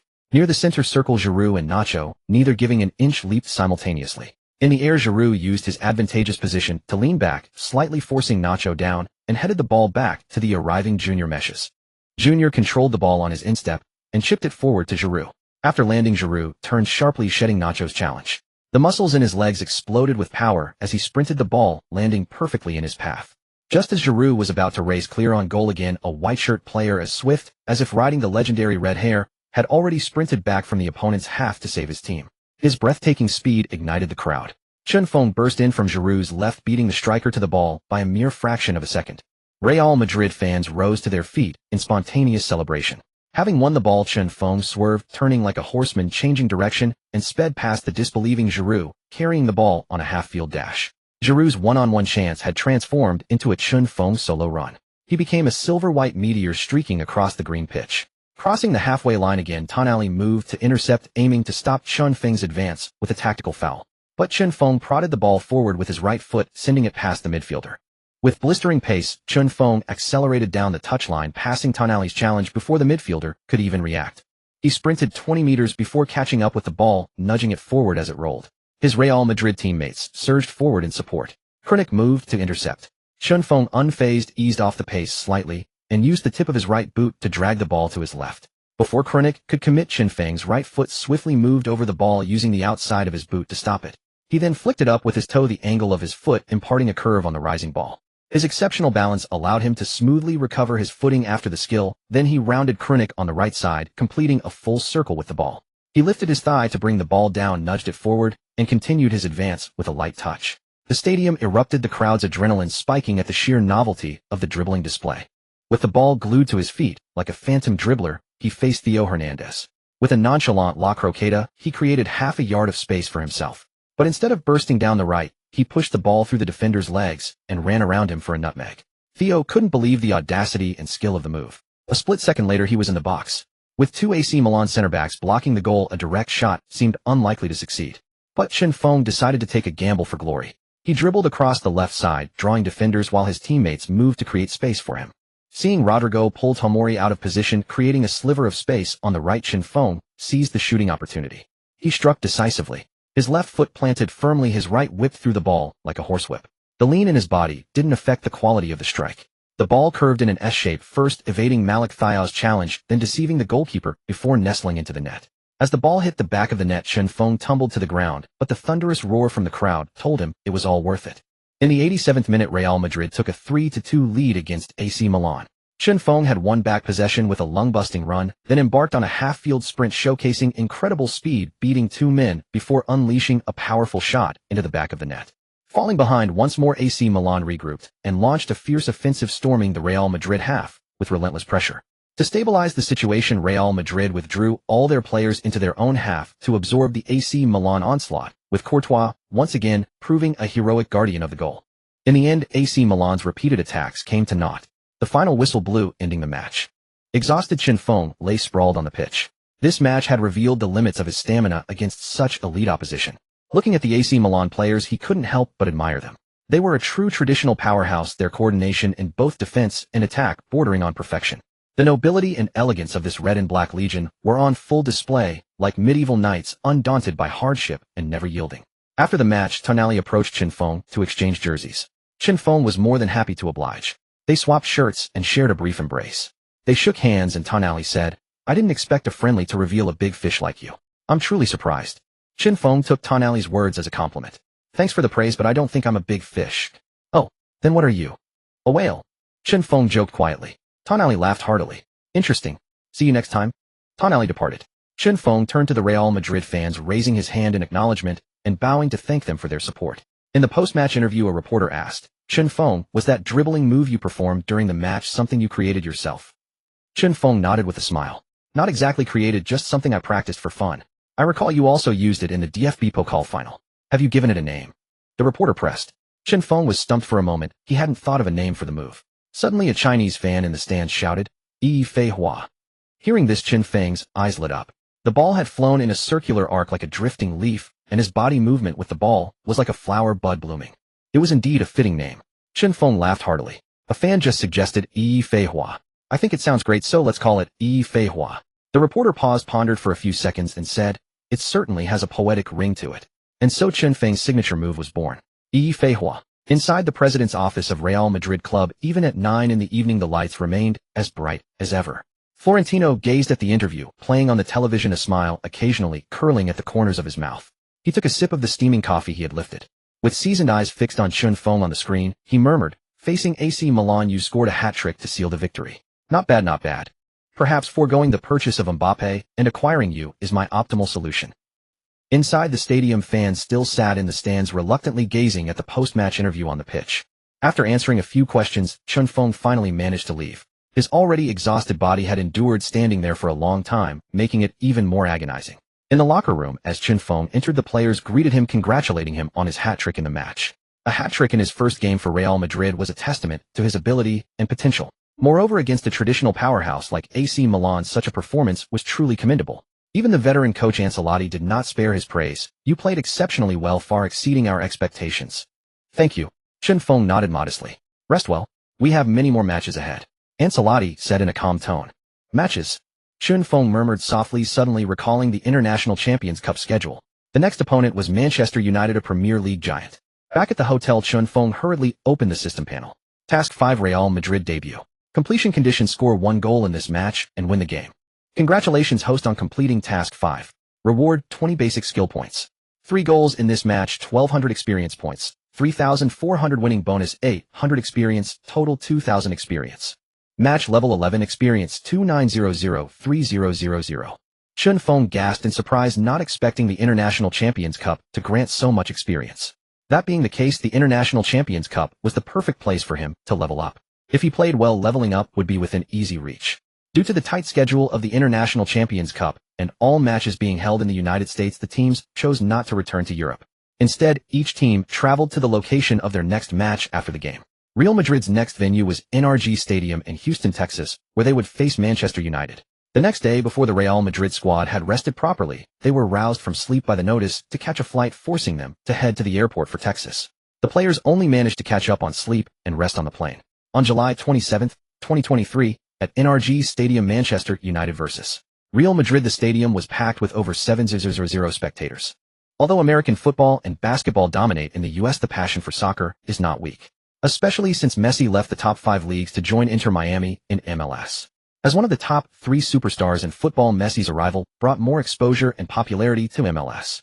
The Messi effect spread across American soccer, making more people fall in love with the sport. In the Real Madrid locker room, many players looked listless. They had played a match 2 days ago, flown yesterday, and now had to face Manchester United today. Their unrecovered stamina made the match highly unpredictable. Coupled with the lack of rest from the flight, their morale was low. Many players sat with heads drooped, either sleeping or resting with eyes closed. Among them all, only Chunfeng was in high spirits and full of energy. After all, he had the system's stamina recovery room. As long as he wasn't dead, one night was enough to restore his stamina and energy. Seeing Chunfeng's condition, Ancelotti was both puzzled and relieved. It seemed Chunfeng would be in the best shape among them. As for Manchester United, they were not much better, looking like wilted eggplants. The night gradually enveloped NRG Stadium, the faint darkness outside slowly eroding people's spirit. Both sides adjusted their state to face the match at their best. In the tunnel, the pressure of the game seemed to make the tired players forget their fatigue, restoring their strength. Everyone was eager to start. With the passionate introduction of the announcer, the two teams marched onto the pitch. Manchester United's formation today is 4-2-3-1. Goalkeeper De Gea. Defenders Luke Shaw, Lindelof, Varane, Wan-Bissaka. Midfielders Fred, Casemiro. Left midfielder Sancho, attacking midfielder Eriksen, right midfielder Bruno Fernandes. Lone striker Rashford leading the line. Real Madrid's lineup differs from the previous match. Chunfeng has been moved from right winger to center forward, allowing Rodrigo to return to his right wing position. Real Madrid in wide attack from left to right in a 4-3-3 formation. Goalkeeper Courtois guarding the goal. Defenders Rudiger, Nacho, Militao, Carvajal. Midfield holding midfielder Toni Kroos, paired with attacking midfielders Valverde and Bellingham. Forwards left winger Vinicius, center forward Chunfeng, right winger Rodrigo. As is well known, Chunfeng played as a right winger at Stuttgart. This time Ancelotti has moved him to the center. The intention is likely to fully unleash Chunfeng's attacking strength, giving him more shooting opportunities and freeing his dribbling and finishing abilities. Whether this tactical change will yield results remains to be seen.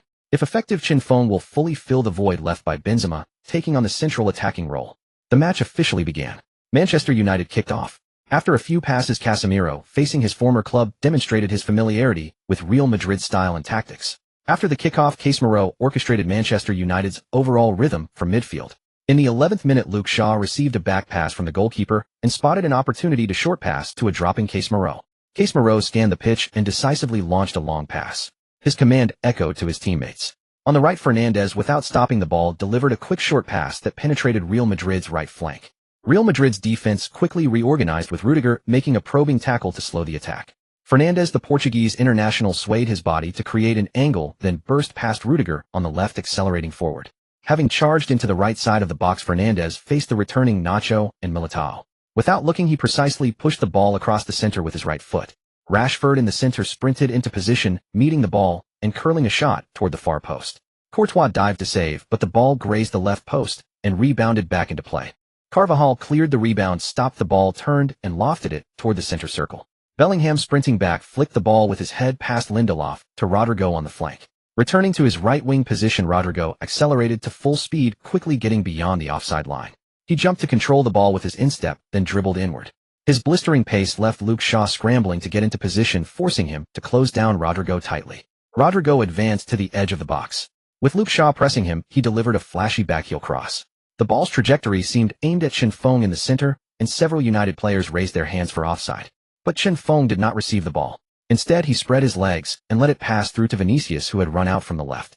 Vinicius had a clear shooting angle, and the cross was well weighted. He struck the ball on the volley. However, the shot was too central, and De Gea gathered it into his chest. De Gea quickly got up through the ball and kicked it with his right foot. The ball arced like a meteor across the halfway line, flying over the center circle. Near the center circle, Rashford, Nacho, and Militao all focused on the ball, leaping simultaneously for the header. In the chaos, Militao headed it out of play. Manchester United's throw-in. Casemiro threw the ball to Fred, then ran into Real Madrid's half to support Fred. Fred shielded the ball, facing pressure from Valverde. After a few touches to protect it, he played a short pass to Eriksen, who was running diagonally to receive. Upon receiving the ball, Eriksen saw space ahead and drove forward with the ball. But before he could advance far, Nacho blocked his path. The two tangled, and Nacho's repeated attempts to poke the ball away made Eriksen break into a cold sweat. With his back to Nacho, Eriksen deftly pulled the ball to his left with his right foot. Nacho followed the movement. The next moment, Eriksen pushed the ball to the right with his left instep, sending it diagonally toward the right flank. Nacho, still shifting left, quickly corrected his body.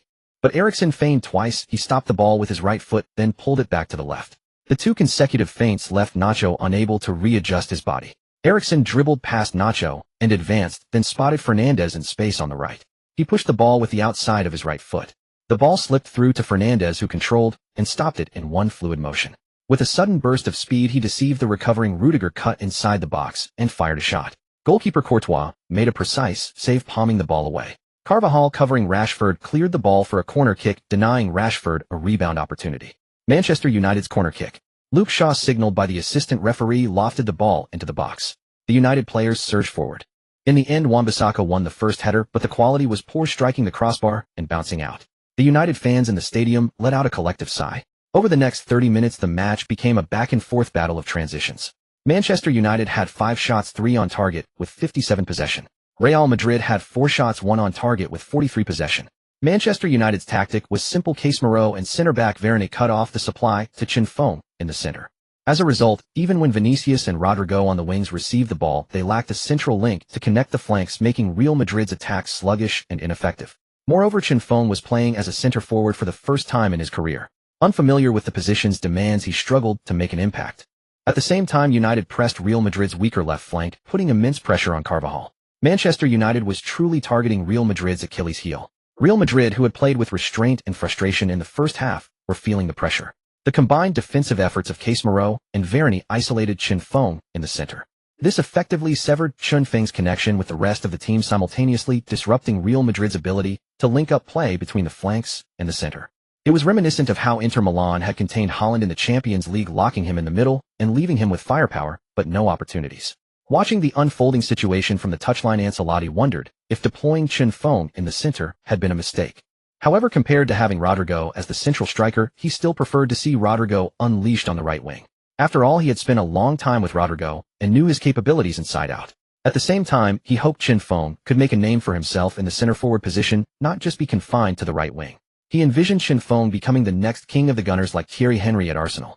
When Henry had transitioned to the center-forward role back, then he struggled and didn't perform well. It was Professor Wenger's constant encouragement that helped him through his moments of self-doubt. Henry looked at the man who had brought him to Highbury. He chose to believe, regained his confidence, and gradually transformed into the new king of Arsenal, the legendary King Henry. During the halftime break, after laying out his tactics, Ancelotti approached Chinfeng and patted his sweat-soaked shoulder. "Are you adapting? If not, I can switch you back to the right wing." Ancelotti's calm eyes looked at Chinfeng, unreadable. Feng raised his head and glanced sideways at Ancelotti, seeing no emotion in his eyes, not even disappointment. At that moment Feng understood that Real Madrid was a place of survival of the fittest where the strong prevailed, and the weak were relegated to the bench. Ancelotti's words, though plain, were like a tide of turbulent water enveloping Feng. Any weakness or vulnerability would be met with unbearable pain. Feng smiled slightly and shook his head. "I'm fine, thank you for your concern." A flicker of surprise appeared in Ancelotti's eyes, not expecting Feng to possess such spirit and stubbornness. He nodded, patted Feng's shoulder, and said, "Get some rest." With that he turned and left. Feng clenched his fists, a fierce glint flashing in his eyes. A center forward? If Henry could do it back then, so can I. The second half began promptly with Real Madrid kicking off. The score was still 0-0. After the kickoff, Feng headed straight for the center circle, confident he could make his mark in the center forward position. After all, his system wasn't for show. Possession changed hands several times, but the game remained as tense as the first half, with both sides deploying heavy resources in attack and defense. In the 69th minute, Feng used a ghostly run to lose his marker in the center. Valverde, despite looking to the side, threaded a perfectly weighted through ball into the right half space for Feng. Having been stifled all game, Feng accelerated to top speed, leaving his marker Varane trailing far behind. Upon receiving the ball, he cut inside towards the box on a diagonal angle. With a clean dragback and turn, he fooled Lindelof and unleashed a powerful shot. The ball curved deceptively towards the goal. Manchester United's goalkeeper De Gea displayed sharp instincts, timing his leap perfectly to push the ball away from the goal line. Lindelof blocked Feng from reaching the rebound, allowing De Gea to smother the loose ball. Seeing the chance slip away, Feng let out a sigh, lamenting the missed opportunity. Nevertheless, he was in good spirits. He had found space in the center. It proved he was gradually adapting to the center-forward role and beginning to understand its nuances. The game continued. Manchester United regained possession and launched a swift counterattack. Real Madrid's retreat was equally rapid, limiting United's fast break to just the edge of Madrid's half. Rashford carried the ball, cutting inside repeatedly before suddenly playing a diagonal pass with his right foot. Fernandes, lurking behind Militao, received the ball and immediately turned to unleash a powerful shot. Courtois made a heroic save, regaining possession for his team. The match fell back into a stalemate, with both sides waiting for the other to make a mistake, hoping to capitalize on an error for a winning goal. In the ensuing minutes, Feng repeatedly used his movement to receive passes and switch play, managing to reconnect the left center and right channels. Despite occasional losses of possession, Feng grew increasingly familiar with how a center forward should solve the problem of linking the three lines. Even with Casemiro and Varane as tight, marking, his intelligent runs always gave him a window to receive the ball. He managed to revitalize the center, connecting with Vinicius on the left and Rodrigo on the right. The effect might not have been perfect, but it was far better than being a non-factor in the middle. Watching Feng's performance on the pitch, both managers wore expressions of surprise. Ancelotti hadn't expected him to be such a quick learner. He had adapted to the heavily congested central area in just half a game. It wasn't quite like a fish in water, but he was certainly making an impact. Perhaps using these friendlies to let him familiarize himself with the center-forward role is a good strategy after all. The opponent was not only formidable, but also served as the perfect whetstone and guiding hand. Manchester United's manager Ten Hag was equally astonished. He hadn't anticipated that the cage he had set for the young man would be dismantled by Feng's sheer movement. He sighed inwardly. If only we had signed him during the transfer window, maybe United could be competing with City at the very top. But regrets aside, the immediate priority was winning this match. The tense standoff had both veteran managers actively shouting instructions from the touchline, directing their players' runs and attacking moves. Ancelotti and Ten Hag were passionately orchestrating from the sidelines, while the players ran themselves ragged on the pitch. Truly, the commanders shout orders while the soldiers run their legs off. After several waves of attack and defense, the 22 players on the pitch were visibly fatigued. The exceptions were the two goalkeepers and Feng in the center-forward position, whose stamina, though depleted, was still superior. Compared to his teammates who hadn't recovered their energy effectively, he was in much better shape. Manchester United, however, were in better condition than the Real Madrid squad. They had played their previous match a day earlier, giving them an extra day to recover. Aware of their physical advantage, Manchester United began to press forward in waves, overwhelming Real Madrid's defensive lines like a swarm of locusts. The Madrid players gritted their teeth and held their ground. The relentless pressure from United created several promising chances. In the 88th minute, Casemiro delivered a precise long ball that sailed over Real Madrid's midfield and threatened the backline. Sancho, timing his run perfectly to beat the offside trap, chased down the dropping ball. He leaped high his back to goalkeeper Courtois, arching his body backward to execute a spectacular overhead kick, perfectly anticipating the ball's flight. Thud! The ball deflected, turning into a cannonball that rocketed downwards towards the Real Madrid goal. Militao jumped in an attempt to block it, but the ball grazed his left arm and continued its path towards the net. Fortunately, Courtois was in top form and managed to smother the ball into his chest. At the same time, the referee's whistle jolted the Real Madrid players as he dramatically pointed to the penalty spot. Penalty. Militao's handball had gifted a penalty to Manchester United in this tense encounter. Militao tried to protest, but the existence of VAR left him with no room for argument. At that moment, the hearts of all Real Madrid supporters sank to their stomachs, and their blood pressure spiked. Fernandes walked towards the penalty spot with the ball. Courtois took a deep breath to steady his nerves as he prepared for the penalty. The whistle blew and his gaze was fixed intensely on Fernandes's movements. Fernandes began his run-up with a stuttering, deceptive stride, which put Courtois on edge. Fernandes leaned his body to the left. Courtois' eyes hardened with determination as he dived to his right. The ball curved towards the right side. Courtois had read the feint and parried the ball away. The rebound, however, still gave United hope. But Courtois, with a burst of agility, scrambled to his feet and pounced on the loose ball, extinguishing United's hopes with a decisive grab. In stoppage time in the 91st minute, Courtois got up and hoofed the ball long into the opposition half. Real Madrid's front three sprinted forward with purpose. They left Casemiro behind with only United's four defenders standing between them and the goal.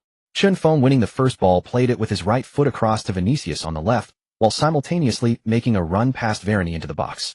After receiving the ball, Vinicius faced Wan-Bissaka and played a quick 1-2 back to Chun Fong in the center. Chun Fong, unselfish in possession, quickly shifted the ball to Rodrigo on the right. Rodrigo dribbled past Luke Shaw and cut inside.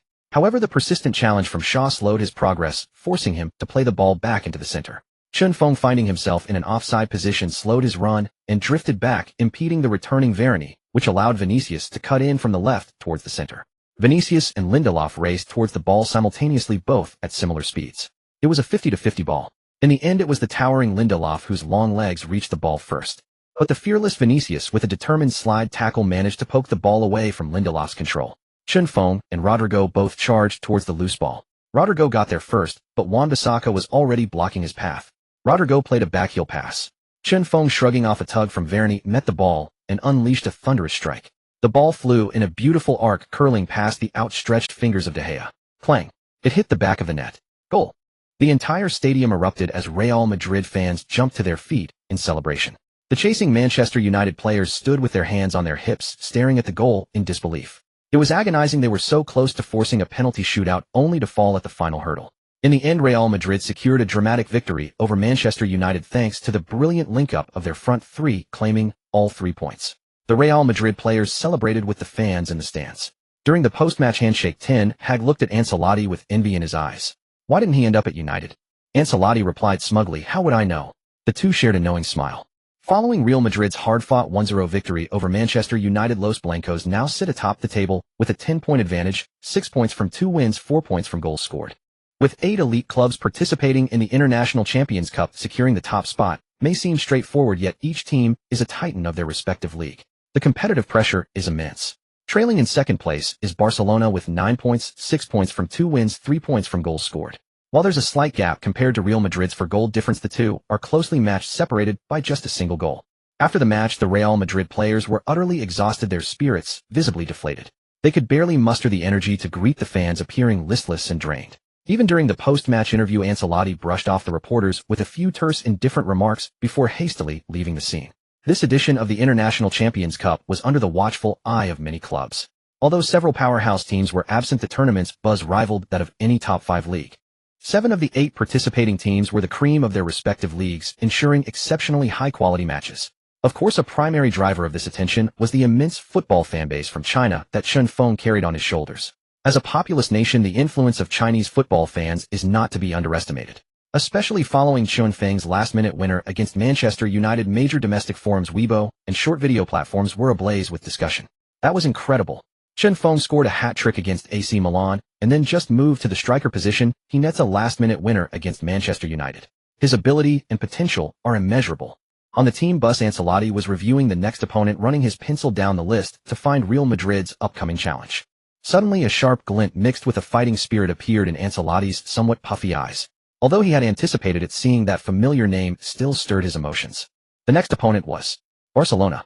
In La Liga, the two giants Real Madrid and Barcelona have historically dominated the championship title. Barcelona and Real Madrid's supremacy in La Liga is unquestionable.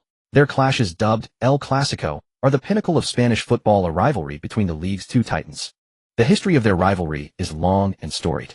Its most explosive era was undoubtedly during the Messi and Ronaldo years. When those two legends graced La Liga, El Clasico became the most watched and beloved match in the entire world bar none. Each encounter generated explosive hype and attention, a favorite for fans everywhere. Real Madrid had annihilated Barcelona, and Barcelona had also dismantled Real Madrid.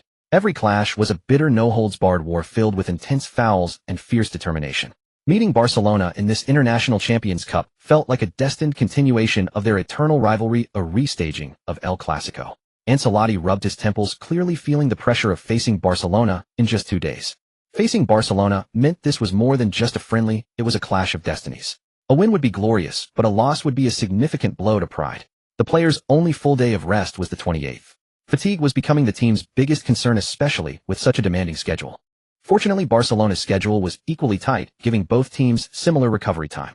Back at the hotel, Ancelotti instructed the players to rest while he and his coaching staff began preparing for the Clasico. Back in his room, Chen Feng enjoyed a refreshing shower and opened his system. With the Manchester United match concluded, the match experience points arrived as expected. Scoring 1 goal and winning the match earned him 1,200 experience points, leveling him up to level 12, with 11003000 experience points. He received 20 basic skill points, which combined with the reward from Task 5 totaled 40 skill points. Playing abroad, the team lacked access to proper training facilities, making it difficult to earn skill points through training alone. The constant travel made finding even a temporary training ground challenging, and the players' energy and condition were not conducive to extra sessions. On the evening of July 30th, 2023, inside ATT Stadium. As the battleground for Real Madrid versus Barcelona, ATT Stadium was the epicenter of media attention. The stadium itself was also a major talking point, being one of the venues for the 2026 World Cup, which guaranteed high visibility. Choosing this venue for the Clasico served as an early warm-up for the 2026 World Cup. Despite being a friendly, the pre-match hype and promotion from global media made this clash's popularity rival that of a Champions League final. The match drew the gaze of football fans worldwide. Back in China at 8 a.m., diehard fans were throwing off their covers to prepare snacks for the game. Even office workers were glued to their phones while rushing for the subway, all to catch the match. It wasn't just for the Clasico, but also for that one man. In the player tunnel, the Real Madrid and Barcelona players exchanged hostile glares, sneering and scowling at each other. Some wore fierce expressions while others remained stoically calm. Chen Feng, however, smiled and looked around, embodying the Confucian spirit of harmony and goodwill towards others. Derby Quest triggered Real Madrid versus Barcelona, El Clasico. Help Real Madrid win the match to earn 20 advanced skill points. Experience points for goals and wins are doubled during this match. Chen Feng's cheerful smile froze for a moment. A Derby Quest? Since when did the system need to assign these? But hey, whatever. As long as there were rewards. He had already been surprised by the generous experience points from the International Champions Cup. Now the El Clasico was offering double experience. Amidst his excitement, he thought, time to roll up my sleeves and get to work. He was now eagerly anticipating the Clasico. The teams took to the field, each player adjusting their focus to gain an edge. Barcelona lined up in a 4-4-2 formation with Ter Stegen in goal. The back four consisted of Alex Bald, Christensen, Ronald Araujo, and Count. In midfield, Frenkie de Jong and Busquets anchored the double pivot. Gavi and Pedri operated as the advanced midfielders, with Rafinha and Lewandowski leading the line. Real Madrid's lineup was a 4-3-3. In goal for Real Madrid was Courtois.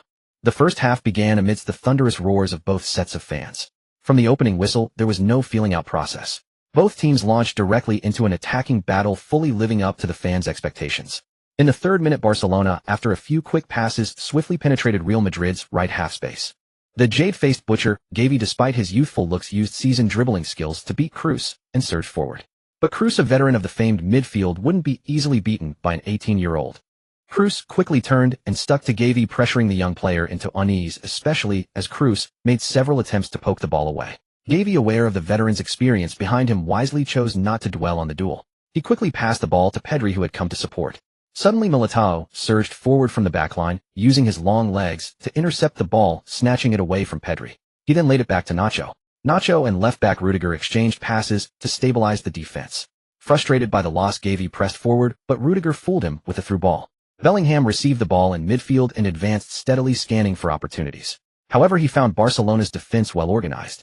He opted to pass square to Valverde, but Busquets made a surprising challenge, forcing Bellingham's pass to be off target. De Jong stepped forward to intercept, but Valverde, being proactive, won the first ball. Seeing De Jong out of position, Valverde lofted a curling pass over Barcelona's defensive line with the outside of his boot. Real Madrid's front three immediately sprang into action, making runs. The target of Valverde's pass was Chen Feng in the center. Chen Feng accelerated, shaking off his marker Christensen, and angled his run towards the right. However, Ronald Araujo was closing in. Without time to control and adjust, he was forced to flick the ball out wide to the onrushing Rodrigo. Rodrigo controlled the ball near the touchline facing Alex Bald. After several feints failed to fool his opponent, Rodrigo was forced to drive towards the byline. Alex Bald remained patient, pressing high and staying tight to Rodrigo, denying him any chance to cut inside. Rodrigo was gradually pushed towards the corner flag, shielding the ball from Bald. Suddenly in the tussle, Bald made a precise read on Rodrigo's foot movement. He stretched out a leg and stepped on the ball, attempting to pull it back and win possession. Rodrigo, feeling a leg between his own, wasn't about to take that line down. Thinking quickly, he backheeled the ball, knocking it past Bald and back into play. But due to momentum, Bald's studs caught Rodrigo's ankle as he fell, sending a sharp jolt of pain through him. Rodrigo let out a cry and collapsed, writhing in agony while clutching his ankle. Bald quickly stood up, raising his hands to protest his innocence, suggesting Rodrigo had initiated the contact. The referee immediately stopped play and rushed over. Chen Feng was the first to arrive, noticing that Rodrigo's sock was already soaked with blood near the heel. The referee consulted with the linesman, who gave a fair and detailed account of the incident. Eventually, the referee showed Bald a yellow card and then checked on Rodrigo. A yellow card just 3 minutes into the match, truly a classico. After a quick assessment by the medical team and some treatment, Rodrigo gritted his teeth, got up, and signaled he could continue. Chen Feng asked quietly, "You okay?" Rodrigo forced a pained smile. "Just a scratch." The match resumed. The free kick was in a position near the corner flag, leaving only the option of swinging the ball into the box. Nacho raised his hand to signal and then whipped the ball into the penalty area. In a crowded box, Chen Feng seized his moment. He leaped high, won the first ball, and powered a header towards the top right corner of the goal. As he descended, Chen Feng watched the ball with hope, but a figure soared through the air like a crane. The outcome was sealed, however, as ter Stegen's fingertips fell just inches short. On landing, Chen Feng immediately ran to Rodrigo to celebrate. The referee confirmed the goal. The Real Madrid fans erupted, waving banners and cheering loudly, a cathartic release and a blow to the Barcelona supporters. This was El Clasico. There was no room for sentiment, only fire and brimstone. The match had just kicked off when the first yellow card was shown, much to the delight of the fans and spectators watching. It truly lived up to the name of a Clasico, with both sides locked in a fierce back-and-forth battle, neither willing to give an inch. The game continued, and by the 9th minute, Barcelona launched a wave of attacks from their own half. The right-back, Kound, controlled the ball, while his peripheral vision scanned his surroundings and the positions of the opposition. Realizing that only Vinicius was marking him, Kound decisively began to dribble forward. Vinicius positioned himself cautiously ahead, and to the side of Kound, his arms slightly outstretched, his eyes fixed unwaveringly on his opponent's every move. Suddenly, seizing his moment, just as Kound nudged the ball forward, Vinicius slid in, stretching out a leg to block the ball. Kound's outstretched foot, carried by momentum, collided with Vinicius's shin. However, Vinicius had clearly gotten to the ball first, meaning no foul was given. He sprang up, agilely shielding the ball and looking to push forward against the Barcelona defense line. Kound, who had fallen, pushed himself up from the turf. The roles were now reversed, with Kound tasked with defending. Although Vinicius possessed the traditional Brazilian flair for the extravagant, he understood the importance of pragmatism in a Clasico between Real Madrid and Barcelona. He struck the ball across to Chen Feng, who was making a run into the center, then looped around Kound to advance into space. Facing the imposing figure of Ronald Araujo blocking his path, Chen Feng opted for a simple pass back to Vinicius, initiating a quick 1-2. Vinicius read Chen Feng's intention perfectly, darting diagonally towards the center while carefully timing his run to stay onside. He managed to control the ball just ahead of Kound, then immediately accelerated towards the byline and the penalty area. But Kound was no pushover. Knowing Vinicius had the advantage of a teammate's pass, he moved to cut off his forward path preemptively. Using his superior height and strength, Kound blocked Vinicius's path to the inside, gradually forcing him wider and wider, hurting him towards the corner flag and the byline. Recalling Rodrigo's earlier mistake, Vinicius slammed on the brakes, creating half a yard of space, and then delivered a flashy Rabona cross back into the middle. Even Kound's desperate lunge to intercept was in vain. In the center, Chen Feng was sprinting forward, but a subtle tug from Ronald Araujo prevented him from reaching the ball first. The ball slipped agonizingly out of his reach. However, on the right flank, Rodrigo made a ghostly diagonal run into the box, sliding in for a poke at the ball, just managing to connect with it as it flew past. Barcelona's goalkeeper, ter Stegen, remained focused. Though Rodrigo's sliding finish was spectacular, ter Stegen's own splits were equally impressive as he stretched out a rigid right leg to somehow block what looked like a certain goal. The clearance fell to Christensen, who could only hoof the ball clear, sending it high towards the halfway line. The clearance was rushed and poor, with the first bounce landing about 5 meters outside the penalty area. Real Madrid's attacking midfielder Bellingham met the ball with a thunderous strike from distance.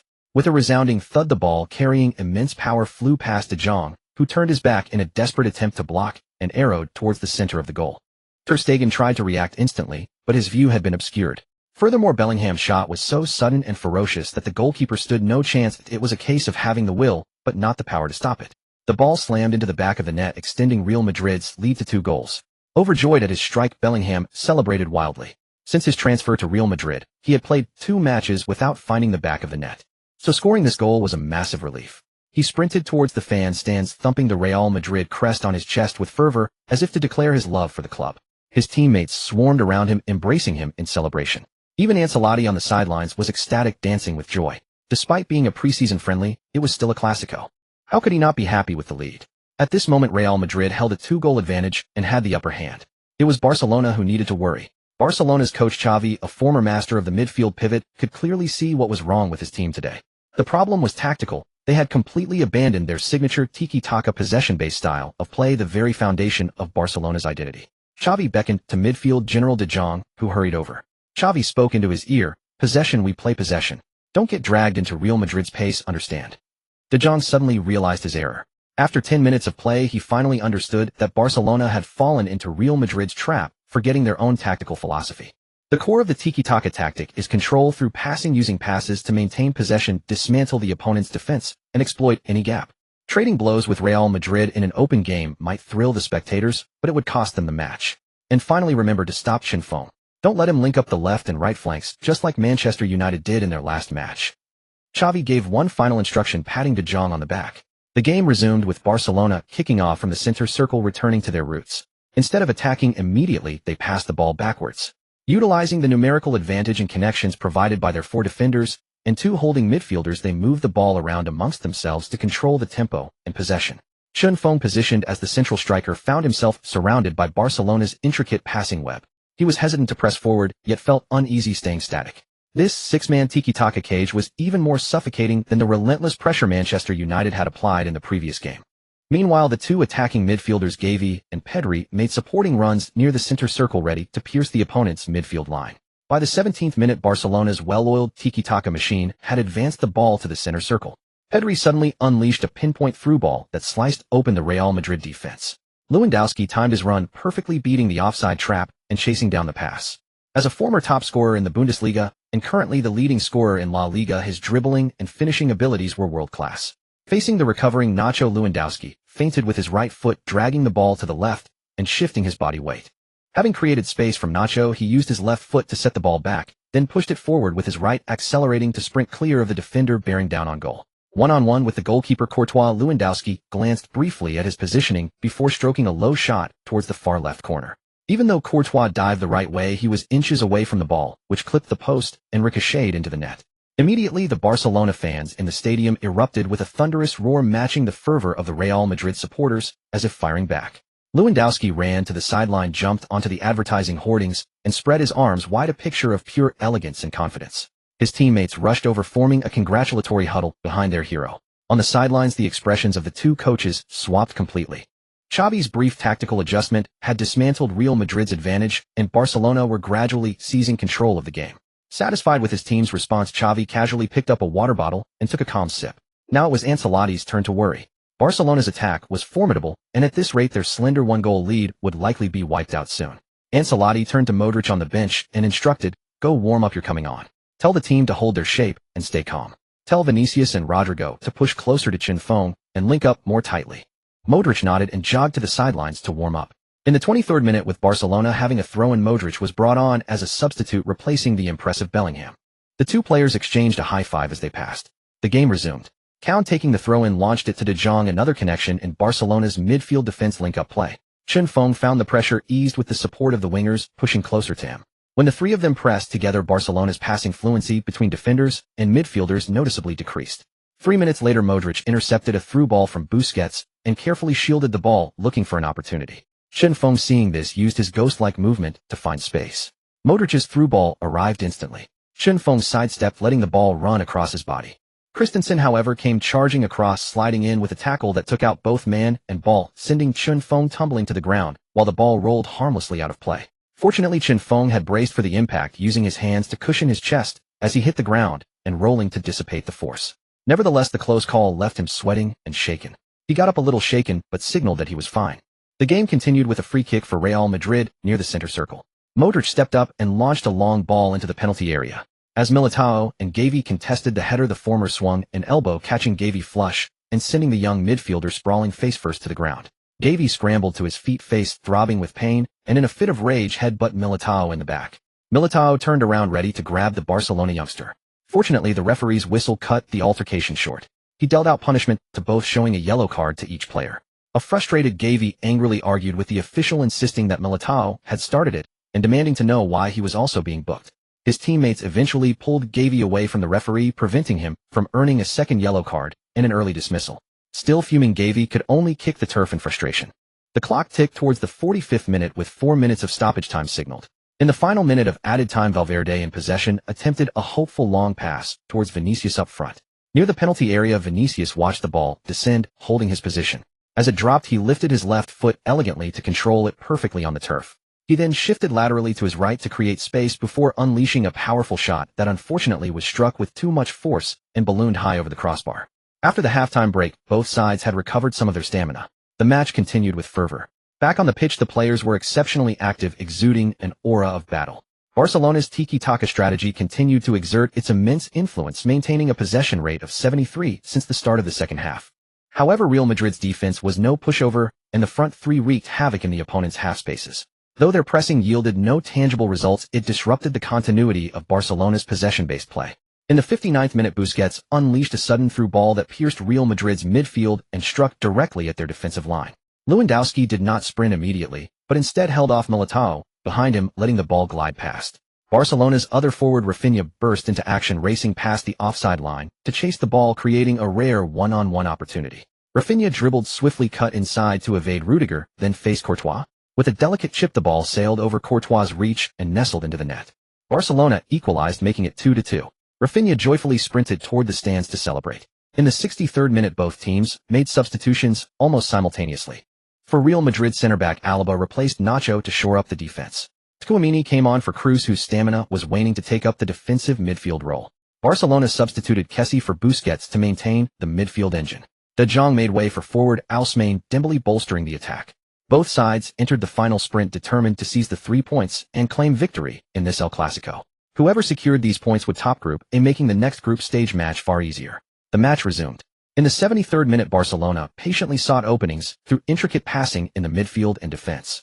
After receiving a pass from a teammate, Kessie pulled the ball, turned to evade the oncoming Tchouaméni, and chipped it over Real Madrid's backline. On the right flank, Dembélé drifted toward the byline, controlled the ball calmly, and then dribbled forward as the opponent hesitated to close him down. Rudiger sprinted over to block Dembélé's path, crouching low in a defensive stance, his eyes locked on the winger's every move. Suddenly, Dembélé pulled the ball with his left foot, then pushed it forward, sending it through Rudiger's legs. He executed a nutmeg, leaving the defender behind. But Rudiger was no slouch. He turned swiftly and took long strides to intercept Dembélé again. Seeing the defender back on him, Dembélé decisively knocked the ball across the middle. Lewandowski, charging through the center, met the ball with a powerful strike. Courtois shifted 2 steps to his right, dropped to one knee, and gathered the ball with his left hand. In the 77th minute, as Real Madrid launched a counterattack, Valverde and Modric exchanged clever passes near the center circle. While Christensen's attention was fixed on the ball, Chen Feng suddenly pulled wide, exposing himself in Valverde's passing lane. Spotting Chen Feng's open space, Valverde quickly slotted a diagonal pass to him. Chen Feng, after receiving the ball, judged its speed with his right foot and immediately pushed it to Vinicius on the left. Vinicius, already sprinting forward, dashed past the offside line, touched the ball with his left foot to alter its direction, and then drove into the box. Barcelona's defensive wall had already retreated into position, leaving defensive midfielder Kessie to intercept Vinicius's advance and attempt to dispossess him. With his back to Kessie, Vinicius flicked the ball over his head with his right foot, spun around the midfielder, and unleashed a fierce volley. But Barcelona's defensive line shut down the shooting angle, and the ball struck Ronald Araujo. Araujo leaped high and used his torso to block the ball, which was then cleared out of the box by Christensen. Outside the box, Pedri planted his left foot and sent a powerful long ball over his own half, a high-precision pass that locked onto Dembélé's run. Both Barcelona's forwards and Real Madrid's defenders raced toward the ball's landing point. Dembélé, blessed with the advantage, controlled the ball simply and then accelerated to full speed. He quickly reached the edge of Real Madrid's box. Militao retreated in time to block Dembélé, continuously shifting his body to unsettle the winger's dribbling. It seemed Militao was signaling, "I'm about to poke the ball away, don't be stubborn." The tactic worked. Dembélé, slightly flustered, shuffled left and right, seeking a breakthrough. Militao seized the moment when Dembélé's feet were out of sync, poked the ball with his right foot, and sent it rolling through the winger's legs. Tchouaméni, lurking behind Dembélé, gratefully gathered the loose ball. Bewildered, Dembélé angrily sprinted back to reclaim possession. If not for the fact that the ball carrier was his national teammate, he would have gladly executed a slide tackle on Tchouaméni. Facing the irate Dembélé, Tchouaméni calmly knocked the ball sideways to the overlapping Carvajal, who without stopping pushed it forward to Rodrygo. The ball bypassed Real Madrid's midfield and reached Rodrygo. He settled it and attempted to slice through Barcelona's defense with his dribbling and skill. Alex Bald, already on a yellow card, dared not make any rash challenges. He merely shadowed Rodrygo's movements, hesitant to commit. The two had been rivals in the first half, and now they faced each other again. Rodrygo was determined to avenge his earlier frustration. Rodrygo feinted left, then executed a deft elastico with his right foot, fooling Alex Bald before quickly shifting his body and bursting to the right. With newfound confidence, Rodrygo seemed to glide on air, striding majestically to the edge of the box. He hooked the ball with his right foot and pushed it forcefully toward the center. Chun Feng, positioned in the center, found himself in an awkward spot, and Vinicius on the left was tightly marked by Count. Modric and the others had not yet advanced to support. If the ball was mishandled, possession would be lost. Gritting his teeth, Chun Feng accelerated. Just as the ball was about to sail past him, he threw himself into a sliding tackle, his left foot lashing out just before the ball arrived. His weak right foot and the awkward angle meant he only barely made contact, resulting in a poor back pass. But Rodrygo, standing on his left foot, spun and unleashed a powerful shot with his right. The ball's rapid transfer caught Christensen and goalkeeper ter Stegen off guard. It rocketed toward Barcelona's goal like a cannonball. Despite ter Stegen's desperate dive, the delay was fatal, too little too late. The ball slammed into the net, sending the goal frame trembling with a resonant clang. Rodrygo went wild, sliding on his knees for several meters, arms spread wide in celebration. Teammates piled on top of him. In the 76th minute, Real Madrid regained the lead 3-2, seizing control of the match. In the ensuing minutes, Barcelona grew anxious, and even their signature tiki-taka passing began to falter, producing errors. In the 81st minute, a back-and-forth pass in Barcelona's defense was intercepted by Vinicius. The Brazilian unleashed his raw pace, burning past Count in a sprint, transforming into a Samba-fueled speedster, charging straight at Barcelona's backline. Shaken off, Count retaliated with a reckless slide tackle, his legs catching the high-speed Vinicius and sending him tumbling forward, rolling 2.5 times, a tribute to his elder countryman Neymar. Fortunately, Vinicius was unharmed, but the hot-headed Brazilian jumped up, charged at Count, and shoved him to the ground. Teammates from both sides rushed in, engaging in a Spanish-style scuffle. Shoving, jostling, chaos erupted. Even the substitutes on the sidelines stood up, ready to brawl across the touchline. Such scenes were par for the course in the historic rivalry between these two clubs. If the teams weren't at each other's throats, something would be amiss. Even the stands were filled with mutual accusations and furious shouts. Fortunately, the referee maintained order, separated the players, and awarded Real Madrid a free kick. The visitors took the opportunity to calm down and decide who would take the set piece. Chun Feng turned and walked away. As a newcomer, he knew the free kick was far from his responsibility. The group debated, unable to agree. Before, Benzema had been the taker, and now the candidates were Vinicius and Modric. It was just 7 meters outside the box. A good strike could mean a goal, a poor one would make you a scapegoat. Suddenly, Modric looked at Chun Feng, who was resting with his hands on his hips. Why not let Chun Feng take it? I remember his free kick record at Stuttgart is still 100. Forwards Vinicius and Rodrygo nodded in agreement, and the others followed suit. Pulled to the spot by Vinicius and Rodrygo, Chun Feng was bewildered. How did this fall to me? Go for it. Although he was thrown into the deep end, this duck had some weight to it. Standing before the ball, facing the wall, the referee blew the whistle. All Chun Feng could rely on was his powerful cannon shot, a 90-point strength attribute with a 90 chance of triggering the max-level heavy artillery. Even at its worst, it would still be a 90 effective blast. He took a deep breath. His teammates around him were poised to pounce on any rebound from his miss. After 7 short steps, his left foot stood firm like a pillar, his body leaned to the left, and his right foot transformed into a cannon barrel. As the 100 effect heavy artillery fired in his mind, the ball struck with a thunderous boom, causing the Barcelona defenders in the wall to flinch. The ball, carrying the force of a raging tsunami, shot toward the net like a shell from a cannon. The sheer brutality of the power pushed the ball's speed past 150 km/h. So fast that ter Stegen had no time to react. The ball was already in. Before the crowd could process it, only the trembling, humming goalpost confirmed that Chun Feng's free kick had found the net. In an instant, the stadium erupted like fireworks, a roar piercing the sky. Real Madrid led 4-2, effectively killing the match. Chun Feng was mobbed by his teammates, lifted and bounced in celebration. With only 7 minutes left, Barcelona would need a miracle to turn the tide. But clearly no such hero emerged. Barcelona abandoned defense and pushed everyone forward, but they only managed to pull one back in the 87th minute through Lewandowski's header. In the end, Barcelona had to swallow the bitter taste of defeat. After a 4-3 victory over Barcelona, the situation looked bright for Real Madrid, with a high probability of advancing to the International Champions Cup final. At this point, Real Madrid topped Group A with 16 points, 9 points from 3 wins, 7 points from goals. Barcelona ranked second with 12 points, 6 points from 2 wins, 6 points from goals. As long as Real Madrid secured a win against Juventus in the next match, they had a 9 in 10 chance of advancing to the International Champions Cup final. Unless Real Madrid lost to Juventus without scoring and Barcelona managed to score 2 goals in a big win over AC Milan to snatch the qualification spot. But such a scenario was highly unlikely. After all, Real Madrid's current squad strength was far superior to the downtrodden Juventus. The winner was highly likely to be Real Madrid. After the match, the Real Madrid squad boarded the team bus and returned to the hotel to rest. In his room, Chun Feng leisurely soaked in the bathtub, his consciousness entering the system space. Congratulations, host, for completing the derby mission. Real Madrid vs Barcelona El Clasico. Help Real Madrid win the match. Reward 20 advanced skill points. Experience gained from scoring and winning the match is multiplied by 2. Match experience gained 3,200, win 800 by 2 goals x 400 x 2. Match level 13 13003000. Level up, reward 20 basic skill points. Host currently possesses 3 legendary skill points, 20 advanced skill points, and 60 basic skill points. Gazing upon the accumulated skill points, a feeling of nouveau riche grandeur swelled in Chun Feng's heart. He had already made his plans. System: exchange 20 advanced skill points for 2 ultimate skill points, and add them to speed. The system, following Chun Feng's instructions, converted the points and allocated the 2 ultimate skill points to speed. His speed reached 94, placing him in the top echelons of football. If he could just push speed to 95, combined with the 3 legendary skill points, he could reach 98. Then he would be truly unique and dominant in terms of pace. A speed of 98 was a rarity in the football world, a height even some top players struggled to reach. Since starting his professional career at Stuttgart, Chun Feng had mapped out his path to be a speedster striker. He would rely on his pace to make a name for himself in the football world. Once his speed was up to par, he could then develop other aspects comprehensively. After allocating the points, Chun Feng lazily leaned back in the bathtub, closing his eyes to rest, occasionally picking up the cucumber juice beside him for a sip. Chun Feng frowned, opening his eyes to stare at the greenish concoction in his hand, clicking his tongue. This is awful. Footballers might seem glamorous, but during the competitive season their diet is strictly controlled, and drinking anything other than plain water is forbidden.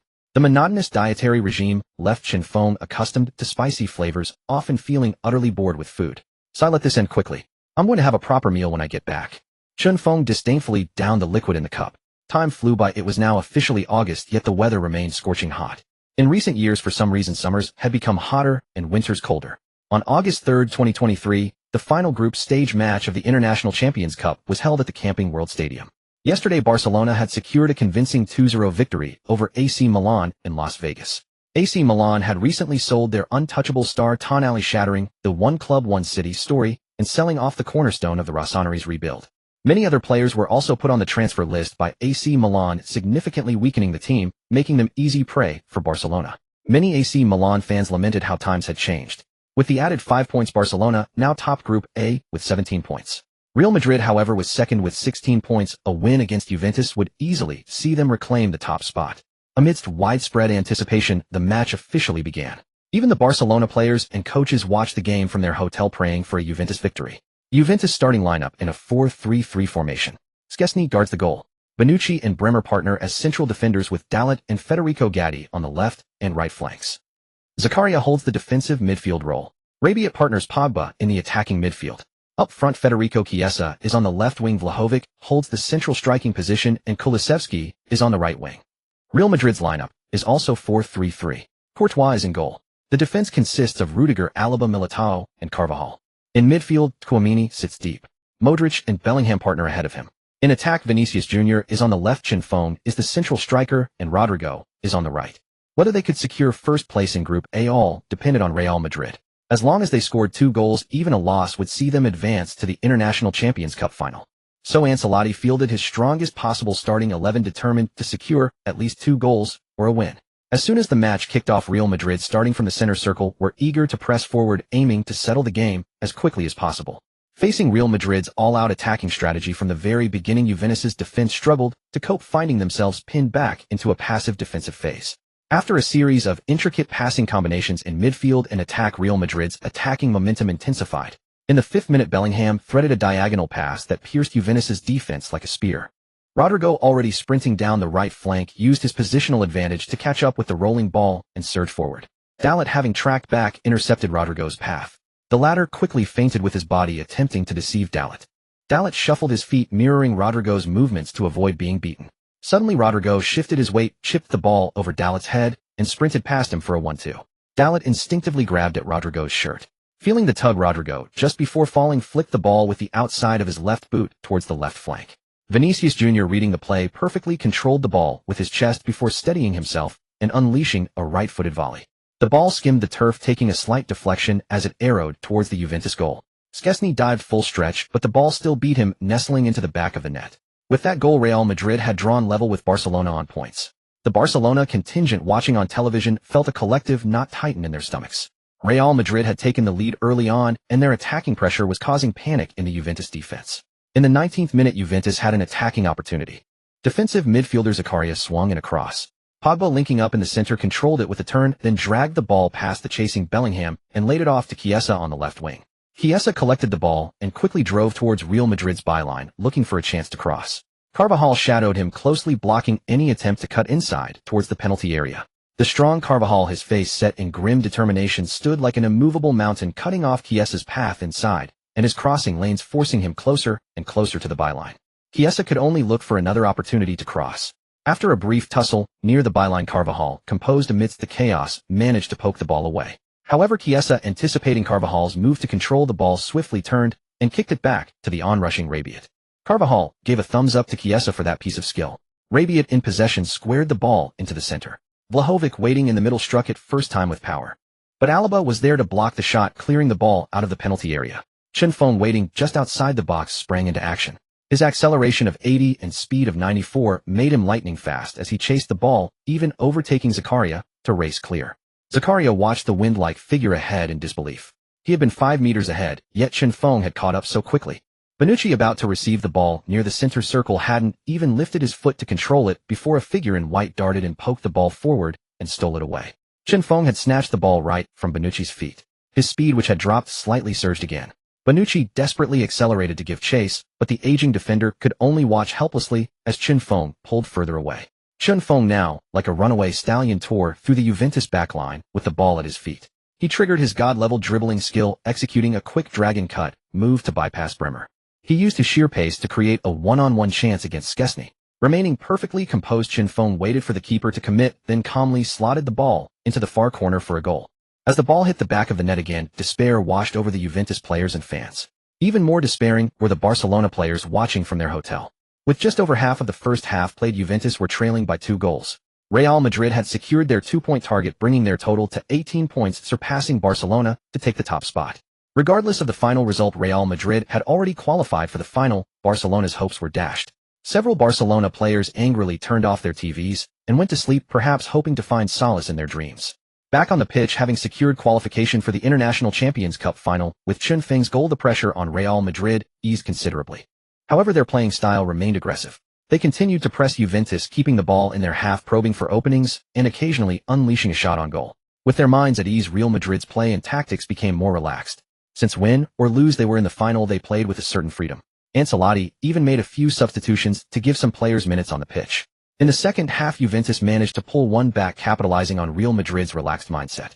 The match ultimately ended 2-1 in favor of Real Madrid, securing their place in the final. They would face Arsenal, the winners of Group B, in the final. On August 7, 2023, a local time, the final of the International Champions Cup was about to commence inside the Las Vegas Allegiant Stadium. The final pitted La Liga powerhouse Real Madrid against Premier League giants Arsenal. Over 6,000 fans in the stands waved banners and chanted in support of their respective teams. In the tunnel, players from both sides were brimming with energy and anticipation, each carrying the unyielding belief of victory. Chinfeng's heart surged with excitement. It had been a month and a half since he last competed for a title. Though merely a friendly, the tournament carried considerable prestige. Among the 8 participating teams, each was the cream of their respective leagues, formidable in strength. Suddenly the system's voice echoed in his ears. Legendary mission triggered. Help Real Madrid win the International Champions Cup. Reward 2 legendary skill points. Chinfeng froze for a moment. Another legendary mission. Just as he needed a boost, it arrived. If he secured these 2 points alongside the 3 earned from the German Cup, his speed would soon reach its maximum. Arsenal lined up in a 4-3-3 formation. Goalkeeper Ramsdale. Back for Zinchenko, Ben White, Gabriel Magalhaes, and Tomiyasu. Defensive midfielder Thomas Partey. Attacking midfielders Odegaard and Smith Rowe. Front three: left winger Martinelli, center forward Jesus, and right winger Bukayo Saka. Real Madrid's starting lineup showed little change from the previous match. After exchanging handshakes, the teams lined up on either side, heads held high, soaking in the roar of the crowd amid the stadium's thunderous cacophony. Following the captain's coin toss, the match was about to begin. The referee's whistle signaled the start. Real Madrid kicked off in the first half. Modric passed the ball back to Tchouaméni before quickly advancing into position. From the outset, neither side wasted time on probing. They launched straight into an attacking duel to gauge each other's mettle. As runners-up in their respective leagues last season, both boasted top-tier caliber. Though Arsenal had stumbled at the final stretch, narrowly missing the Premier League title their previous season had been nothing short of dominant. Especially after this summer's transfer window, their new acquisitions helped them cruise through Group B with 3 consecutive wins, comfortably reaching the final. Clearly, Arsenal's reinforcements had elevated their overall strength. Meanwhile, Real Madrid, though failing to secure the coveted Mbappé, had spent $180 million on Chunfeng and Bellingham, a deal that proved more than worth it. Chunfeng's striking prowess alone justified his $75 million transfer fee. With 6 goals in 4 International Champions Cup matches, he had outshone both Rodrygo and Vinicius. Not only did he fill the void left by Benzema, but he actually strengthened Real Madrid's front line. Ancelotti now felt confident enough to challenge for the Champions League next season. When they faced Manchester City again, they would avenge their previous defeat. After several crisp passes through the midfield and defense, Real Madrid spotted a gap in Arsenal's defense. Militao, eyeing Chunfeng's run, delivered a precise through ball that sliced through Arsenal's backline. Chunfeng burst into motion, his ghostly run beating the offside trap, sprinting at full speed toward the ball. But defender Ben White matched his pace, pressing tightly from behind. White on Chunfeng's right subtly tugged at his shirt with his left hand. Undeterred, Chunfeng forcefully drove the ball diagonally left, shaking off White's persistent harassment. White, after a quick calculation, decided to attempt a sliding tackle. But Chunfeng seemed prepared. He lightly stepped on the ball to decelerate, slowing his run. Thus White's slide sailed past him harmlessly. Though the tackle failed, it bought time for his teammates to recover and cover. Just outside the box, Chunfeng suddenly found himself surrounded by Arsenal's defensive line. His teammates were still catching up. Deep in enemy territory, trapped in a triple encirclement, Chunfeng dared not wait for support. He activated a god-level dribble to attempt a breakthrough. With rapid footwork, he kept the ball glued to his feet, then used the outside of his right foot to nudge the ball laterally to the right. But facing the triple siege of Magalhaes and company, Chunfeng barely managed to elude Magalhaes. However, Thomas Partey blocked his path again. Chunfeng's gaze darted around, finally spotting Rodrygo sprinting in from the right. Chunfeng feigned a body movement to deceive Partey, then executed a smooth croqueta to bypass him, swiftly knocking the ball to Rodrygo. Unmarked, Rodrygo arrived at the far post and struck a low shot toward the near corner. Arsenal goalkeeper Ramsdale dived acrobatically to palm the ball away. With sharp instincts, Rodrygo rushed forward for a rebound, but Tomiyasu positioned himself while using his body to shield the Brazilian and clearing the ball out for a corner. In the 4th minute, Real Madrid earned a corner. Modric, instead of lofting the ball into the box, sent a long pass to Tchouaméni outside the area. At the arc, Tchouaméni seized the opportunity, lashing a low drive toward goal. Amid the apparent chaos, Arsenal's defense was well organized as Zinchenko leaped to block the shot with his body. The deflected ball returned to Tchouaméni, who, rather than attempting another powerful strike, controlled it and dribbled back a few steps to secure possession. Arsenal's Odegaard and Smith Rowe pressed forward simultaneously. Tchouaméni turned and shielded the ball, eventually passing back to Alaba. Alaba, after receiving the ball, chose not to dribble, but instead swung across into the box, attempting an aerial bombardment. As expected, Arsenal's defenders crowded the landing zone. Vinicius and Magalhaes both leaped for the header, colliding in midair. Neither reached the first point. Instead, it was Ramsdale, arriving late at the back post, who claimed the ball with his large hands, plucking it from the sky like a star. After the turnover, Real Madrid's players quickly retreated to prevent a counterattack.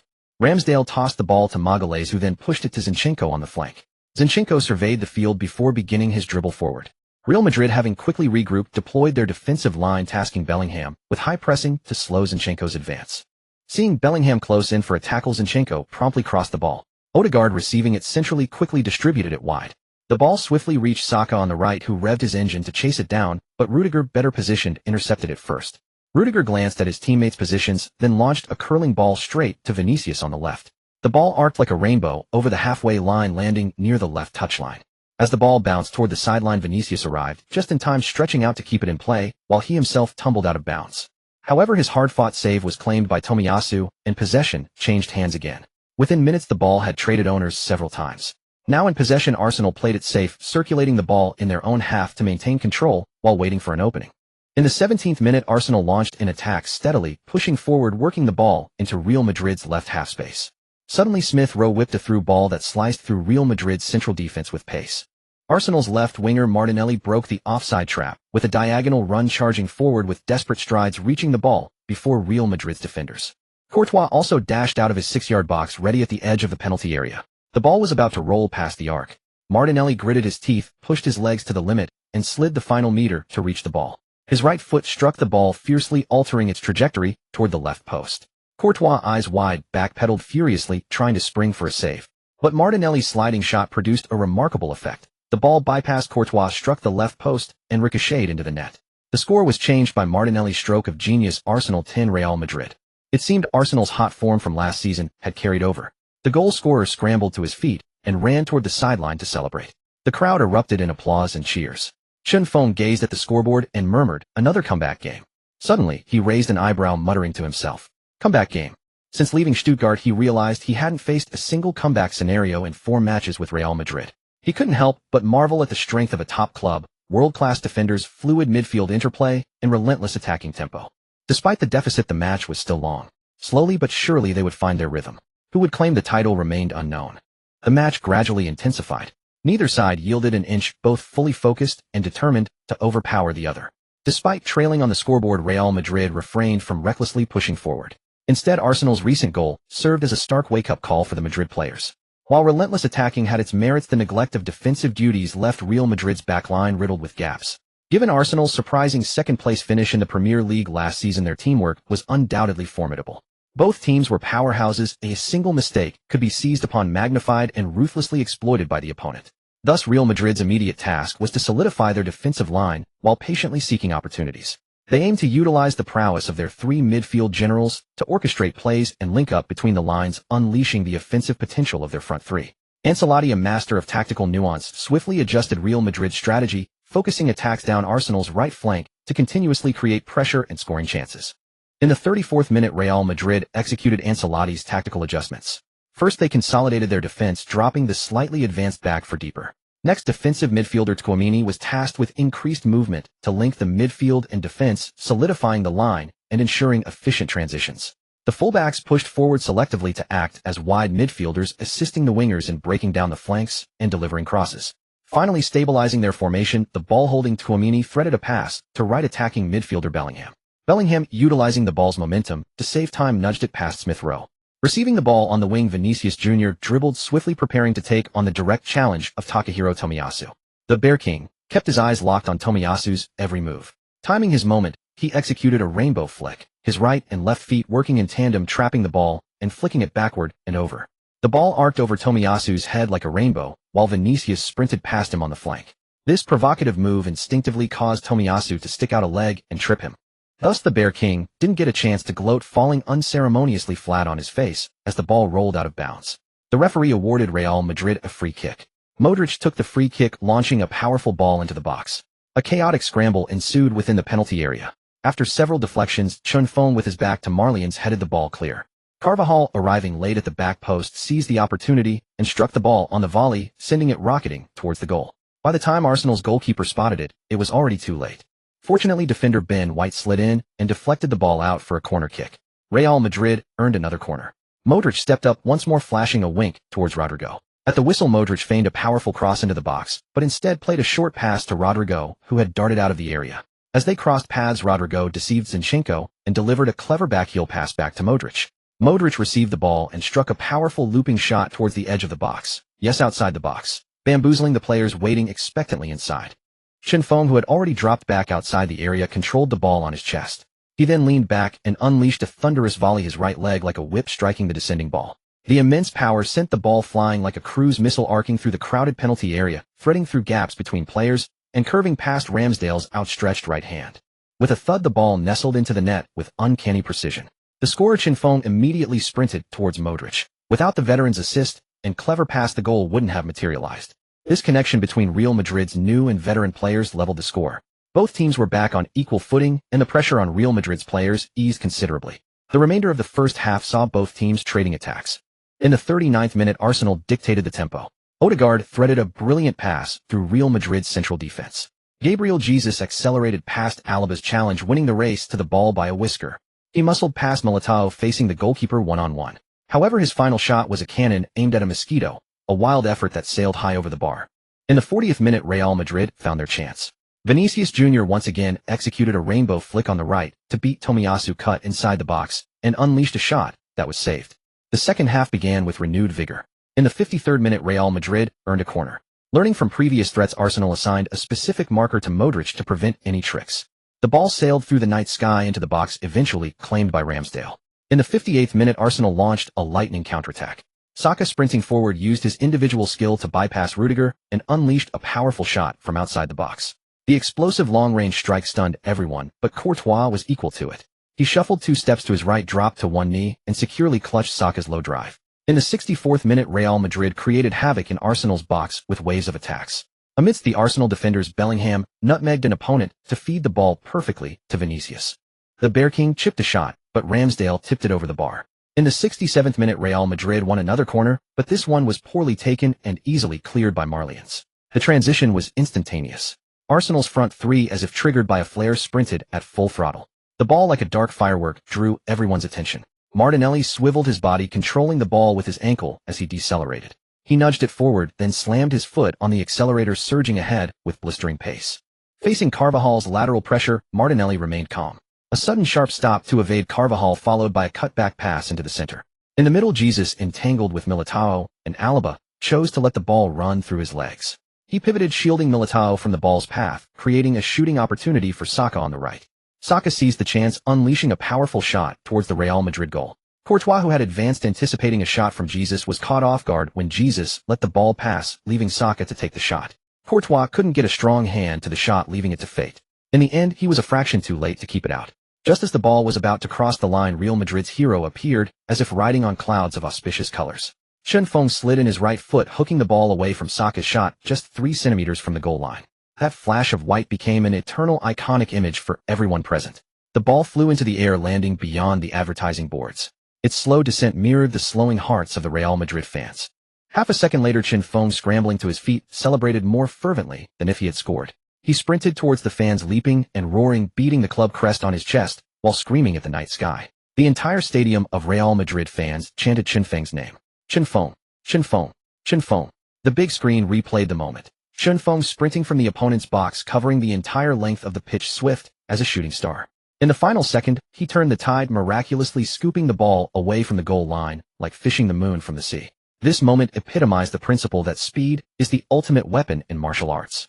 This was a highlight reel moment for Chunfeng's career. Saka stared blankly at the distant, exuberant celebration, unable to believe he had deceived the defender and rounded the goalkeeper, only to be thwarted by a center forward who had tracked back 80 meters, flashing across the eternal night of the Las Vegas stadium like a bolt of lightning. Gradually, both teams squandered golden opportunities. Slowly, the scales of victory dissolved into the night, leaving the outcome hanging in the balance. As Chunfeng sprinted back nearly 80 meters to rescue the ball, the score remained deadlocked at 1-1. Numerous opportunities slipped through the fingers of both sides, and the remaining time on the clock felt both urgent and suffocating. Both teams surged forward with relentless momentum, each seeking a decisive goal, but every attempt fizzled out. In the 81st minute, Real Madrid and Arsenal mutually opted to rotate their squads. This was a strategic move to battle for the final minutes, and also to prepare for the impending penalty shootout. Since the International Champions Cup has no extra time, a draw at full time leads directly to penalties. Arsenal earned a corner kick. Odegaard launched a pinpoint cross into the box, and within the Real Madrid penalty area, players jostled fiercely for position to meet the ball. The danger was finally cleared by Alaba, who hoofed the ball out of the box. Vinicius Jr.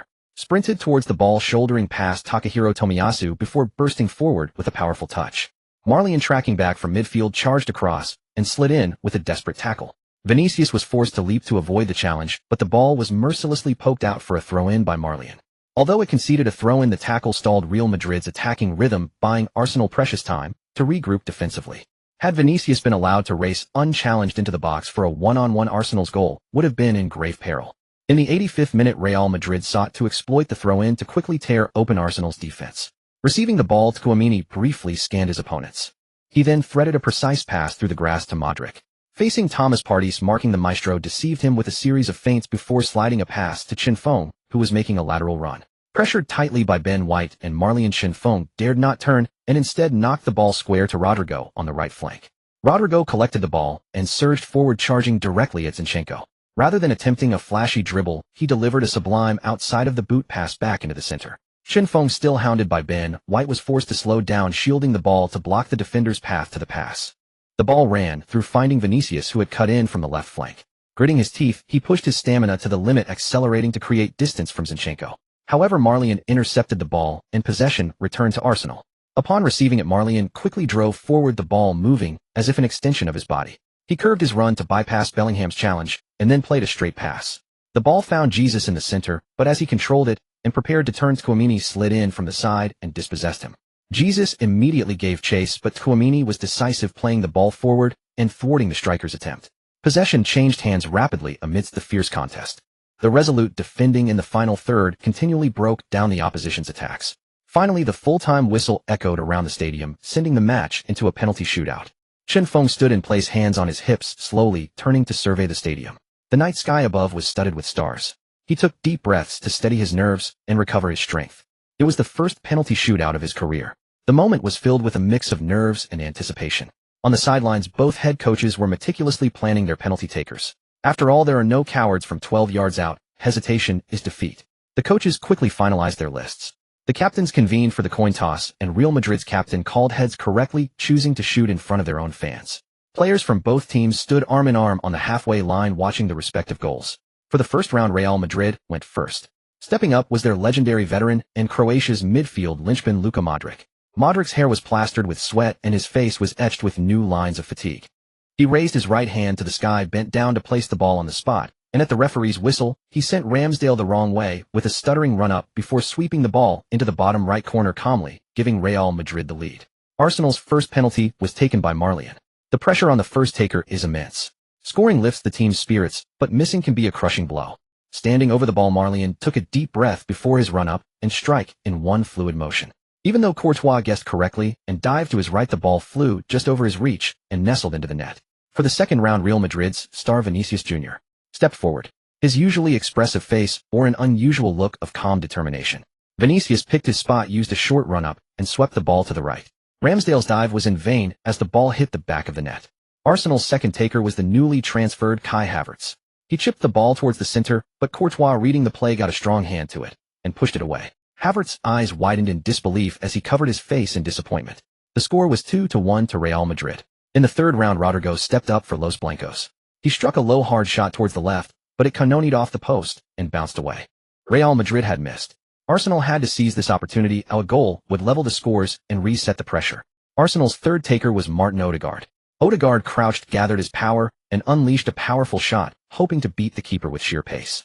But Courtois, ever experienced, guessed the right way and parried the ball away with both hands. With both sides missing, Real Madrid still led 2-1. In the fourth round, Tchouaméni, the French international, deceived Ramsdale with his run-up and placed his shot perfectly into the net. The score moved to 3-1. This meant Arsenal had to score their next two penalties and hope that Real Madrid's fifth taker would miss. Gabriel Jesus stepped up and under immense pressure scored for Arsenal. The score was now 3-2 heading into the fifth round. As everyone eagerly awaited the fifth round, wondering who would take the decisive spot kick, the newly signed Chinfeng walked up to the penalty spot. The match point was at his feet. Score and they win the title. A miss could send the shootout to sudden death, or they could still win if Arsenal faltered. Standing over the ball, Chinfeng took 2 deep breaths to calm the pounding in his chest. His gaze was as sharp as a blade fixed on the goal, carrying the hopes of the entire Real Madrid squad and their fans. At the referee's whistle, he took a series of short stuttering steps. Planting his left foot, he cocked his right, and spotting Ramsdale, shifting his weight to the right, he chipped the ball straight down the middle. It was a beautiful looping Panenka that dropped into the heart of the goal like a rainbow's end. Chinfeng raised both arms high in a nonchalant, stylish celebration, pointing one index finger to the sky and tilting his head back in a 45-degree angle, exuding pure confidence. The stadium erupted as the fans finally released their pent-up emotions in a deafening roar.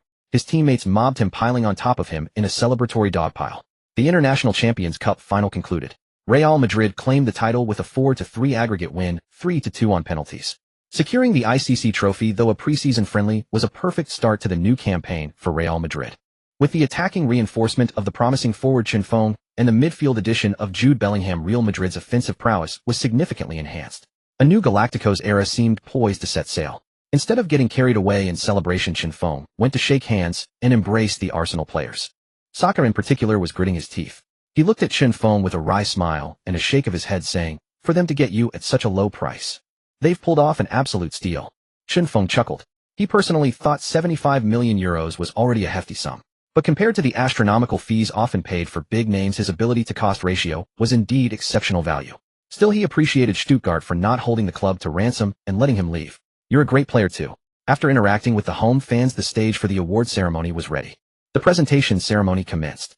First were the individual awards.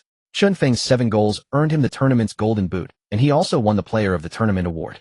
On the podium, Chen Feng raised both trophies high in celebration, with countless cameras flashing upon him. Subsequently, the entire Real Madrid squad, bathed in the roaring acclaim, lifted the International Champions Cup trophy together. It was another addition to Real Madrid's trophy-laden walls, perhaps a lighter mark in their storied history. But for Chen Feng, it was a defining stroke on a blank canvas, the beginning of his legendary journey at the club. A new chapter in Real Madrid's storied legacy was about to be written by him. The Galacticos were setting sail once more. The next day, the entire Real Madrid squad boarded the plane back to Madrid, luggage in hand. After a night of rest, their spirits were much restored, and the players chatted and laughed throughout the journey. It seemed they had all but forgotten the arduous battle of the previous day. Chen Feng listened with a smile as the team's lively duo Vinicius and Rodrigo regaled everyone with jokes that were uniquely foreign to him. Though he struggled to grasp the punchlines, he listened attentively with a smile on his face. He knew that patience was the key to blending into a group. In the latter half of the flight, many players, tired from their antics, pulled blankets over themselves and dozed off, bracing for the grueling 13-hour journey. Modric, seated beside him, suddenly asked, "Chen Feng, do you have a girlfriend?" Chen Feng, who had been gazing at the clouds outside the window, was taken aback, his eyes glazing over for a moment as his mind wandered back to Alina in Stuttgart. She was a goddess who was usually aloof and quiet, yet adorably clingy and cute when she was indulging her cravings. However, neither of them had ever broken the unspoken barrier between them, so they weren't officially a couple. Suddenly his mind flashed to that pitch-black night, the mysterious woman by the small lake who had startled the flatbread from his hand. Though he hadn't seen her face clearly, Chen Feng surmised she must be a beauty. Chen Feng gently shook his head. "Not yet." Modric smiled. "You should find one." Chen Feng looked puzzled. "What do you mean?" "Because of happiness." Modric's terse reply left Chen Feng utterly bewildered and speechless. Modric then pulled out his phone and opened his photo album, revealing a collection of family portraits. The images of his blissful, complete family were enough to stir envy in anyone. Modric's eyes softened with affection as he gazed at his wife and children on the screen, even the crow's feet at his eyes appearing to smooth out. "The greatest achievement of my life isn't football." "Then what is it?" Chen Feng asked. He replied calmly, "It's meeting my wife. Meeting her was the greatest fortune of my life. I thought I had used up all my luck to meet her, but it turns out she brought me a lifetime of good fortune." Modric said, gazing deeply at his wife's image on the phone. Well, that was an unexpected dose of affection. Still, Chen Feng had heard a bit about the story of Modric and his wife. His wife was indeed a rare and supportive partner. Without her, Modric might not have even made it to Real Madrid. "You and your wife are a perfect match," Chen Feng remarked admiringly. "Thanks. By the way, why don't you come over for dinner sometime when you're free? It would be my honor." Their conversation gradually wound down. Chen Feng turned his head to stare blankly at the surging clouds outside the window. Reflecting on the past 20-odd years, he realized he had always been alone. He had liked someone before, but never confessed, and eventually he missed his chance. Back in high school, he had a crush on a girl. She wasn't gentle at all. In fact, she was somewhat violent. She wasn't particularly pretty either, but she was the light of his life, his one and only, and the most unforgettable romance he'd ever had. They both knew the other liked them, they liked each other, yet neither confessed. During his senior year, Chen Feng loved rainy days. Whenever it rained, he could wait for her outside the classroom with an umbrella and walk her back to the dormitory. It was almost comical. He had deliberately bought a slightly larger umbrella just to give her a comfortable space to shelter from the rain. But back then the academic workload was heavy and his grades were poor. To cram for the college entrance exams, he gave up his evening meals to solve practice problems. When the girl returned from dinner and saw him still foolishly working, she was a bit angry and confronted him. "Why aren't you eating dinner? Aren't you afraid of getting a stomach ulcer? What if it gets worse and in the end?" Despite her harsh words, she fished a bread roll and a carton of milk out of her school bag and handed them to him. "Here, I had these left over from breakfast." Chen Feng's eyes reddened as he looked at her. "I'm not hungry. You keep them for a midnight snack." The girl put on a fierce expression, slammed her hand on the desk, and said, "I'm on a diet tonight. You eat it." This moved him even more. That bread roll became the sweetest thing Chen Feng had ever tasted. The girl returned to her seat, watching him from afar as he finished eating, a faint contented smile unconsciously spreading across her lips. From that day on, her school bag was always stocked with various kinds of bread and milk. Chen Feng had planned to confess his feelings once the exams were over and the pressure was gone. But in the end, due to some circumstances, they never ended up together. The girl got into a top-tier university and left their small county town. Chen Feng, on the other hand, barely scraped into a second-tier college and muddled through 4 aimless years. And that led to the story that followed. Chen Feng wiped away the tears that had welled up in his eyes and shook his head with a bitter smile. If he could do it all over again, he wouldn't have waited until after the exams. He would have simply said those words. I like you. Will you be my girlfriend? But there was no if in reality. At the Madrid airport, fans waiting to welcome their team held up banners outside, eagerly anticipating the arrival of their beloved club. As the Real Madrid players emerged with their luggage, the fans formed a corridor of welcome. After signing autographs for the fans, they were finally able to head home. The next day at Chen Feng's villa, the doorbell rang, shattering his sweet dreams. He shook his head as he got up, wiping the drool from the corner of his mouth. He opened the door to find Adams standing there with a load of groceries. Uncle, what are you doing here? Adams proudly displayed the plastic bags in his hands, filled with delicacies like roast duck and braised meat. I knew you won the International Champions Cup, so I went to the local Chinese shop and bought a bunch of goodies to celebrate. Chen Feng's eyes lit up at the sight. This was exactly what he had been craving. He quickly pulled Adams inside. He hurried to wash his face and hands and realized it was already afternoon. He recalled the wild celebrations from the night before. After returning with his teammates, they had gone out for a celebratory dinner. They had partied hard into the wee hours, renting out an entire bar for a night of heavy drinking. In the end, Chen Feng couldn't take it anymore and slipped away midway, feigning a bathroom break. He had stumbled back to the villa and collapsed on the floor, sleeping until now. Rubbing his still throbbing head, his empty stomach let out a mournful growl, refusing to let him stand there lost in thought. Chen Feng devoured the food Adams had brought while the latter sat nearby, sipping a glass of ice water and watching him. Half an hour later, seeing that Chen Feng's pace of eating had slowed down, Adams finally spoke up. Do you know how many companies have called me asking for you to endorse their products since you won the Champions Cup? Shouldn't you be counting from the DFB Pokal win? Chen Feng replied with his mouth full, tearing into the roast duck on the table. Adams laughed heartily. Oh, I suppose you're right. Ever since Chen Feng led Stuttgart to lift the DFB Pokal last season, many brands had wanted him as their spokesperson, especially a large number of brands from China. It was just that he and Chen Feng had turned them down back then because the offers were too low. But this time is different, Adams said, pulling out a tablet, swiping through it, and handing it to Chen Feng. Chen Feng looked closely. A 3-year, €200 million endorsement deal. His eyes widened in disbelief. Did you write this contract yourself? How can the price be this high? It's not that high. Compared to some star players, this is just pocket change, Adams said with an air of nonchalance. That was true. 3 years for €200 million wasn't particularly high compared to top-tier superstars, but it was certainly better than nothing, a comfortable middle ground. Do you know why they're offering such a high endorsement fee? Adams leaned forward, refilling his glass of water, and asked. Chen Feng stopped eating, a glint of shrewdness flashing in his eyes. Because I represent the massive traffic of the entire Chinese fan base behind me. They need me to help them open up the Chinese market, or rather expand their reach there. Exactly. With a population of over 1 billion, just imagine how vast that market is. Adams chimed in. So do we accept or decline? Chen Feng wiped the grease from his lips, then patted his round belly and lounged back on the sofa. Why would I refuse money being delivered to my doorstep? By the way, did they mention when the commercial shoot would be? Chen Feng asked lazily after letting out a burp. They're thinking of signing the contract today and shooting the commercial the day after tomorrow. Well, they're certainly eager.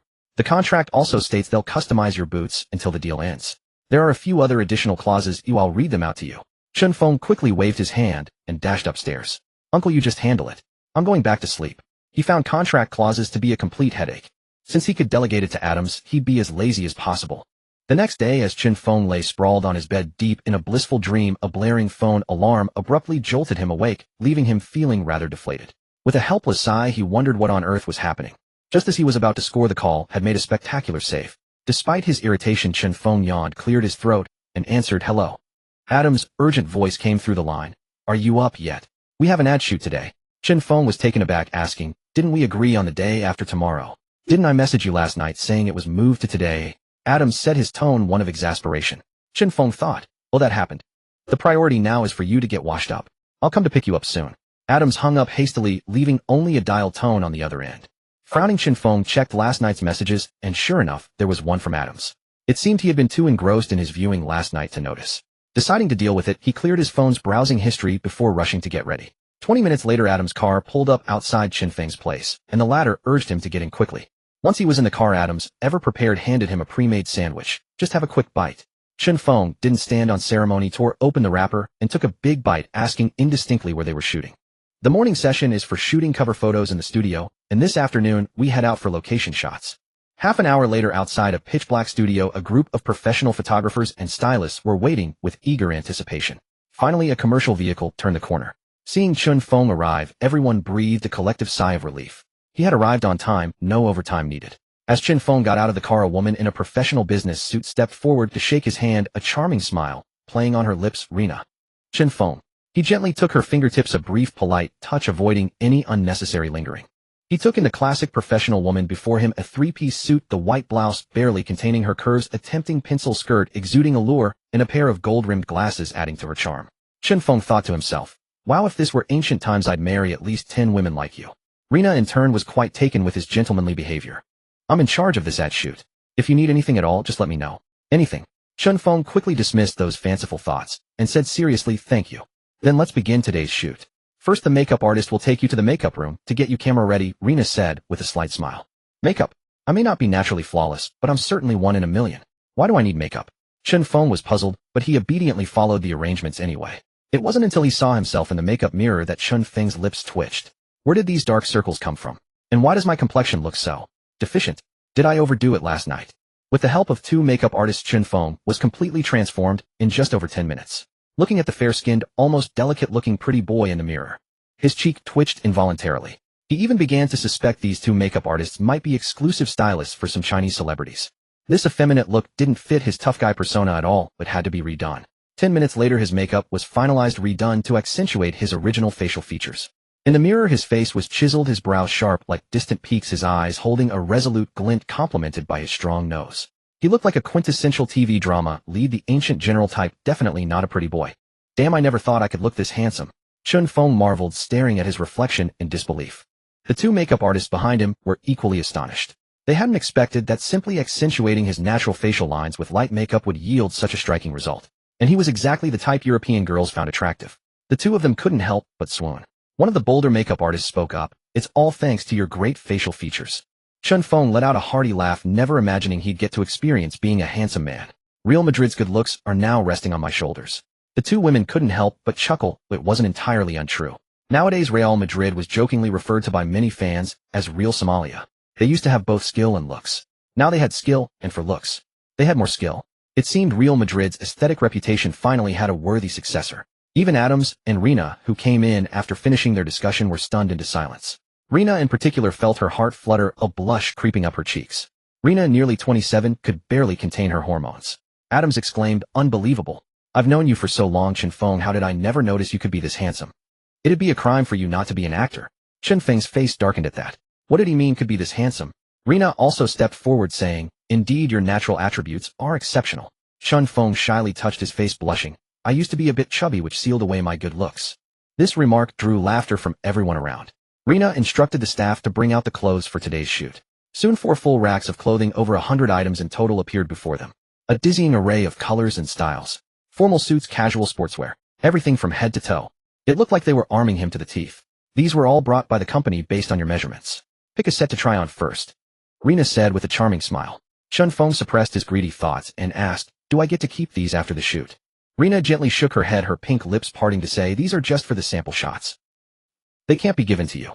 Just as he was feeling a bit disappointed, Rena smiled and added, "The company will have outfits custom made for you. I promise they'll fit you comfortably." Hearing this, Chun Feng cheered up and grabbed a suit, heading to the changing room. A short while later, Chun Feng emerged in an elegant, well-fitted suit. Combined with his handsome, resolute face, it made all the women present's eyes light up. It perfectly illustrated the old saying, "Fine feathers make fine birds." The ordinarily unassuming young man had completely transformed with a bit of makeup and the right clothes. Rena couldn't help but walk around him, giving him an appraising look before nodding with satisfaction. Very handsome. In the photography area, Chun Feng saw his partners for the shoot, the female lead and the second female lead. Actually, one could say they were both female leads, because they were identical twins. Tall with curves in all the right places, their long legs seemed to go on forever, and Chun Feng felt he could spend a lifetime just admiring them. The sisters were dressed in stunning custom haute couture gowns, one in wine red and the other in light blue, both exquisitely beautiful. Their delicate faces were like red plum blossoms in the snow fair with a rosy tint. Their elegant eyebrows and light blue eyes, beautiful as gems, were accentuated by long lashes that fluttered mesmerizingly. The deep V-necks of their dresses showcased their figures impressively, their ample cleavages drawing the eye, bouncing slightly with every movement. Their waists were so slender they seemed fit for a single hand to encircle. Their hourglass figures were complemented by long, shapely legs. It was enough to make one sigh. To die beneath the pomegranate skirt is to die a romantic death. Even Adams, a seasoned traveler past his 50s, was staring with wide eyes. Chun Feng subconsciously blurted out, "Have you two ever had plastic surgery?" The moment the words left his mouth, he realized his mistake. It was too blunt. He quickly tried to explain, "Sorry, it's just that you two are breathtakingly beautiful." The two women smiled sweetly and said in unison, "And you're the most handsome man we've ever seen." Immediately after, the two sisters giggled and said, "No, we're all original, no fake parts." The younger sister even made a playful face, cute and mischievous. "Hello, I'm the elder sister, my name is Tina." "Hello, I'm the younger sister, my name is Dana." In that moment, Chun Feng sighed at the brevity of life and resolved to seize the day. The morning shoot was simple, just standard cover shots and photographs of various clothing styles. During the process, with the sisters' intimate poses, a soft sensation occasionally brushed against him, causing Chun Feng's mind to wander and even his nether regions to stir restlessly. Later, Chun Feng became more familiar with the setup, slowly loosening up and no longer shooting with a stiff body, instead going with the flow. Midway, one set required Chun Feng to bare his upper body for the shoot, and this time it was the sisters who lost their composure. Gazing at his lean, muscular physique, not as bulky as a fitness fanatic, but rather the sinewy strength of a football player, his handsome face paired with six-pack abs left the female onlookers mesmerized. Especially the Mandy sisters. During the shoot, they covertly groped him, stoking Chun Feng's fiery desires until he wished he could pin them down and teach them a lesson. Originally expecting to finish by noon, the shoot unexpectedly stretched into the evening. The cover shoot was still incomplete, likely requiring overtime. Chun Feng slumped wearily into a chair on set, waiting for the meal to be served so he could eat. Tina and Dana swayed over each step, making the undulation of their chests crash against his gaze like waves impossible to look away. Chun Feng looked up listlessly at the approaching pair. "Aren't you two beauties tired?" The younger sister Dana said playfully, "Not tired. We could go another 300 rounds." Chun Feng nearly toppled over chair, and all startled by such explicit words. "Unbearable." Dana, seeing his reaction, giggled, pulled 2 chairs over, and sat down beside him. Dana, like a little imp, plopped onto the chair, her long, shapely legs swinging back and forth endearing. In contrast, her elder sister Tina sat gracefully beside her, quietly observing. "Chun Feng, do you have a girlfriend?" Dana blurted out without a care. Chun Feng, still recovering from the earlier shock, nearly jumped again. Were foreign beauties always this direct? He gave a dry laugh. "No." Dana's big eyes widened in surprise, and her elder sister Tina's beautiful eyes also flickered with delight. "How about we both become your girlfriends?" Dana leaned over, stretching her neck. Holy crap, could it get any more direct? Chun Feng was utterly stunned. Suddenly, his astonished expression froze as he replayed the words. Both sisters. His eyes widened. That would mean double the joy. In the end, Chun Feng steadied himself, suppressed his desires, and smiled. "Stop joking." He grabbed a bottle of water and took several large gulps, feigning calm while trying to douse the fire within. "But I heard men love twin sisters," Dana said almost naively. "Uffed." Chun Feng spat out a mouthful of water, making Dana shrink back, while Tina giggled on the side. "Well, it's true, I do too, like any other man. But in front of beauty's face is important." He awkwardly wiped the water from his mouth and scratched his head. "True, but it's draining." Although the sisters were innocent as Europeans, they had been educated in such matters from a young age. Naturally understanding Chun Feng's risque joke, they both smiled charmingly. "Just teasing you." Dana said, her cheeks reddening, lightly tapping Chun Feng's shoulder in a flirtatious manner. "Do you know what we're shooting tomorrow?" Tina changed the subject. Chun Feng nodded. "Shooting an advertisement short film." "And do you know the content?" Dana pressed. He shook his head. "I heard it's a romantic love story." Dana set her hands, forming a circle, eyes dreamy as she looked up. "A love story? Since when do ads shoot love stories?" Chun Feng was baffled. Had the company suddenly switched to making movies? To be precise, there are 2 short ad films, one for release in China and one for Europe and America. Rena arrived carrying several boxes of food, speaking as she distributed dinner. After handing out the meals, she continued, "The one Dana mentioned is specifically for the Chinese market, tailored to local preferences." "You really put thought into it," Chun Feng said. "It's not about us being thoughtful, but about market demand," Rena replied, removing her coat and tidying her hair, exuding an infinite charm. "One is a love story, the other is a normal promotional video. But both are about 1 or 2 minutes long, so we should finish in a day," Rena added. Chun Feng nodded in agreement. A day or 2 was acceptable, though any longer, and he feared he might lose control and do something inappropriate. After eating, they took 2 final photos and finally called it a day. The next morning, to ensure the shooting schedule, everyone arrived at the studio early. Today's shoot required outdoor locations. Everyone gathered and headed to the filming site. Shooting continued until 10 in the evening, and the love story ad was finally completed. But there was still one more. Another day passed. Chun Feng walked out of the studio, rubbing his bleary eyes, having shot ads for 3 consecutive days running back and forth. However, the scenery along the way during the outdoor shoots was beautiful. Especially Tina and Dana. They were gorgeous, with voluptuous figures and liberal attitudes.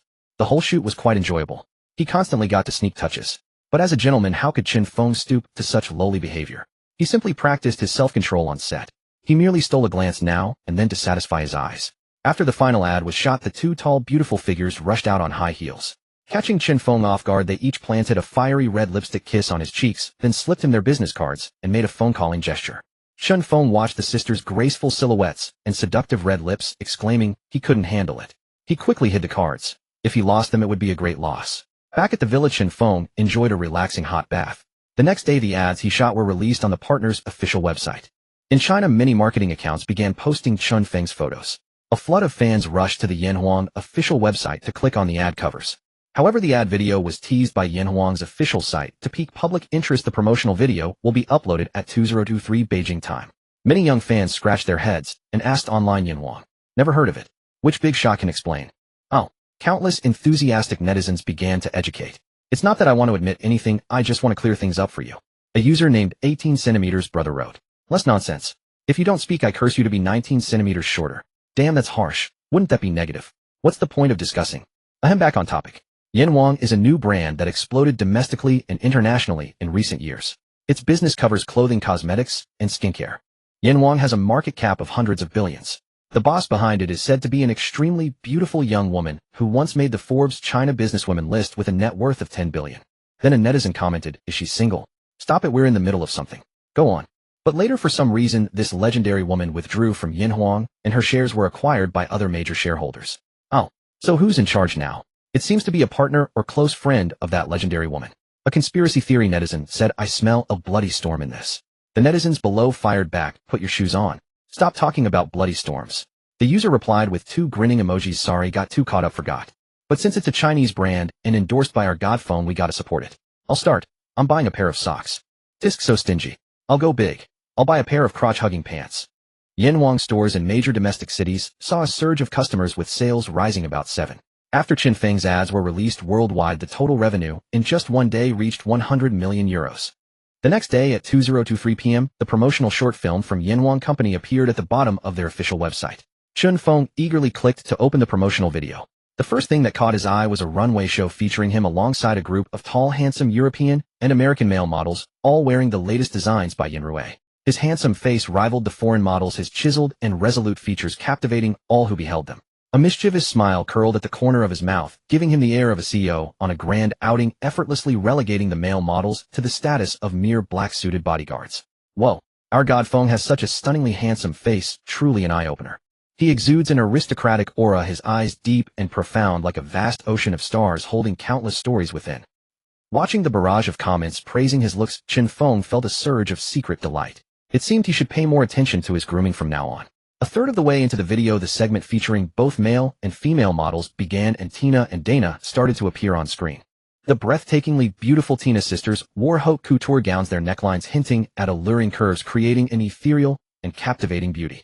Especially in the scene where the sisters stood flanking Chen Feng, their hands resting on his shoulders, their stunning faces wore a dreamy expression, their large, sparkling eyes radiating dazzling light. Chen Feng, with a cynical smile on his lips, wrapped his arms around Tina's and Dana's slender waists, reveling in the embrace of beauty on both sides.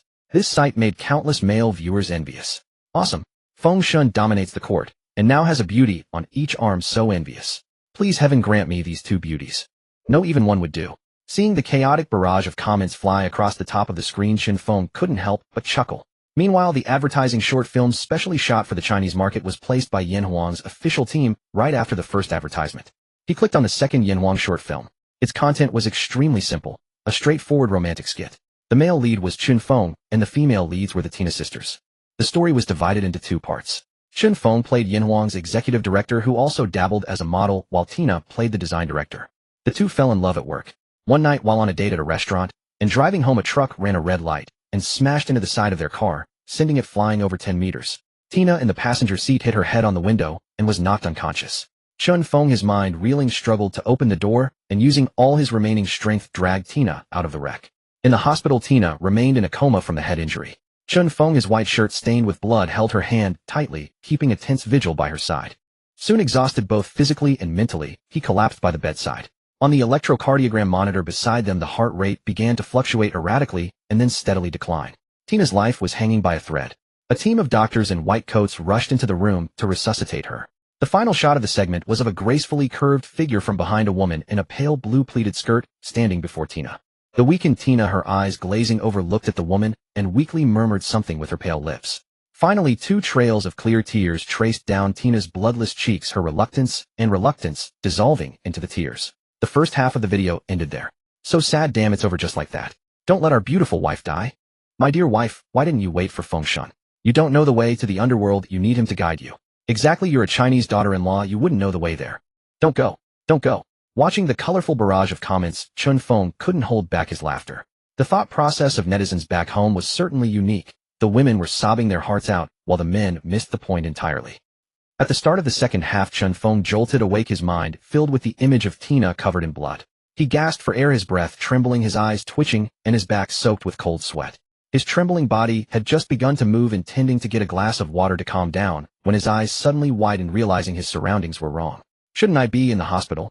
How am I at home? He looked around. The familiar environment was his and Tina's home, their future wedding house.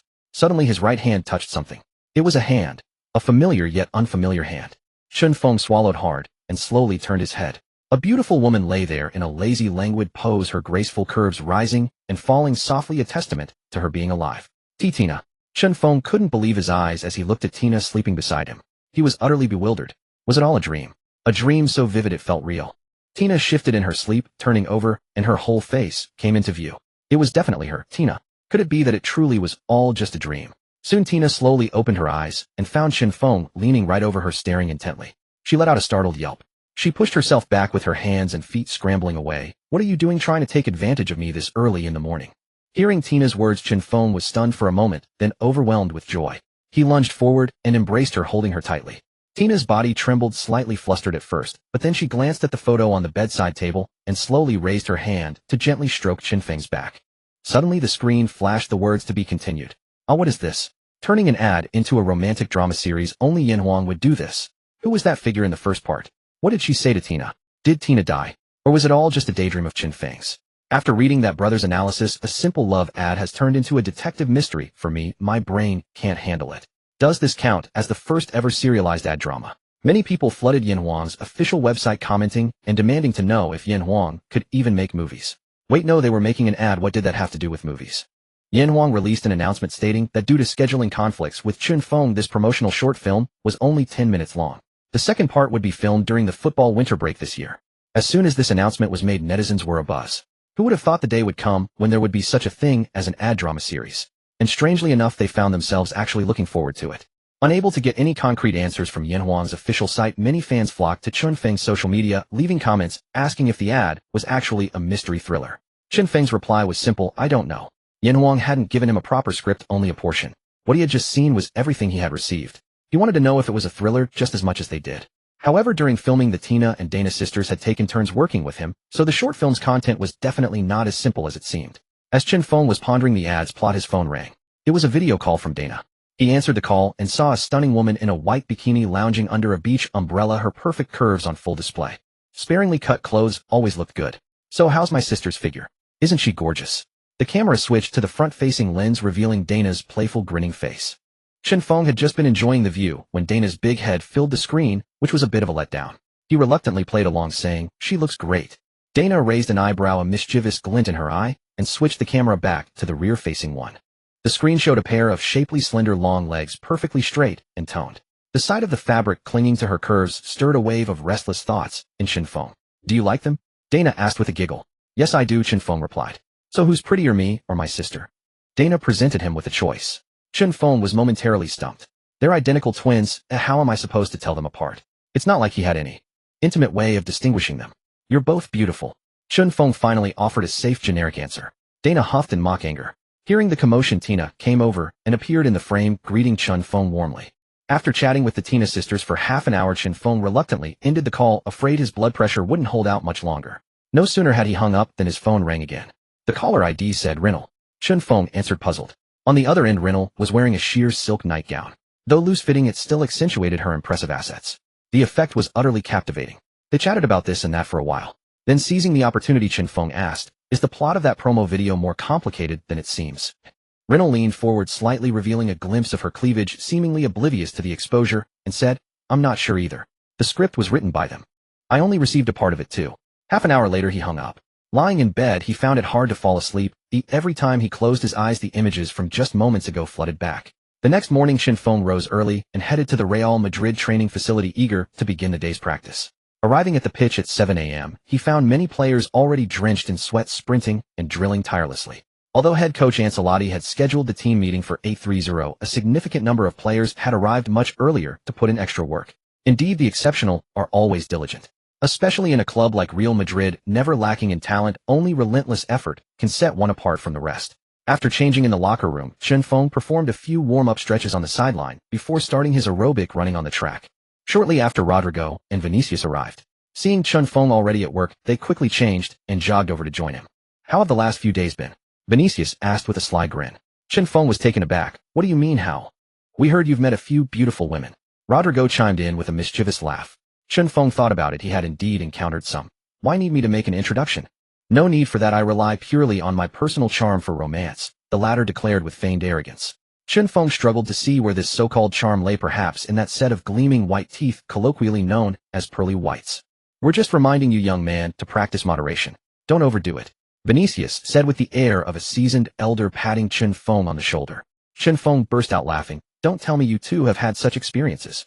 Both of them flushed, slightly stammering. "How is that possible? We're full of vigor." Even if Chinfeng believed them, they probably didn't believe themselves. Given the Samba squad's characteristic love for fun, he doubted these two were entirely innocent, pure paragons of virtue. After running 5 kilometers, Chinfeng, feeling somewhat fatigued, moved to the side to stretch and recover his strength. The past few days had been busy with filming, and with yesterday's rest his body wasn't quite used to the sudden exertion. At 8:30, Ancelotti, along with his coaching staff, gathered the players promptly. He looked over the training plan written in his notebook. He instructed the fitness coach to lead the team on a few laps to warm up their muscles before starting the main drills. The afternoon's training session concluded at 18:00. Standing before the team, Ancelotti clasped his hands behind his back, holding his notebook, and swept his gaze across the players before speaking. "Gentlemen, tomorrow is the first round of La Liga, the season opener. I expect you all to give your absolute best and be fully prepared to face our opponents. My demand is simple, just secure a winning start for us." He called that a simple demand. A winning start meant defeating the opponent. Yet for a club like Real Madrid, such a demand was hardly excessive. "All right, I'll announce the starting lineup for tomorrow's match against Athletic Bilbao." Goalkeeper Courtois. The starting 11 remained the same as the one for the International Champions Cup final. On August 13th, a Real Madrid's team bus slowly rolled into the city of Bilbao, with Chinfeng resting with his eyes closed on his seat. Today, the flames of La Liga were reignited, marking the start of the new season. As the opening match, both teams were determined to defeat the other and secure that coveted first victory. However, Real Madrid, fresh off their International Champions Cup triumph, were riding a wave of immense confidence. Even a well-prepared Athletic Bilbao would find it difficult to withstand their momentum. Over 5,000 spectators filled the stands at San Mamés Stadium, where Athletic Bilbao had erected their new banners for the season. Athletic Bilbao had finished 8th last season, agonizingly one spot short of a UEFA Conference League playoff place, a lingering disappointment for their fans. Of course, a new season brings new hopes, and everyone desires a strong start. In the locker room, Chinfeng sat in a corner, loosening his joints while his consciousness entered the system's space, ready to claim the rewards from the International Champions Cup final. He received 800 match experience points. Win bonus 800 experience. Goal bonus 1 point per goal scored. Match level 13. Experience 29003000. Seeing that he was on the verge of leveling up, Chinfeng felt delighted. He should definitely level up after this match. Congratulations, host, on completing the legendary mission, helping Real Madrid win the International Champions Cup. Reward 2 legendary skill points. Chinfeng now possessed 5 legendary skill points and 73 basic skill points. If they won today, he would earn the 20 basic skill points from leveling up, allowing him to max out his speed attribute entirely. The match began. Athletic Bilbao's starting lineup was announced in a 4-2-3-1 formation. Goalkeeper Unai Simon. Defenders left to right: Yuri Berchiche, Yere Alvarez, Dani Vivian, Oscar de Marcos. Defensive midfielders: Mikel Vesca, Dani Garcia. Attacking midfielder Raul Garcia, flanked by wingers Nico Williams and Alex Berenguer. Leading the line as the sole striker, Inaki Williams. Real Madrid's starting lineup for 3-3: goalkeeper Courtois guarding the net. Defenders: Rudiger, Alaba, Militao, Carvajal. Midfield: defensive midfielder Toni Kroos partnered with attacking midfielders Modric and Bellingham. Forwards: left winger Vinicius Jr., center forward Chinfeng, right winger Rodrigo. Since Chinfeng's transition to center forward, Real Madrid's front line was easily arranged. However, their most luxurious asset remained the midfield. The 5 formidable midfielders had a combined market value double that of Athletic Bilbao's entire squad. This depth made many clubs envious of Real Madrid's midfield during the transfer window. After completing the standard pre-match formalities, the La Liga season opener kicked off amidst the eager anticipation of the fans. From the start of the first half, Real Madrid established their dominance, relentlessly pushing their attacks into Bilbao's half. Real Madrid kicked off playing a short pass back to Alaba. After a couple of quick passes once the forwards had moved into position, the storm arrived. Cruz, having prepared himself, struck a powerful long ball into the air, a lofted pass that traveled across the halfway line and dropped into Bilbao's territory. Rodrigo made a diagonal run, controlling the ball cleanly. After executing two quick feints with his body, he swiftly pushed the ball horizontally to Chin Feng in the center. Chin Feng, receiving the ball amidst a triple team, executed a Marseille turn to bypass Vesca. Then, using the outside of his right boot, he pushed the ball right, quickly followed by a drag back to evade Dani Vivian. Suddenly, Yere Alvarez lunged in for a tackle. Chin Feng struck the ball fiercely towards the penalty area, a shot come pass. Vinicius, having cut inside from the left, faced the goalkeeper and drilled a low shot towards the near post. Unai Simon, highly focused, dived and managed to parry the initial shot. However, the rebound fell kindly for Vinicius, who had followed up, and he smashed it into the net with a spectacular volley. Within 3 minutes of kickoff, Real Madrid's high pressing and midfield intensity had carved open Bilbao's defense, sending an early warning shot across their bows. In the 27th minute, Real Madrid's attacks once again threatened Bilbao's backline. Modric, receiving the ball outside the box, lofted a delicate cross with the outside of his foot. Chin Feng tracked the ball's flight, intently retreating into the opponent's penalty area. Alongside him, Dani Vivian was using his strength to jostle for position. Chin Feng leaped to attempt a header, but a collision from Dani Vivian, who jumped simultaneously, sent him crashing awkwardly to the ground. However, the referee missed the infringement and allowed play to continue. The ball was eventually headed behind for a corner by Dani Vivian. Rodrigo ran over and helped Chin Feng up. "You alright?" Chin Feng rubbed his side and joked, "Yeah, just got a knock to the ribs." Real Madrid earned a corner kick. Modric stepped up to take it, sending a high ball into the penalty area. Wary after the previous challenge, Chin Feng dropped back towards the edge of the box to support his teammates and shake off the pain. Unexpectedly, the ball came straight to him. Inside the box, Bellingham, with his back to DeMarcos, headed the ball clear, sending it out towards the edge of the area. Chin Feng, seeing the ball arrive, quickly brought it under control, glancing around to assess if a shot was possible. Clearly, the penalty area was a chaotic mess, bodies everywhere, making it difficult to find a clear opening. He decided to dribble the ball to the right, searching for a better opportunity. Facing the opponent's press, Chin Feng spotted a gap and threaded a precise through ball behind Yere Alvarez. Rodrigo, timing his run perfectly to stay onside, struck the ball with his right foot. However, the shot was blocked by the leg of Dani Vivian, who had slid across.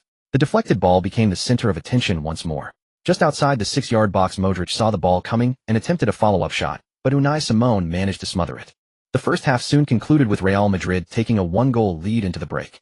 At the start of the second half, Real Madrid played even more aggressively, continuously creating problems in Bilbao's half.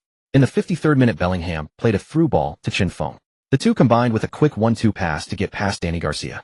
Bellingham received the return pass and surged forward, while Chin Feng made a supporting run down the middle. Facing a challenge from Dani Vivian, Bellingham squared the ball to the center. Chin Feng, arriving, unleashed a powerful low drive. The ball deceived the goalkeeper and skimmed across the grass, nestling perfectly into the bottom right corner of the net. The score extended to 2-0. Bilbao's disadvantage grew larger. Coupled with Real Madrid's complete control of the game from the start, a comeback seemed increasingly improbable. The final whistle blew, bringing the match to an end with a score of 2-0. Real Madrid secured their opening victory, defeating Bilbao and setting a positive tone for the new season. With the conclusion of the match against Athletic Bilbao, Chin Feng earned 900 experience points, of which 300 were awarded for his goal. His match level rose to 14, with 800, 3000 experience, La Liga win bonus of 600 experience, goal bonus of 300 experience, and he was granted 20 primary skill points. His total primary skill points reached 93, alongside 5 legendary skill points. He needed just 7 more primary skill points to elevate his speed to the maximum. After returning to Madrid with the team, Chin Feng's life reverted to the monotonous and grueling routine of his Stuttgart days, spending 13 hours a day on the training ground. However, things were better now, as teammates occasionally joined him for extra practice. Yet many advised him against such intense training, warning it would take a toll on his body. Chin Feng would simply smile it off and say, "How else can I improve and play if I don't put in the extra work?" Many teammates resonated with his words and admired his dedication. The last time such dedication was seen at Real Madrid was during Cristiano Ronaldo's era, who would arrive early, stay for extra drills, and even inspire his teammates to train alongside him. It was rare to encounter another young talent with such drive and relentless spirit like Ronaldo's. One night, after finishing his extra practice at 11 p.m., Chin Feng stored the training equipment back in the shed. He changed into running shoes in the locker room, put on his earphones, and jogged all the way home, treating it as part of his workout while enjoying the night views of Madrid. When tired, he'd pause and walk, which was pleasant enough. Upon arriving home, he changed out of his gear, tossed the clothes into the washing machine, and drew a warm bath to soak in. The warm water soothed his tired muscles. Despite having the system's recovery room, he still preferred a relaxing soak before bed to close his eyes and unwind. After soaking for about 15 minutes, he poured a glass of milk, walked to the balcony of his bedroom, settled into a lounge chair, sipped the milk, and played soft music on his phone. After finishing the milk, he went to bed. Day after day, he managed to eke out a bit of color and vitality from the monotonous routine. 6 days later, using the skill points earned from training, he incrementally raised his speed to the maximum. His 5 legendary skill points were also fully consumed. He had 71 primary skill points remaining. He converted 35 points into intermediate skill points, raising his tackling and marking reaction to 80 and his volleying to 74. The remaining 1 primary skill point was stored in the system for safekeeping. Suddenly a system notification sounded. Congratulations, host. You have raised an ability to 100. Achievement self-reliance unlocked. Agility unlocked. Startled by the sudden notification, Chen Feng bolted upright from his drowsy state and quickly opened his host panel to see what was newly unlocked. He found anticipation. Good heavens. His anticipation was already at 81. It seemed that his extensive playtime had unknowingly boosted it, or perhaps it was from his college days spent playing ranked games. On August 20th, in the second round of La Liga, Real Madrid faced Almeria away, securing a result at the Mediterranean Games Stadium. In the 67th minute, Chen Feng put on a dazzling display of skill, single-handedly dismantling Almeria's defense. With deft footwork, he dribbled past 4 players before nutmegging the goalkeeper and slotting the ball into the net. Real Madrid cruised to a 1-0 victory, taking all 3 points. On August 27th, in the third round of La Liga, Celta Vigo hosted the mighty Real Madrid. The Balaidos Municipal Stadium witnessed the match under the gaze of over 30,000 spectators. In the first half, Chen Feng received the ball in his own half, launched a sprint across the pitch, and leveraging his maxed-out speed, became a white whirlwind on the field. He left 2 defenders in his wake, creating a one-on-one chance. Facing the goalkeeper, Chen Feng kept his composure and chipped the ball over the rushing keeper, watching it arc gracefully into the net. Real Madrid took a 1-0 lead. In the second half, Rodrigo cut inside from the flank and unleashed a low shot towards the far post. The keeper was deceived, and although a defender slid in to clear, it was too late. The ball struck the left post and ricocheted into the net. Real Madrid secured a 2-0 victory over Celta Vigo. On September 3rd, in the fourth round of La Liga, Real Madrid continued their hot streak, facing Getafe away. In the 17th minute, Chen Feng unleashed a surprise long-range strike from about 7 meters outside the box, blasting it past the goalkeeper's desperate dive. Real Madrid took an early lead. The score was 1-0. In the 29th minute, Vinicius Jr. on the right flank executed a deft chip over a defender before unleashing a near-impossible angle shot from the byline. The ball struck the far post and bounced into the net. Real Madrid led 2-0. Early in the second half, Jude Bellingham was brought down in the box, and the referee immediately pointed to the spot.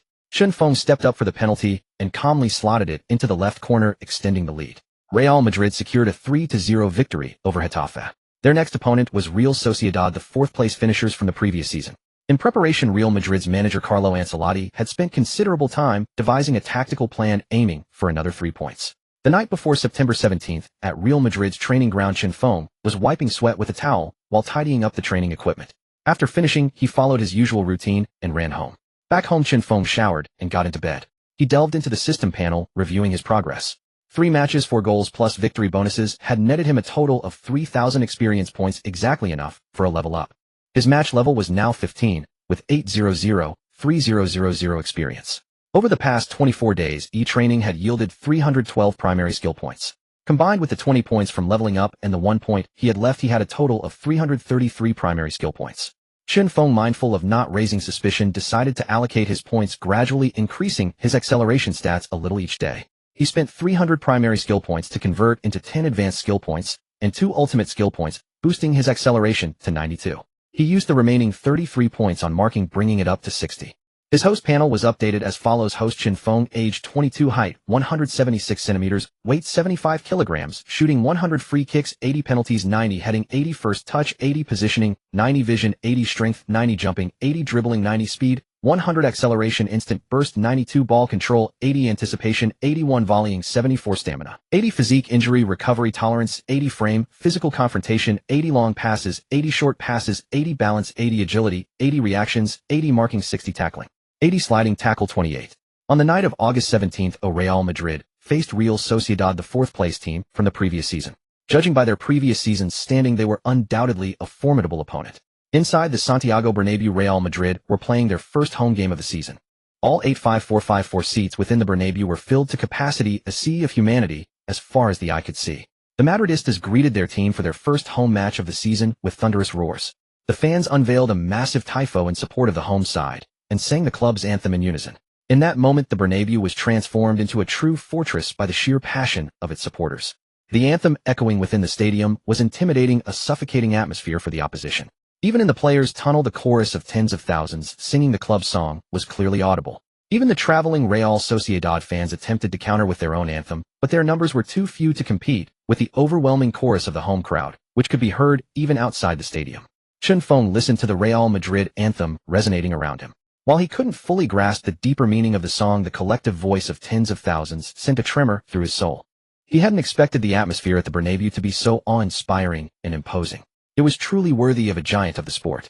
Even the Real Sociedad players felt the immense pressure. It wasn't just the disparity in squad strength, even the home support was on a completely different level. The players from both teams entered the pitch and lined up on either side of the referee. For Real Sociedad, the starting lineup was in a 4-1-2-1-2 formation.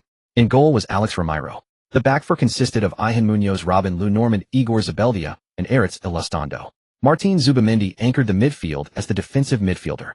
Mikel Merino and Brais Mendez played as the central midfielders. David Silva operated as the attacking midfielder. Takefusa Kubo and Alexander Isak led the line as the two forwards. Real Madrid's starting lineup was a 4-3-3. Thibaut Courtois guarded the goal. The defense comprised Antonio Rudiger, David Alaba, Eder Militao, and Dani Carvajal. Toni Kroos took the role of the holding midfielder. Luka Modric and Jude Bellingham partnered ahead of him as the attacking midfielders. In the front three, Vinicius Jr. started on the left, Chunfeng led the line as the central striker, and Rodrigo played on the right. Aside from a somewhat less formidable defensive setup, Real Sociedad's midfield and attack were decent. However, compared to Real Madrid's star-studded lineup, with an average player value starting at 50 million. It was like a tractor crashing into a Bugatti, sheer stubbornness against sheer force. Nevertheless, as the fourth-place team from the previous season, Real Sociedad were not to be taken lightly by the Real Madrid players. At this point in the season, every point and every goal was crucial. After the coin toss, the match was about to begin. Chunfeng stood in his position, took a deep breath, and centered himself. The fans in the stands roared their encouragement. The match was about to commence. The next opponent was Real Sociedad, who finished fourth last season. To prepare for them, Real Madrid's head coach Ancelotti secluded himself for a long time, crafting a satisfactory tactical plan to secure another 3 points. On the night of September 16th, inside the Real Madrid training ground, Chunfeng wiped sweat with a towel while tidying up the training equipment. After finishing, he ran back as usual. After returning home, Chunfeng showered and went to bed. His consciousness entered the system panel. 3 matches with 4 goals plus the winning experience gave him a total of 3,000 experience points, which was exactly enough to level up. Match level was 15, with 800-3000 experience. 24 days of training yielded 312 basic skill points. Combined with the 20 points from the match level and the 1 point left over, the total was 333 points. To ensure it was reasonable and not suspicious to others, Chunfeng increased his attributes by a small amount each day, allocating some points to acceleration. He spent 300 basic skill points to exchange for 10 advanced skill points and 2 ultimate skill points, boosting his acceleration to 92. He then used the remaining 33 points on marking, raising it to 60.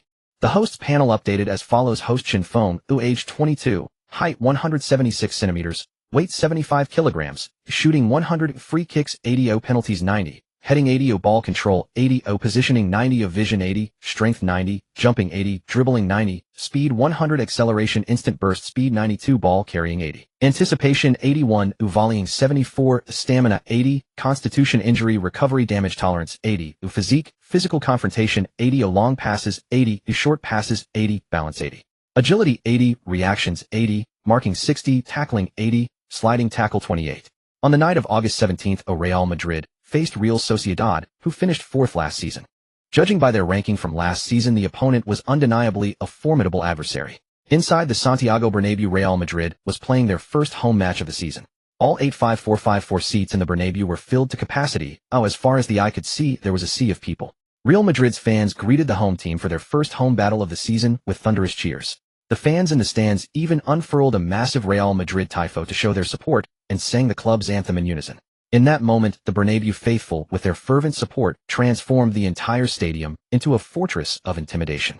The anthem echoing within the venue was like billowing smoke, sending chills down the opponent's spines. Even in the player tunnel, the collective singing of tens of thousands was clearly audible. Even the traveling Real Sociedad fans tried to counter by singing their club's anthem. But they were outnumbered, and how could they possibly compete with the chorus of tens of thousands? Even outside the Bernabeu, Real Madrid fans were singing along in a massive choir. Chinfeng listened to the Real Madrid anthem echoing around him. Though he couldn't appreciate its deeper meaning, the chorus of thousands made his soul tremble. He hadn't expected the atmosphere at the Bernabeu to be so terrifyingly oppressive, truly worthy of a giant. Even the Real Sociedad players nearby felt immense pressure. Not only were the two teams mismatched in quality, but even the home support was on a different level. The players from both sides entered the pitch and lined up on either side of the referee. For the starting lineups, Real Sociedad deployed a 4-1-2-1-2 formation. In goal was Ramiro. The four defenders were Munoz, Lune, Norman, Zabeldia, and Elizondo. The defensive midfielder was Martin Zubamendi. The two central midfielders were Marino and Brais Mendes. David Silva played as the attacking midfielder. The two forwards were Takafusa Kubo and Isaac. Real Madrid's starting lineup was a 4-3-3. Courtois guarded the goal. The defenders were Rudiger, Alaba, Militao, and Carvajal. In midfield, Toni Kroos held the defensive midfielder role. He was partnered with the two attacking midfielders Modric and Bellingham. On the front line, Vinicius Jr. was the left winger, Chinfeng was the center forward, and Rodrigo was the right winger. Real Sociedad's lineup was decent in midfield and attack except for their slightly weaker defensive setup. But compared to Real Madrid's luxurious squad, where the average player value starts at 50 million, it was like a tractor crashing into a Bugatti, sheer stubbornness and toughness. Of course, as the fourth-place finisher from last season, Real Sociedad was not to be underestimated by Real Madrid's players. At the start of the season, every point and every goal was crucial. After the captains did the coin toss, the match was about to begin. Chinfeng stood in his position, took a deep breath, and composed himself. The fans in the stands cheered loudly. The match was about to start. At the referee's whistle, both teams began the game, and players from both sides quickly moved into their designated positions. Real Madrid kicked off. Instead of retreating to solidify their defense, Rodrigo, on the right wing, immediately sprinted towards the opponent's penalty area. Bellingham, receiving the ball, initiated a lightning-fast counterattack. He launched a precise long pass aimed at Real Sociedad's backline. Chinfeng, having taken the kickoff, also sprinted rapidly towards the front. Real Sociedad had anticipated Real Madrid's early blitz and quickly retreated to defend. However, Vinicius Jr. and Rodrigo, flying high on both wings, charged straight into the heart of their territory. Even Chinfeng, who started later, used his maxed-out speed to quickly press up against Real Sociedad's defensive line. Following Bellingham's high long pass, Rodrigo on the right adjusted his body with small steps and controlled the ball with his right foot. He then dribbled forward, keeping his head up and surveying the field. With a feint and a drag, he beat Munoz. Then, after a series of stepovers, he cut the ball inside and skipped past Zabeldia. Seeing a good angle, he immediately unleashed a powerful shot. But Martin Zubamendi, appearing from nowhere, slid in and blocked Rodrigo's effort, snuffing out a golden opportunity for Real Madrid. Martin Zubamendi scrambled to his feet, trying to shield the ball and maintain possession, when suddenly a foot appeared right in front of him. Just as the steadied Zubamendi was about to touch the ball, Chinfeng stepped on it with his right foot and dragged it back sharply, sending the ball rolling towards the far post. Modric, arriving late at the far post, set himself and flicked his ankle, chipping the ball perfectly into the top right corner of the goal. Even though goalkeeper Ramiro leaped high, the beautifully lofted shot brushed past the top corner and nestled into the net. Instantly, a thunderous roar erupted from the Real Madrid fans, unleashing the true spirit of the fortress. The deafening noise was overwhelming. In the second minute of the match, Chinfeng won the ball in the box, and Modric, watching from the far post, made a quick run to receive the pass and scored with a delicate chip. Their combination gave Real Madrid an early advantage. Their partnership helped Real Madrid take the lead early and set the tone. For the next period, Real Madrid focused all their attacking play on the right flank, targeting Munoz's side as their primary weakness. Chinfeng, roaming in the center, would often drift towards the right to bolster the attack. Munoz was under constant pressure from both Rodrigo and Chinfeng. It was like two broke brothers visiting a brothel, taking turns. Munoz was feeling incredibly frustrated, constantly singled out by Real Madrid's attack, and his defensive burden suddenly doubled. Within just over 10 minutes, sweat was dripping from his head like soybeans, as if he had been drenched with water. Real Sociedad's head coach Imanol quickly adjusted his tactics. If he let Real Madrid keep dancing around like this, they wouldn't last long, because they were bound to collapse sooner or later. In the 29th minute, Imanol substituted Brais Mendes, one of the central midfielders, bringing on Hamari Traoré to relieve the pressure on Munoz. Real Sociedad's formation changed to a 5-man defense. But Real Madrid continued their relentless assault, constantly creating problems down the right flank and bombarding that side with attacks. With Hamari's support on the wing, Munoz's defensive pressure did ease somewhat. After a few more minutes of intense attack, Ancelotti could see that the right side was temporarily impenetrable. Following Ancelotti's instructions, Real Madrid shifted their tactics, abandoning the focused attack on the left side and reverting to their usual style of play. In the 43rd minute, Militao intercepted a cross from Kubo in Real Madrid's half. Militao sounded the charge, playing a quick through ball to Cruz. Cruz didn't control the ball, instead he cleverly pushed it forward with his first touch, providing the assist. Modric, in a tussle with David Silva, shielded the ball from Silva with his back, but instead of receiving it himself, he let the ball run through his legs. Chun Feng dropped back 2 steps to control the ball, with Lou Normand marking him tightly, less than 10 centimeters behind. Chun Feng swayed his body back and forth, trying to shake him off, but Lou Normand read his movements and adjusted accordingly. Seeing no effect and feeling the opponent constantly probing for the ball from behind, Chun Feng pushed the ball outwards with his right foot, attempting to break through on the right. As Lou Normand caught up, Chun Feng with great body coordination dragged the ball back with his right foot and then backheeled it through the defender's legs. Seizing the moment, Chun Feng quickly turned and sprinted past him on the left side, accelerating after receiving the ball. Although Lou Normand was beaten, he turned and gave chase, but Chun Feng left him trailing within seconds. Facing Hamari Traoré, Chun Feng feinted to the outside with his right foot, then swiftly turned and dragged the ball back with his left before pushing it to the left with his right. Chun Feng cleanly executed a Marseille, turned to bypass Hamari Traoré, then accelerated again. He quickly drove into the opponent's penalty area, going one-on-one with goalkeeper Ramiro. Ramiro's eyes were fixed on the ball. Facing Chun Feng's one-on-one, he lacked confidence and decided to charge out aggressively to try and intercept. Seeing Ramiro rushing out to smother the ball, Chun Feng decisively curled his shot. The ball sailed over Ramiro's right hand and nestled into the back of the net. A wave of cheers erupted instantly. Chun Feng ran towards the sideline to celebrate with his teammates, rushing over to embrace the goalscorer. The glaring 2-0 on the scoreboard was like a knife carving into the hearts of Real Sociedad. It wasn't fatal, but the pain was piercing. Many still remembered that while Real Madrid's attack was formidable last season, it wasn't this devastating. They hadn't expected a new signing to be this absurdly strong. The first half ended, and it was halftime. After a 15-minute break, the teams returned to the pitch, with Real Madrid looking in good spirits. Real Sociedad, however, looked much worse compared to before. Who would be happy after trailing by 2 goals? To stage a comeback, they would need to score 3 goals. Against a Real Madrid in such red-hot form, scoring 3 seemed nearly impossible. In the 61st minute, Real Madrid extinguished the last glimmer of hope for Real Sociedad amidst the storm of attacks. Vinicius Jr. dribbled down the left wing despite Ilustrando's tight marking. But the Brazilian's low cross from the byline snuffed out Real Sociedad's hopes. The cutback pass curving into the penalty area. Everyone in the box leaped to contest the header. The tall Bellingham rose highest, winning the first ball. However, goalkeeper Ramiro jumped and palmed the ball away from danger with one hand. Real Madrid earned a corner. Instead of swinging the ball into the box, they played it short, keeping possession and moving the ball back towards the center.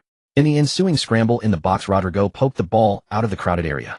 Outside the box, Alaba controlled the ball, not rushing to pass, but waiting for an opportunity. Marino pressed forward to challenge him. Alaba dribbled horizontally to the right, shielding the ball. Soon an opponent forward dropped back to press, and he was double-teamed. Alaba remained calm, created a slight angle, and played a diagonal pass to Chun Feng in the center. Chun Feng ran diagonally out of the box, controlled the ball with his right foot, took a moment to adjust, planted his left foot, and unleashed a powerful shot with his right.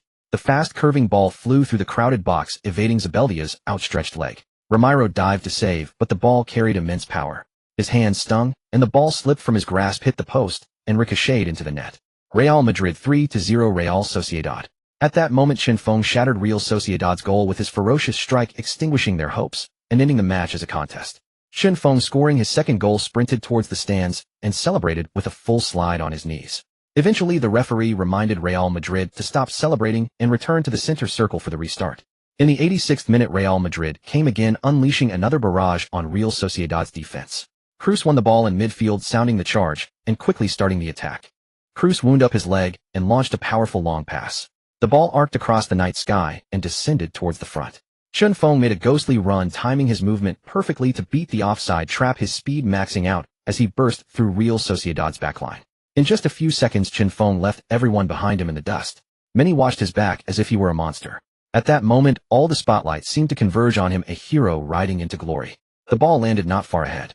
As it bounced, Chun Feng nudged it forward with his shin, creating another one-on-one opportunity. Facing Chun Feng alone again, Ramiro watched with trepidation. This time he didn't dare rush out. Instead, he swayed from side to side, deciding to make a save. 20 meters, 15 meters, 9 meters. Watching Chun Feng close in, Ramiro made up his mind to charge out again, attempting to smother the ball at Chun Feng's feet. Chun Feng, calm and unhurried as he neared the goal, fooled Ramiro and slotted the ball into the empty net. Real Madrid 4-0 Real Sociedad. This was Chun Feng's first hat-trick in La Liga, a magnificent feat of 3 goals against Real Sociedad. Chun Feng ran into the goal, grabbed the ball, and began to celebrate. As the match neared its end, Chinfeng with his peerless speed surged forward and launched a final assault on the Real Sociedad goal, leaving Ramiro disheartened. After the final whistle, the Real Sociedad players and fans were all dejected, having suffered a heavy defeat at the Bernabeu. In contrast, after the match at the Bernabeu, the name Chinfeng echoed in unison. The chants seemed to declare that the Bernabeu had found its new king. Amidst the waves of fan support, Chinfeng kept raising his right hand, soaking in their cheers. The entire Bernabeu reverberated with the name Chinfeng, a 3D surround chant that would echo throughout the stadium that night. Even the fans outside the stadium joined in the chorus with those inside. This night was destined to be historic, for the Bernabeu witnessed the rise of a new king.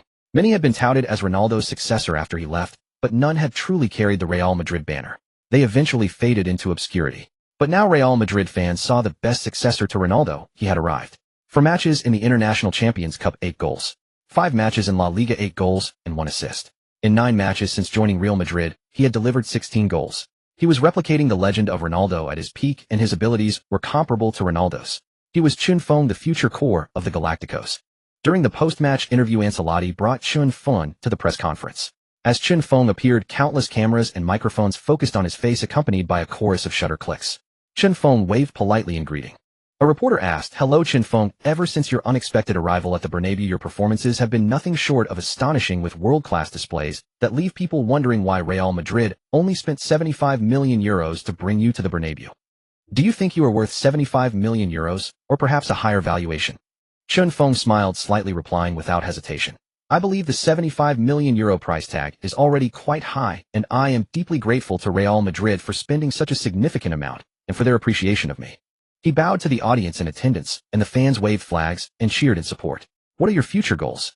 a chubby reporter asked. Chinfeng maintained his warm smile. "I said that night at the Bernabeu, champions." The word champions ignited the passion of tens of thousands of Real Madrid fans. Next match, Real Madrid faces Atletico Madrid.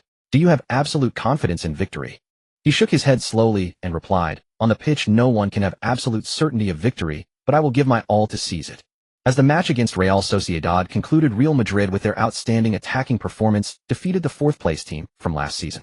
They dominated Real Sociedad throughout the entire match, leaving both the players and coach of Real Sociedad utterly bewildered. Why did Real Madrid only win 1-0 or 2-0 against relatively weaker teams? But against them, they went all out, handing them a crushing 4-0 defeat. Especially that bastard surnamed Chun, who treated Real Sociedad as a target to pad his goal tally. They couldn't comprehend it. Neither could Real Madrid, who hadn't expected Chinfeng to be so ferocious. Real Madrid climbed to the top of the standings with 5 consecutive wins, accumulating 15 points and scoring 12 goals. Chinfeng alone had contributed 8 goals, leading the La Liga scoring charts in a stunning fashion. Many wealthy clubs reading the football news kicked themselves in regret, wondering why they hadn't offered an extra €10 million to bring Chinfeng to their team. Back in Madrid, Chinfeng rode in Adams's car to the villa. Inside, Adams laid out the food he had brought, Chinese dishes. They chatted while eating. "Recently, I've received many endorsement offers from brands, hoping you'll appear for them. I'd like to know your thoughts." Adams sneaked a glance at Chinfeng's expression. Chinfeng calmly picked at his food, took a large bite of the braised pork elbow, chewed, and swallowed it, then narrowed his eyes, and said leisurely, "Uncle, what color is the flag behind me?" Chinfeng's lips curled into a vengeful, playful smile. Adams naturally knew about the widely publicized incident, and Chinfeng had told him the minimum requirements for any endorsement. In summary, it was to avoid causing trouble rather than seeking merit. That was why, despite many more professional and better-suited sports brands approaching him, Chinfeng ultimately chose Yin Huang, a broader but less specialized brand. Adams put down his chopsticks, raised his thumb, and said, "Truly principled." Chinfeng shook his head gently. "It's not a principle, it's the blood and spirit flowing in my bones." After chatting for a while, Adams said, "Do you want me to find a housekeeper and a driver? Otherwise, you always rely on me for transportation, and I'm quite busy too." Chinfeng thought about it. He couldn't drive, had no time to get a license, so having a driver would be convenient. "Forget the housekeeper and driver.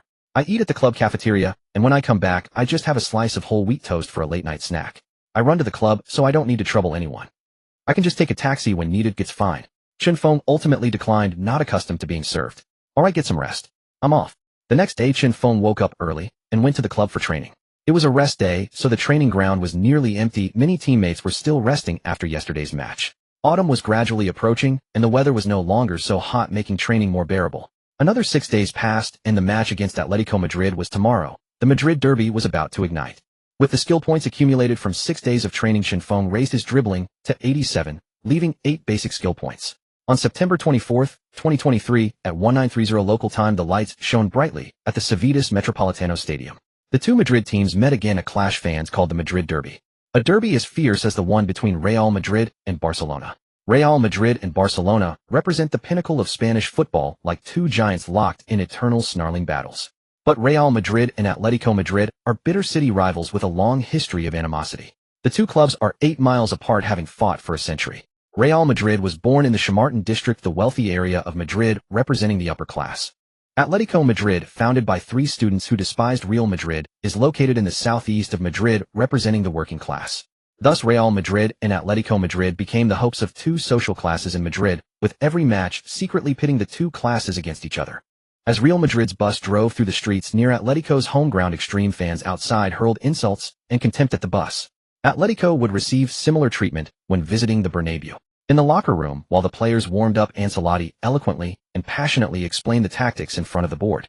Meanwhile, in Atletico's locker room, coach Simeone's eyes blazed with battle intent, his saliva punctuating his passionate speech. The two teams met irreconcilable. At 2:00 sharp, the match between Real Madrid and Atletico Madrid began at the Civitas Metropolitano Stadium. Under the gaze of over 6,700 spectators, the teams lined up and entered the field, all attention focused on the clash between them. Atletico Madrid deployed their most defensive 5-3-2 formation, adhering to Simeone's trademark ironclad defensive tactics. Starting goalkeeper Oblak. 5 defenders Carrasco and Molina as left and right fullbacks, central defenders Hermoso, Jimenez, and Savic. 3 midfielders Lamar, Coke, De Paul. Forwards French star Griezmann, paired with Morata. Felix Mateus and other tough players waited on the bench. Real Madrid's starting lineup was the familiar 4-3-3. Goalkeeper Courtois. Defenders Rudiger, Alaba, Militao, Carvajal. Midfield defensive midfielder Camavinga, paired with attacking midfielders Valverde and Bellingham. Forwards left winger Vinicius, center forward Chinfong, right winger Rodrigo. A bench worth hundreds of millions was filled with elite players. The match began amidst the fans' cheers. Atletico kicked off, passing the ball back and forth in their own half to maintain possession. Real Madrid's front 3, the WCL combination, pressed and attempted to intercept, but Atletico's passing neutralized them. Gradually Chinfong and his teammates, exhausted from chasing, settled for minimal effort. The 5-man defensive wall silenced Real Madrid's attacking trio, as Atletico's passing and movement pinned them back. Suddenly Atletico struck unexpectedly. A through ball zipped past Chinfong. Before he could react, Atletico's attack had already surged into Real Madrid's midfield. Coke trapped the ball with his instep and combined with De Paul, executing a series of 1-2 passes to advance. Coke slanted a pass past Valverde, and De Paul deflected the ball back to Coke with his right foot. Coke dribbled forward again, faced Camavinga's challenge, and skillfully slotted a through ball to the already sprinting Griezmann. Griezmann dashed forward, breaching Real Madrid's entire defensive line.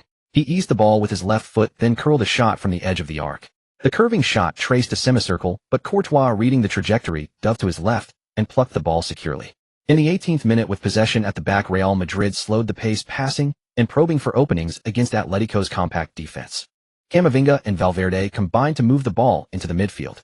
But Atletico's 3 midfielders formed a W-shaped defensive line with De Paul and Lamar stationed near the halfway line. Valverde received the ball and executed a 1-2 with Bellingham to bypass Atletico's midfield barrier. Bellingham's final through ball aimed for Chinfong. Chinfong moved laterally to the right, trapped the ball with his right foot outside, then dragged it back, turning to beat Savic pressing toward the box. Jimenez charged in from the side, sliding in for a precise tackle. Chinfong flicked the ball with his toe, jumped to avoid the tackle, and continued dribbling. When he regained his footing, he found himself surrounded by Hermoso and the recovering Savic. Even Jimenez, who had just slid, quickly got up to join the siege. The 2 fullbacks lurked nearby, ready to pounce. Chinfong executed a Marseille turn against Hermoso, beating him, but before he could celebrate, Jimenez and Savic accelerated from behind, both stretching out to intercept the ball. Seeing this, Chinfong knew he was likely trapped. In a sudden breaking motion, he pulled the ball back with his right foot and blindly passed it backward. Whoever got it was up to fate. The ball eventually fell to the recovering Hermoso, ending Chinfong's solo run. The match continued, and in the 25th minute, the fierce coach Simeone substituted the underperforming Griezmann for the Portuguese golden boy João Felix. Real Madrid controlled possession with Valverde threading a diagonal pass to Vinicius on the left flank. The Bear King sought to carve a path through Atletico's defense with his dazzling footwork. Vinicius surged forward down the left wing, but Atletico, renowned for their defensive prowess, had staunch defending etched into their very DNA. Molina lowered his center of gravity, planting himself in a half-squat stance to block Vinicius's path, cutting off his route to cut inside. With a series of step-overs, Vinicius then used the outside of his right boot to swiftly drag the ball past Molina. However, Hermoso was immediately there to intercept. He dispossessed Vinicius and launched a powerful long ball downfield. The ball sailed over the halfway line and Felix, who had just come on as a substitute, shook off Alba's marking and sprinted purposefully towards it. Felix, using his superior acceleration, raced onto the ball to create a one-on-one chance. He checked his stride at the edge of the box and unleashed a shot on goal. The fierce, swerving strike rocketed towards Real Madrid's goal. Militao leaped in the box attempting a block with his right foot, but it was just out of reach. Fortunately for Real Madrid, their last line of defense, Courtois, made a heroic save, smothering the ball with his chest. The rebounded ball flew over the crossbar, struck the top netting, and went out for an Atletico corner. Cope, preparing to take the corner, waited for his teammates to find their positions before delivering an imaginative cross towards the Real Madrid goalmouth. Morata tracked the ball's flight, positioned himself at the first landing point, leaped, and powered a menacing header towards the goal. But fate was not on his side as the ball cannonied off the crossbar and bounced out of play. The sheer danger of that header sent a chill down the spines of the Real Madrid players, but the woodwork had proven to be their best 12th man. In the 43rd minute, Atletico's counter-attacking strategy worked once again. Morata successfully intercepted the ball in Real Madrid's half. He drove towards the Real Madrid box, creating panic among the defenders. Morata then used a quick feint and a dragback to beat both Carvajal and Militao before unleashing a curling shot. The ball smacked against the post and rebounded to Alba, who seized the opportunity to launch a long ball towards the opposition half. Chunfeng immediately sprinted, reaching top speed to break the offside trap set by Atletico. While Chunfeng's speed might not be at its absolute peak, when carrying the ball off the ball, he was unequivocally the fastest player in football today. Watching Chunfeng gallop across the pitch like a wild stallion unleashed, the traveling Real Madrid fans roared with encouragement. In moments, a white figure streaked past the halfway line, carried by the evening breeze. Just seconds later, he was a mere 5 meters from the penalty area. Chunfeng beat the goalkeeper to the rolling ball, taking control just before him. Oblak, having rushed out of his box, was helpless to use his hands and had to rely on his feet to contest the ball. However, Chunfeng executed a deft La Croqueta to deceive Oblak, then burst past him on the outside, facing an empty net. Barring a moment of profound existential contemplation, the goal was inevitable. Chunfeng calmly slotted the ball into the empty net, giving Real Madrid the lead before halftime. He sprinted to the sideline, spread his arms wide, and performed a sliding knee slide before springing back to his feet as if taking flight. On the touchline, Ancelotti and the Real Madrid bench rose to their feet, applauding in celebration. Nearby on the Atletico bench, the fierce Simeone watched the figure, his eyes narrowing slightly, a hint of awe for the young man's individual brilliance in his gaze. Simeone stroked the stubble on his chin with his right hand, his mind racing for solutions. Shortly after the first half concluded with Real Madrid holding a slender 1-goal advantage over Atletico as they headed into the break. In the Atletico Madrid dressing room, Simeone calmly outlined the tactical adjustments for the second half, placing the primary defensive focus squarely on Real Madrid's center forward Chunfeng. As the second half commenced, Atletico's game plan was evident, reverting to a rigid defensive block. Chunfeng found himself marked by double the number of opponents than before. The opposition's defensive midfielder and center backs would glance his way every few seconds. He had become a caged bird within the Atletico formation. When he used to play on the wing, the marking was less intense. Now, playing as the central striker, the opposing defensive midfielder was constantly shadowing him, and the center backs were also focused on the middle. Chunfeng was feeling incredibly stifled. 4 or 5 players would check his position constantly, and even the slightest movement would cause the opposition center backs to adjust their positioning. Seeing Chunfeng tightly marshaled in the center, Ancelotti swiftly made adjustments, instructing his team to build attacks down the flanks. However, against Atletico's 5-man defense and the indefatigable De Paul, Real Madrid's right flank was effectively neutralized. Both Chunfeng and Rodrigo found themselves heavily marked, making it difficult to create meaningful attacks. Their only hope was to create opportunities through intelligent movement. Vinicius on the left wing became Real Madrid's primary attacking outlet, with the ball being fed to him repeatedly. But Simeone's Calcaneros were famed for their defense. Breaking them down single-handedly was no easy feat for Vinicius. Real Madrid soon found themselves drawn into Atletico's counter-attacking rhythm. In the 64th minute, Molina intercepted Valverde's short pass intended for the wing and quickly played the ball inside to De Paul in midfield. After his stellar performances at the World Cup, De Paul's abilities had earned worldwide recognition. De Paul, upon receiving the ball, shifted into full attack mode. He drove forward with a series of dribbles, hugging the touchline. The defending Rudiger was hesitant to commit a tackle, fearing a foul in a dangerous area. But De Paul was relentless. A quick shift of direction deceived Rudiger, creating just enough space to whip across into the penalty area. In the box, the ball evaded the chaotic scramble of players and found Felix arriving unmarked at the back post. He seized the opportunity, sliding in to poke the ball towards goal. Amidst the confusion, Courtois failed to track the ball initially and couldn't react in time for the save. To the roar of the home crowd, the ball found the back of the Real Madrid net. Atletico had equalized through their trademark counterattack. The 1-1 scoreline brought both teams level once more. With Atletico seizing control of the match, Real Madrid became increasingly passive, forced to drop deeper and reinforce their defensive line. Yet a proud club like Real Madrid would not yield so easily. They continuously probed for an opportunity to strike decisively. In the 71st minute, Real Madrid finally penetrated Atletico's half space through patient midfield passing. During the exchange, a slight gap appeared in the Atletico backline. Bellingham seized the moment, playing a perfectly weighted through ball behind the Atletico defense. Rodrigo, who had been quiet for much of the game on the right flank, exploded into action, sprinting at full tilt. He controlled the ball and cut diagonally into the penalty area, but was tightly marked by Carrasco, forcing him to drive towards the byline. Near the byline, Rodrigo shook off Carrasco and pulled the ball back low across the face of goal. Chinfeng, leaping in the center, just missed making contact. The on-rushing Valverde met the ball with a powerful header towards the Atletico goal. Oblak, eyes fixed on the ball, leaped and safely gathered it in his hands. In the 87th minute, Atletico won a corner. The delivery into the box was claimed by Courtois, extinguishing the attack.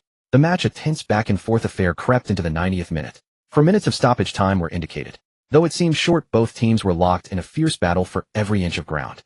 Undoubtedly, Atletico held the advantage with possession, controlling the final minutes. They could run down the clock with passes at the back if they settled for a draw. But if they sought to snatch a last-gasp winner, they would need to abandon defense and push forward en masse, giving Real Madrid no respite. As city rivals, it was a matter of do or die. What place did a draw have in such a contest? Atletico decisively rejected the notion of a draw and committed men forward, seeking the final blow. The pressure on the Real Madrid defense intensified, but they held on resolutely. De Paul switched the play with a powerful pass from left to right. Felix controlled it well, scanned his options, and began to dribble forward, looking to take on his man. As he prepared to burst into the box, Carvajal intercepted. Faced with the defender, Felix quickly laid the ball off to the center. Morata, receiving it, took a few short touches, shifted his body, and unleashed a swiveling shot. But Militao charged in and thumped the ball clear out of the penalty area. The complexion of the game changed in an instant. Real Madrid's attacking trident unleashed their pace, sprinting forward at maximum velocity. Vinicius, out on the wing, tracked the ball's trajectory, lifted his left foot to kill it dead, and then swept the pass infield towards Chinfeng. Chinfeng surged past Jimenez, breaking the offside line, and finally caught up with the ball. Just outside the box, he set himself like a sniper, coiling all his power into his right foot. The ball was like a cannonball, loaded and fired. Chinfeng's thunderous strike flew towards the goal, crashing into the Atletico net like a falling comet. Oblak hadn't even reacted before the ball was in. In that instant, Real Madrid had snatched a last-minute winner against their city rivals, securing all 3 points. The Atletico players watched Real Madrid's celebrations, feeling a mix of regret and defiance. Simeone walked onto the pitch to console his players, telling them it was all right. It wasn't that Atletico were being melodramatic. This was a local derby. Even if given another chance, they would still choose to gamble on victory. They would rather go down fighting than accept a draw and settle for peace. At the Civitas Metropolitano, the home of their crosstown rivals, Real Madrid emerged victorious, cutting down the opposition with a brace from Chinfeng. Amidst the jeers and glares of the Atletico Madrid supporters, the entire Real Madrid squad escaped their rivals' din unscathed, securing all 3 points. With consecutive victories over 2 formidable opponents, Real Madrid is gradually tightening their grip on the reins of this season's La Liga title race. After the match, Chinfeng received match experience points. Combined with the game and goals against Real Sociedad, he accumulated a total of 2,700 experience points, 2 wins, 600 experience, 5 goals, 300. His match level also rose to 16, with experience at 500, 3000. Adding the remaining 8 basic skill points to those gained from leveling up, he now had a total of 28 basic skill points. Chin couldn't help but lament that the base cost of skill points for his current abilities had become prohibitively high. Where on earth was he supposed to find that many skill points? Training for 13 hours a day was already monstrous. It was doubtful that contemporary football could find another player who trained as recklessly as he did. Leveling up through matches was simply too slow. Forget it, he thought. I should be satisfied with having this system as a cheat code. I can't exactly pray for skill points to rain down from the sky. Having come to terms with this, Chinfeng closed his eyes and went to sleep, ready to resume training the next day. Over the following fortnight, Real Madrid faced a string of weaker opponents in La Liga, dispatching them all with ease. On September 27, 2023, in the 7th round of La Liga, Real Madrid hosted Las Palmas at the Santiago Bernabeu. With a total squad value of just 26 million euros, Las Palmas wasn't even worth a fraction of Real Madrid's riches. Given the vast disparity in value and quality, it was no surprise that Las Palmas were ruthlessly ground into the dirt by Real Madrid. The home side launched wave after wave of attack, affording their opponents no respite whatsoever. Real Madrid's central defenders even spent a full 60 minutes in the opposition's half, a testament to the sheer brutality of Las Palmas' ordeal. In the 5th minute, Vinicius dribbled past several defenders down the left flank, cut inside towards the box, and unleashed a powerful shot into the near corner to open the scoring. In the 24th minute, Chen Feng received the ball in the center, danced past four defenders, weaving through the opposition's backline before rounding the goalkeeper and slotting the ball into the empty net. In the 41st minute, from a Real Madrid corner, Bellingham lofted the ball into the box, and Rodrigo, perfectly positioned, launched himself like a rocket to power a header home. The halftime whistle blew, with Real Madrid holding a commanding 3-0 lead as they strolled into the dressing room. In the second half, having watched the forwards shine, the Real Madrid defenders decided they wanted a piece of the action. Alaba pushed his attacking instincts to the limit, unleashing a thunderous strike from outside the box that shattered Las Palmas' goal once more. In the 74th minute, Chen Feng sprinted half the pitch from midfield, deceived the goalkeeper, and chipped the ball over his head for another goal. By the end of the match, Real Madrid had completely shattered Las Palmas' confidence, battering them with goals from head and foot, grinding their spirit into the turf, and leaving the opposition players questioning their very existence. Seeing the frustrated and dejected faces of the Las Palmas players, one could almost feel their overwhelming sense of injustice. Even coach Ancelotti couldn't bear to watch any longer, quickly turning his head and waving his hands, signaling for the storm to rage even harder. Let them taste the hardships of the world.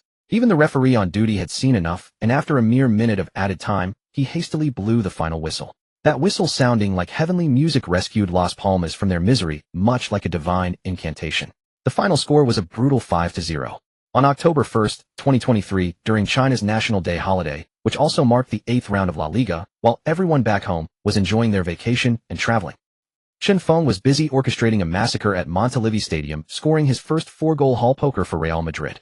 The Madrid squad traveled to Girona to challenge the home side at their own ground. Rather than a challenge, it was more of a slaughter, with the visitors assuming the role of the aggressor. Although, to be fair, Girona fared slightly better than Las Palmas. It was only 4-0. Early in the match, Chen Feng dispossessed Girona's defensive midfielder, accelerated to full speed, burst past the offside trap, and bore down on goal for a one-on-one with the keeper. He then sold the goalkeeper a dummy with a feint, and with the goal gaping, even a cripple could have scored. He easily slotted it home. In the 17th minute, Real Madrid continued to assault the Girona defense with overwhelming force. Like a swarm of locusts, Real Madrid tore Girona's paper-thin defense to shreds. Chen Feng received a pass back from Vinicius in the center, struck a magnificent volley from distance, and blasted a screamer past the Girona goalkeeper. Before Girona's defenders in the box could even react, another goal had flown in. Real Madrid led 2-0. In the 23rd minute, that beast Chen Feng was at it again. Receiving a through ball from Modric in the center, he accelerated like a supersonic jet, leaving a trail of smoke in his wake as he ate up the ground with giant strides. He was through on goal once more, but this time, instead of opting for the safe option of dribbling into the box and rounding the keeper, he unleashed a ferocious drive from the edge of the area. The sudden thunderous shot left the advancing goalkeeper utterly bewildered. He had barely taken a step off his line when the ball, whipped by a gust of wind, flew past his ear and nestled into the back of the net. The keeper was on the verge of a breakdown. It had only been 20 minutes, and that animal had already scored 3 past him. Even if he was on drugs, that was just too insane. What kind of miracle pills was that guy on? As Chen Feng's hat trick within 20 minutes unfolded, Girona's players, coaches, and fans all experienced the same pain and despair that Las Palmas had felt. But the dark cloud of despair had yet to even release its first drops of rain. Their suffering was only just beginning. In the 35th minute, Chen Feng came storming back, embarking on a legendary solo run. Picking up the ball near the center circle, Chen Feng first executed a Marseille, turned to bypass the opposing attacking midfielder, then used a La Croqueta to fool the defensive midfielder. He followed that with a Messi-esque dribbling sequence, a pullback, a cut, a touch, a push, to glide past 2 central defenders in quick succession. Finally, Chen Feng unleashed his signature move, the flying pedal technique, achieving perfect harmony between man and ball, carving a diagonal arc to slip past the last remaining central defender.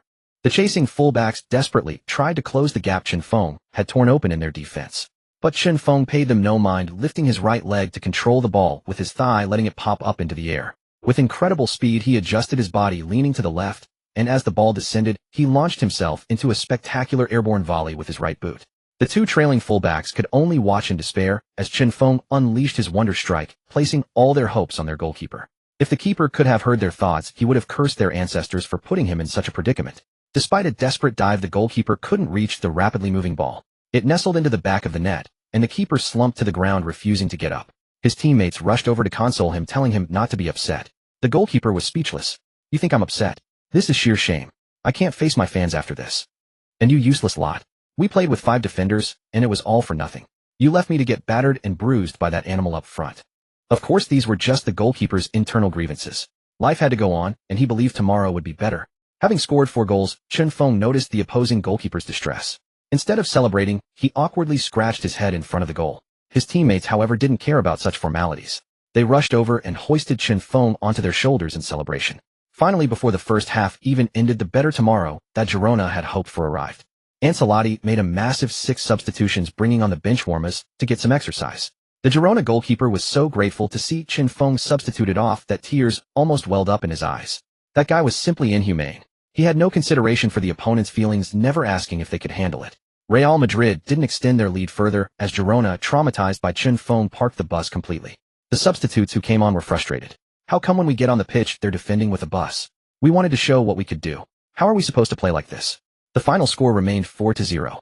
Chen Feng, with his 4 goals, asked the referee for the match ball. As he handed it over, even the referee felt a pang of sympathy for Girona. Even the Girona fans in the stands glared at Chen Feng with fiery eyes, wishing they could chop him up and feed him to the dogs. After the match, the Girona goalkeeper approached Chen Feng to exchange jerseys, showing a rather masochistic tendency. Chen Feng graciously agreed to the exchange. After all, having scored 4 goals against the guy, how could he refuse such a request?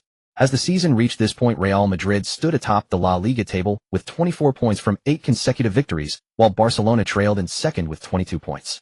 Barcelona had been held to a draw by Osasuna in the 4th round of the league, with both sides taking a point each.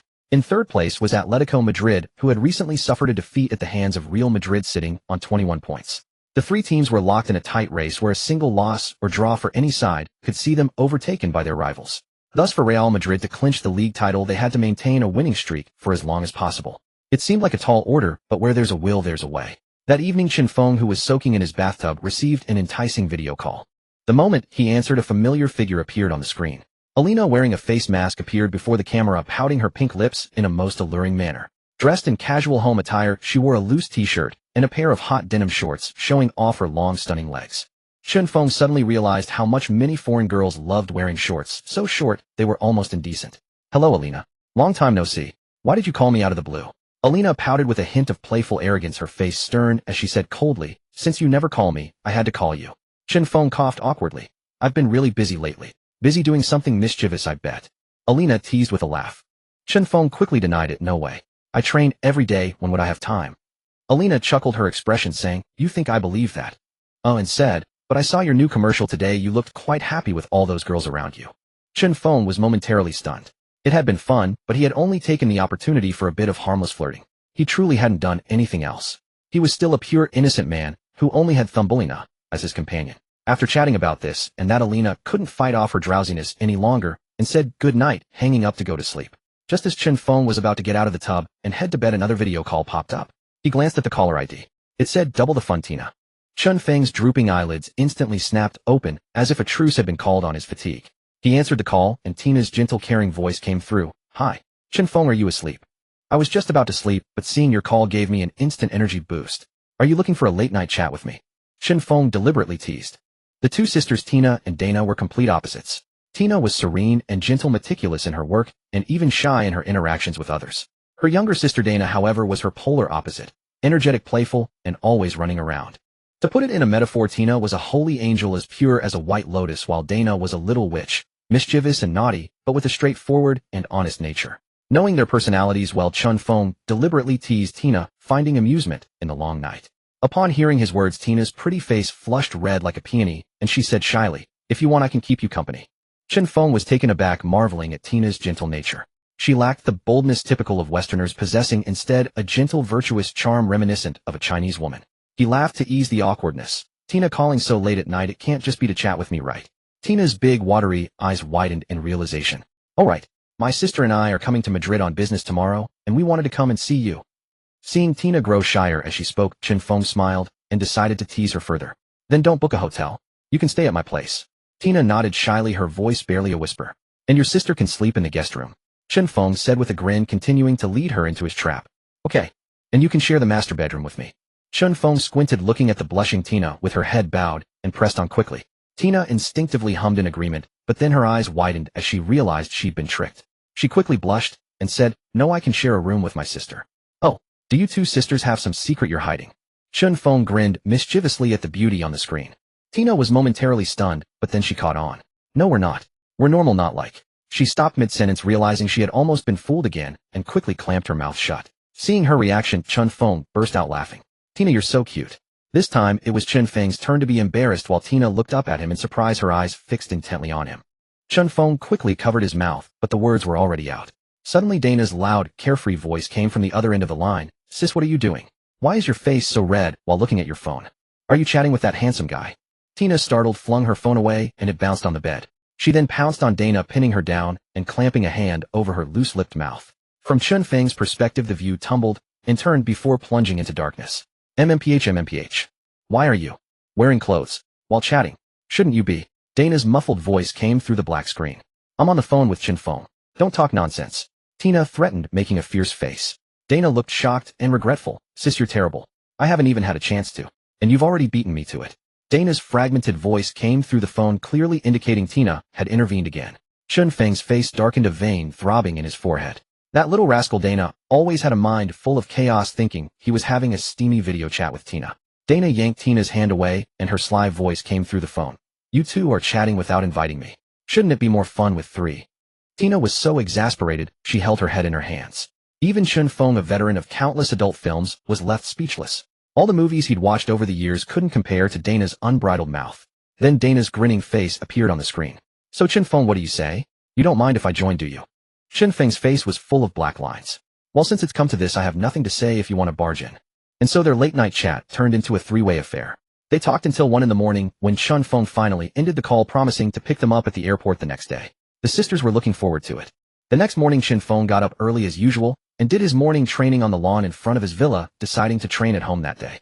He planned to pick up Tina and Dana at noon. Around 9, he checked the time, took a shower, changed his clothes, and headed to the local Chinese supermarket to buy groceries. He left for the airport at 10. Worried that the sisters might not spot him, he found a whiteboard and wrote, "Welcome Tina Dana," on it. He then stood in the most visible spot in the airport lobby, holding the sign up patiently. Before long, 2 tall, beautiful figures emerged from the airport.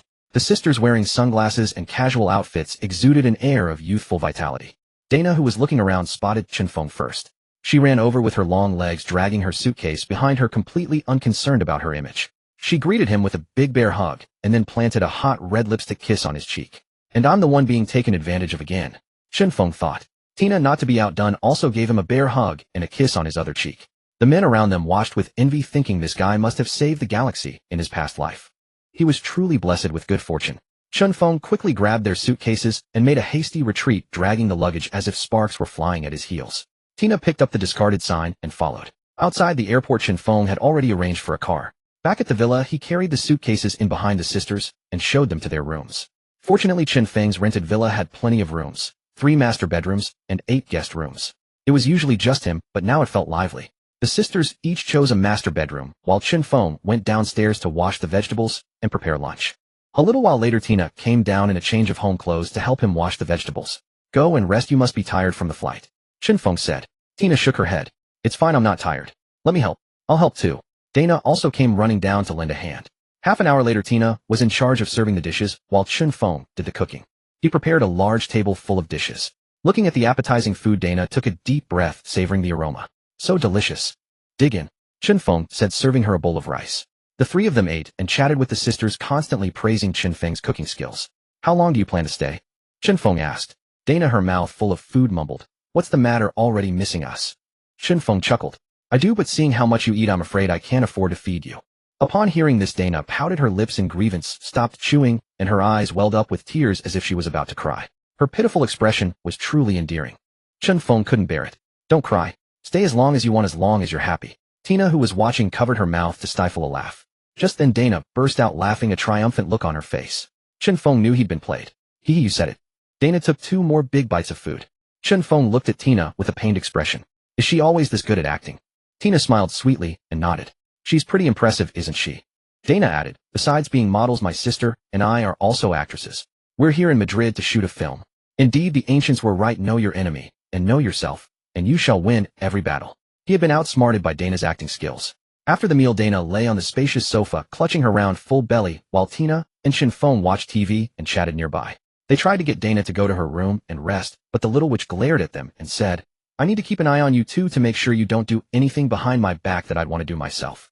The 2 of them were taken aback. What is it you want to do? The plan to go out for the afternoon was dashed because Dana's stomach was too full to move. Bored, Chen Feng found a deck of cards and taught Tina and Dana how to play Do Diju Tractor and Jia Jinhua. The loser had to have a piece of paper stuck on their face. They got so caught up in the game that they lost track of time, and before they knew it, evening had arrived. Tina and Dana were covered in paper strips looking like old men. Finally, Dana threw a tantrum claiming she was hungry. Feeling hungry himself, Chen Feng got up to cook. The three of them worked together, and soon they had another sumptuous dinner. And so they spent the day holed up at home together. Another lavish dinner unfolded with the sweet and sour spare ribs and fish prepared by Chen Feng being devoured greedily by the gluttonous Dana, who single-handedly consumed more than half. Only when she could eat no more did Dana reluctantly set down her chopsticks, rubbing her belly and slumping into her chair with a series of burps, clearly plotting to recover her strength for another round. In contrast to Dana's voracious feasting, Tina dined with far more elegance, chewing her food slowly and deliberately. Yet as the saying goes, slow and steady wins the race. A single dinner stretched on for a full hour and a half.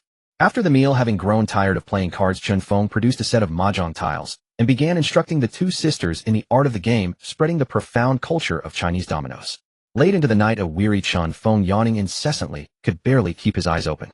However, the Tina sisters remained full of vitality, far from ready to call it a night. Finally, unable to resist any longer, Chen Feng said listlessly, "Tina, Dana, I can't hold on any longer. I need to sleep." Unexpectedly, Dana's reply jolted him wide awake. "Want us to keep you company?" Startled, most of Chen Feng's drowsiness vanished, and he was instantly more alert. Gazing at Dana's wide, blinking eyes, his throat tightened, and he swallowed hard to suppress any wayward thoughts. "Never mind, I'm afraid I'd be too tired." With that, Chen Feng hastily scurried towards the stairs. But Dana had been saving her trump card. "We can do all the work ourselves. You won't get tired at all, you can just lie there." Hearing this, Chen Feng was almost tempted to agree. What a convenient and thoughtful offer. In the end, reason triumphed over desire, and he rushed upstairs to his room. Nearby, Tina's face was slightly flushed as she watched Chen Feng's retreating, flustered figure, a charming smile gracing her lips. It seems everyone has their match. Suddenly, Dana turned to look at her sister, staring at her intently, without a word. Feeling unnerved by the gaze, Tina asked, "Why are you looking at me like that?" A mischievous smile curled at the corner of Dana's mouth. "Sis, how about we sleep together tonight? I'm so bored all by myself."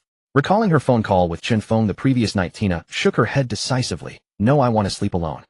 With that, she too hurriedly dashed upstairs. Leaving Dana standing alone in boredom, the lights were eventually switched off, and the world plunged into darkness. The night passed without further incident. Chen Feng's villa had finally gained some extra liveliness, or rather with Dana around, not just some, but in absolute abundance. The next morning, Chen Feng rose earlier than usual. After going downstairs, he prepared some steamed buns and a pot of pumpkin porridge, left a note on the dining table, and quietly slipped out. After a brief stretch at the door, he put on his running earphones and set off at a jog, his destination, the Real Madrid Club de Football training ground. When Chen Feng arrived at the club, it was exactly 7 o'clock. He started with some warm-up laps around the track. By 8:30, the coaching staff and some teammates gradually arrived, and the day's official training commenced. At 9 o'clock, the two sisters lazily woke up. Simply their skincare and makeup routine alone took a full half hour. When they came downstairs, several insulated containers were set out on the dining table, filled with breakfast. The sisters picked up the sticky note, which read, "I've gone to training. Here's breakfast, and I've made lunch too. It's in the fridge. Just microwave it when you're hungry." Chen Feng. Dana eagerly opened the insulated container, and finding the food still warm, grabbed a spoon and began wolfing it down. With stars in her eyes, she said, "Sis, I've discovered Chen Feng is so thoughtful. Is this a special trait of Chinese men? I think I want to marry him." Tina nodded with a smile. He really is very thoughtful." Suddenly, Dana paused her eating and blinked her eyes, suggesting, "How about we both marry him?" Tina was so startled she nearly spat out her food. "Even if you were willing, he wouldn't be." "But what if he were willing?" Dana pressed on, blinking with childlike innocence. "What use would his willingness be? The law wouldn't allow it. Just eat your meal and stop thinking about such nonsense." Tina pretended to be angry, gently poking Dana's forehead with her finger. For lunch, Chen Feng ate with his teammates at the club's canteen, and training continued into the afternoon. As soon as Ancelotti announced the end of the session, Chen Feng rushed to the locker room, without a backward glance, grabbed his bag, and hurried home. This left his teammates utterly bewildered. Since joining Real Madrid, he had always trained until 11 o'clock at night. Why was he running off right after the afternoon session ended? Vinicius nudged Rodrigo with his elbow and asked, "Why do you think he's running off so quickly? Why isn't he staying for extra practice?" Rodrigo, crossing his arms and stroking the stubble on his chin, deduced with great authority, "From my years of experience in romance, I'd say he's most likely fallen in love." Instantly, all the teammates scoffed in disbelief. "You and your years of romance experience. When have you ever been in a real relationship? You just go to the nightclubs to release steam. Is that what you call romance? That's more like paying for company. How much does it cost per night?" Vinicius slapped Rodrigo on the shoulder with a heavy sigh. "See, I told you to stop going to the clubs so much, but you wouldn't listen. Now nobody believes a word you say." Rodrigo's face darkened. "What do you mean I should go less? You're damn sure not any better than me." Vinicius let out an awkward chuckle and hastily dragged the latter off for extra practice, fearing he might spill some unwanted secrets. Unaware of his teammates' speculation, Chinfeng took a detour on his run home to stop by the supermarket for groceries. Upon arriving home, he found that Tina and Dana had already prepared a meal and were waiting for him, though it consisted entirely of low-fat dishes. He had been worried they wouldn't know how to cook and would go hungry. To his surprise, they had even prepared a meal to welcome him. Seeing Chinfeng return, Dana eagerly rushed over and pulled him to the table. "Try our cooking." Looking at the verdant dinner, which consisted of nothing but boiled broccoli and depressingly pale chicken breast, he lost his appetite instantly. Hardly a display of culinary skill. Nevertheless, since they had put in the effort to cook for him, he was determined to finish it all, even if it tasted bitter. After a couple of bites, Chinfeng launched into an Oscar-worthy performance, praising the deliciousness. But Dana, being perceptive, promptly placed another plate before him. She patted his back affectionately, since it's good, eat up. Damn. He hadn't anticipated Dana pulling a move like that. He had no choice but to force a smile and continue eating. Noticing his expression, Tina explained, "We know you can't eat anything too greasy during the season. These are the foods Dana and I usually eat to stay in shape. So we made some for you too. Just eat until you're full, but don't overeat. It's bad for your stomach." Chinfeng, too proud to admit defeat, shook his head. "It's fine, I'm used to this kind of food." Half an hour after the meal, Chinfeng headed straight to the gym on the second floor for extra training. The Tina sisters soon joined him practicing yoga not far away. The sight was so distracting that Chinfeng felt he couldn't handle it. He grabbed a ball and dashed down to the lawn outside, fetching his training equipment from the storage shed to practice his football skills. The next day, Tina and Dana rose bright and early, and after washing up they went out for a photo shoot with no guarantee of returning home each day. Chinfeng's life, meanwhile, returned to its usual monotonous training routine. The La Liga matches arrived right on schedule. On October 8, 2023, in the 9th round of La Liga, Real Madrid took to their home turf at the Santiago Bernabéu Stadium, ready to face the challenge of the visiting Osasuna. Osasuna, the previous season's Copa del Rey runners-up, had been eliminated by Real Madrid in the final, narrowly missing out on the title. With the referee's whistle, Osasuna's battle for revenge officially commenced. At the start, Osasuna, with the kickoff, attempted to sound the charge and advance according to their pre-planned strategy. However, before they could even get comfortable with the ball, Bellingham executed a clean and decisive sliding tackle to dispossess them. Just as Osasuna's bewildered attacking midfielder turned to give chase, the formidable Bellingham delivered a precise lofted pass aimed at the opponent's defensive half. Chinfeng in the center glanced up at the ball, then accelerated to full speed, shaking off the defender, marking him to race towards it. However, Bellingham's pass wasn't perfectly weighted. Despite reaching top speed, Chinfeng could only barely get a touch, with no chance to control it. Moreover, the Osasuna goalkeeper had a better position, and with the ball landing inside the penalty area near the arc, it was easier for the keeper to claim it. In the final moment, risking a potential foul, Chinfeng leaped high, attempting to win the ball before the goalkeeper could reach it. Fortunately, the keeper was slightly late coming out, and combined with Chinfeng's incredible pace, he got to the ball a mere 0.3 seconds earlier, flicking it on with a header. The ball flew towards Rodrigo on the right wing, while the leaping goalkeeper and Chinfeng collided heavily. Rodrigo, facing an open goal, slotted the ball home. However, Chinfeng, struck mid-air by the keeper, was sent flying back out of the penalty area, landing hard near the arc. His ears rang incessantly, and his vision blurred. The atmosphere shifted dramatically. The Real Madrid fans watched Chinfeng with immense tension. He was their future hope. Several Real Madrid players rushed over to surround Chinfeng, and the referee also hurried over, ready to show a card to the goalkeeper. With the help of Vinicius and Bellingham, Chinfeng got to his feet, waving his hand to indicate he was fine, and stopped the referee from reaching for his pocket. "Referee, I'm fine. No card needed. It was a fair challenge," Chinfeng said. The referee looked him up and down, nodded approvingly, and ultimately decided against issuing a card. The goalkeeper, grateful, gave Chinfeng a light embrace. "Thank you. It was just a normal challenge, don't worry about it," Chinfeng replied, patting the keeper's arm. The match resumed. Leading 1-0, Real Madrid pressed their advantage, continuing to bombard Osasuna's defense with relentless attacks. In the 37th minute, Rodrigo embarked on a dazzling solo run down the right flank, cut inside, and unleashed a shot. The ball grazed the far post and nestled into the net, doubling Real Madrid's lead. The Osasuna players had arrived at the Bernabéu burning with anger, determined to avenge their Copa del Rey defeat.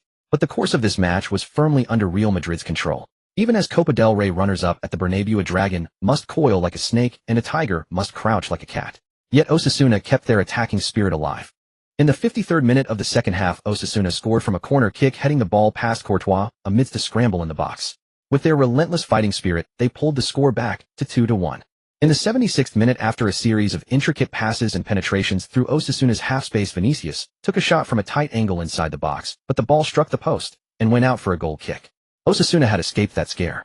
In the 85th minute, Real Madrid were again orchestrating danger in the final third. The weary Osasuna defense, exhausted, began to show gaps. Feng received a short pass from Modric, found an angle amidst the crowd, and slotted a low shot towards the far post, the ball skimming across the turf and into the net. The final score was 3-1 to Real Madrid over Osasuna. Rodrigo scored a brace while Feng contributed a goal and an assist. After Real Madrid's comfortable home victory over Osasuna, their momentum has grown increasingly fierce and unstoppable, once again establishing their dominance in the league. Especially with consecutive high-scoring victories over their opponents, fans are so overjoyed they can't sleep at night with smiles on their faces. The Galacticos are setting sail once more. Even numerous media outlets are continuously reporting on Real Madrid's recent glorious record. In particular, their coverage of Feng is nothing short of lavish and sensationalized. Moreover, through his phenomenal performances, Feng has continuously elevated his market value, far surpassing the 50 million transfer fee paid for him. However, given Feng's daily dedication to training, he remains blissfully unaware of the media frenzy surrounding him.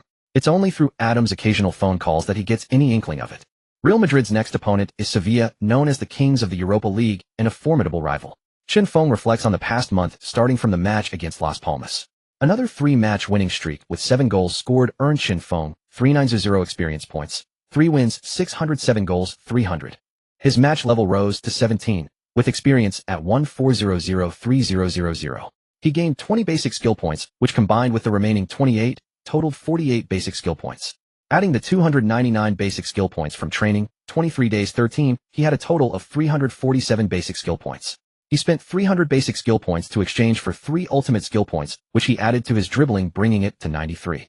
He then spent 40 basic skill points to exchange for 4 advanced skill points, which he invested in his vision, raising it to 84. The remaining 7 meager skill points were casually allocated to tackling, bringing that attribute to a surprisingly low 35.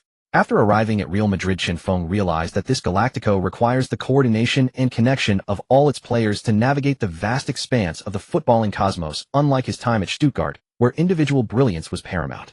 Back then, Stuttgart's overall strength was severely lacking. Before Feng was promoted to the first team, they were practically residing in the relegation zone. Even after Feng's promotion, Stuttgart, with the league's weakest overall squad, found victories elusive despite their best efforts at teamwork. Feng gradually became Stuttgart's solitary hero, their sharpest spear, shouldering 70% of the team's attacking output. This led to Feng repeatedly orchestrating dramatic comebacks from disadvantageous positions. Though spectacular, it was not a sustainable strategy. This is why Feng frequently triggered his king of adversity trait at Stuttgart. The team was simply too weak, resulting in too many unfavorable situations. A team needs a powerful core to drive it forward. Since joining Real Madrid, Feng has rarely encountered adverse situations. Matches are usually one-sided or start evenly. This has gradually diminished the king of adversity role, and he has increasingly integrated into the team's coordinated play, focusing more on collective effort. Perhaps this is the benefit of a strong team. You can win effortlessly and even top the scoring charts by simply finishing the chances provided. Moreover, Feng specifically checked a football app on his phone and noticed a major tournament approaching. Given his current reputation and abilities, he was certain to be called up. Therefore, to perform well in that tournament, Feng had to adjust his skill point allocation, focusing on individual breakthrough ability while also emphasizing teamwork. Looking at the schedule on his phone, although he hadn't been named to the squad list, yet he believed it wouldn't be long. Feng sighed, turned off his phone, and ladled out the simmered soup, bringing it to the dining table. Today, Tina and her sister finally had time to stay overnight. After filming for over a week, they were exhausted. The 3 of them enjoyed a peaceful dinner together. The next morning, Tina and Dana left early again. On the evening of October 22, 2023, in the 10th round of La Liga, Sevilla hosted Real Madrid at their home ground. Ahead of this match, many media outlets had deliberately slapped a grandiose headline on the game. Kings of the Champions League Real Madrid versus Kings of the Europa League Sevilla. This sensationalized title drew the attention of countless fans who eagerly followed every moment of the match. As the club with the most Champions League titles, Real Madrid's 14 European crowns make them the undisputed kings of the Champions League. Sevilla, on the other hand, had triumphed in the previous season's Europa League final, defeating Jose Mourinho's Roma in a penalty shootout to secure their record-extending 7th Europa League title. Inside Sevilla's Ramon Sanchez Pizjuan Stadium, the home fans dominated the stands, unleashing wave after wave of deafening noise aimed at unsettling the Real Madrid players and supporters. They even unveiled a massive tifo to maximize the home advantage, creating an awe-inspiring and intimidating atmosphere. However, the Real Madrid fans gathered together, shouting Real Madrid to the heavens in defiance. Even before the match began, the opposing fans had ignited an intense atmosphere of confrontation. Despite being outnumbered, the Real Madrid supporters roared with unwavering passion. This was a clash between the kings of the Champions League and the kings of the Europa League. Who would topple the other? The outcome was uncertain. The match was about to commence amidst the commentators' hoarse and emotionally charged build-up. The four giant screens suspended from the stadium's corners displayed the scene in the tunnel where players from both teams were raring to go, their fighting spirit palpable. Amidst the thunderous cheers, the players officially took to the field. The deafening roar was a testament to the fans' love and support for their teams. The commentator began introducing the starting lineups for both sides. First, the starting 11 for the Kings of the Europa League Sevilla in a 4-2-3-1 formation. Goalkeeper Bunu. Defenders Acuna, Kwasi, Jose Angel, and Jesus Navas. The double pivot consisted of Delaney and Gudelj. Rakitic played as the attacking midfielder. Telles occupied the left midfield position while Alejandro Gomez was on the right. Isco led the line as the sole striker. The Kings of the Champions League Real Madrid fielded their starting 11 in their customary 4-3-3 formation. Goalkeeper Courtois. The back four comprised Rudiger, Alba, Militao, and Carvajal. Toni Kroos anchored the midfield as the single pivot. The two advanced midfielders were Modric and Valverde. The front three saw Vinicius Jr. on the left wing, Chun Fong as the central striker, and Rodrigo on the right wing. Determined to defeat their opponents, Ancelotti deployed his most formidable assets, pulling out all the stops to shatter Sevilla's claim to the Europa League throne. The match officially began. Real Madrid, kicking off, showed no inclination for excessive probing. Since the outside world wanted a spectacular showdown, they were ready to deliver. Chun Fong passed the ball back to Modric and then sprinted towards the opponent's half with dazzling footwork. Modric, without controlling the ball, immediately launched a powerful long ball towards Sevilla's half. They aimed to catch Sevilla off guard with Chun Feng's unmatched speed and seized the advantage right from the kickoff. With his 92 acceleration, Chun Feng reached top speed in less than half a second, transforming into a white blur that sliced through Sevilla's defensive line like a sharp blade. Sevilla's retreating center-backs Kwasi and Jose Angel only sensed the figure whizzing past them as they began to react and give chase. Chun Feng was already decelerating just outside the penalty area. Judging the first landing point of the ball, he unleashed a thunderous strike, his leg whipping through the ball with immense power. The ball, like a projectile launched from its mechanism, flew into the net as a mere blur. Goalkeeper Bunu, still scrambling to find his footing, had no chance to make a save. The ball was in. Even the Sevilla fans in the stands had their cheers abruptly cut short. The situation was awkward. Their celebratory roar hadn't even subsided before Real Madrid had scored. It was a resounding slap in the face. A glance at the clock showed that just 5 seconds into the match, Chun Feng had torn Sevilla's defense apart and scored thanks to his blistering pace. Chun Feng took the kickoff himself, sprinted directly into the heart of the opposition, skipped the need to control the ball, and unleashed a powerful shot, all in one fluid, seamless motion. Even the goal itself seemed to have no time to react. If Chun Feng hadn't taken the kickoff and had started his run from a standing start nearby, the goal would have been even faster. This lightning-quick goal was like a stinging, resounding slap across the faces of the Sevilla supporters. Chun Feng sprinted towards the section of the stadium housing the Real Madrid fans, spreading his arms wide as if to embrace them. On the sidelines, the Real Madrid substitutes stared in disbelief, rubbing their eyes in astonishment, convinced it couldn't be real. They blinked again and looked at the scoreboard. The glaring 1-0 scoreline confirmed that it was indeed a reality. Ancelotti was ecstatic, punching the air repeatedly. He couldn't believe that at this stage of his career, coaching could be this straightforward, simply giving Chun Feng a tactical instruction and having it executed to perfection. The portly coach silently resolved to coach for another season, aiming for a league title and the Champions League, perhaps even a treble. The match resumed. Having been caught off guard by Chun Feng's opportunistic strike, Sevilla felt they were on the back foot from the start. Sevilla, caught napping, had to steady their nerves and restart play from the center circle. Having witnessed Chun Feng's terrifying pace, they opted to pass the ball back into their own half, circulating possession patiently in search of an opening. Sevilla, the Kings of the Europa League, certainly possessed genuine quality. They moved the ball around Real Madrid's right flank, attempting to penetrate the defensive line through sustained passing and movement. In the 15th minute, right midfielder Alejandro Gomez spotted a gap in Carvajal's defensive coverage and delivered a decisive diagonal pass. The ball threaded its way through the narrow channel between Carvajal and Militao. Having already made his run, Isco darted and diagonally controlled the ball with his left foot, nudged it back with his right, and quickly advanced into the penalty area. Facing Courtois one-on-one and seeing the keeper lower his center of gravity in anticipation of a low shot, Isco opted for a delicate chip. But the battle-hardened Courtois was not easily fooled. Despite his body shifting downwards, he threw his hands up high to block the ball. The ball struck his right fingertips, deflecting its trajectory and dropping prematurely. Courtois, already on the ground, scrambled desperately, using hands and feet to propel himself, and managed to securely clutch the falling ball with both hands. He let out a sigh of relief. The ball had been a mere 5 centimeters from crossing the line. So close. Isco stamped his foot in frustration, lamenting the near miss as his certain goal was denied by Courtois' heroic intervention. In the first half, Sevilla's golden opportunity was kept out by the goalkeeper's outstanding display. Gradually, Real Madrid assumed control of the game, launching wave after wave of attacks. However, Sevilla retreated en masse, parking the proverbial bus to withstand the relentless bombardment. But as the saying goes, prolonged defense invites disaster. In the 34th minute, Rodrigo drove to the byline and pulled the ball back. Chun Feng, finding himself in an offside position, wisely avoided the ball, leaping high and spreading his legs to let it pass through. Vinicius Jr. charging in from the left slid in for a shot, managing to connect with the ball just before it went out of play and directing it towards the Sevilla goal. The ball squirmed through Bunu's legs and into the net. Real Madrid led Sevilla 2-0. The much-hyped clash between the kings of the Champions League and the kings of the Europa League was gradually losing its suspense.